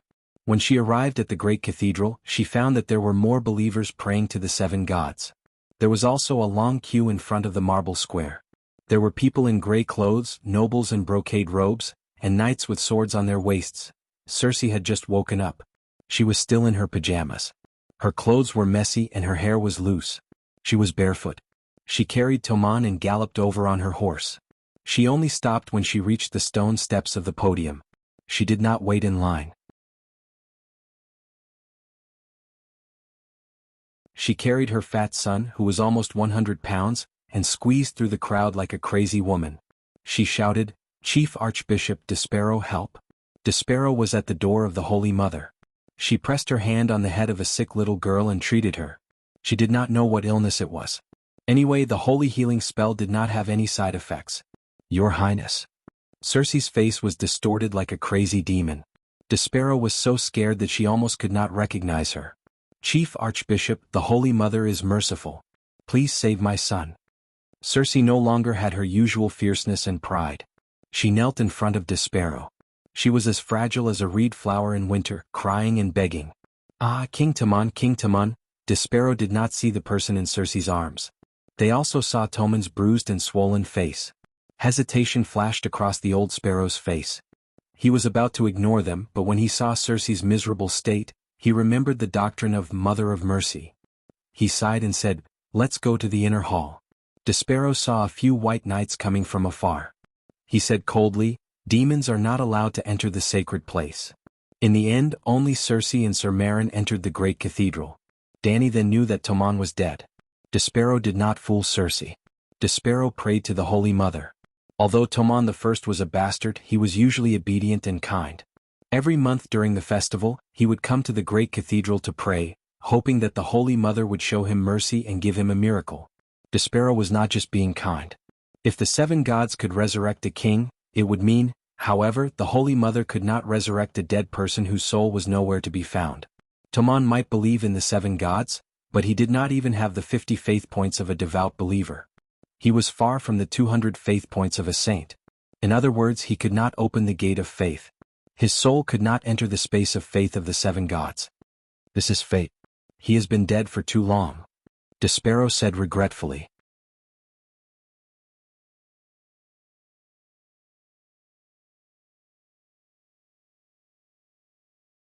Chapter 659. Centaurs had a custom. If a child died before reaching the age of taming a horse, he would not be qualified to enter the night kingdom of the horse god. Just like back in the Red Wasteland, Dani's Kosh tribe had babies and old people who died. The old people had grass horses to ride and could follow Khal Drogo into the night kingdom. Babies could only be buried in the ground and did not even have the chance to reincarnate. In fact, in Westeros, there was a similar custom in the teachings of the 7 gods. When a child died, his family would quietly bury him and let a stranger take him away. They would not be like an adult who would keep his corpse for 7 days, not the first 7 days of the Celestial Empire, which represented the 7 gods, and invite guests to pay their respects. He is a child. Not long after his death, his soul was taken away by a stranger. He can no longer return to the mortal world. This is his fate. The Holy Mother gave an explanation and went offline. Not to mention that Tomon's soul had entered the world of death. She did not have the title of God of Death, so she could not get him back. Even if Tomon was as devout as the Great Sparrow and his soul broke free from the pull of the world of death and entered the kingdom of 7 gods, the pool of faith, Dani could not revive him. She did not have much divine power left in her Song of Water. It was barely enough for her to cultivate with the Rhone River. Reviving someone was a luxury. Perhaps, one day in a few hundred years she would be able to sing her own Song of Water and develop the divinity of life and fire, to the limit and obtain the title of Stranger. If she could fully master the Song of Ice and Fire, the law of life and death, she might be able to revive someone without the need for a corpse. The Great Sparrow shook his head and sighed. "Your Highness, King Tomon is still a child and his faith is still uncertain. What request does the Holy Mother have?" "I agree," Circe said anxiously. He thought for a while and tried to turn the Holy Mother's words into the teachings of the 7 gods. The Holy Mother's only request for the mortal world is to be devout, merciful, and kind. He then explained, if the king is an adult, his soul may enter the Holy Mother's kingdom. But he is still a child and his faith in the 7 gods is not mature. He has not experienced a complete life. The stranger should bring him on a new journey, which is reincarnation. If he had just died, perhaps he could have asked the Holy Mother for mercy, but now. Big Sparrow bent down and looked at Tomon's collar. He frowned and said, "The corpse stinks. He has been dead for more than a night." With Tomon's death, the great Templar bell once again rang throughout King's Landing.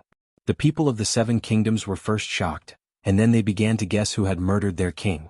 The deformed little devil monkey continued to work hard and sneaked into the Red Castle to murder his nephew. Circe muttered. There were quite a few people who believed it. After all, the dwarf had killed his father, his uncle, and publicly stood on the side of Aegon VI. He had the motive and ability to rebel against the Iron Throne. This was revenge. The River Bend nobles who were loyal to hiding Tyrell were taking revenge on Lannister. It could even be a revenge plotted by Queen Margaret, who was locked up in the ***** residence. There were quite a few people who believed the rumor that spread among the nobles because after Circe returned to the Red Castle, she went to the ***** residence and beat the emaciated Margaret half to death. If Luwin and Sir Devon had not stopped her, Margaret would have died that day. His wife and mother had done too many bad things. Tomon could not take it anymore and drank the medicine to kill them. This reason was widely spread among the people of the 7 kingdoms. The thoughts of the people were simple. If they were in Toma's position, they would have jumped to the Red Castle to be killed even if they ate bread and cheese every day. Yuluan was ambitious and wanted the Iron Throne, but King Toman stood in his way. Sansa muttered. He had the intention of inciting internal strife between Cersei and Yuluan. Even Tyrion and Dany had this suspicion. It was not that they had forgotten about Arya. But it was obvious that if Arya really went to the King's Landing, the first person she would kill would be Cersei and not the innocent fat Tommen. Only Yuluan would kill Tommen and protect Cersei. How to put it, they were not wrong. Tommen was actually murdered by Arya and Yuluan. Arya went down the mountain. She left the House of Black and White. But she did not betray the sect. Instead, she accepted a mission: go to the City of Knowledge and kill Dr. Wargrave. The Faceless could no longer stand the scholars' big mouths, especially Dr. Wargrave. He had been particularly active recently and had created a large number of classics that could be passed down for thousands of years. He was hailed as the first literary hero of the Seven Kingdoms by countless writers and opera singers. Because the Dragon Queen had been busy fighting in the past 2 years, there were no more works that could be passed down in Slaver's Bay. Some people thought that although Dr. Wargrave had imitated the style of the Dragon Queen, he had surpassed her and was qualified to be called the first literary hero of the world. Wargrave's works became popular culture, and his criticism of the Faceless in his works became the mainstream of public opinion. The Faceless reputation and business took a nosedive. Now, even the naked children on the streets began to imitate the characters in the plays and treated the Faceless as demon-like villains. The children subconsciously thought that the Faceless were vicious, cruel, inhuman, betrayed the gods, and devoid of human ethics. What future did the Faceless have? Children were the future. What made the Faceless even more hateful was the appearance of the anti-Faceless Special Mutt. In the past 2 months, several Faceless who were on missions had their pants bitten by fierce dogs that suddenly rushed out and exposed their identities and were arrested. Arya did not go directly to the Old Town because her Reaper's Bible was not complete and could not avoid the special patrol dogs of the City of Knowledge. That's right, Arya became a demon assassin and practiced the Reaper's secret technique that Uncle Jianghu had painstakingly found in the City of Knowledge. Jianghu was very selfless because his mother had always whispered to him, "For the future of the Faceless, you can't steal the Reaper's secret technique. You must make it public and let this meditation technique become the basic skill of the Faceless." After returning to Bravos, the good boy Jianghu did not hide anything and wrote down the Reaper's meditation technique that fire demon Hades had left in his mind. When the 108 runes of the meditation technique appeared, it caused a great sensation in the Black and White House. After careful observation, they were 100% sure that this was a magic inheritance on the same level as Valeglia's fire witchcraft. Moreover, it did contain the power of cold and death. Perhaps it could really be as fire demon Hades said, condensing the Song of Death? The Faceless were in high spirits. Of course, the Faceless were not magic idiots. They had a good understanding of the transcendent world and knew that some of the meditation techniques had great side effects. For example, the Shadow Binder was afraid of light. For example, the unorthodox necromancers would turn themselves into something that was neither human nor ghost. Moreover, fire demon Hades had clearly said that practicing this meditation technique would turn people into the evil god of death. They did not know what the evil god of death represented, so they let the trainees learn it first. Arya was a trainee, so she became a guinea pig. Arya had a high talent and was able to learn it quickly. When I run the meditation technique, my mind will feel like a basin of cold water has been poured over it. My heart will be as clear as ice and I will not be surprised by anything. Arya told the kind people. Hearing this, the Faceless were overjoyed. Wasn't this the realm that the assassins dreamed of? But the bigger surprise was still to come. The City of Knowledge raised dogs to guard against the Faceless, so the Black and White House naturally did not lack anti-Faceless special dogs. Recently, in Arya's training course, the Fierce Dog Alley Challenge had been added. In other words, there were 18 pairs of fierce dogs with different degrees of sensitivity to smell and murderous aura. They were divided into 18 levels. Under the premise of not disturbing the fierce dogs, they had to kill the puppies in the kennel next to the fierce dogs to pass the level. Well, the kind people decided to use the 18 Fierce Dog Alley as the last test for the Faceless. Originally, Arya could only pass 2 levels, but since she started practicing the death meditation technique, her breathing, body odor, body temperature, murderous aura, and emotional fluctuations were all weakened. Her assassination skills rapidly improved, and in just half a month she passed the 17 Fierce Dog Alley. She said that she still needed more experience, and the benevolent man agreed. Arya also became more resistant to the cold. It had already begun to snow in Bravos, but she could soak in the frozen river for a day and a night. Moreover, when the magic power was running, her speed and strength would also increase. Well, this was very scientific. Deviant ghosts were clearly transformed from barbarian babies, but their speed and strength were beyond that of mortals. More importantly, Arya did not show any obvious side effects. Just like before, she was still cold and emotionless, like a death god who only knew how to kill coldly. This was exactly what the Faceless wanted the trainees to be. How could the above not make the Faceless ecstatic? No longer hesitating, all the Faceless began to learn the death meditation technique. The death meditation technique and the original face-changing skill of the Faceless were combined to form the sacred text of the Black and White School, the Death Bible. While happy, the Faceless was also very regretful. The effect of the death meditation technique was super powerful, but the inheritance they received was not complete. There was only magic power, but no magic skills comparable to the death god. For this reason, they also deliberately looked for a master who was proficient in magic array to restore the magic pot where the fire demon Hades lived.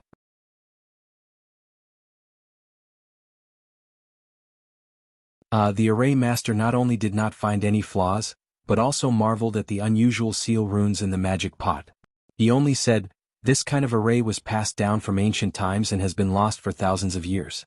I didn't expect to see it today." Hearing this, the Faceless treasured the magic pot even more. In order to gather the power of faith, they also placed it on the altar of the temple. The Faceless and believers who entered the Black and White School would pray to it. Even Arya would kneel in front of the altar twice a day, in the morning and evening. She would hug the magic pot and pout her mouth as she leaned over. She would kiss it a few times and recite a magic spell. Faceless ones are all. Not everyone was qualified to kiss the magic pot. Arya was the first to master the Death Bible, and also the strongest. She could be regarded as the senior sister of the Black and White School. Now, the senior sister had returned from her training and began to take revenge. She had Arya's revenge notebook. Cersei was on the death list, but Tommen was not. Arya's original target was indeed Cersei. Dorne's Princess Arya had a son and a daughter. The daughter, Rhaenys Targaryen, once had a black cat. Every Targaryen yearned for the Megalosaurus from the bottom of their hearts. Rhaenys was no exception. But at that time, the Megalosaurus had long gone extinct. The little girl placed her longing for dragons on her little black cat and named it Balerion. When the King's Landing fell, the little girl was so frightened that she hid under her father's bed, wearing only a nightgown and hugging the cat. In the end, she was found by Tywin's knights and was dragged out to be slashed 50 times. She died, but her cat lived on until Arya followed her father south to the King's Landing. Arya often chased the one-eared demon cat in the Red Keep. The cat was very demonic and very human. It was also familiar with all the passages and secret passages in the Red Keep. When Arya returned, it became even more demonic.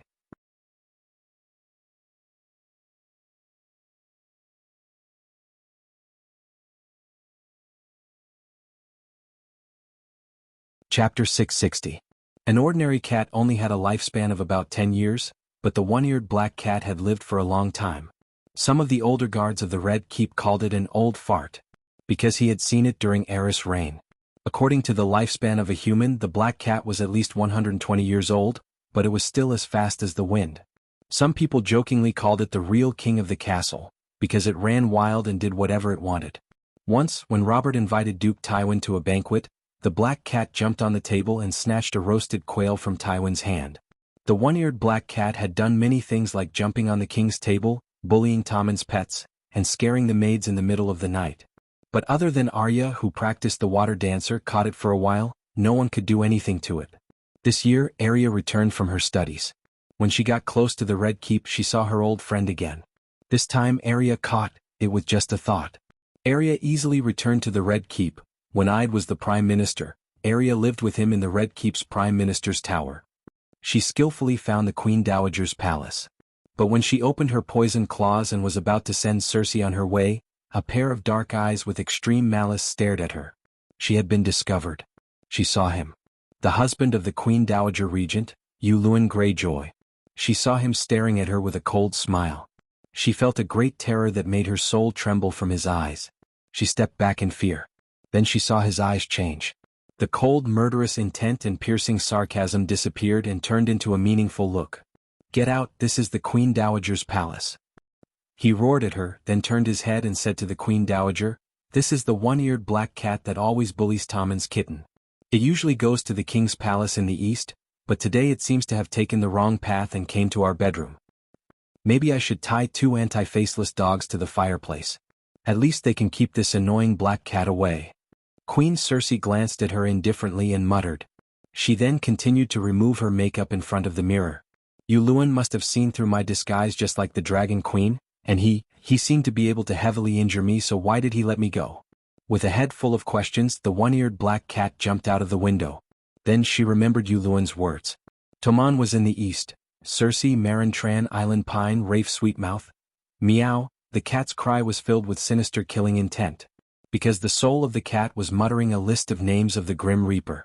She went to Tommen's bedroom. Standing on the balcony, she saw Tommen sleeping soundly in the inner room. She saw White Knight Marin Tran guarding outside Tommen's door. Marlon Tran was armed to the teeth, his eyes sharp, and 2 dogs crouched beside him. There were also 4 guards with red capes and lion helmets patrolling back and forth in the corridor. The one-eared black cat stared at Marin for a while. Then it jumped lightly and landed silently in Tommen's bedroom. If it was before she learned the Grim Reaper's Bible, Arya would have hesitated because of the conflict between good and evil in her heart. But now she did not feel much. If her heart was as clear as ice, she would not be shocked even if the sky fell, let alone the child of her enemy. She did not bite him. Instead, she put her purplish-black paw into Tommen's mouth. Fat Tommen even licked her paw.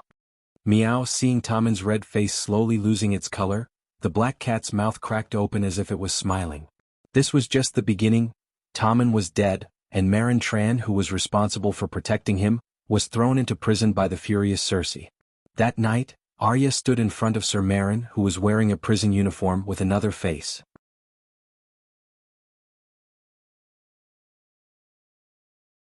She threw down 2 bronze keys and unlocked his shackles. She also returned Marin's knight sword to him and said, "I am the disciple of water dancer Cilio. I am here to spar with you."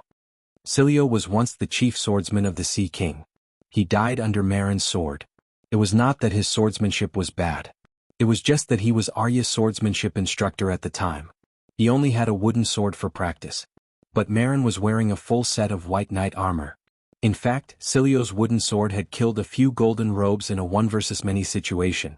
He had also stabbed Marin many times, forcing him to retreat. But the wooden sword could not break through his defense. The golden robes were not wearing full armor. They were hit in the throat, cheeks and other vital points. After that, Marin only managed to hit him once. The swordsmanship master who was comparable to Arthur Dane died in an abnormally sullen manner. Today, Arya successfully avenged her master. She stabbed the sewing needle that Jon gave her into Marin's heart. The White Knight did not even have time to draw his sword. In a naked battle without armor, the highly agile water dancer had too much of an advantage. Back then, Cilio was able to crush Marin in swordsmanship. Arya had already surpassed him. The she-wolf girl handcuffed Marin again. She even took out a dagger from her waist and stabbed it into the wound on the corpse's chest. Not long after, a piece of news spread from the Red Keep.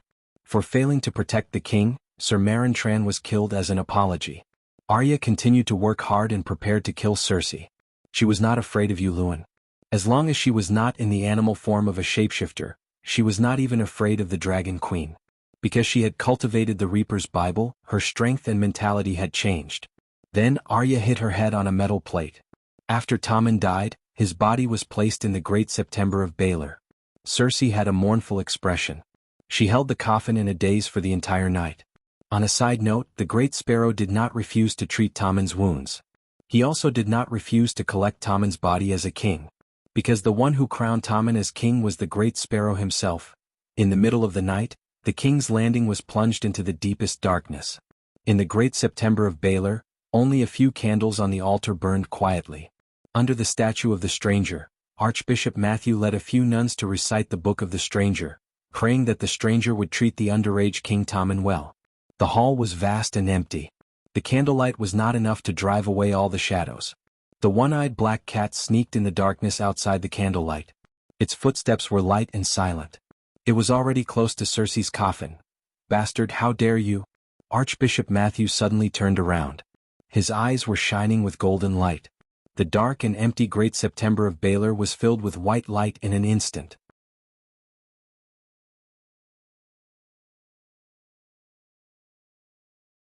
Meow. Oh.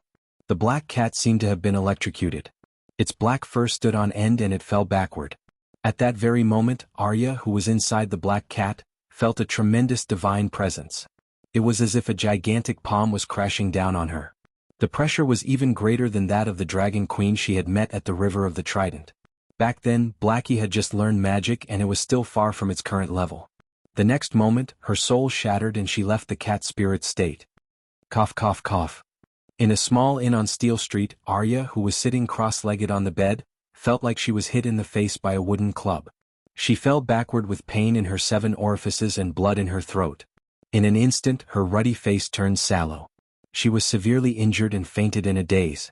At the same time, in the great September of Baylor, Cersei looked around and asked, "What's wrong?" "That cat." Archbishop Matthew was also at a loss. He said hesitantly, "I felt an evil consciousness enter the great September. I thought it was a demon." He thought it was the demon mountain or Yuluen sneaking in. Well, the people of the 7 kingdoms knew about Yuluen's blood sacrifice. They knew that he was an evil wizard. "I didn't expect it to be just a cat." Archbishop Matthew had a conflicted look on his face. He felt the evil prying eyes approaching and subconsciously used divine judgment. Using Blackie's warrior's soul, he cast the true dragon's roar. This skill was not prepared for shapeshifters. It was mainly used to exorcise evil spirits for believers. At first, Dany only gave the big sparrow and the other saints the holy healing skill. Not long after, she derived the holy light skill from the holy healing skill. However, later on, whenever the big sparrow encountered any difficulties, she would pray to the Holy Mother and ask for help. If he could do it, Dany would design a divine art and teach him. After all, he would pay for it. If he could not do it, Dany would ignore him. He knew better and did not bother the Holy Mother with this problem. For example, Big Sparrow asked the Holy Mother if there was any divine art that could make rice grow in winter. The Holy Mother could not be bothered with him. In short, the priests were also transcendents. After Blackie usurped the position of the 7 gods, the priests of the 7 gods were no longer the pseudo-transcendents that were despised by the transcendents. Now, if a priest of the 7 gods went to the transcendents gathering, he would not be rejected. In fact, all the priests of the 7 gods who received the divine art were high-level devout believers. They were all big shots among the transcendents. Even the high priest of the Black Goat could become one of the top 3 in Volantis. Wasn't Blackie 10 times more powerful than the Black Goat of Korhor? Why was his high priest not a big shot? This was also the reason why Yuluen was not worried about Cersei spending the night in the Holy Church. Fine, they were all noobs. They had defeated the powerful Arya in one hit, but they did not understand what happened. 7 gods, Sister Daphne is dead. Matthew and Cersei were looking at each other speechlessly. Just as the atmosphere was awkward, the monks and nuns outside the Holy Church exclaimed. It was actually Arya who had suffered a vicious blow and had broken free from the cat spirit state. The one-eared black cat covered its head and rushed out, but the cultivators and nuns swarmed over to stop it. Then a nun named Daphne met with tragedy. Her arm was hit by a claw and she died in less than 3 minutes. Ah, there's poison on the cat's claw. This poison. Archbishop Matthew's expression changed. Cersei quickly went over and looked at the 3 light purple wounds on the nun's right arm. Then she looked at the nun's swollen face. It was exactly the same as Tommen's in the coffin in the Holy Church.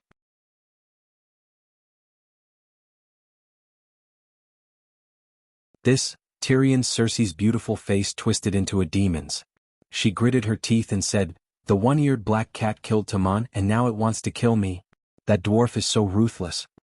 Why Tyrion? Archbishop Matthew was confused. Other than him, who else would be so evil and hate me so much? That little magic monkey who should have joined the circus must have learned how to control cats and dogs from the bitch queen in Slaver's Bay. If the bitch queen can control the pterosaur, isn't it reasonable for the little magic monkey to control cats and dogs? Cersei said with hatred. Well, the 2 of them were not to be blamed for their ignorance. Even Stark's family, who had become wolf spirits, resisted the instinct to bond with wolves due to their lack of knowledge. Stark in the north did not know about shapeshifters, let alone the Undulls in the south of the next swamp. Hearing Cersei calling Saint Dany a bitch queen, Archbishop Matthew was not happy. He shouted, "Your Highness, this is the Holy Church. Please do not insult the children of the 7 saints." Well, Saint Danny and Saint Sparrow were children of the 7 saints who were recognized by the Holy Mother. They were like righteous people in Christianity. That bitch violated the holy oath. She said that she would not start a war between the 7 nations, but she let a fake impersonate Ray Cannon. She even ordered Tyrion to kill my son. Why can't I scold such a person? Cersei shouted hysterically with tears in her eyes. After the pain of losing her son and the strange and terrifying assassination, Cersei needed to vent the pressure and resentment that had been building up in her heart for a long time. Poor Archbishop Matthew was the target of his anger. The innocent Danny was also implicated.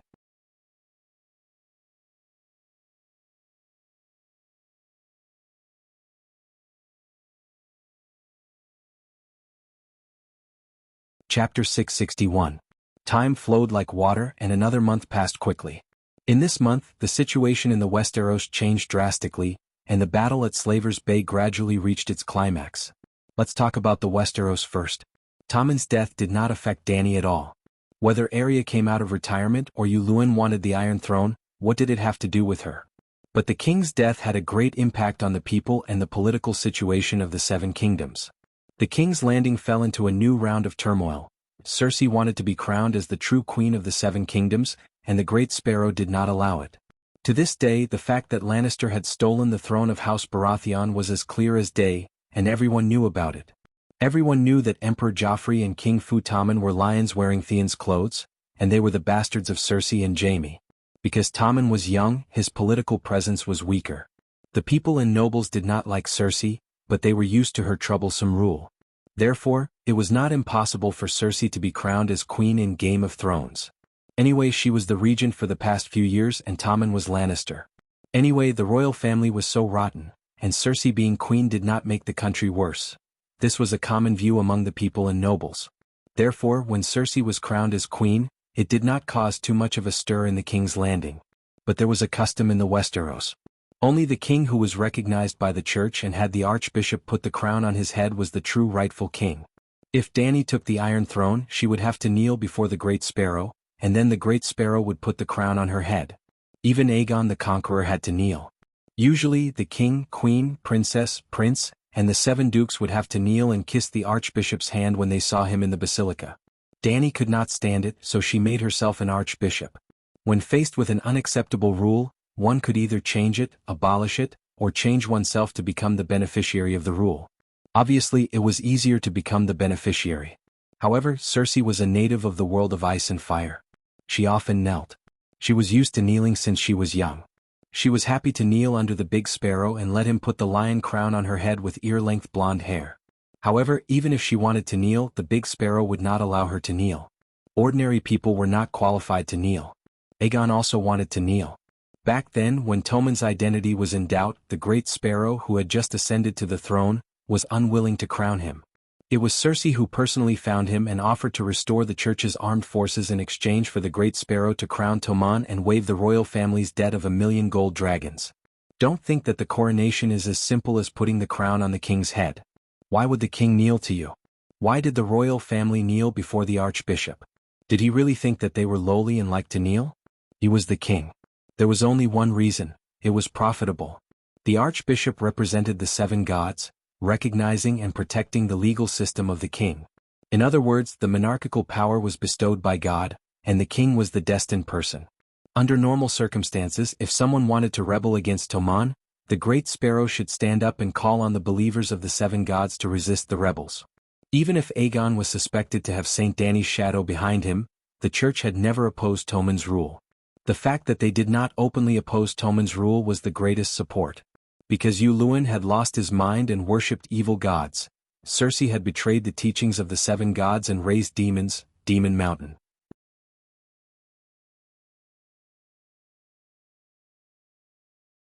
They should all be wantonly attacked by the 7 gods. When the Chinese saw the Western king kneeling before the Pope, they mocked them for not being as dictatorial as the Celestial Emperor. Little did they know that the Western king was also laughing. In a social environment where nobles and generals were all equal, how could the king be sleeping soundly while courting death?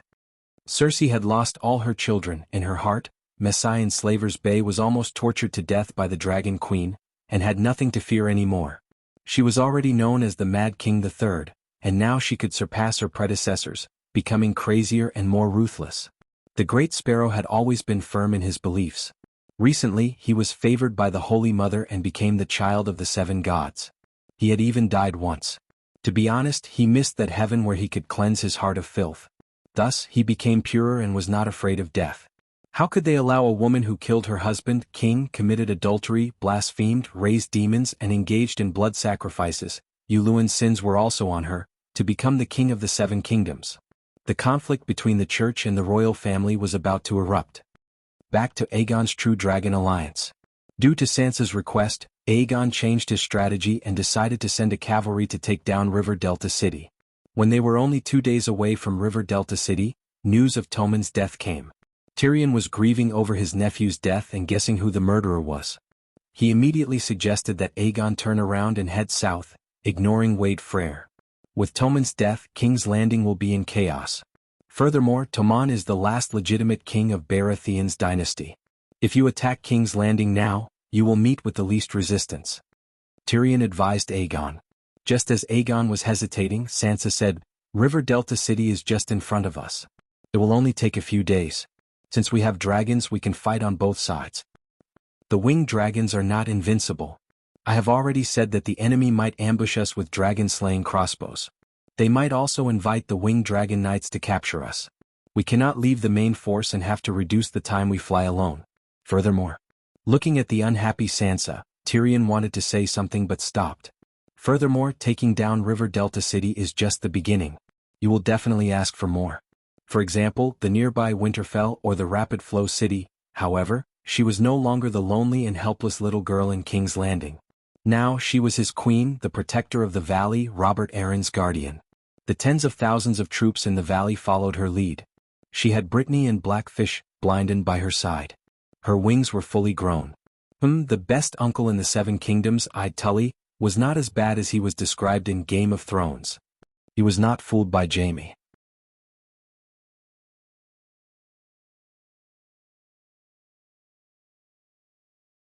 Although he gave up Rapid Flow City, he also secretly released his uncle, Blackfish, Blinded Tully. Blinded escaped by jumping into the river. After Sansa regained her identity and married Aegon, he came over. Speaking of which, what kind of person was Blinded that he was worth introducing? He was Catelyn's uncle, the most qualified person to inherit the position of Duke of Rapid Flow City.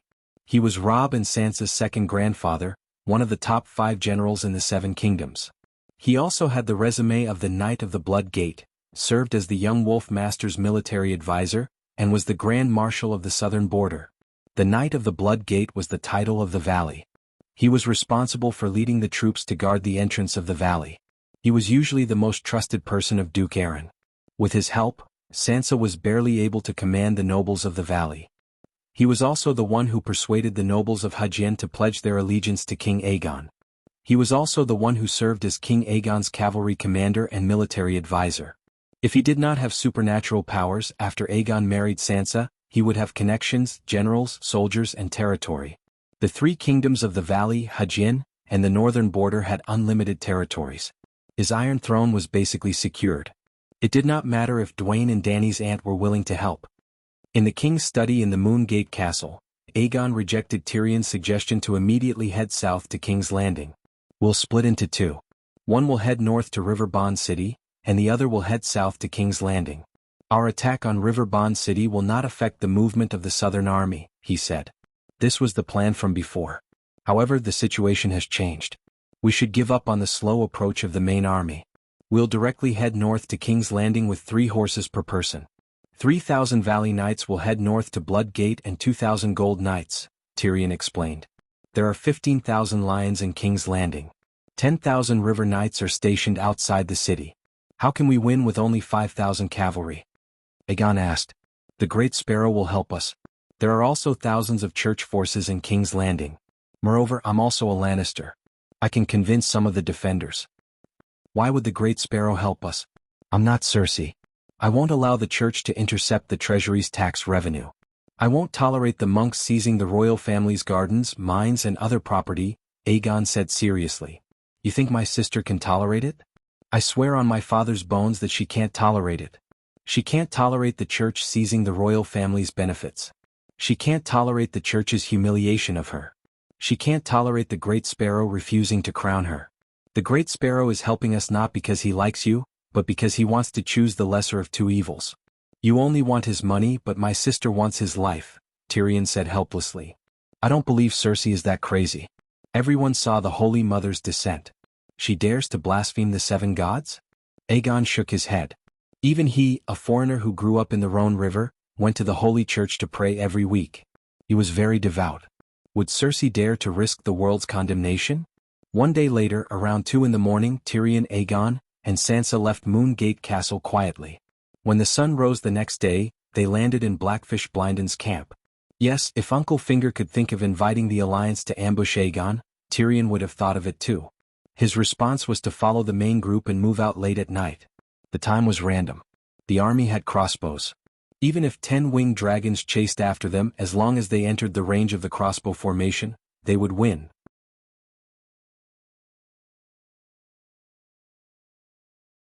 Attacking River Delta City was much harder than Aegon had imagined. Frey was not stupid. He knew what he had done and how Queen Sansa would punish him outside the city. Therefore they all fought for their lives.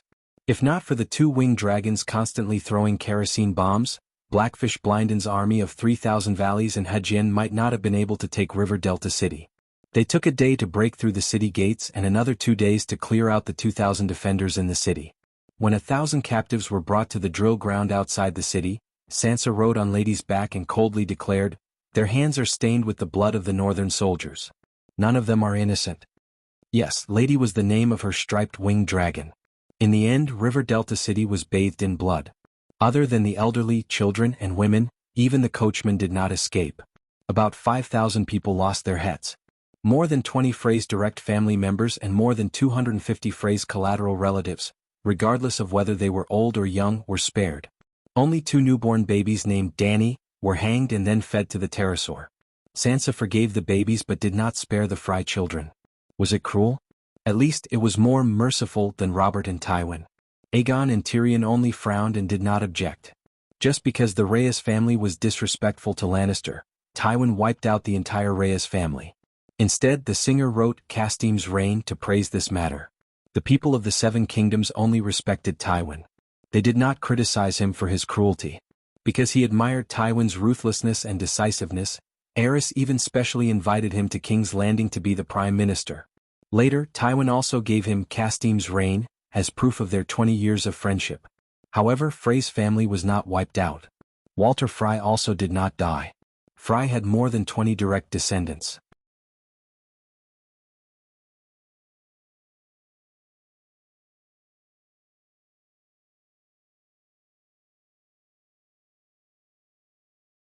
Chapter 662. Tyrion and Frey were actually relatives. The dwarf had an aunt called Xena who married the 14-year-old Aemon Frey when she was 7. Aemon was Wade's second son.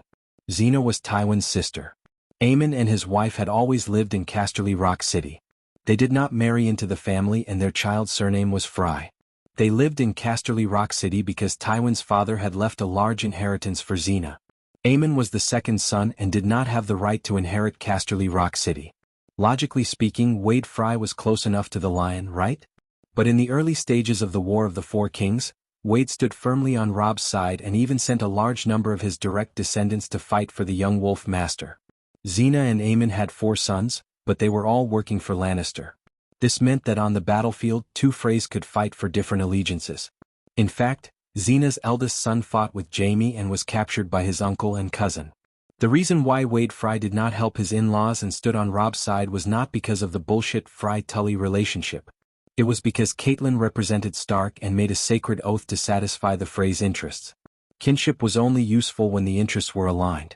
It was also because the price Robb paid was too high that the Frey family felt humiliated and angry when Robb broke the oath. Well, Robb deserved to die. That was the final conclusion. After the War of the Four Kings ended, how did Lannister divide the spoils of war? Many territories in Hedgeon County that had lost their lords were distributed to Lannister or those who supported Lannister. For example, the one-armed hero Lancel became the Earl of Derry City, the most loyal member of the Dragon faction, William Derry's clan. It was said that when Robert was in power, the dairy family even secretly hung the true dragon flag in the castle. The biggest piece of the cake, Rapid City, was given to Aemon Fry. The Tully family's castle, Rapid City, became a branch of the Fry family. When news of Aegon and Sansa's decision to attack River Rapture City spread, Wade Fry began to move his family members. He moved most of his family members to Rapid City. He even ran away himself. Well, that wasn't an escape but a strategic shift. Thus, after taking down River Rapture City, Sansa started to consider moving west to Rapid City, just as Tyrion had feared. Aegon hesitated. Look carefully. This is River Rapture City, this is Blood Gate, this is Rapid City, this is King's Landing. Tyrion slapped the map angrily, glaring at the queen with his misshapen eyes, one large and one small. I know you want revenge, he growled. Be reasonable. The Trident River Basin is even larger than Slaver's Bay. If we divide our forces, we are destined to achieve nothing. We might even be defeated one by one. Sansa's beautiful eyes flashed with cold silver light. She said confidently, we have the pterodactyls. They can help us quickly. Even if it was my first time on the battlefield, I could still see how effective the pterosaur was in the process of breaching River Contracture City. She had mastered the Moonsinger meditation technique and had become an extraordinary. A hint of hesitation flashed across Blackfish's weather-beaten face. He said with a hoarse voice, after taking down Rapid City, I will temporarily take over the position of Rapid City Duke and Hejian Land Protector. This will win more support from the nobles of Hejian Land.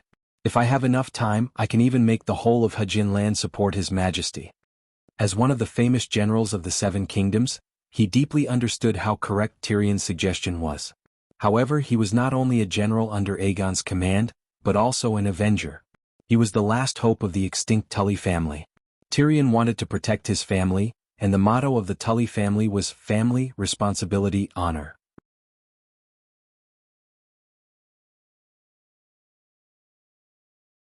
Blackfish's wish would only be more urgent and more intense than his. Tyrion shook his head and smiled bitterly. Right now, our forces are enough to take down King's Landing. More nobles of Hejian Land joining us is unnecessary. Moreover, from the valley to Rapid City, we have to travel more than 1,000 kilometers. On the way, we will pass through the territories of many nobles who are loyal to Lannister. Do we have to fight our way there? How many people do we need? By the time tens of thousands of soldiers reach Rapid City, it will take at least 2 to 3 months. Are we not going to attack King's Landing? Let the army split up. The pterosaurs can bring us away quickly, Sansa said. Sigh, how many times have I said it? In the Westeros, the pterosaurs are not invincible. They cannot fly around randomly. I even suggest that from now on, other than when attacking a city, it is best for the pterosaurs to hide in the dragon caves dug out from the mountains, Tyrion said helplessly. Soon they did not have to be conflicted. Or rather, they were even more conflicted. Before Robb's death, he had left behind 2 ministers, Count Gilbert Glover of Deepwood Castle and Count Mage Mormont of Bear Island.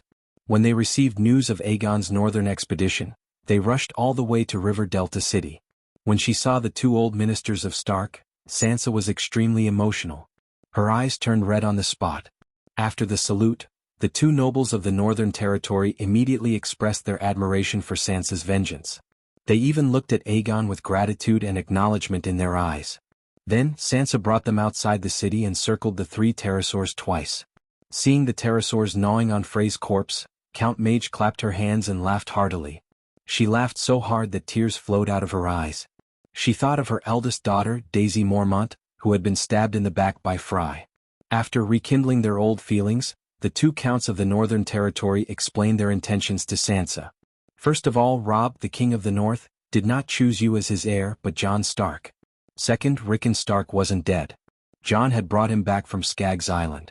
Finally, Jon and Rickon had landed from Widow's View. They were leading an army of 6,000 barbarians and tribal warriors to Winterfell. River Delta was at the border of the Neck. After crossing the Neck, they would meet up with Jon. Hence, they hoped that Sansa could cooperate with Jon to take back Winterfell and restore Stark's glory as the King of the Northern Territory. Because we're traveling by sea, the ships can't carry too many people and resources. Lord Jon only deployed 2,000 elite barbarians from the Great Wall. The remaining 4,000 tribal warriors came from Skaggs Island. Though they're brave and have 500 powerful unicorn riders, they haven't participated in large-scale battles, let alone sieges.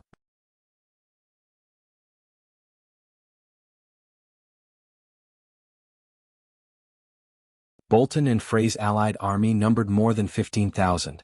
They're biding their time and defending the high walls of Winterfell. The people of the Northern Territory were straightforward. If Jon Stark was the king of the Northern Territory, then what did Aegon marry? At that moment, Aegon and Tyrion's expressions changed. Sansa's face paled and then turned red. She looked at her husband in embarrassment. That pitiful look in her eyes was so pitiful that Aegon could not help but feel pity for her. Sigh. King Aegon's heart softened. He sighed helplessly and asked, "Is Duke Jon willing to pledge his loyalty to me?" The Northern Territory didn't have good news. Even his queen was kept in the dark. He couldn't blame her. He thought so. He was wrong. The Northern Territory didn't have good news. Many people south of the Neck didn't know the current situation in the Northern Territory. But Madame Stoneheart had been in contact with Lord Eel. How could she not know about Jon Stark? If Madame Stoneheart knew, Sansa knew too. The Bear Matriarch didn't hide anything from Sansa. She said, "Lord Jon and Stannis have formed an alliance. Stannis even has the support of the Iron Treasury. He is currently recruiting mercenaries and bravos. I heard that there are at least 20,000 of them." Melji was an earl after all. She wasn't a complete political idiot. She felt awkward when she said this. The atmosphere was awkward. "Stannis, why is he still?" Aegon felt as if he had been force-fed feces. He turned and asked the dwarf, "Why don't we go to the Northern Territory and get rid of Stannis before the mercenaries arrive?" The dwarf also had a look of disgust. After the Battle of Blackwater River, he thought that Stannis would be unable to recover and become a thing of the past. He didn't expect to meet him again a few years later. It's a little strange. Kings have appeared one after another and died one after another. But Stannis, who lost his underwear at Blackwater River, is still alive.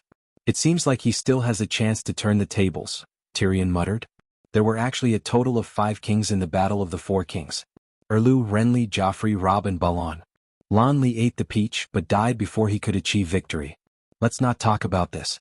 But among the remaining 4 kings, Erlu was the first to be eliminated. When Erlu lost at Blackwater River, Joffrey was still the emperor, Robb was still the god of war and King Balon was proudly roaming the Sunset Sea. All of them were like the sun in the sky. Oh, that's not right. Erlu wasn't lucky. Before he left Dragonstone Island, he invited Joffrey, Robb and Balon to eat a roasted leech. He cursed the other 3 kings with the leech that sucked the king's blood. Sansa reached out and held Aegon's right hand. She comforted him gently, "My dear, I can convince Jon. The Northern Territory will be loyal to you. I swear." "What about Stannis?" Aegon asked with a frown. A cold glint flashed across Sansa's eyes. She said in a low voice, "We'll do as you say. While the mercenaries from Bravos haven't arrived yet, he only has 1,000 or so soldiers with him. He has an agreement with Jon but not with us." Meiji and Gilbert looked at each other in shock. Was this still the naive Winterfell princess? Aegon looked at the dwarf with a questioning gaze. "This matter should be discussed at length," the imp said cautiously. The so-called, "at length," meant that they would discuss it after consulting the Dragon Queen. "Stannis isn't a problem, but he has a red-robed witch with him. Did you hear what the Dragon Queen said about her? A demigod." After Meiji, Gilbert and Blackfish left, Tyrion said to Aegon with a serious expression, "What can a demigod do?" Sansa asked nervously. "My aunt isn't a demigod yet, but she's already." Aegon's face was pale, and there was a hint of fear in his eyes. The Dragon Queen's battle scenes would make mortals despair.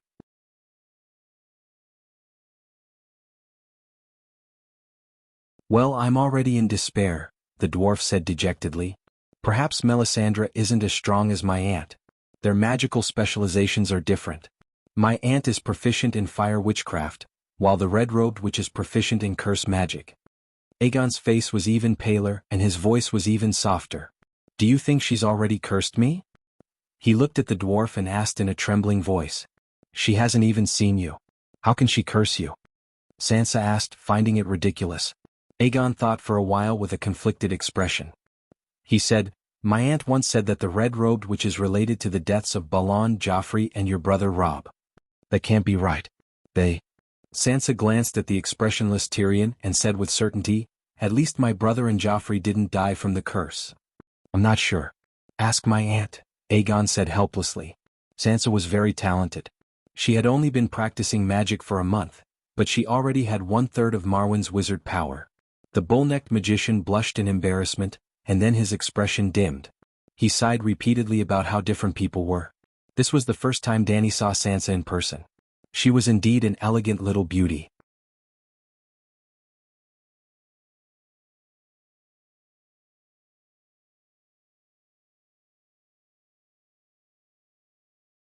Chapter 663. Aunt Danny, you're so beautiful. Sansa smiled innocently. She looked like an obedient child who admired her elders. This woman is a scheming bitch. Aunt Danny immediately sensed the aura of a kindred spirit. Sigh, Aegon is so lucky to have such a talented and beautiful wife. Aunt Danny's smile was natural and gentle. Sansa felt a sense of concern from the bottom of her heart. Let's get down to business, Sansa. The Queen's magic power is still weak. She won't be able to last long. Tyrion's mouth twitched. Sansa first asked about Robb's curse. I heard it from Scholar Pylus. The red-robed woman first used 3 leeches to absorb Idrik Storm's blood. Then she used the leeches as a medium to curse Robb, Balon and Joffrey. Idrik was the illegitimate child that Erlu gave birth to when Robert raped the bridesmaid on his wedding bed. Dany had seen this scene in Game of Thrones before. However, the one whose blood was drawn was not Idrik, but Jean Dely. She only found out the truth after asking Pylus.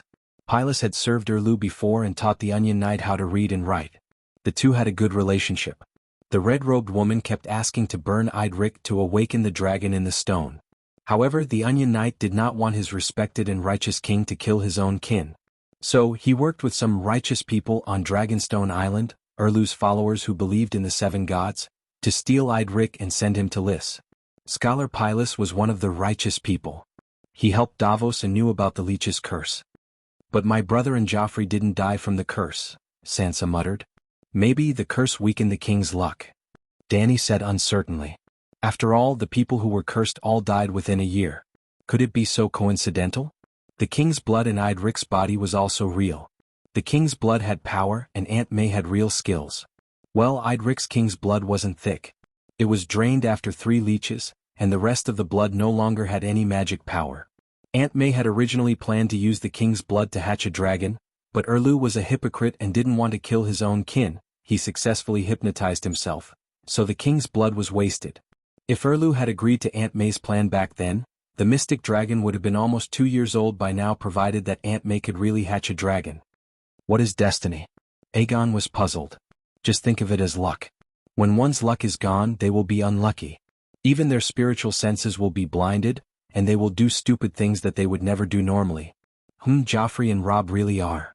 Tyrion pondered. But the red-robed woman hasn't seen my brother, nor has she seen Balon or Joffrey. Sansa still looked doubtful.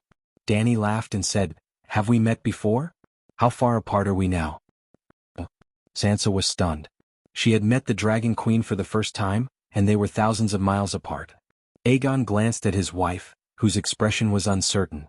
Then he told her about his plan and concerns about Erlu. Erlu versus Aegon, would it work? Dany felt that this idea was novel. But thinking about it carefully, it made sense. Erlu had a tenacious personality. He definitely wouldn't give up his pursuit of the Iron Throne, and his obsession with the power of a king. It made sense for him to curse Great Emperor Joe. Great Emperor Joe was sitting on the Iron Throne. But Balon only wanted to be the king of the Iron Islands, and Robb had clearly expressed that he wasn't interested in the Iron Throne. He only wanted the Northern Territory to be independent. Erlu couldn't tolerate them just because they claimed to be kings. Aegon had taken over Wind's End Castle and was still aiming for the Iron Throne. How could Erlu tolerate that? If Jon could take care of Bolton before the night arrived, Erlu would open the passage south to Neck Swamp.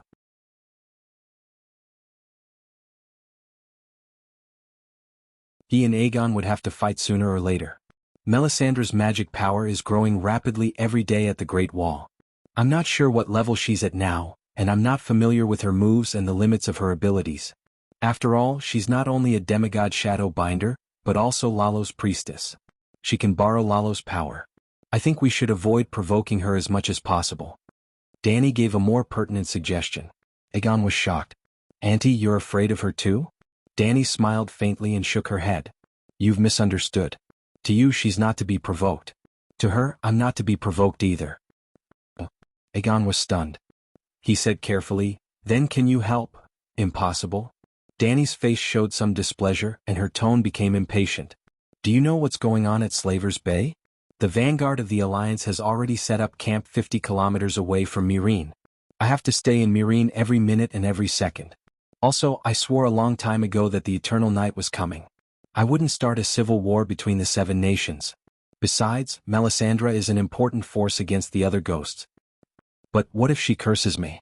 Aegon asked worriedly. If you're afraid, come back to Slaver's Bay. No one can curse you. Or stay in Wind's End Castle and don't go out. You should know that from the beginning I didn't agree with you going back to the Westeros to fight for the Iron Throne, Dany said calmly. If he doesn't fight for it, will you help him sit on the Iron Throne? Sansa suddenly asked. No. Dany looked at her deeply and said directly, I swore that the one who ends the Eternal Night will be king.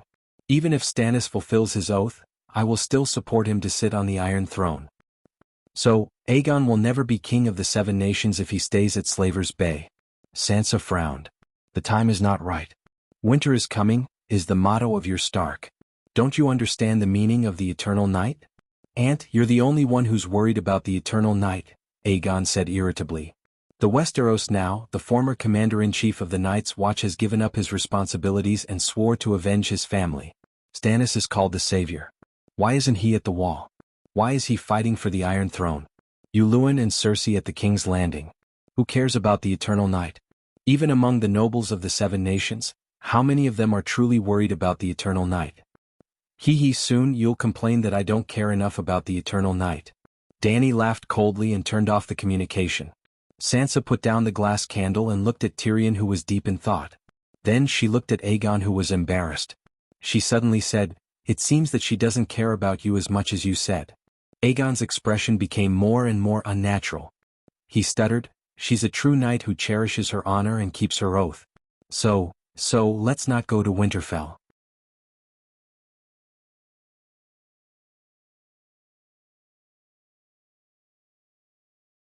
We'll go south to the King's Landing as planned. Tyrion interrupted him with a serious face. Aegon did not respond.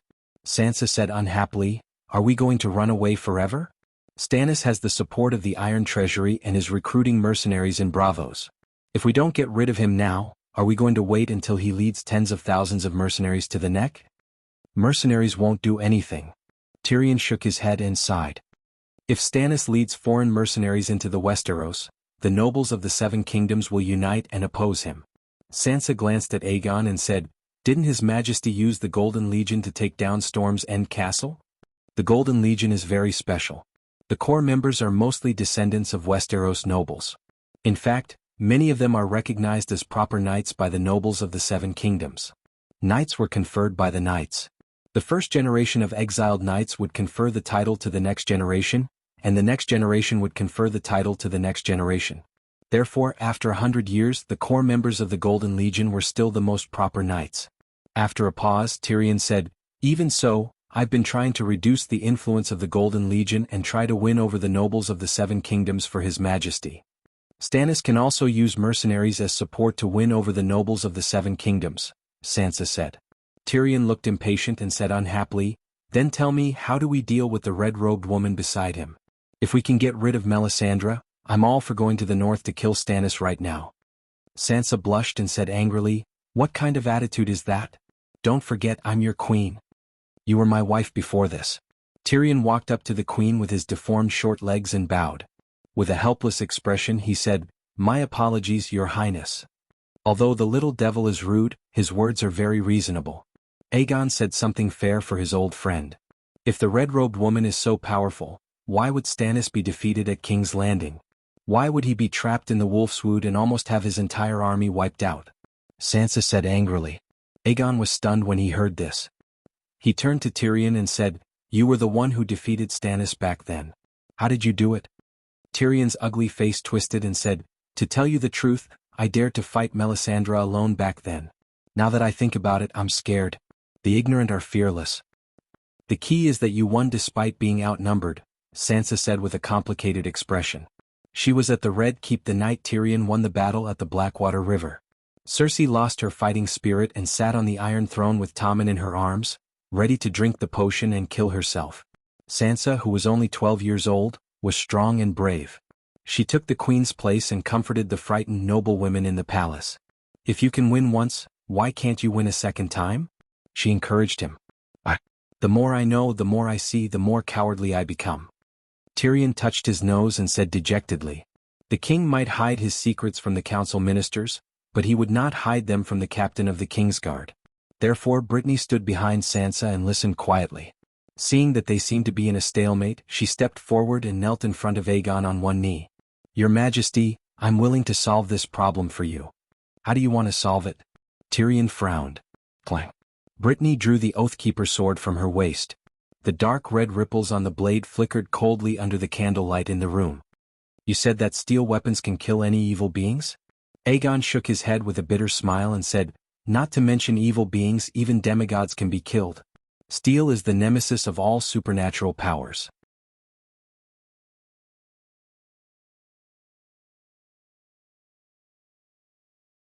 My aunt's White Knight, Sir Barristan, Sir Mormont, and even my foster father Clinton have all used steel swords to kill gods.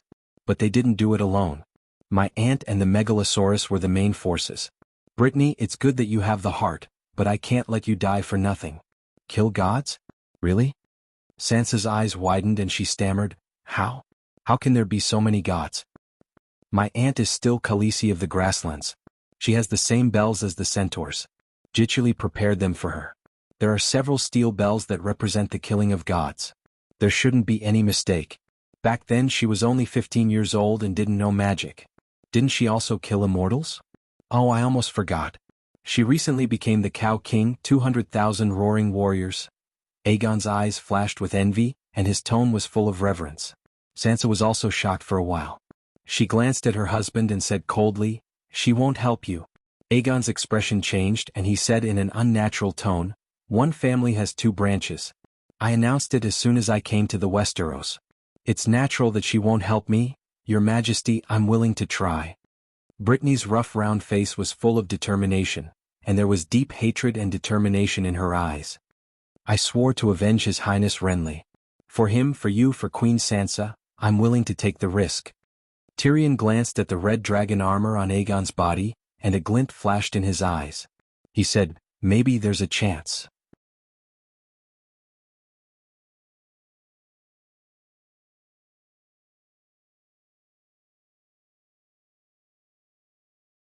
Chapter 664. The sky was vast and the wilderness was boundless.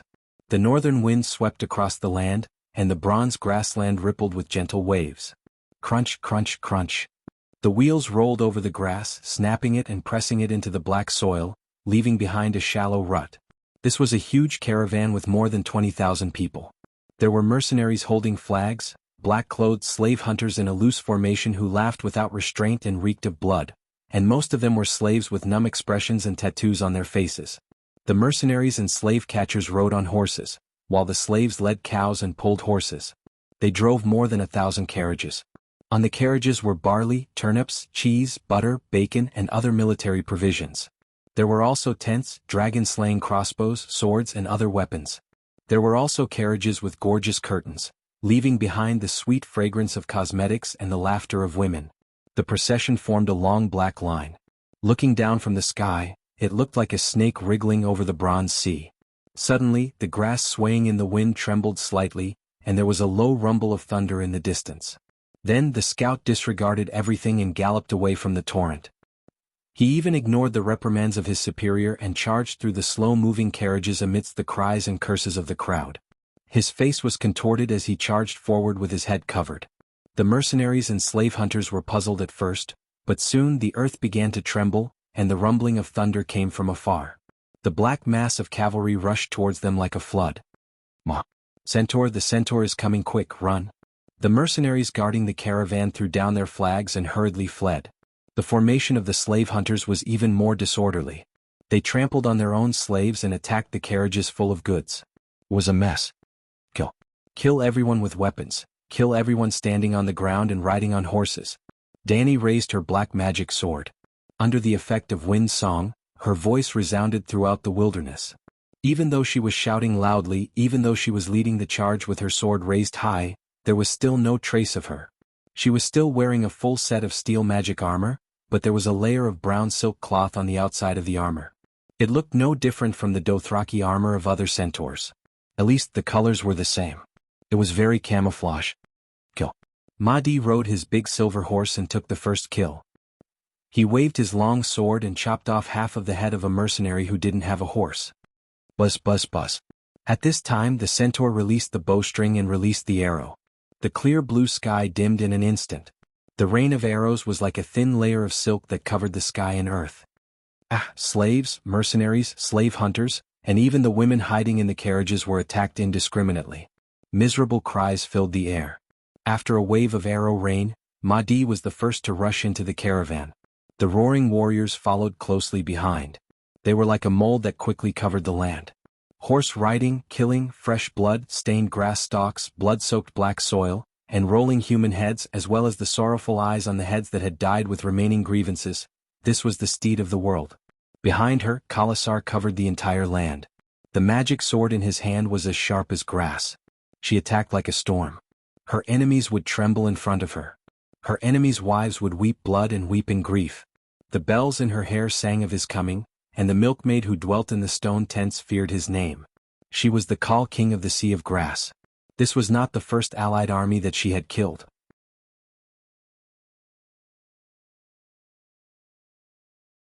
After half a month of rapid marching, Jogo led the first 10,000 men close to Raza. Dani, as the Khal king, led 10,000 men to charge at the enemy for the first time.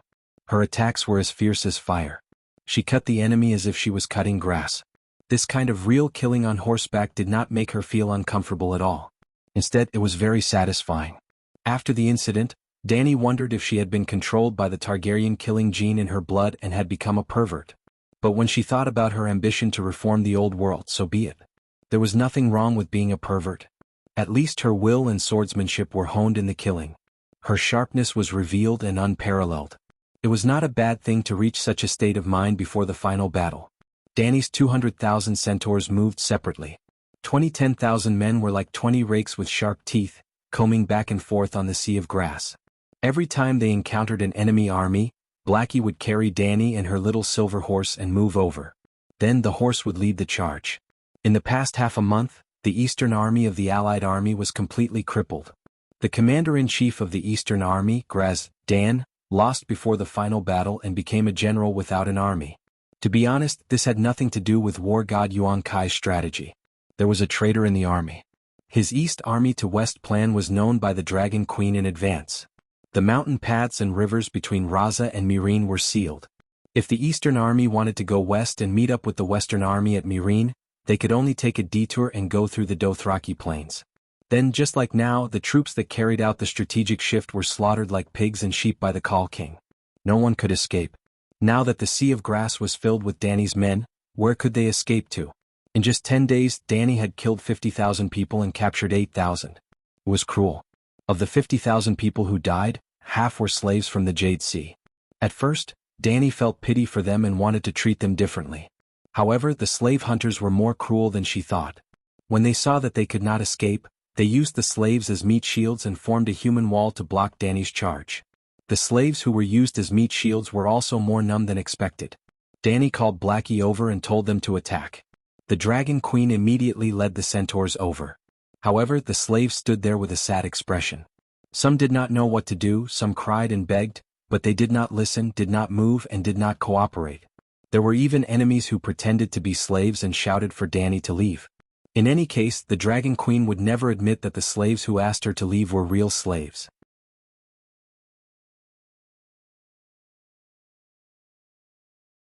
Hence, the opening scene. The Khal King charged at the front and the centaurs at the back indiscriminately fired a wave of arrows to let everyone know her determination. Then she put away her bow and used her scimitar to finish off the enemies who wore leather armor and held weapons, as well as any slaves who did not kneel on the ground. It was not that the Alliance did not counterattack. At first they deliberately used bait to lure her. For example, a group of horses was advancing on the grassland, and then a group of pterosaurs carrying kerosene bombs was hiding nearby. When the Dragon Queen attacked the group, the pterosaurs would attack. However, Slave Bay now had a pterosaur army that was evenly matched with the Alliance. This caused the three Megalosaurus, Blackie, Little White and Little Green, to no longer have to worry about the city. Little White and Little Green still had patrol missions, but Blackie was completely free and became an aerial force that could move freely. With Blackie hovering above Danny's head at all times and her shape-shifting animal companion monitoring the surroundings, who could sneak attack her. After losing 4 pterosaurs, the Alliance became completely honest and did not dare to think of ambushing Mahdi. On this day Danny led 2 groups of 10,000 people close to Giant Snake City. Suddenly she received a thought that she had hidden in Dr. Wargrave's mind. This could only mean one thing: a great writer of a generation had passed away. Without any warning, the writer who was deeply respected by the world had died. What was the cause of death? It was definitely not due to illness and aging. Illness and aging had a process. Just yesterday afternoon, before Danny went to bed, she habitually let the thought write. Using the great writer's avatar, she wrote a mid-length fantasy novel about Dark Princess Kania. Yes, it was about Princess Kania who lost her country and family. Her country was destroyed and her home was destroyed. She wandered the streets and accidentally saved a faceless. Then she took an iron coin and went to the Black and White Academy of Bravos to learn. Before the article was finished, the great writer fell asleep and did not wake up again. He was assassinated. Who did it? Soon Danny knew the answer: a faceless. Dr. Wargrave was once only a little famous in Westeros. Other than the scholars, only intellectuals like Tyrion and Littlefinger who loved to read knew of him. But in the past 6 months the old doctor had suffered from dementia. After he recovered, it was as if his brain had been blessed. His literary ideas gushed out like a fountain, and one masterpiece after another appeared. Now he had become the world's #1 writer, in the hearts of some playwrights. How could the sudden death of the #1 writer not cause a stir in the world? The next day the City of Knowledge issued an official statement. Due to the repeated use of literary works to expose the dark side of the faceless and criticize the ugliness of the people of Bravos, the faceless made a move against the respected Dr. Wargrave. They arranged for the faceless to assassinate him. The scholars and people of the 7 kingdoms immediately believed it. After Marvin passed the news to Danny, she immediately agreed with the City of Knowledge's statement. The drama lovers across the narrow sea did not have any doubts. Even the people of Bravos and the Black and White Academy themselves cursed the City of Knowledge for slandering them, but they were secretly happy that the assassination was successful. Only Arya had doubts. After the failure of the Templars' assassination, she stayed in the King's Landing for a while, waiting for her body to recover before heading south to the Old Town. Cersei had to be killed, but the assassination of her shapeshifter partner had failed, so she only had one last move left: face-changing.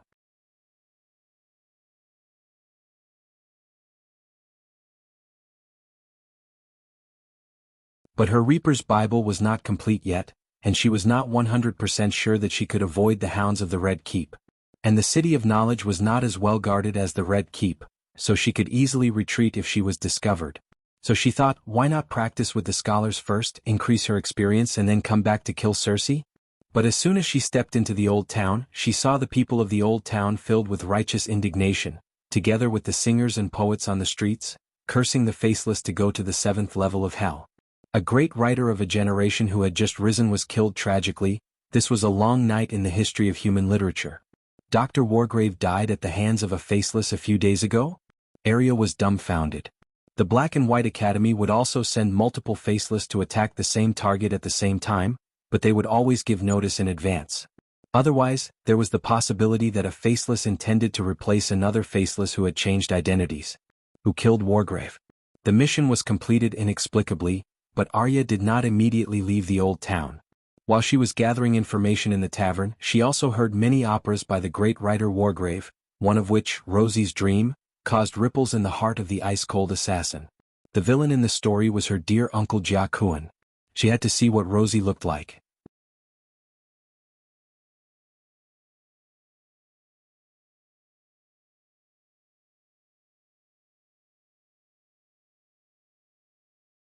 Chapter 665.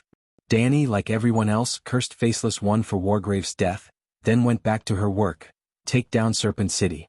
Yasuo Yahai saved the world, but he wasn't crowned as the king of the world. He didn't even wear a crown in his life. But his descendants established an ancient kingdom in the Far East, the country of the descendants of Hail Cologne. A long time ago this country was destroyed in the hands of the Zebra people, leaving behind only 3 strongholds. Among them, Biasabad, known as the Serpent City, was located at the intersection of the Dothraki Sea, the southern foot of the Skeletal Mountain and the Jade Sea. The Eastern Army of the Alliance used Serpent City as a bridgehead, passing through the Dothraki Plains and entering the Raza River Valley. In terms of strategic position, Serpent City was equivalent to the Zingis of the Eastern Army. When the alliance gathered in Serpent City, Dragon Queen sent a messenger to warn the father of the city. You can join the United Nations and it's okay to blockade Slave Bay, but if you act as the Eastern Army's landing point and logistics base, it's tantamount to declaring war on the Dragon Queen. Yes, the Eastern Army consisted of 50,000 Jade Sea mercenaries and slave hunters. They all came ashore from Serpent City, where they bought slaves, hired caravans and transported military supplies. When the Dragon Queen's messenger said, "Don't say I didn't warn you," the father was enraged and cut off his tongue. Dany was angry and regretful. Angry that a small country with few people dared to insult the messenger of the Celestial Empire. Regretful that she didn't let the dwarf be the messenger. At that time, the dwarf hadn't run away. Serpent City was next door to Slave Bay, 2,000 kilometers. Dany was confident that sooner or later she would give it retribution. But she initially planned to punish it after the Meereen War, because in her original plan, the Centaurs would backstab the Western Army of the Alliance at Slave Bay instead of scattering across the plains to clean up the Eastern Army of the Alliance. The Eastern Army came from the Jade Sea, and the Centaurs chased them to Serpent City. In that case, why not take down this knockoff Amazon female warrior kingdom? Yep, this city was quite strange. It was famous for its female warriors who wore iron rings on their breasts and rubies on their cheeks. 99% of the men here would be castrated before they reached adulthood, leaving behind only the strongest and smartest 1% to continue growing. Jianghu was the king of the humans. Two groups of 10,000 Dothraki men approached the Jade Sea, and when the High Father failed to persuade them to leave, the Ruby warrior took the initiative to come out of the city to meet them. 20,000 centaurs vs 5,000 female warriors. Giant Snake City was built on the shores of the Jade Sea, east of the Skeleton Mountain Range. To the west were steep cliffs, to the east was the sea, and there was only a narrow and rugged mountain path to the north, connecting it to the Dothraki Sea of Grass. This was a sniping battle similar to the one at Hot Spring Pass between the 300 Spartans and the 200,000 Persians. The centaurs rode their horses and shot, then charged forward, leaving behind 1,000 corpses before retreating. The Ruby warriors used shields, spears and short swords. Their formation was tight, taking advantage of the terrain. They only suffered 100 casualties. Just like the past thousands of years, the centaurs retreated in defeat before they could even get close to Giant Snake City. Yes, it was close to the Dothraki Sea and not far from the Horse King City. How could the Khal not try to take down Giant Snake City? But they had all failed miserably, and this time was no different. Then the Dragon Queen arrived.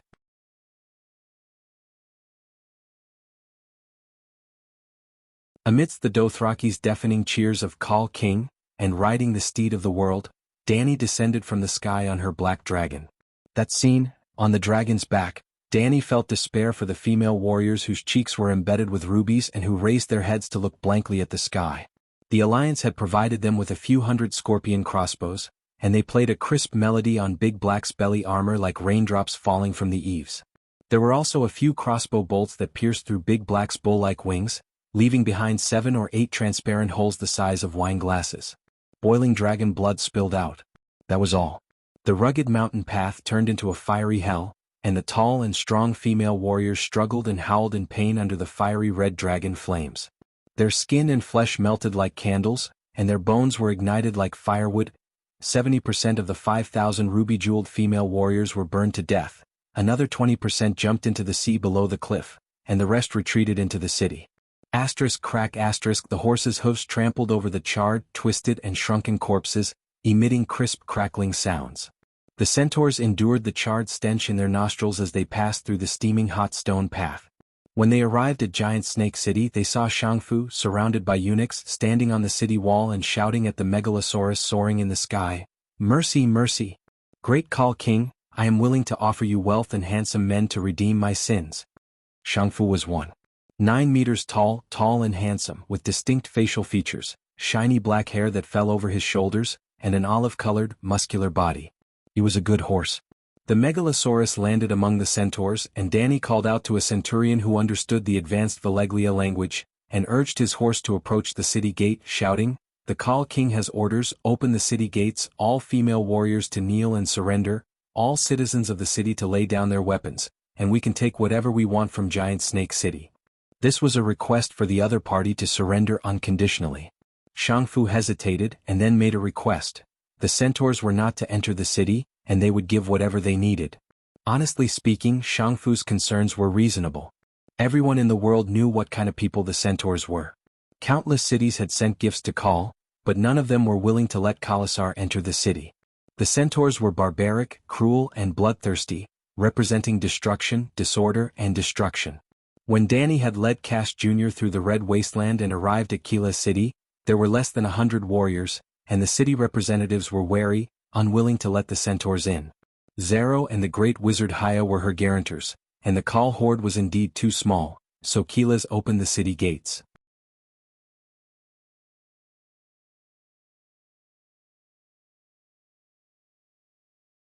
But it was different this time. Danny did not come to Giant Snake City as a guest, or to receive gifts. Attack! She sat on the back of the dragon, and with a wave of her hand, the centaurs charged towards the city walls. Oh, they did not have battering rams, nor did they have ladders. They were divided into groups of 100, and when they were 50 paces away from the city walls, they reined in their reins and shot arrows from their saddles. The arrows flew in high parabolic trajectories, flying 100 paces, 200 paces, landing on the city walls and even the streets behind the city walls. The arrows formed a continuous rain of arrows, suppressing the defenders on the city walls to the point that they could not even lift their heads. This kind of siege method was especially useful in small towns with low walls, otherwise where did the thousands of statues on both sides of the Avenue of the Gods come from? But against a famous city in the world it had little effect. This time it was mainly because Danny had destroyed the main force of the ruby female warriors outside the city, and the defenders on the city walls were old and weak, and there were not many of them. Of course, the most important thing was to provide cover for the Megalosaurus. The crossbowmen on the city walls either fell to the ground under the rain of arrows, or trembled under their shields. Blackie lightly flapped its wings, lightly flew over the city walls, and then spat out dragon flames. The King of Cow rides the steed of the world. Under the frenzied cheers of the 19,000 centaurs, the city gates exploded in the flames. Kill, kill, kill. The centaur raised his scimitar and led the charge. That night, the Dragon Queen sat on the throne of the High Father, and in the High Father's palace, she drank the High Father's wine with the centaur warriors. Haha, this time, after taking down the giant snake city that has blocked the centaurs for 1,000 years, how many more bells will I add? I am the first to ride into the palace. A centaur with a white beard laughed. So what if you are the first to enter the palace? It only means that you run fast. I even helped the King of Cow cut off the High Father's head. Another centaur with red paint on his face said. The centaurs discussed for a while, only to realize that the King of Cow was sitting on the High Father's wide throne with his hands supporting his forehead, drinking wine. There was no joy on his face. A centaur asked curiously, King of Cow, you should add another string of bells this time, right? Burning a few thousand female warriors to death and destroying this sturdy city? Your achievements are enough to be passed down by the centaurs for 10,000 years. Danny glanced at him indifferently and said, just this battle alone, I can barely get one golden bell, how can I get a string of bells? The centaurs were terrified. Only today did they know the value of the High Father's bells. 2 days later, a terrifying news began to spread throughout the Jade Sea. The famous city with thousands of years of history by Asabad was destroyed by the High Father because of a messenger's penis. The men were all slaughtered, the female ruby warriors were all killed in battle, only the eunuchs, slaves and children survived. From today onwards, there will only be 2 cities left in the descendant country of Higher Cologne. The men were all killed. It sounds scary, but the centaurs only killed a few hundred strong men, and there were more than 100,000 eunuchs in the city. They were not slaves, those eunuchs were all the brothers and uncles of the female ruby warriors.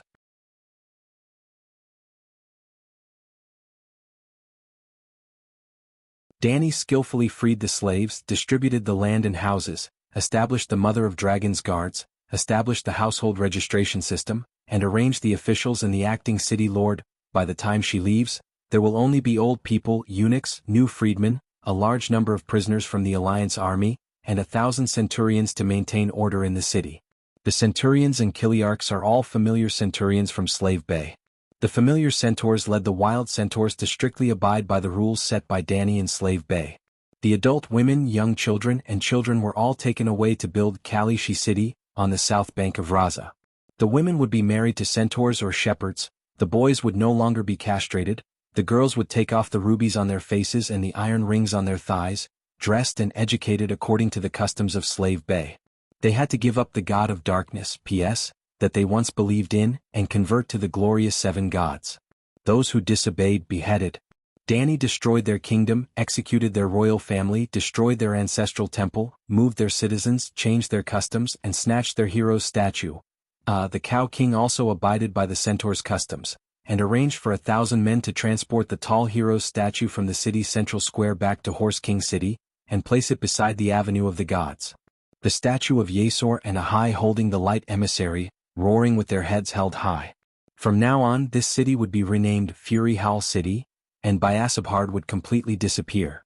After returning to Myrene and telling the results of the battle to her officials, they were only happy for the queen's victory, but old Yemont was very surprised with the map in his hands.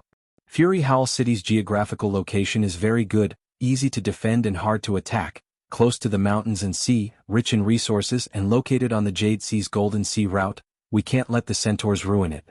In the future we can build a city-state and arrange for a Targaryen to be the king. The old man said excitedly when there was only him and Danny in the Dragon Queen's study. Do as you see fit. Danny casually replied as she flipped through the information in the magic mirror.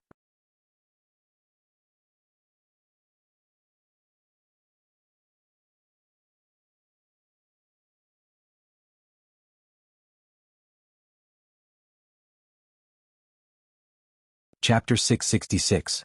There's also new Gith Queers Volantis, Jade Sea's Ko Chang. It's also one of the main forces of the Alliance. We can't let it go.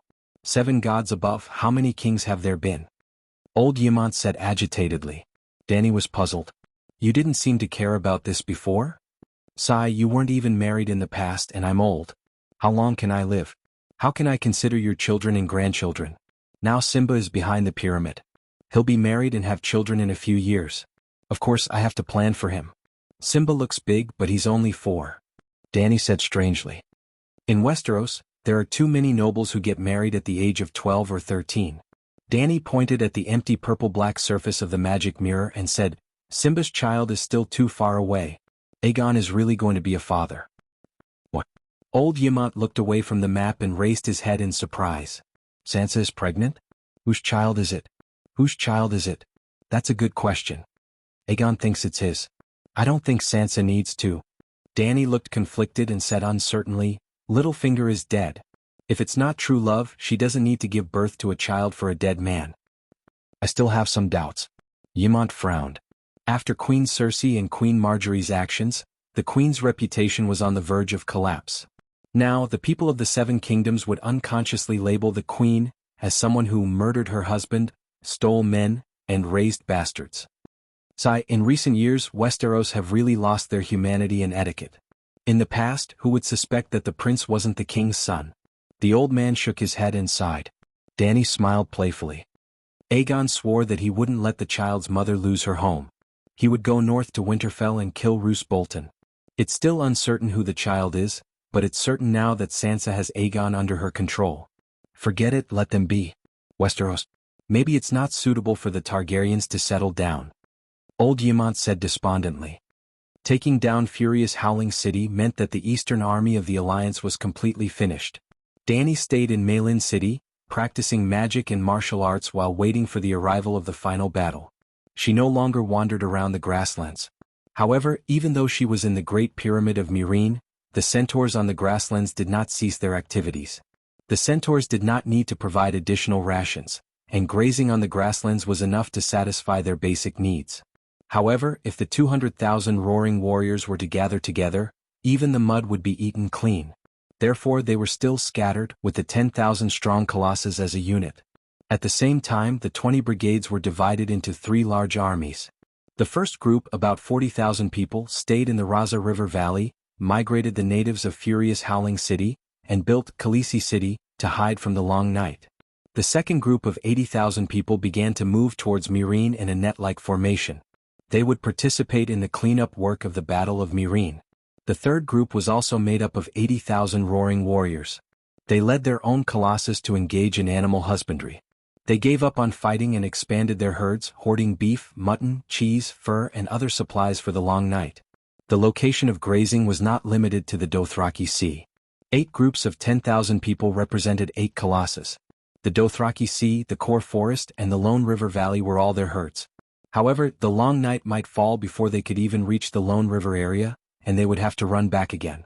Dany did not expect the centaurs to be able to hoard enough food to survive the long night. She only hoped that through animal husbandry, they could reduce the food pressure on Slaver's Bay.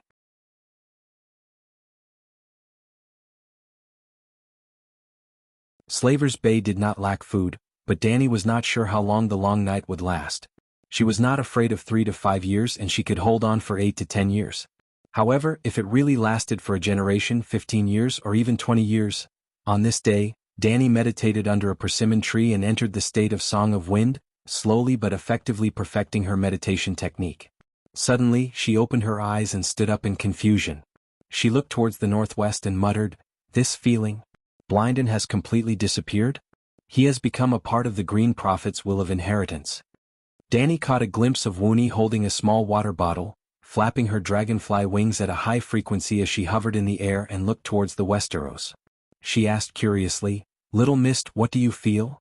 "Something's wrong, something's very wrong." The little elf looked confused as she muttered softly, "What's wrong?" "The inheritance has failed, the new generation." Little Mist suddenly paused. She looked even more confused. She pointed at her chin and asked, "What am I saying? What inheritance?" The inheritance had failed? Dany's expression changed. Little Mist had lost her memories of her past life, but she still retained her keen senses as a child of the forest. Because of her elemental transformation, her senses had become even stronger. She was not speaking without thinking. Awkward. Afu has lost 80% of her memories. She can't elemental transform and... Dany still entered her mind and asked Afu, who looked like an old man with dementia, "Have you noticed the change in the Green Prophet's inheritance?" "Green Prophet? Who's that?" Afu asked blankly. Dany ended the telepathic communication in a daze. Then she held Afu and burned her soul. Yep, she would burn Afu every day.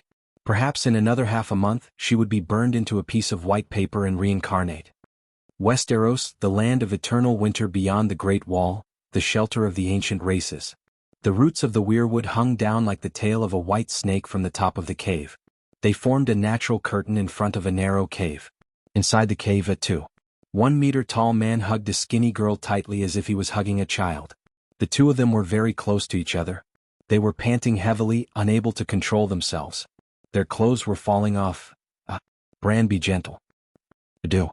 Adu exerted more force and was full of energy. What are you doing? Leaf opened the curtain of roots and stumbled into the cave. He shouted at the two people who were entangled together. Mara blushed.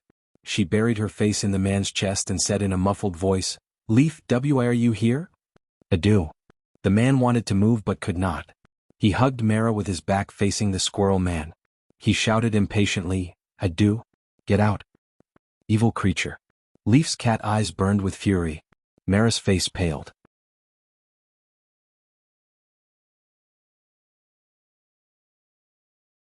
She mumbled, "Didn't you already know? You even agreed." "I agreed with Bran using Adu's body to make up for the regret of not being fated to be together. However, Bran is not just Bran.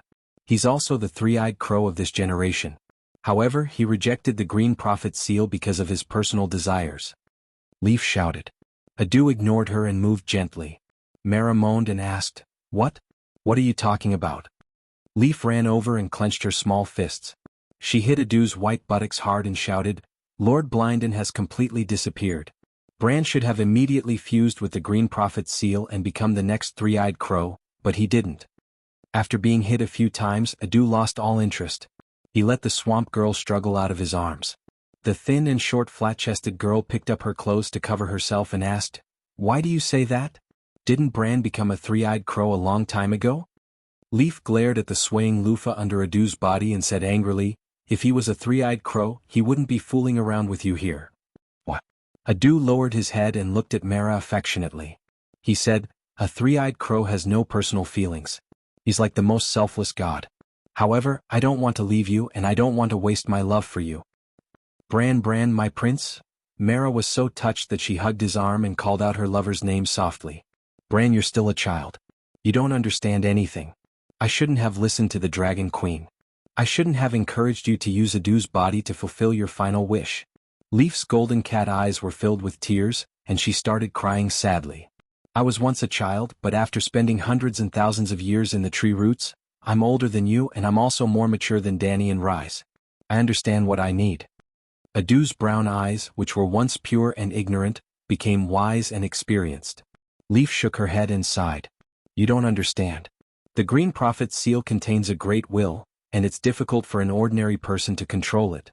In the past, Lord Blinden spent a long time to perfectly fuse with it. If you had inherited the seal the moment he completely fused with it, you would have been able to instantly fuse with the seal with the help of Blinden's final thought. However, you deceived Lord Blinden and let down everyone's expectations. The longer the Green Prophet's seal is without an owner, the harder it will be for you to perfectly fuse with it in the future. The long night is coming. Are you worthy of Jujin, who sacrificed himself for you? Jujin? Mara's thin and rosy cheeks suddenly turned pale. Adu's eyes were red, and his rationality was gradually replaced by impulse. He shouted at Leaf, "You're the ones who don't understand." When Blinden became the three-eyed crow, he was already more than 70 years old. He had loved and made contributions. He had lived a life that was almost like a legend. The past Green Prophets were more or less the same. They all had lives that truly belonged to them and they all lived them. What about me? I broke my leg when I was 7, and I started to accept this shitty fate passively. I came to the Great Wall to obtain power to change my fate, but what happened? I was like a deer that fell into a swamp. The more I struggled, the deeper I sank. When he said this, a string of bean-sized tears rolled down from Adu's large brown eyes. He choked with sobs as he said, "From the age of 7, a normal person's life has already ended. After 4 years of suffering, I finally encountered a ray of warm sunlight in my gloomy journey, but I had to kill it immediately. I can't accept this. Among all the Green Prophets, I'm the youngest. My life hasn't started yet and I haven't truly lived. I won't forget my responsibility, but I must truly live once." Bran. Mara's green eyes were filled with pity and concern.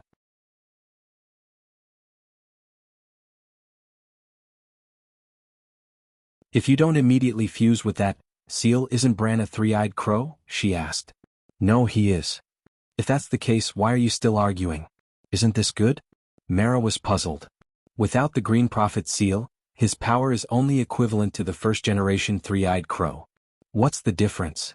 He glanced at the resolute Adu and said helplessly, "A person's power is limited. If the limit of a Green Prophet's field of vision is to observe a forest, then 2 Green Prophets will be able to control 2 forests when their power is combined. 3 Green Prophets, countless Green Prophets will be able to control countless forests when their power is combined. In other words, they can control the entire land. Hence, in the Westeros, Lord Blinden is omniscient and omnipotent. He's like a god. Now, as this generation's three-eyed crow, Bran has lost his omniscient ability. What he can see is limited to the scope of his power.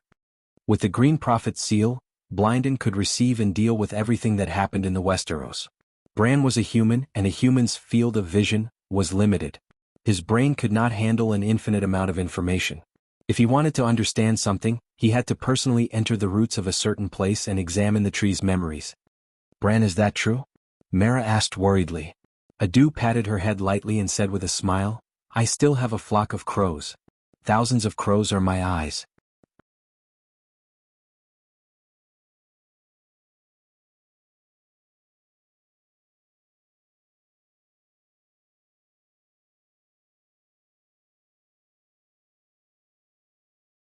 Chapter 667. In the Westeros, the three-eyed crow was like an omnipotent god, and he could even decide a kingdom's fate. But as long as he didn't transcend this world, he was still in a vast river of fate. The three-eyed crow didn't jump out of the world, but he was also in fate. The Light King Lalo was also in the same situation.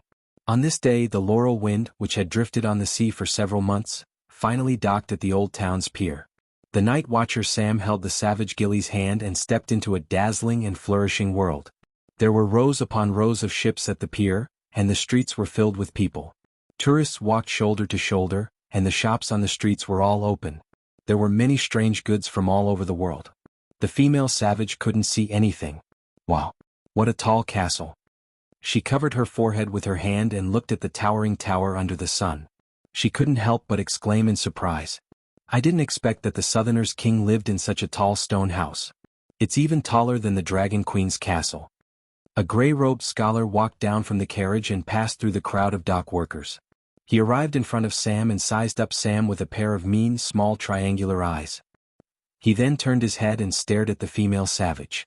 His gaze turned critical and disdainful. "You went to Dragonstone Island and met Danny Rise?" he asked coldly. "Who are you?" the female savage asked warily. With just one sentence and one look, she could feel a thick and barely concealed malice from the other party. The scholar didn't reply and he turned to the fat man. He twitched the corners of his mouth and said, "I'm Samuel Tarley. Are you the scholar who came to pick me up?" After confirming his identity, Triangular Eyes asked, "Where's your thing?" "What thing?" Sam was confused. "I brought it from Dragonstone Island. It's the oak box that contained the Ice Clan's barbarians." "Ice Clan?" Sam was taken aback. "Are you talking about the deviant ghosts?" "There aren't any deviant ghosts." Triangular Eyes roared and looked around. He noticed that many laborers and sailors were looking in their direction, and he pulled Sam into a carriage that was parked at the side.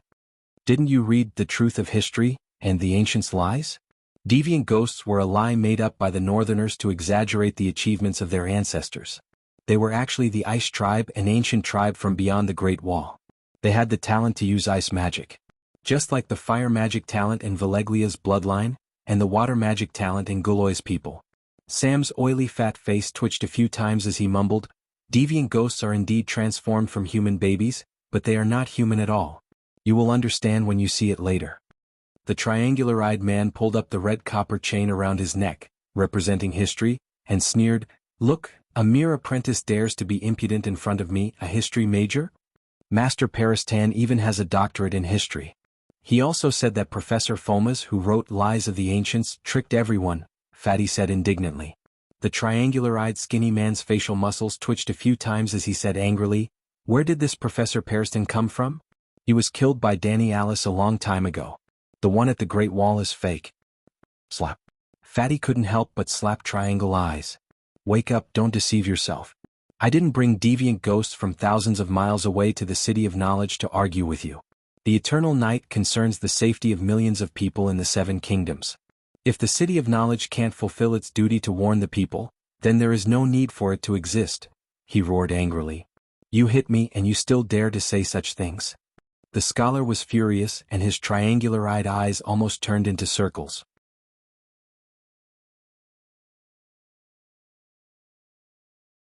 Fatty Sam shrunk his neck, but he immediately remembered Professor Parestan's teachings. Scholars are sinister. You must remind them at all times of who your father is to prevent them from harming your life. "My father is Randall Tully. What do you want?" The triangular-eyed man was helpless and sullen. Suddenly he saw Jilly, who was looking out of the carriage window. He sneered and pointed at the female barbarian. "You have a lover, but you will never get the scholar's necklace." Fatty Sam's small eyes were filled with surprise as he asked, "Are there still people coming to the City of Knowledge to be scholars?" He then shook his head and muttered to himself, "Anyway, my father said that if I dare to insult the family, he will kill me." "Insult the family?" The triangular-eyed man was confused. "Yes, becoming a scholar now is an insult to the family. It's worse than having an illegitimate child with Jilly," Sam said honestly. "Bastard." The triangular-eyed man was furious. "Then when you wrote the letter saying that you want to become a scholar, were you fooling us? Times have changed. Didn't you notice? The people at the docks look at you, no respect, only disdain and disgust." Sam sighed. "You're wrong. They are looking down on you. You are wearing the clothes of the night watchers, but you are holding a woman's arm. Who doesn't know that you have broken your oath? Also, Queen Circe has already declared us innocent." Sam thought for a moment and felt that he, a night watchman who had broken his oath, was not as noble as a scholar who had broken his oath. He stopped arguing and got off the carriage, found Captain Kuhalu and took out the sealed treasure chest from the safe at the bottom of the cabin. Sam, Gilly, and the deviant ghost followed triangular-eyed into the heavily guarded City of Knowledge. Before they reached the general manager's pavilion, a group of strange warriors wearing leather armor, long swords, and scholar necklaces came over. Ignoring Sam's attempts to stop them, they forcefully took away the demon-sealing treasure chest. For the next 2 days Sam was thrown aside and no one cared about him. He went to the steward's tower to ask a few times, but he did not get any reply. On the fourth day he roared in the steward's tower, "If Steward Theobald does not appear or does not let me see the other ghosts, I will immediately go to the towering tower and ask for an audience with Count Hathar." Then, Sam got his wish and was summoned by the steward of the academicians. 7 gods above, why is there such a deep and complicated tunnel under the Crow's Nest Tower?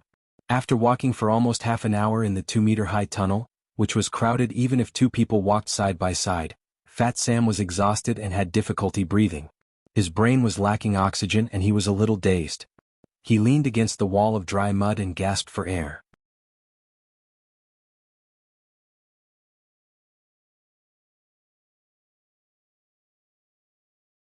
A short, weasel-like young man was leading the way with a kerosene lamp in his hand. Seeing that Sam was having a hard time, he did not urge him. He stopped and waited. "This is a newly built shelter. Do you know the list of great guardians? For the gold royals, the mercenaries have gone crazy and sneaked into the city of knowledge to arrest the scholars and academicians. The consequences of the academicians being arrested were even more terrifying. They would be paraded through the streets. How could the academicians tolerate this? So they hired a group of townspeople and dug a fortress under the city of knowledge. The academicians and academicians on the list work in the city of knowledge during the day and sleep in the bunker at night. They can sleep soundly. They don't have to wait for dawn or wear armor to sleep." Sam thought of the twists and turns he had taken and suddenly said, "So, there is more than one passage in the bunker?" The weasel-like young man nodded and said, "The Crow's Nest where many academicians live is connected to the bunker." "Do we have to hide like a mouse for the rest of our lives?" Sam found it hard to accept. "It's fine if you get used to it. It's warm in the winter and cool in the summer. It's quite comfortable." "You also live in the bunker?" Sam asked. "Recently we have offended Bravos and the Faceless. It's safer to live underground. The Faceless can change their faces and become you and me.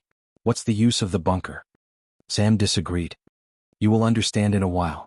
The young apprentice smiled mysteriously and said proudly, "According to Professor Wargrave's method, no Faceless can sneak into the bunker." "The great writer Wargrave?"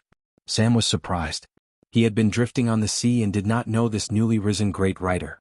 However, there were too many classics of the great writer and they were too popular. He only stayed in the city of knowledge for 3 to 5 days. Even Savage Jilly had seen the plays of the great writer. She also pulled him and ran to the feather wine bottle with many foreign merchants to pay homage to the former residence of the Maiden of Dreams, Rosie. Fatty had to admit that after seeing Rosie from afar under the peach blossom tree, he also had some shameful thoughts when he lay on Jilly's body at night. Rosie was obviously not cuter than Jilly, but after seeing the famous works of the great writer, he felt that Rosie was shrouded in a layer of halo, with a dreamlike and intoxicating temperament. The bunker was built by him and he personally designed it. He said that he would fight Bravos to the end, even if it was a tunnel war. The apprentice's face showed a look of reverence, waking Fatty from his reverie. But he died. He died in the hands of the Faceless. At this point Sam could not help but sigh. He secretly cursed the death of the Faceless for causing the literary world to enter a long night before the real world. Sigh, the bunker apartment prepared by the City of Knowledge for the doctor was just renovated. I was about to move in but... The weasel sighed regretfully. Sam had rested while talking and continued to follow the apprentice. Now they came to another corner. There was a small stone room at the corner, and there was an old apprentice inside and outside the room. "It's Robert." The old apprentice outside the room recognized the weasel and looked at Fatty warily. He pointed to the copper basin on the wooden shelf in the corner and said, "Come and wash your faces." Sam didn't know what was going on. He saw the weasel put down the oil lamp, walk to the basin and wet his face. He picked up a piece of soap from the side and rubbed his face carelessly, especially at the juncture of his face and neck. He rubbed so hard that his skin turned red. Sam suddenly understood. No matter how powerful the Faceless was, as long as they wore a fake face, they could not withstand such torture.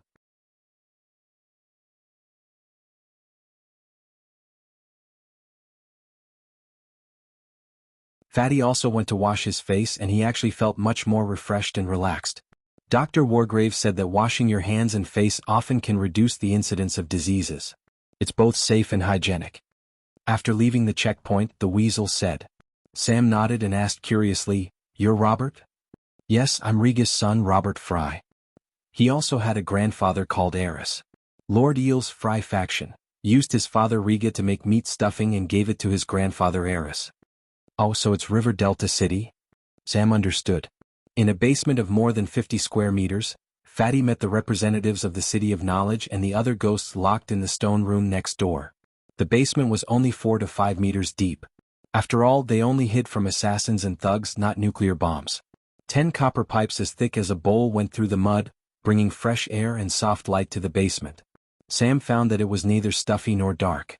The temperature was neither high nor low. It was really comfortable. Sam Will. An old scholar with a square face stood up from behind the oval conference table. I'm the head of the doctors, Cybold. Without waiting for Sam to salute, he pointed to the stone room next door and said, You want to see Sir Ace? He's there. Sir Ace? Sam was baffled. He turned around and saw a masked gentleman in a brocade robe sitting on a rattan chair in a small stone room separated from the conference room by an iron fence.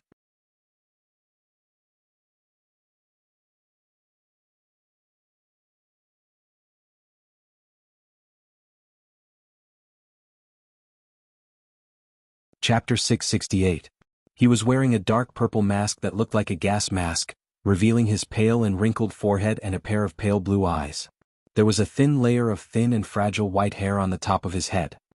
He was wearing a double-breasted white velvet suit with empty sleeves as if he had no arms. He was wearing a pair of white lambskin trousers and brown high-riding boots. 7 gods above. Sam's small eyes widened in horror as he took a few steps back. His fat face was pale as he howled, This is a deviant ghost. You have released the deviant ghost. You have betrayed the humans of the 7 kingdoms and sided with Frost God? No matter how much the other party dressed like a gentleman, even if he was wearing a mask, Fatty could still recognize his identity through the pair of flickering blue eyes. Deviant ghost. Bastard. The triangular-eyed scholar who had brought Sam into the City of Knowledge at the docks shouted angrily. He pointed at the deviant ghost dressed as a noble of the 7 kingdoms and said, This is Sir Ace. Don't be rude. He is clearly a deviant ghost. Don't think that I can't recognize him just because he changed his clothes. Sam said with a trembling face. I am a member of the clan beyond the Great Wall. The deviant ghost behind the iron fence stuttered. Sam's pupils constricted as he said in disbelief, You can speak? As soon as he finished speaking, he realized that he had made a fool of himself. Deviant ghosts could of course speak. They were also highly intelligent life forms. Don't you only know how to speak the ancient language? Sam asked. He was shocked to find that the deviant ghost's voice no longer pierced his soul like an ice lake exploding. What's wrong with your voice? Sir Ace's voice has a soul attack. After our research, we found that the dragon crystal can effectively block the sound waves that are harmful to humans. A hunchbacked old doctor said excitedly. This is the doctor of the occult, Hardangin. Robert Fry introduced to Sam in a low voice. As long as there is a mainstream language in the world, the City of Knowledge has it. The so-called ancient language is just the language of the ancestors. It's not difficult for us. We can speak the ancient language so we can also teach Sir Ace a simple common language. A thin and tall doctor said proudly. History and ancient language double major doctor, Guillermo. Robert added. Sam said in a daze, Why are you teaching him the common language? To search for the truth and restore the truth of history. Chief Steward Theobald left his seat and gently patted Sam's shoulder a few times. He praised, Thank you for bringing us Sir Ace and solving the secret of the long night and the deviant ghosts for humans. What secret? Sir Ace, please introduce yourself so that the misunderstanding between the Night Guardian and your tribe can be resolved. The head doctor faced the well-dressed white ghoul in the small cell and said gently. My name is Ace Magna, tribe leader, of the Eternal Winter tribe. We have invaded the Northern Territory before, but we are not the devil who brought the eternal night. We are also humans just like the children of the forest, demi-humans from the last era. The well-dressed deviant ghost was truly like a polite gentleman. He explained the history of himself, his tribe, his race, and the origin of the long night in detail. In short, they had been living in the land of eternal winter. They were neither the ancestors of ice magic and lies of the ancients nor the evil force that brought the long night to the world, according to the Night Watchers. Sir Ace is also a lord beyond the Great Wall and is worthy of the title, Sir. We should treat him with the etiquette of a noble captive and give him the necessary respect, the thin and tall doctor of mysticism said. I've really seen deviant ghosts. You believe the nonsense of deviant ghosts? Sam shook his head.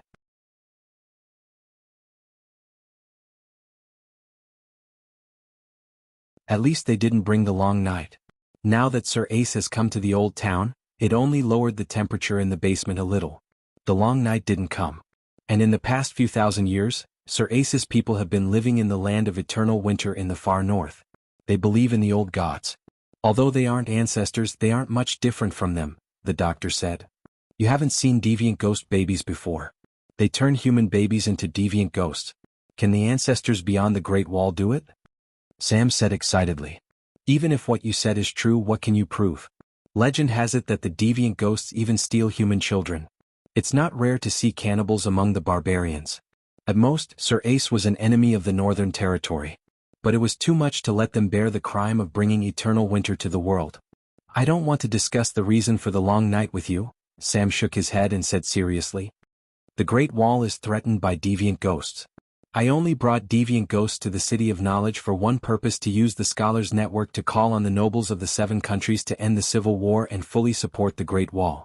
Regardless of whether the long night will come or not, and regardless of why the long night came, it's a fact that deviant ghosts intend to attack the Great Wall. The barbarians have also tried to take down the Great Wall and invade the Northern Territory. But now the barbarians have become allies of the Night Watchmen. Why can't the Ice Tribe of the Land of Eternal Winter turn from enemies to friends? The doctor asked. Sam looked around in shock and anger.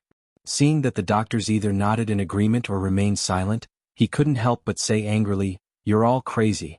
I'm going to tell Count Hathor, tell the Dragon Queen of Dragonstone Island, tell the Night Watchman on the Great Wall." Sir Ace, please excuse me. The doctor bowed to the deviant ghost and then pulled Sam out of the door with a cold face. They walked along the dark tunnel for 40 to 50 meters and entered a small room with plenty of light. Do you have a pig's brain? The doctor scolded loudly. Those who are not of our tribe will definitely have different intentions. Do you think I don't understand this principle? What? Sam, who had been indignant, was at a loss. The doctor's thin lips moved up and down like a machine gun. He quickly said, "Whether the monster you brought is a deviant ghost, an ancestor, or as he said, an ancient remnant, it's a fact that humans know nothing about them. Now that he's willing to speak, whether it's the truth or not, we can extract some useful information. We can understand the social structure of the monsters, their population size, and the reason for going south. The secret of the long night. Oh no, there is no long night. You're tricking him into giving up information?"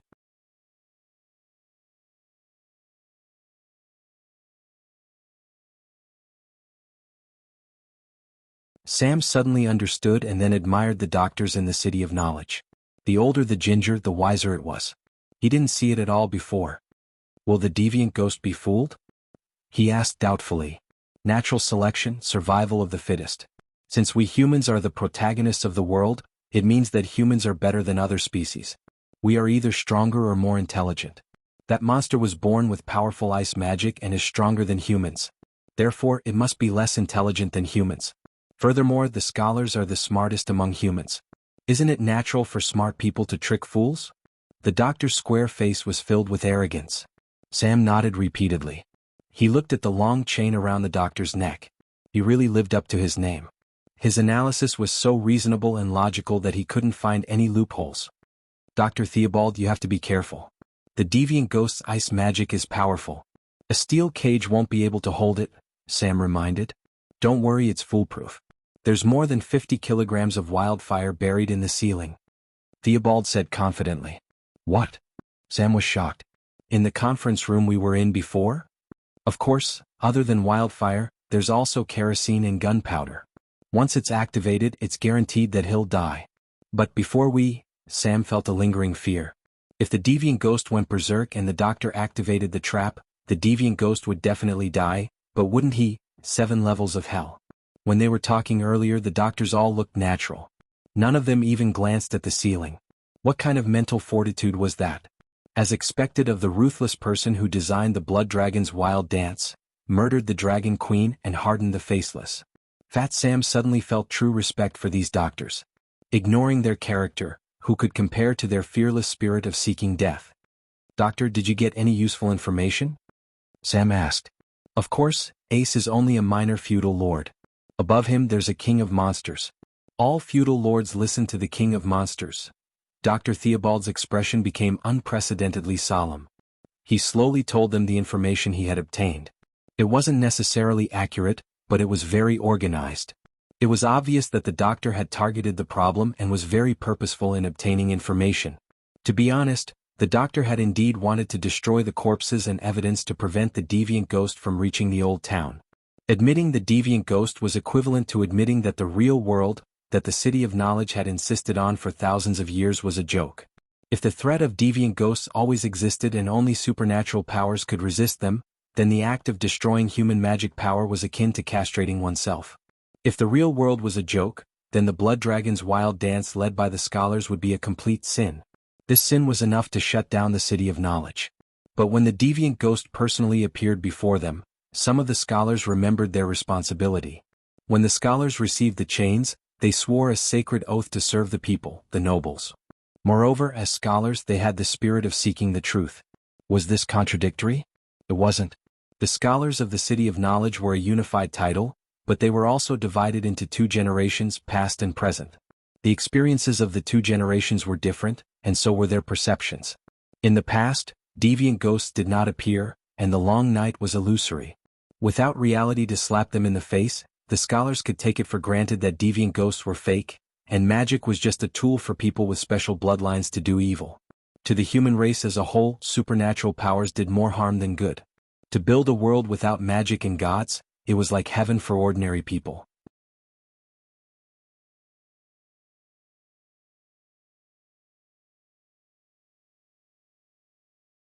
But now the scholars were constantly being taught a lesson by reality. Rationally, they would no longer insist on the idea of the real world, but the seniors had already driven the car into a dead end. There was no way out and they could only go all the way. The sins were committed by the seniors and the juniors hated the real world now. If they admitted their guilt, not only would they lose face, but the city of knowledge would be completely finished. Therefore they could only resist and try their best to pretend to be peaceful. The scholars of the city of knowledge only hoped to have a time machine. It would be best if they could travel to before the blood dragon's wild dance, so that the seniors would stop tormenting themselves. Secondly, they could travel to before the ambush of the Dragon Queen and directly kneel down and surrender, so that the Dragon Queen would be merciful and let the city of knowledge off the hook. The scholars did not have a time machine, so they denied the long night verbally while seriously studying deviant ghosts in action. They were tormented by the contradiction. The head scholar said, "I didn't want you to participate but you kept making a fuss. Since that's the case you will cooperate with us. The scholars will play the good cop and you will play the bad cop. Figure out the details of the monsters." Sam thought about it. The Dragon Queen had also hoped to figure out the secret of the deviant ghosts, but she did not succeed. If the smartest in the world scholar could do it, it would be a good thing, so he nodded and agreed. But he also put forward his own request. "I came to the city of knowledge for two purposes. One of them has already been achieved. The rest is to persuade the city of knowledge to send out messenger crows to warn all the nobles about the deviant ghosts." "That won't do. We haven't asked clearly. It might be a false alarm. The deviant ghosts can't cross the Great Wall at all." Sigmund shook his head.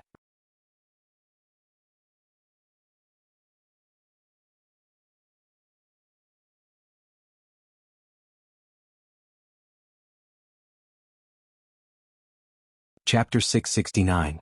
"Doctor, I understand your concerns, but the city of knowledge's reputation has already hit rock bottom.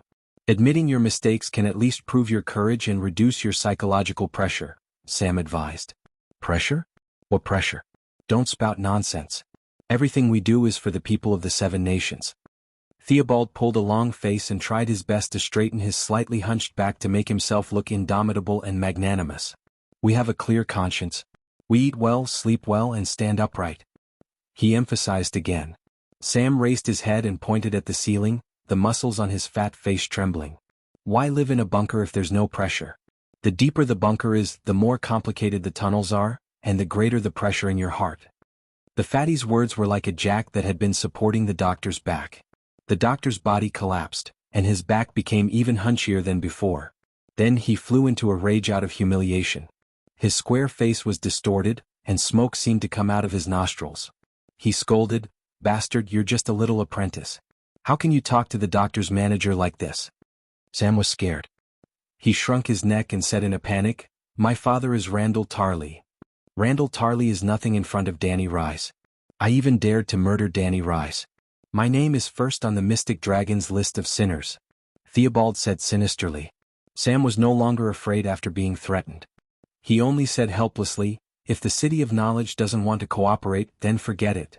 Anyway, the chief bishop and Dragon Queen had warned the nobles. Long Night and other ghosts were already known to everyone. But now he really regretted it. He didn't listen when the Dragon Queen told him to go home and not go to the City of Knowledge. As expected, the City of Knowledge didn't provide any help. In the next few days, Sam tried his best to cooperate with the doctors, hoping to get more useful information from the other ghosts so that his trip wouldn't be in vain. They studied the ethnic composition of the other ghosts, the relationship between the ghouls and other ghosts, their eating habits, magic techniques. The other ghosts weren't very cooperative, but it wasn't like they didn't say anything. In just a few days, the doctor had recorded a pile of information about the land of eternal winter and beyond the world. According to the deviant ghosts, the land of eternal winter was just the front yard of the world gate. They could walk a few thousand miles further north. If the deviant ghosts weren't lying, then the land north of the Great Wall was no smaller than the land south of the Great Wall. Why is the world so big? The world isn't that big, but there are other worlds outside of this world, the deviant ghost said.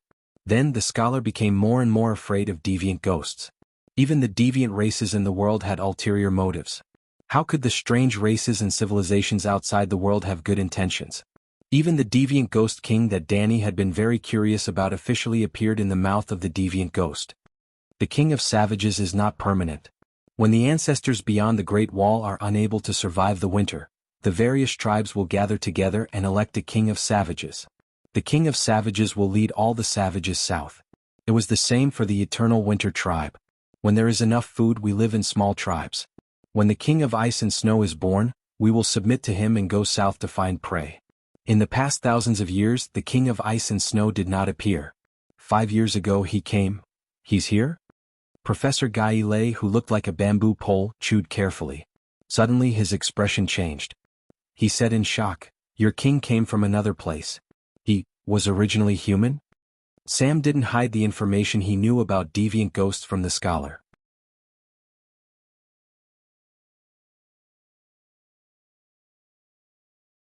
He told the City of Knowledge that deviant ghosts might not have the ability to reproduce and could only be transformed from the male infants of the ancestors who worshipped the old gods. Therefore, Gaile, who had been communicating with the deviant ghost in the ancient language, could understand the subtext of the deviant ghost's words. After a long silence, the deviant ghost's muffled voice came from behind the dragon crystal mask. "Only a noble heart that is entangled by the most heinous sins is worthy of our absolute loyalty." A noble heart that is entangled by the most heinous sins. After Gaile translated the deviant ghost's words, Sam and the other scholars looked at each other in shock. At least, the deviant ghost admitted one thing. The deviant ghost king came from the human world. He had a noble soul, but he was burdened by the most heinous sins. In endless suffering, he was chosen as the deviant ghost king. Moreover, it happened 5 years ago. "Oh, who is he?" Sam asked anxiously. Sir Ace glanced at Fatty with his emotionless blue eyes and said, "His human identity is meaningless to us." Sam asked a few more times, but Sir Ace only said that he didn't know. Dr. Theobald stopped Fatty and said slowly, "Actually, knowing who he is not of much use to us. Let's ask something else. For example, the ability of the King of Ice and Snow. The King of Ice and Snow can't bring about the long night. We just lack food." The deviant ghost said. "Food? What do you eat?" "We've been here for a few days, but Sir Ace doesn't seem to have eaten anything." Dr. Gaile was puzzled. "Warm blood, fresh blood from living creatures." The deviant ghost stared at Fatty and said, "Human blood is the best." The scholars who were pretending to be red faces couldn't hold it in anymore. Their expressions changed as they exclaimed, "Don't even think about eating me." Fatty's face turned pale. He took a few steps back and shouted, "He really is a demon." The head scholar glanced at Fatty and asked the deviant ghost with a forced smile, "Is animal blood okay?" "Human blood. After eating it once, you won't need to eat for many years. Animal blood is much worse." The deviant ghost said. "Prepare a bowl of pig blood for Sir Ace." Thinking that the deviant ghost could turn the corpse into a corpse ghost, the head scholar immediately changed his words. "The noble Sir Ace can't drink pig blood. He needs a bowl of phoenix blood." "Where did the phoenix come from?" Robert Fry hurriedly asked. "Idiot, chicken blood." The head scholar scolded in a low voice. "Use a small bowl." He emphasized again. Robert Fry obeyed the order and left. At this time, a history professor suddenly said, "I understand. The Eternal Winter tribe lives on the blood of savages. In the past few thousand years, they didn't approach the Great Wall because the number of savages was enough for them to survive. In winter the savages went south, so they followed."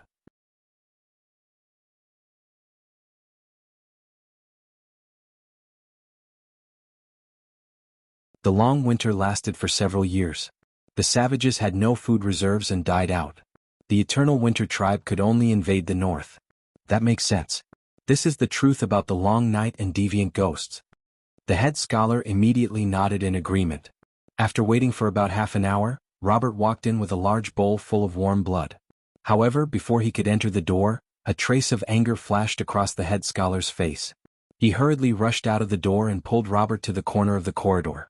He scolded, "What did I say just now? You used such a big bowl. Are you afraid that the monster won't be full and won't have the strength to riot?" "This is the smallest bowl," Robert said, aggrieved. The head scholar was stunned. He said, "Find a goblet and pour a quarter of a cup. Just enough to moisten his throat." Robert's wretched weasel-like face trembled a few times. He hurriedly turned around to find a goblet. "Wait." The head scholar stopped him. "Have you dealt with the rooster's body? It's not the rooster. The bunker doesn't have a kitchen. I found lazy man Leo and killed a few pigeons." Robert muttered. "Pigeons are fine. Have you dealt with the body? How?" "Throw it into the fireplace and burn it. No body is allowed in the bunker, not even a pigeon." Theobald's square face was stern as he said sternly, "Oh." After almost an hour, Robert finally found Leo again. He found him sitting by the fireplace, the fire reflecting red light from his oily mouth. A mouthful of red wine and a mouthful of roasted pigeon with honey. Leo was using his own method to deal with the pigeon's body. "It smells so good. Give me one." Robert swallowed. He suddenly felt hungry. Leo Tyrell pointed at the fireplace and said casually, "You can get it yourself." Why are there only 5 skewers?" Robert squatted down and found that 2 of the skewers were empty. There were 3 pigeons skewered on the skewers, giving off the smell of pepper, honey, and fennel. "I remember that we killed 6 pigeons in total." Robert turned around and said nervously, "6. Leo tilted his head and looked at the furnace. He said lazily, "You remembered wrong. There are only 5. "Are you sure?" Robert was the first to become uncertain. "There are deviants in the cellar. The doctor told us to be wary of corpses turning into zombies." "Hey, it's just a pigeon. Even if it really turns into an undying monster, I can still squeeze it out of its shit." Leo waved his hand and said nonchalantly, "Maybe the zombies know magic." "Hee, I asked that damn fatty." "The zombies are just resurrected from the dead. They are slightly stronger and faster, but their movements are stiff and they have no magic power. As long as their numbers don't increase, there's nothing to worry about. Still be careful. That monster drinks human blood." Robert held a pigeon and gnawed on it as he searched the room. He didn't find anything. "I said only 5 pigeons," Leo said impatiently. Robert found a seat and sat down. He stopped talking about the pigeons and talked to Leo about Rosie's first night for the nth time. A few days later, Theobald found that Sir Ace was more willing to chat with them, but the useful information revealed in his words was getting less and less. Furthermore, the information it had revealed was so frightening that he decided to act brazenly and activate the trap. A large pot of wildfire fell from the ceiling. Sir Ace was caught off guard. He howled and cursed and was burned into a cloud of mist by the green flames. The doctor's decisiveness made Sam, who was at the side, extremely shocked. "What is this?" he asked blankly. The head doctor held a thick stack of imported dragon paper and sneered. "Either he has the intention to hide it or he doesn't know much. In short, I can be sure that we won't be able to get any useful information from him."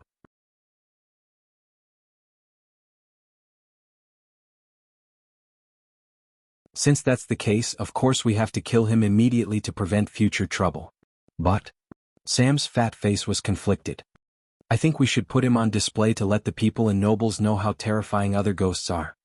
The head doctor patted Sam's shoulder and warned him meaningfully, "No matter how terrifying a monster in a cage is, it won't make people feel fear from the bottom of their hearts. That's human nature. Otherwise, the nobles who saw him on Dragonstone Island wouldn't be so calm. At least they don't value the monster as much as you, who personally experienced the monster tide." Sam was thoughtful and asked, "What do you plan to do?" "Send a messenger crow to tell everyone about the monster." The head doctor waved the document in his hand and said with a complicated expression, "The scholars who serve the feudal lord will persuade their feudal lords to stock up on dragon crystals and strengthen the city walls. They will try their best to send all the idlers to the Great Wall." Sam let out a long sigh of relief. Although the City of Knowledge still did not recognize the Long Night and other ghosts, it finally started to do something. "My mission is complete. I should leave," he said. "No, you have to get a scholar's necklace before you can leave." "What? I don't want to be cursed on the street. I don't want to humiliate the family," Sam said with a bitter face. "Yes, everyone no longer sees the scholar's necklace as an honor." Dr. Theobald's expression was gloomy, as if he had suddenly aged 10 years. "You are a good seedling. You have a good family background and a quick mind. You even killed other ice monsters. You are destined to have a bright future. The City of Knowledge depends on people like you to support it."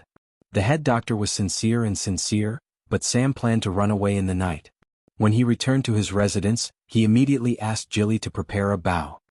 "We have to leave as soon as possible. We can't let the doctor put the necklace on me. Where's my horn?" "What horn?" "The horn that John gave me was inlaid with copper. You tried it but it didn't sound." "I don't know." Jilly shook her head.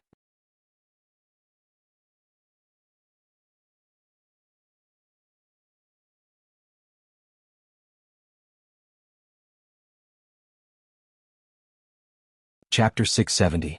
Should he head north to Winterfell? Aegon was worried at first, but 2 days later his wife suddenly announced the good news. "Darling, I am pregnant, you are going to be a father." Sansa held his hand and placed it on her soft belly. Looking at his wife's gentle, loving and hopeful eyes under the light, Aegon decided to be a good man. When Dany Rise was pregnant and the old woman predicted that she would give birth to a horse that would ride the world, the Horse King decided to be a good man. He would avenge his wife and help her reclaim her home. After Sansa became pregnant, Aegon also decided to be a good man. He would avenge his wife and help her reclaim her lost home. The day after announcing the Queen's pregnancy, Aegon ordered Earl Mage of Bear Island, Earl Gilbert of Deepwood Castle, Earl Greatjohn of Heathfire, and Sir Andor Royce of Valley, the eldest son of Bronze John, to lead 2,000 cavalry out of River Delta City. Because the people of Swamp provided them with supplies, they could travel quickly through the next swamp. In just half a month they had traveled 800 kilometers PS, and reached the Gulf of Carlin. What would it be like for a normal person to attack the Gulf of Carlin? Take the Looting Bridge as a reference. The next swamp was once an ordinary piece of land with forests and plains. 10,000 years ago, in the war between the children of the forest and the ancestors, several Green Prophet joined forces and cast a forbidden spell, causing a tsunami to reach hundreds of kilometers into the land, turning thousands of miles into a swamp. It was a map bomb. Perhaps the forbidden spell changed the rules, but even after the flood receded, the forests and plains did not return. Instead, they became swamps of death that devoured life. The King's Road that ran through the next swamp was like a bridge that connected the two sides. If a person or horse left the bridge and fell into the swamp, if they were unlucky they would sink into the mud. If there were no companions to save them, they would leave behind a trail of dirty bubbles and disappear from the world. Therefore, crossing the Gulf of Carlin was equivalent to crossing the 400-kilometer-long Looting Bridge. It was hard to say whether the Gulf of Carlin or the Looting Bridge was more dangerous. Lu Dingxiao only needed to defend against attacks from the other side, but the enemy used automatic weapons. The output of machine guns and mortars would definitely be stronger than crossbows and swords. However, there were several towers built in the swamp at Carlin Bay.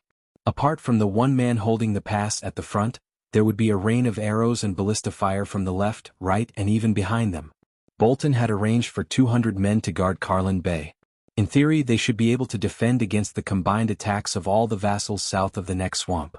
However, in the face of aerial bombardment in a three-dimensional war, the natural barriers in a two-dimensional war were nothing. This was a true dimensional reduction attack.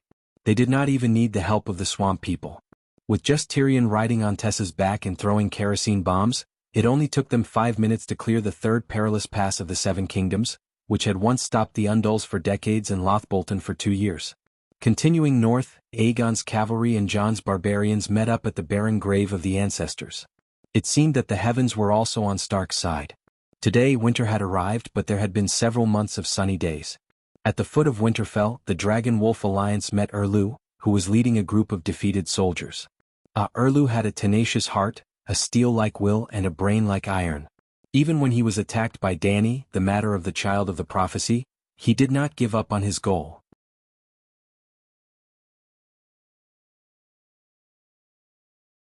However, after enduring for more than a month, he finally crossed the sea of snow that reached his thighs. However, before he could reach the base of Winterfell city wall, he was attacked by the little skin flayer. That's right, the little skin flayer took the initiative to attack. He did not wait for Erlu to set up a siege formation. The skin flayer's army was even larger, and he was still waiting for an exhausted enemy. If he still hid behind the city wall despite having the advantage, he would be looked down upon by the northern nobles who sided with the Bolton family. As expected, Erlu, who did not cheat, was defeated again. Yes, looking at Erlu's battle records over the past few years with Aunt May by his side, he would definitely win. If he was alone, he would definitely lose. After going through countless hardships and losing a quarter of the southern knights, they finally walked out of the Wolfswood. Then they were chased away like ducks. How tragic. Erlu fled back to the wolf forest with the remaining soldiers. After counting the number of people, he sadly found that there were only 500 Red Heart Knights of Blazing Flame left from the south to the north, and only half of the 3,000 clansmen from the north were left. During the chaotic battle, Jon entered Witty's body and attacked the little skin flayer. He bit off his calf and dispersed the cavalry that was chasing after Erlu. If not for that, Erlu would have been killed just like in Traveling Power. To be honest, when Tyrion saw Erlu at the foot of Winterfell, he had the urge to kill him immediately. Erlu was in a worse state than when he had just been defeated. He only had 1,000 emaciated and defeated soldiers with him. Erlu defeated Winterfell and the Dragon Wolf Alliance approached Winterfell for more than a month. They lacked food and clothing, lost the battle, and couldn't see any hope. Half of them froze to death and starved to death. Only 300 of the southern knights were left. They had lost their war horses and were so hungry that they were all skin and bones. Their eyes were green and they couldn't even lift their swords. What a pity, what a pity. After landing at the foot of Winterfell, Tyrion looked at the red-robed priestess standing beside Jon at the front of the army. Then he looked at the 3,000 mercenaries on the left of the army who were holding the stag flag. He regretted it. Before Aegon got married, he should have ridden the dragon to the northern territory and secretly killed Erlu with kerosene bombs. But now, who would have thought that such a weak person would have a chance to turn the tables? Jon didn't come alone. He brought along Erlu's wife, daughter, Aunt May, and the king's hand. Erlu's wife and Aunt May only had 100 southern knights with them. They weren't a threat. Onion Knight Davos brought 3,000 Bravos mercenaries to save Erlu's life. They were all cavalrymen. Jon set off from East Sea View and took a ship to Widow's Point, which was about 1,800 kilometers away. Bravos was only 900 kilometers away from Widow's Point.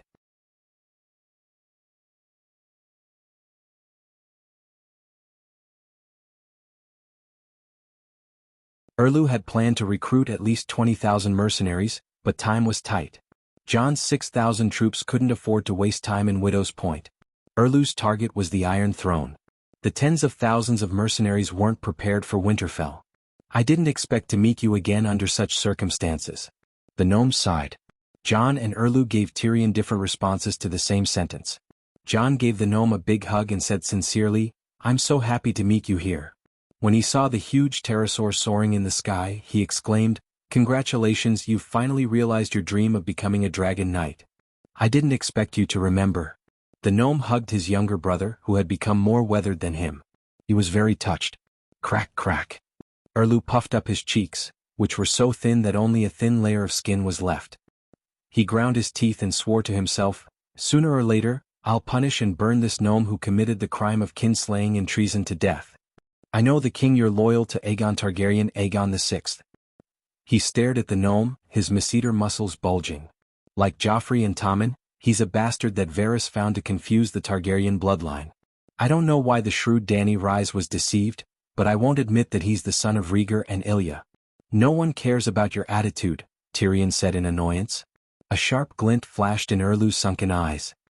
He said coldly, "There are few people with purple eyes and silver hair in Westeros, but there are many of them on the other side of the narrow sea. Crown Prince Aegon might not even be a Westeros.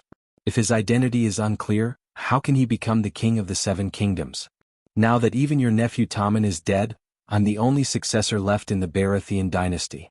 According to the laws of the Seven Kingdoms, all the nobles and citizens of the Seven Kingdoms, including you, should submit to the true king. Actually, I have a question for you. Tyrion tilted his head and looked at Erlu strangely. Don't you have any self-awareness? Don't you know that you're hated by everyone? Erlu pursed his thin lips and said, the law is the law, it has nothing to do with personal likes and dislikes. It's also because the law is impartial that the country can operate in an orderly manner under the rules of the law. The current chaos in the Seven Kingdoms is due to the trampling of the law. If the Seven Kingdoms want peace to be restored and the people to live and work in peace, we should uphold the law and rebuild the dignity and sanctity of the law. You're not wrong.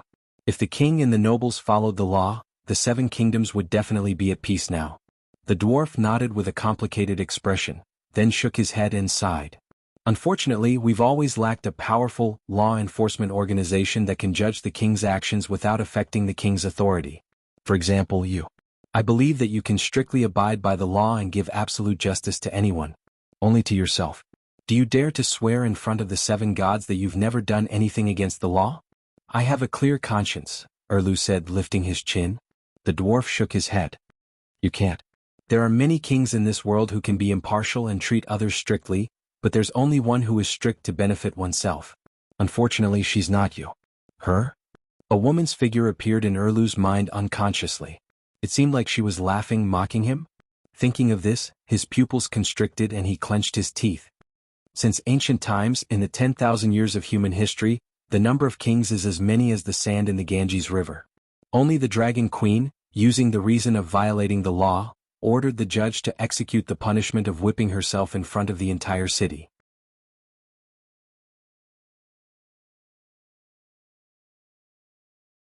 You must know that she was the one who wrote the law, the dwarf said in admiration. Of course, he suspected that the Dragon Queen was putting on an act, but she was the only king who was willing to pay such a high price to put on an act. This was a matter of attitude. In front of the law, the king would also be judged and punished. Many years had passed, and the Dragon Queen had become a well-known figure. Some of her deeds had also spread out of Slave Bay and were known by the people of the world. Among them was the story of the Dragon Queen, whipping herself and correcting the law. Therefore, after hearing the dwarf's words, Erlu was silent, Jon was deep in thought, and the surrounding nobles and knights were also shocked. After a moment of silence, the thin knight with an onion imprinted on his chest took a step forward and said loudly, as everyone knows, His Majesty Stannis is a man of integrity to the point of rigidity. He would not purposely make a mistake and then whip himself to flaunt his integrity. Onion. The dwarf glanced at the skinny brown-haired knight's chest, and then looked at his left hand, which was wearing a thick leather glove. The Onion Knight Davos? The hand of the king Davos. The Onion Knight emphasized. Then he asked with a smile, Knight, I wonder what your identity is now? A glint flashed across the dwarf's eyes and he asked back, What do you think? I heard that you once swore allegiance to the Dragon Queen, and now you are Aegon VI's advisor? The Dragon Queen swore that she would not start a war between the Seven Kingdoms, but you helped her nephew come to the Westeros to fight for the Iron Throne.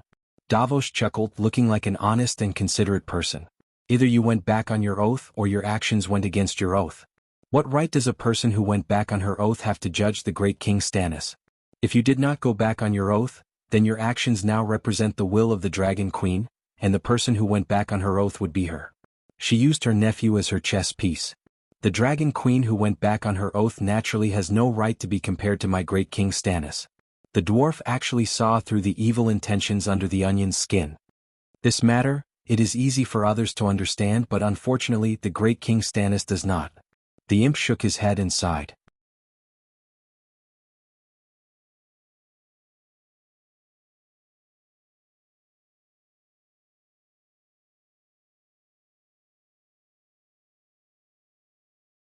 Chapter 671. Erlu guessed that the dwarf did not have anything nice to say, but he asked coldly, What do I not understand? The dwarf looked at the clouds at a 45-degree angle and said softly, Logging is tiring. Logging is tiring? Erlu's expression changed. Tyrion let out a long sigh and continued, When the Dragon Queen made her vow, King Aegon was still living in seclusion. The Dragon Queen had built a great foundation at Slave Bay, and King Aegon was the eldest son of the previous king, so he had the priority to inherit the Iron Throne. They were aunt and nephew, but they were also kings. The two kings did not meet, and were destined to belong to different branches. The path of a king was to have an independent will. Of course, King Aegon did not have to abide by his aunt's vow, but he cared about their relationship and chose to leave Slave Bay quietly without saying goodbye. He also gave up the Targaryen ancestral emblem and declared that there were two branches. From then on, his actions only represented himself and had nothing to do with the queen. The Dragon Queen kept her vow, but she was not a cold-blooded blockhead. She cared about her blood relationship with her nephew and silently gave up her most trusted minister without breaking her vow. He used his thumb to poke his chest. "Sigh, your majesties, how could a cold-blooded person who could kill her own brother for the sake of the Iron Throne understand the love between aunt and nephew? What do you mean?" Erlu gritted his teeth and glared. "Everyone in the world knows how Renly died. Times have changed. In the past, no one knew magic and only thought that Renly's death was baffling. Now, everyone sees the person beside you." Tyrion glanced at the red-robed woman who was emitting waves of heat. He felt a little guilty and his voice softened subconsciously. This woman was truly extraordinary.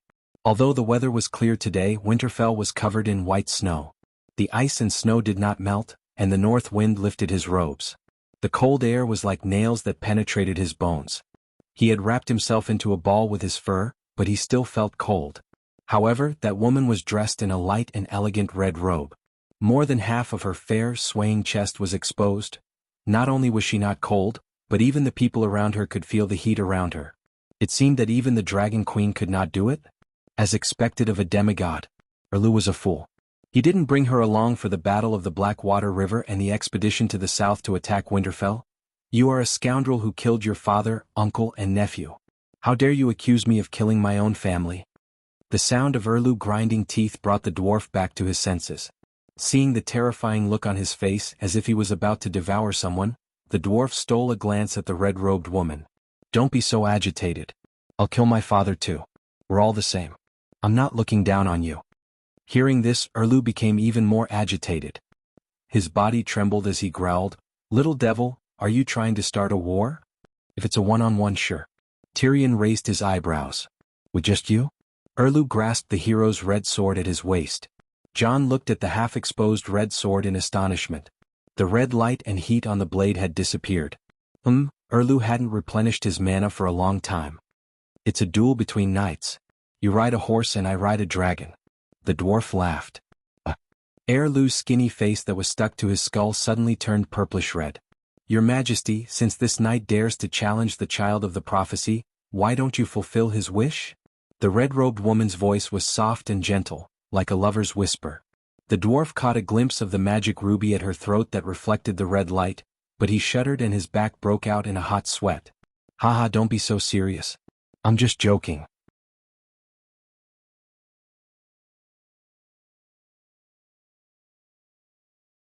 How can a small dwarf be qualified to challenge the king? It's freezing here. Why don't we help the Duke of the Northern Territory take down Winterfell, and then we can sit by the warm fireplace and enjoy good wine while we reminisce about old times. Jon didn't want to see the two allies fight, so he immediately invited the commanders into his tent to discuss the battle plan. Tyrion looked at the map provided by the dwarf. Not only were the names of the sentry towers and buildings in Winterfell marked in detail, even the Bolton Army's defense, the location of the ballistae, the Little Skinner's dormitory and the command center were all accurate. Obviously, this was another battle with asymmetric information. He sighed and said, "Tonight we can enter the city to soak in the hot springs. Count Meji is familiar with the surrounding terrain and is guarding outside with 1,000 cavalrymen. I'll open the city gates and the rest of the people will swarm in and kill all the Skinner in the city. If anyone escapes, Count Meji will be in charge of pursuing them. What do you all think?" Jon nodded. If the dwarf could quickly blast open the city gates, the rest of the people could fight however they wanted. "Your Majesty Stannis, what do you think?" He looked at the gloomy Erlu. "What about Roose Bolton?" Erlu asked. There was no sign of the old Skinner on the map. Lord Eel stroked his fat and oily chin and muttered, "That bastard Rhaenys married Miss Arya, so Winterfell belongs to him. After the bastard defeated you, Lord Leech left Winterfell. He said that he was homesick after leaving the Terror Castle for many years." "That's not my sister." "The Iron Throne used Jenny Poole to disguise herself as Arya," Jon hurriedly said. Erlu's bony fingers tapped twice on the map and said, "I don't care about the rest, but I want Theon Greyjoy and Rhaenys Bolton. They have committed countless crimes and have to be judged by the king." Tyrion sneered and said, "Burn them and offer them to the Red God? Which country's laws apply to such a trial?" His Majesty Aegon didn't come. King Stannis has the highest rank here, Davos reminded. Theon. Jon looked conflicted. Theon didn't kill Rickon and Bran, so he doesn't deserve to die. And now, he has received the punishment he deserves. Maybe we can let him go. Erlu turned his head and said, he betrayed us and attacked Winterfell.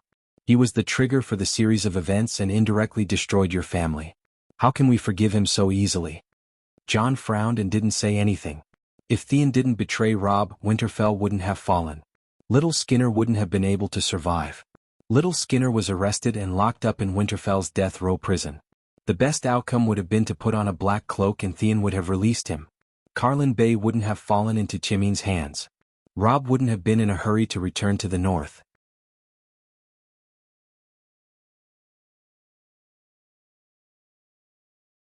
The outcome would have been different.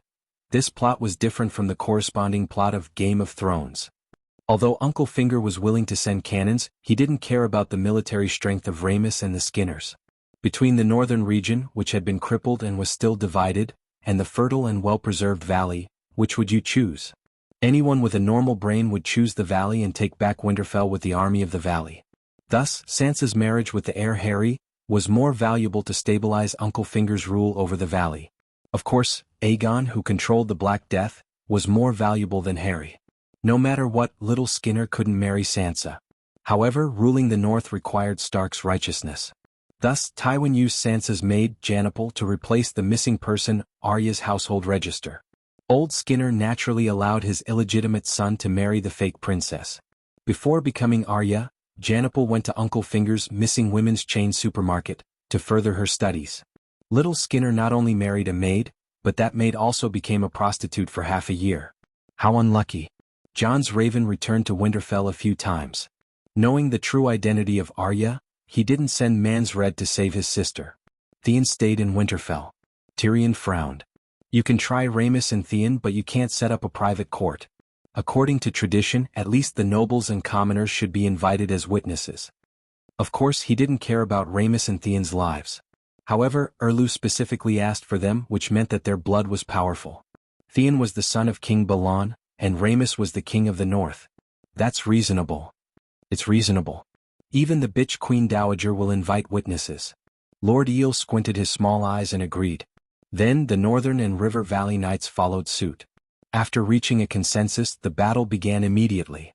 A 300 kilograms water tank-shaped kerosene bomb fell from a height of 400 meters. The city gate was immediately engulfed in a sea of fire. When the city gate collapsed, Jon took the lead. He rode a long-haired unicorn as tall as a bull and led 500 unicorn riders into Winterfell. Then, Rhaemys Bolton's military strength wasn't weak. There were 3,000 Skinners, 5,000 northern nobles from Lonely Tomb Village, Huthfire, and the northern nobles who sided with Bolton. There were also 2,000 Freys. 10,000 soldiers defending the city was enough to deal with an enemy 10 times their number. In addition, the weather in the northern region was cold, so the defending army had an advantage. Without Tyrion's aerial bombardment, Jon and Skinner, the destined snow pair, would have been evenly matched. The battle would have lasted for a year and a half. With Skinner's treachery and viciousness, Jon might not have won. Even with the pterosaur's aerial support, Tyrion wasn't able to stay in the comfortable stone castle that night. The battle was intense. Skinner's right leg was bitten off by Jon, so he didn't charge. Instead, he stayed in the castle to command the battle. The direwolf and Tyrion's pterosaur couldn't be beheaded. As long as the command system didn't collapse, the battle continued from noon to dusk. Some of the northern nobles who sided with Bolton almost escaped during the night. The Bolton family's scarlet Skinner flag disappeared from Winterfell in the early hours of the second day. At the Winterfell training ground. The once white and flat snowy ground was now stained with black mud from the trampling of horses, as well as dark red blood from the corpses. It was like a brand new white mill wool blanket that had been thrown into a latrine and washed. In the center of the training ground, more than 10 knights in disheveled armor and despair were tied to wooden stakes. Firewood was piled high beside them.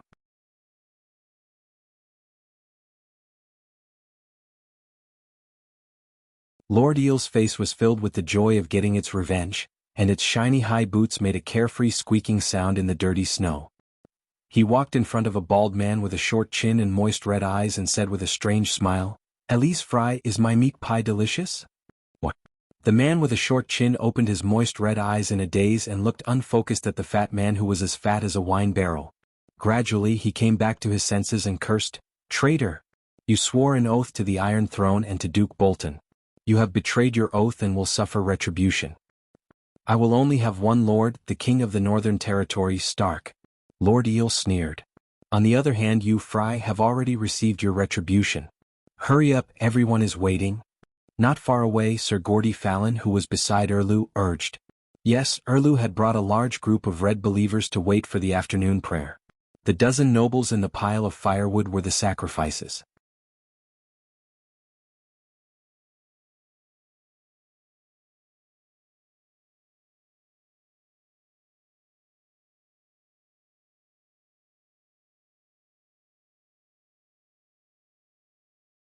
Chapter 672. Have you forgotten? When that little bastard Ramus got married, I gave him 3 meat pies. You ate them too and you cheered loudly. Lord Eel enjoyed this moment very much. He waved his hand at Erlu and turned back, his face full of satisfaction after getting his revenge. I even let a singer sing Rat Chef. Hee hee, your son Riga, your brothers Simon and Jerry, aren't they all missing? Eris' weasel-like wet red eyes suddenly widened. His pale face turned slightly green, and the bald hair on his short chin trembled a few times, but he could only make hee sounds. Lord Eel laughed and asked cruelly, "How does it feel to eat your son's meat pies while listening to Rat Chef?" Ugh! Eris and the other Freys heard this and felt their stomach acid rise. Snot and tears flowed out of their stomachs together with the filth in their stomachs. You will die a horrible death. Stranger will take you to the 7 hells. Eris cursed with a ferocious face. I am practicing the teachings of the gods. The Holy Father will give me a fair trial. Lord Eel glanced at the impatient Red God believers behind him and said in a low voice, "You can't even go to the 7 hells. The foreign evil gods will torture you in the world of death for 1,000 years, 10,000 years. 4 Freys were burned to death. Wade was originally an adopted son sent to Winterfell by the Freys in the Oath of Covenant at Rouen River City. He was also a hostage. Eris and Hostine led 2,000 Freys to help Bolton conquer the Northern Territory. At this moment they had all become Lalo's sacrifices. The night is long and everywhere is dangerous. We mortals live and die alone, at a loss, hesitating in the valley. Fortunately we have compatriots gathered together. Fortunately, there is a true lord who overflows me." Melisandre and Erlu stood side by side. Erlu's wife and daughter, and the Red Heart Knights, who were 70% fewer in number than they were at the Great Wall, knelt behind them and recited the Red God prayer together. Dozens of meters away on a tall tower, the dwarf and John stood by the window, watching Fry struggle and wail in the thick red flames. "You're Stark? You actually let a group of Red God believers sacrifice ES God in your own home? Why don't you burn down the forest of divine trees and change your faith to the Red Deity?"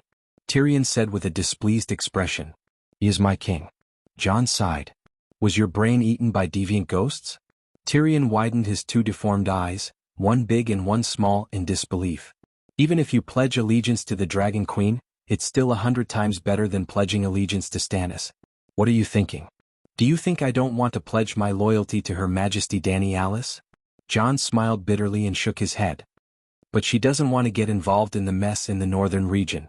At that time Aegon had yet to appear. Other than King Stannis, I had no other choice. Furthermore, he sincerely wanted to uphold justice for my father. I had no reason to refuse. Tyrion looked at his younger brother, whose temperament had changed greatly, and asked, "Your sister married Aegon, which also means that Stark and Targaryen have formed an alliance. His Majesty Aegon also followed the agreement and helped Stark take revenge and take down Winterfell for Stark. Furthermore, your sister is pregnant with Aegon's heir. What do you plan to do? Aegon and Stannis will have a fight to the death. Whose side are you on?" John's bearded face was almost twisted into a furry black dog's butt. "I don't know. How can you not know?" Tyrion's eyes flashed and he said in a low voice, "John, you are no longer the silly boy who just arrived at the Great Wall.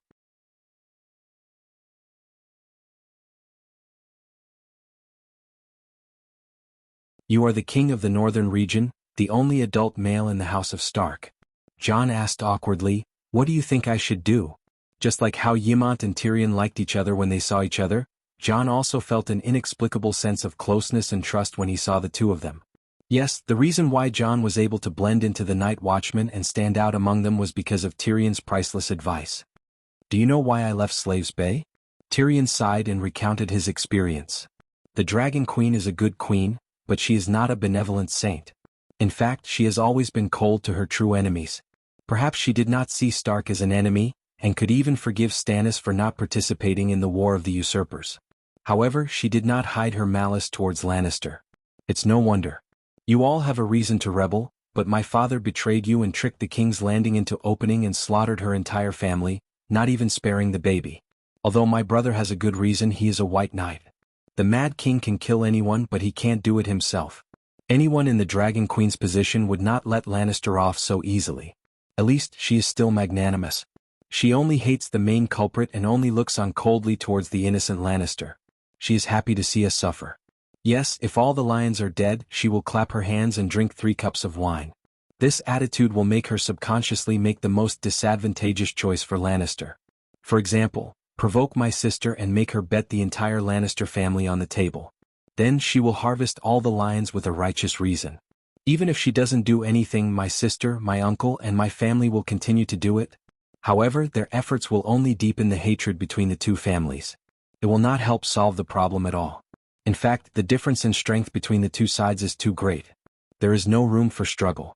When the day comes when the Dragon Queen dominates the world, Lannister will most likely be trampled on like the snow in the courtyard and melted into the mud. Jon looked at the dirty snow mixed with black mud and blood in the training field and fell into deep thought. You once swore loyalty to the Dragon Queen? He asked hoarsely. Of course. Tyrion guessed that helplessness had been convinced. He sighed in relief but smiled bitterly. Otherwise, where did my Tessa come from? You broke your oath. Helplessness sighed. For my family, for my blood, I am willing to fall into the 7 levels of hell. Tyrion's face was melancholy from the bottom of his heart. The Dragon Queen's words are like a mountain. She recognizes Aegon's priority to inherit the throne and will not go back on her words. As long as Aegon ascends the Iron Throne, I will become the Duke of Casterly Rock and lead Lannister to submit to him. This will cause Lannister to submit to Targaryen. An upright monarch will not harm her vassal for no reason, not to mention that Lannister is her nephew's vassal, not hers. Perhaps she will judge my brother and sister, but the rest of my family will be safe.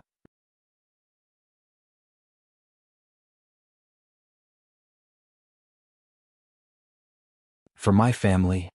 Jon's eyes drooped, only using the corner of his eyes to look at Erlu by the fire in the training field. What do you plan to do? He asked softly. It's done. The dwarf was completely relieved. Tell me first, how strong is that woman? Tyrion pouted at the red-robed woman below. She doesn't eat or drink, has unlimited magic and is proficient in prophecies. She can seek fortune and avoid calamity. Jon said. Prophecies. The dwarf frowned. Prophecies are usually inaccurate, right?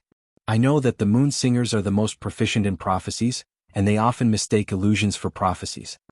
Jon thought of Aunt May's prophesied child and Arya, and nodded hesitantly.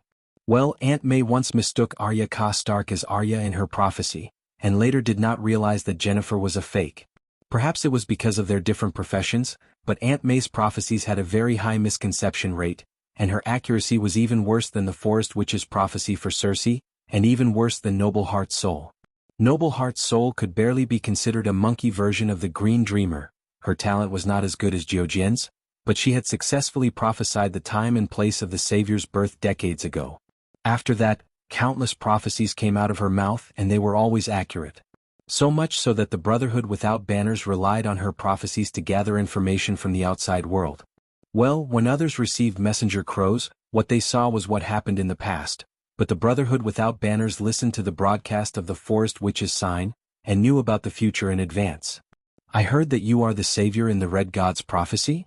Tyrion looked at Jon and then looked at Erlu below and said strangely, 2 saviors, one must be fake. No matter how I look at it, Stannis looks like the real king's pawn. Does the Red Priestess not intend to correct her mistake? What do you mean? You want me to instigate Melisandre to assassinate King Stannis? Jon's gray eyes narrowed and he looked at the dwarf warily. That woman makes me afraid, Tyrion said honestly. But our target is not her, and her target is not Aegon. She wants to complete the Red God's prophecy, and we only want the Iron Throne, and we are willing to acknowledge your identity as the prophesied child. Both sides have a basis for cooperation. Actually, you shouldn't have saved him last time, and let him die in the hands of Skinner. It would be good for everyone. You would become the official savior, the Red Priestess would assist the real savior, and Aegon would become the real king. If you can mediate between us, we can save a lot of effort. Jon's expression changed when he saw the eagerness in the imp's eyes. In the end, he gritted his teeth and whispered into his ear, "During my resurrection, Her Majesty Daenerys tampered with it. Seems like the prophecy was broken. Anyway, I am still a believer of the old gods.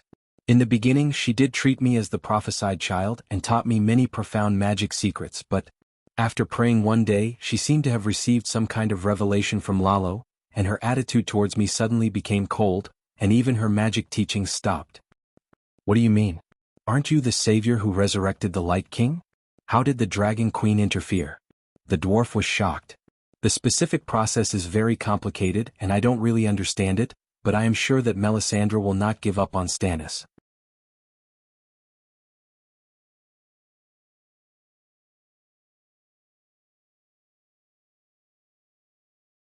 Isn't this the perfect time to use a spare tire? How could she give it up?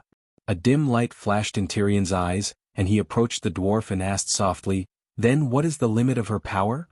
"The Shadowbinder's method is to attack from the back, but when facing the enemy head-on." Jon stretched out his right hand and opened his 5 fingers. "Any mage will die under the siege of 5 nights." "Are you kidding?" The dwarf widened his strange eyes and shouted, "I suspect that 50 knights can't even hurt a hair on the Dragon Queen, and the red-robed priest is at a higher level than her, so he should be stronger. The Dragon Queen's strength lies in the Megalosaurus. Without a dragon, 5 knights are more than enough," Jon said with certainty. The dwarf shook his head and sighed, "You definitely haven't seen her fighting style with your own eyes. With a swing of her sword, a 50-meter-long fire blade, with a roar, the surrounding soldiers will collapse like dominoes. The elemental fire blade is just for show. Her true dragon roar is also a dragon soul entering the body. Actually, I can do it too." "What can you do?" the dwarf asked in surprise. "Whatever she can do, I can do." Jon smiled reservedly and opened his right hand, and a 3-foot-long flaming sword appeared like a 3D projection.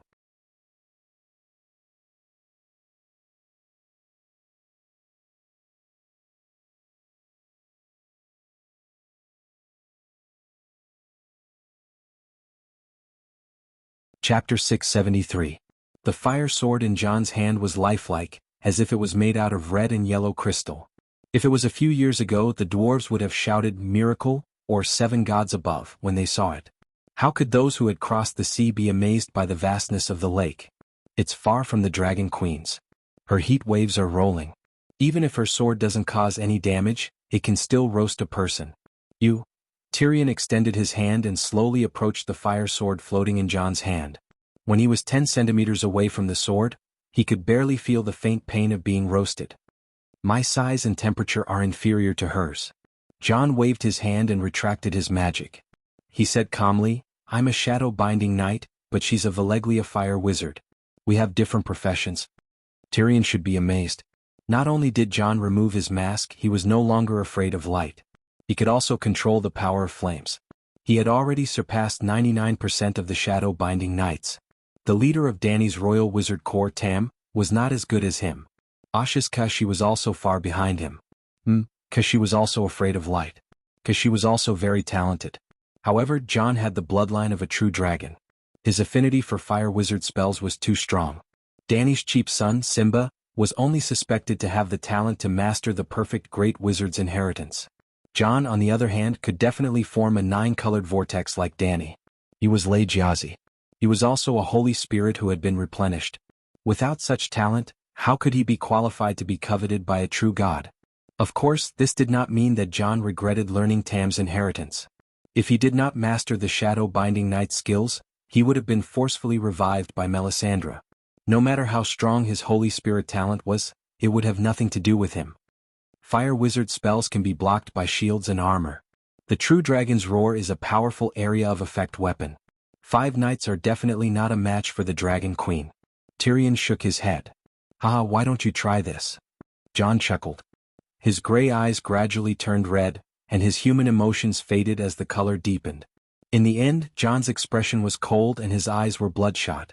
When Tyrion met his gaze, he felt as if he was a sheep being stared at by a lone wolf. "Wawa," the beast-eyed Jon spat out a word. Tyrion's vision blurred as he saw a blood-eyed white wolf as tall as a calf pouncing towards him and biting his face, causing him to feel a bone-piercing pain. His entire body stiffened, and his back turned cold as he cried out in alarm. Then, the illusion in front of him disappeared, and he saw Jon's bearded face.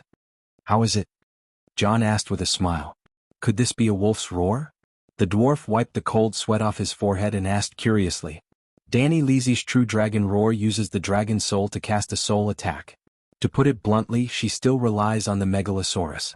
My direwolf is no ordinary creature. Ordinary people would feel fear when they see it. I used her secret technique as a reference and developed the winter wolf howl. This is her core secret, right? How did you know about it? The dwarf asked in surprise. The figure of his little brother Bran instantly flashed across Jon's mind. He lowered his eyes and said, "Melisandre taught me." Hiss, the dwarf gasped and muttered, "That woman is so scary." Not only did she crack the Dragon Queen's secret, she even successfully learned her secret technique. 5 knights definitely can't deal with her. The dwarf became more and more certain. Jon shook his head and said, "You've misunderstood what I meant. I don't deny that the Dragon Queen is very strong, but most of her strength relies on the megalosaurus.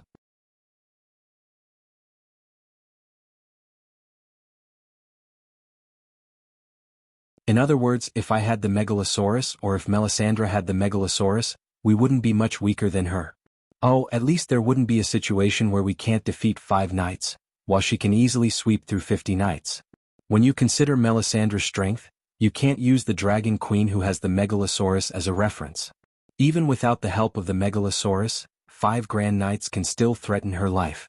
If I arrange for 5 knights, can they really get rid of the red-robed woman? The dwarf said in disbelief. More or less. Jon hesitated for a moment and nodded lightly. Maybe there's no need to deal with her. I don't believe it. I don't believe that 5 knights can deal with her. The dwarf shook his head. Extraordinary people aren't as strong as you think. At least, they're not as effective as a metal sword in a head-on battle. For example, if I didn't have the dire wolf now, 3 fully armed swordsmen would definitely be able to kill me. You? The dwarf sized up his little brother suspiciously and shook his head. You won't do. You're a shapeshifter. Without the wolf, what's the difference between you and a normal knight? Jon was very good now. He had already surpassed Kuei Shi and became the true number 1 of the younger generation. Moreover, his evaluation of the limits of an extraordinary person's strength was also very accurate. If it was the Dany who had just arrived at the Great Wall, without the megalosaurus and the true dragon's roar, 5 qualified knights would definitely be able to kill her. If 5 armored knights rushed over together, if a wizard could not kill them instantly, he would be crippled even if he did not die. Aunt May could not eat or drink, but if she swallowed poison when she was unprepared, she would still die. If she was stabbed with a sword, she would still bleed and die. Dany's life would also be threatened on the battlefield. Otherwise, why would she make her armor so sturdy? The demigods of this world were very similar to the demons in Western movies. They sounded and looked very powerful, but in the end they would be beaten to death or stabbed to death with a knife. You kept asking me about the red-robed woman's strength. I told you, but you didn't believe me. Yulun, do you know? The chameleon, Theon's uncle. How many years has it been since he became a wizard? He can already summon sea monsters. Melisandre is a demigod. Without sea monsters, the 3 knights can still kill you, Luin, Jon said with certainty. You make it sound easy, but the reality is that the Dragon Queen has dragons, you have direwolves, and Luin has sea monsters. Even an idiot would know that the red-robed woman must have her own trump card, the dwarf said with a wooden face. What did you ask me? I didn't lie to you and told you the truth. Do you want me to ignore the truth and tell you the answer you want? Fine, Melisandre can fight 500 or 5,000 people. She alone is equivalent to an army. She can destroy cities and countries on her own.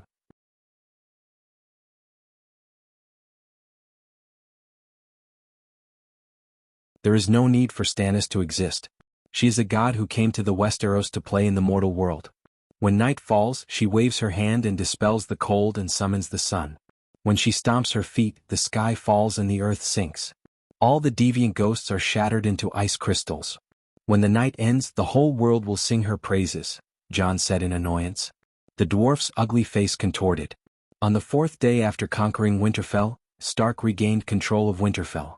4 days was enough for the ravens to fly back and forth between the Northern Territory and Winterfell. Winterfell regained control of the Northern Territory. The neutral nobles immediately pledged their loyalty to Jon and promised to set off immediately. They would personally offer their swords and knees to Jon Stark at Winterfell. After the nobles who sided with Bolton were forgiven by Jon, they immediately regained their loyalty to Stark. Almost all the nobles who sided with Bolton disliked him and did not hate Stark. It was because Stark's family was exterminated and there was no one to pledge their loyalty to. To protect the family they had to give up their hatred for Bolton. At the Red Wedding, the nobles of the Northern Territory were in mourning. Everyone hated Bolton and Fry. For example, the Amber family of Huthfire. Who was the #1 hero of the Northern Territory? Big Jon. Look at Big Jon's famous scene. Luo Bai just ascended the throne and held a banquet for the vassals. Big Jon bullied him for being young, not even 14 years old, and mocked him in public for being a coward. He even drew his sword and threatened him. Luo Bai signaled Grey Wind, Dire Wolf, to rush to the dining table and snatch Big Jon's sword. He even bit off 2 of his fingers. Big Jon did not hate him. Instead, he laughed heartily and praised young Wolf Lord for his courage. He dared to fight back against a fierce person like Luo Bai. Since then, Big Jon became Luo Bai's most loyal subordinate. The second famous scene, the Red Wedding. The Freys were afraid of Big Jon's courage and took turns toasting him, hoping to get him drunk. Big Jon did not refuse any of them and got drunk. Then the most awesome battle in Ice and Fire happened. Frey's 8 armored knights versus the drunk and weaponless Big Jon. Big Jon was besieged by the knights and ambushed by the archers on the 2nd floor. In the end he was heavily injured and captured. 1 Fry died on the spot, 2 were heavily injured and 1 had his ear bitten off. This battle record was exaggerated by Beathor Dane. Back to the main topic. Big Jon was held hostage in River Delta City. Of his 2 uncles, one sided with Stannis and was determined to avenge Stark, while the other led his family to side with Bolton. It was obvious that Amber's family was betting on both sides. They sided with Bolton to protect their family. There was no loyalty at all. The nobles on Bolton's side were in the same situation as Amber. How could they resist the return of the King Jon? After Winterfell was stabilized, Queen Sansa sent an invitation to her elder brother. Jon gladly agreed. The next day he appointed Earl Mage as the temporary Winterfell dungeon lord. He brought his younger brother, Rickon, and rode Tyrion's Tessa to the valley to visit his family. The next morning the weather was clear. The sun was like a miser, casting a thin warm light on the black mud of the training field. Under the leadership of Erlu's blazing knights, thousands of mercenaries wearing blazing red heart cloaks swung their swords and slashed, shouting and yelling. Brittany Tass pursed her lips, her left hand, which was wearing a lobster glove, gripped the hilt of her sword tightly. The faint warm sun seemed to be unable to drive away the haze in her heart. Her rough round face revealed an obvious heaviness. Her iron boots moved, bringing up bits of black mud on the ground, dirtying the snow-white cloak behind her.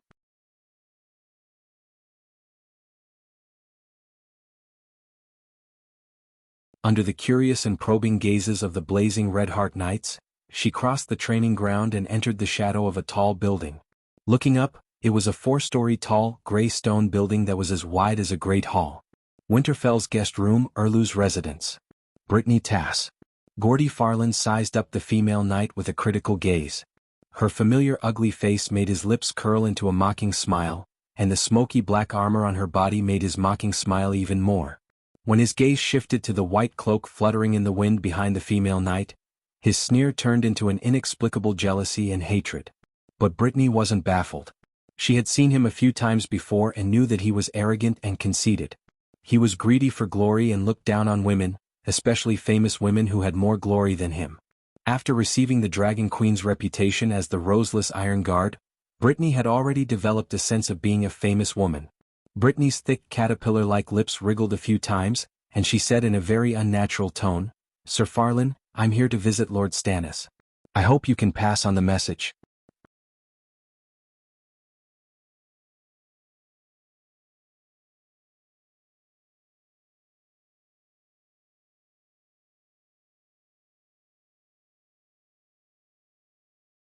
Chapter 674. Brittany's actions, expression and tone were unnatural. However, Gordy Farland had a preconceived prejudice against her and did not notice anything unusual. "Why do you want to see His Majesty?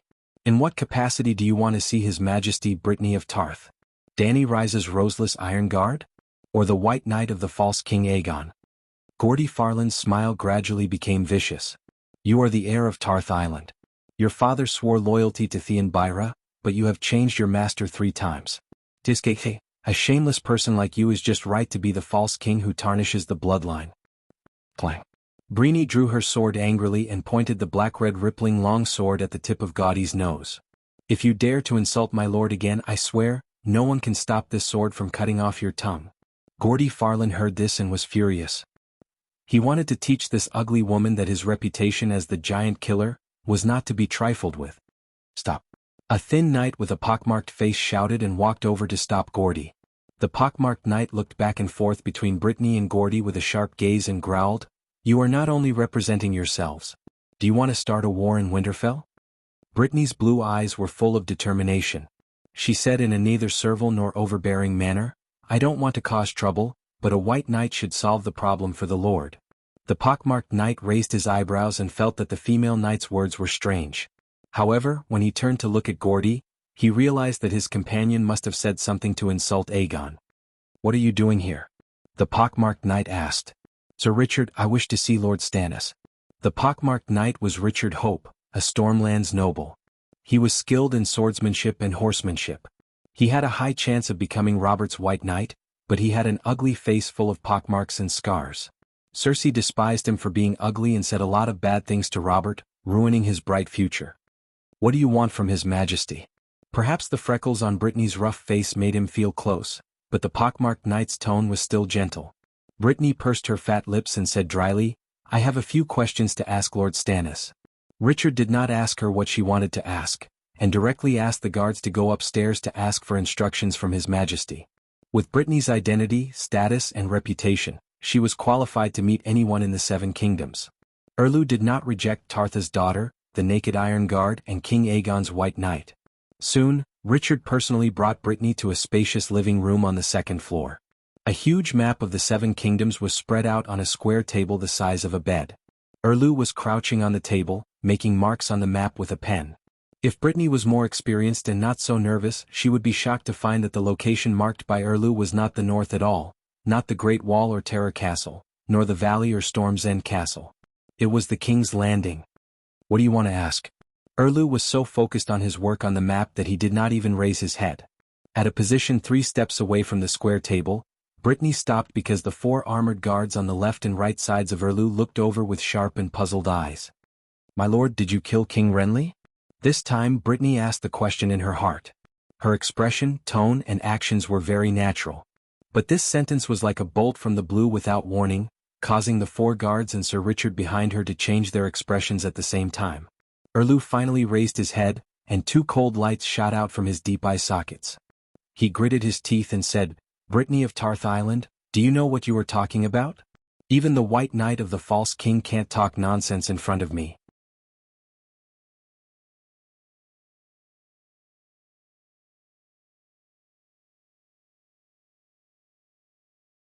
"Lord Stannis, please look into my eyes and answer this question directly." Brittany opened her wide mouth and shouted with her loudest voice. "How dare you?" Because he was so angry, the pockmarks on Sir Richard's face lit up like little stars. He took a step forward and clamped Brittany's right arm with his left hand, the dominant hand for holding the sword. His right hand pressed on the hilt of the sword, and half of the sharp blade came out of the scabbard. "Your Majesty, she slandered you in front of your face." The knight asked the king for instructions. Erlu roared at Brittany, "Get out. I won't leave until you give me an answer." Brittany struggled hard, causing the lean man's body to tilt and almost stumble to the ground. Every pockmark on Richard's face expressed shame and anger. He pulled out his sword and was about to slash. Sir Richard stopped. Fortunately, his king had not completely lost his mind. After the pockmarked knight angrily retreated to the side, Erlu raised his chin slightly and glanced at Brittany's pure blue eyes that were as clear as a lake. He then lowered his eyes without leaving a trace and said, "Brittany Tars, I didn't expect you to do this for that false king. Because he pretended to be a Targaryen with a lowly mixed blood and was despised by the people of the 7 kingdoms, you slandered and ruined my reputation trying to drag me down to his level?" Brittany's thick lips opened slightly, and the stubbornness on her rough round face turned into confusion. After being stunned for a while, she said hesitantly, "Lord Stannis, what are you talking about? The people of the 7 kingdoms do misunderstand His Majesty Aegon, but it's not to the same level as you." Erlu was about to say, of course not on the same level as me, I'm much more noble than him. Then he heard Brittany continue, His Majesty Aegon's experience is too fantastical. Everyone misunderstands and only doubts his identity, but you have morals and beliefs. You murdered Lord Renly, you killed your own family, you burned the statues of the 7 gods in the Gods' Wood, and you worship foreign evil gods, you blaspheme. Your reputation is far worse than His Majesty Aegon's. Bam, bam, bam. Erlu's teeth made a crisp sound like he was chewing on broad beans. Leave here before I change my mind. Sir Richard put his hand on the hilt of his sword again and stared at the female knight with murderous eyes. My lord, you haven't answered my question yet. Brittany straightened her back and insisted, Before I became His Majesty Aegon's Kingsguard, I was His Majesty Renly's Blue Cloth Guard. I will not give up on avenging His Majesty Renly for the rest of my life. Blue Cloth Guard? The anger on his face gradually disappeared, and Erlu fell into deep thought. In the rebellion of the 4 kings there were actually 5 kings. However, Renly was born too early and did not fight a single battle. That was why he was not counted as one of the kings of rebellion.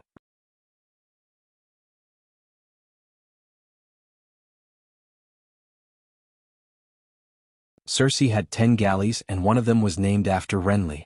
That was to say, the Iron Throne officials did not consider him a king of rebellion.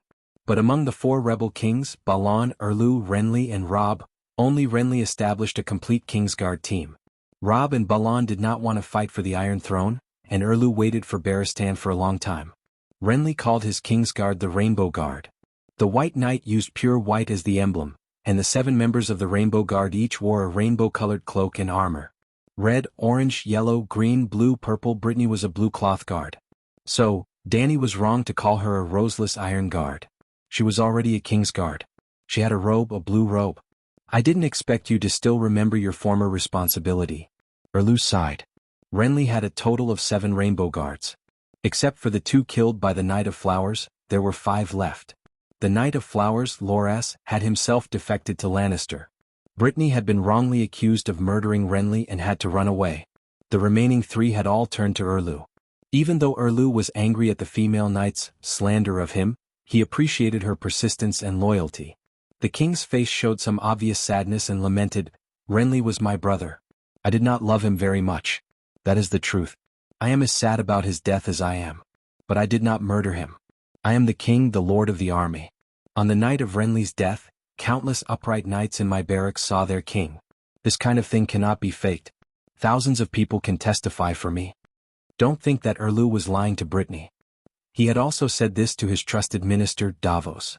Or rather, this was his true inner thought. True thoughts did not equal truth. Otherwise, who knew how many gods would appear in the mental hospital? Brittany was indeed intimidated by Erlu's sincere feelings, but in the next moment she found a flaw in his words. You used blood magic to kill His Majesty Renly. I saw it with my own eyes. It was not a living person but a shadow.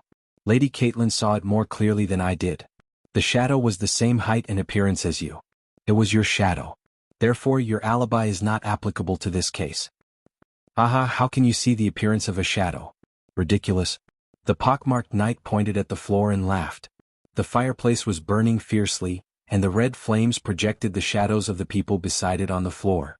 The shadows were distorted, and even their shape could not be seen clearly, let alone their appearance. The blood magic of a shadow-binding knight is different from ordinary shadows. It is like a real body and its appearance is clear. Brittany said. Where did you hear this nonsense? Erlu gritted his teeth. Her Majesty Dany rise. She has already studied the blood magic you used to kill His Majesty Renly. So it was her. She has been slandering me behind my back. A swollen vein bulged on Erlu's forehead, and he gritted his teeth. Her Majesty Dany Rise did not slander you. She only formed a mage group and focused on the blood magic you used to kill His Majesty Renly. Tyrion manages the mage group, the fire mage group, and the Queen's research results. He knows all about it, so you can't hide it anymore. Brittany stared coldly at Erlu and said in a condemning tone. Erlu's face became more and more twisted. I explained to you because I admired your upright and noble character, but now I realize that I was wrong. You have been brainwashed by those traitorous ministers. You are hopeless. Go. Don't let me hear another word from your tongue. Otherwise Sir Richard will cut it off for me. He waved his hand and turned his head as if he did not want to look at her.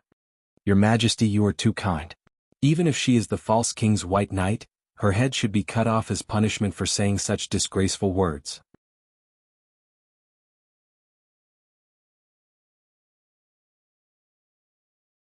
The pockmarked knight stared at Brittany with malice, hoping that she would be stubborn again. I swore that I would avenge His Majesty Renly. Lord Stannis, it is fine if you don't admit it. I will ask the red-robed woman. If I am sure that you killed His Majesty Renly, I will kill you. I swear. If I am proven to have misunderstood you, I will put down my sword and kneel in front of you at your disposal. After saying this, Brittany turned and left. Your Majesty? The pockmarked knight unsheathed his sword and looked at his king. Erlu's eyes flashed with a dark light. He said indifferently, "Don't mind her. You're tuning in to the Han Lee's Wuxia Adventures YouTube channel. We're so grateful for your support, and don't forget to subscribe to join us on this incredible journey through captivating stories. Your generosity through donations truly makes a world of difference, as it's the primary source of revenue that allows me to expand and enhance this channel for you. Thank you from the bottom of my heart for being a part of this adventure.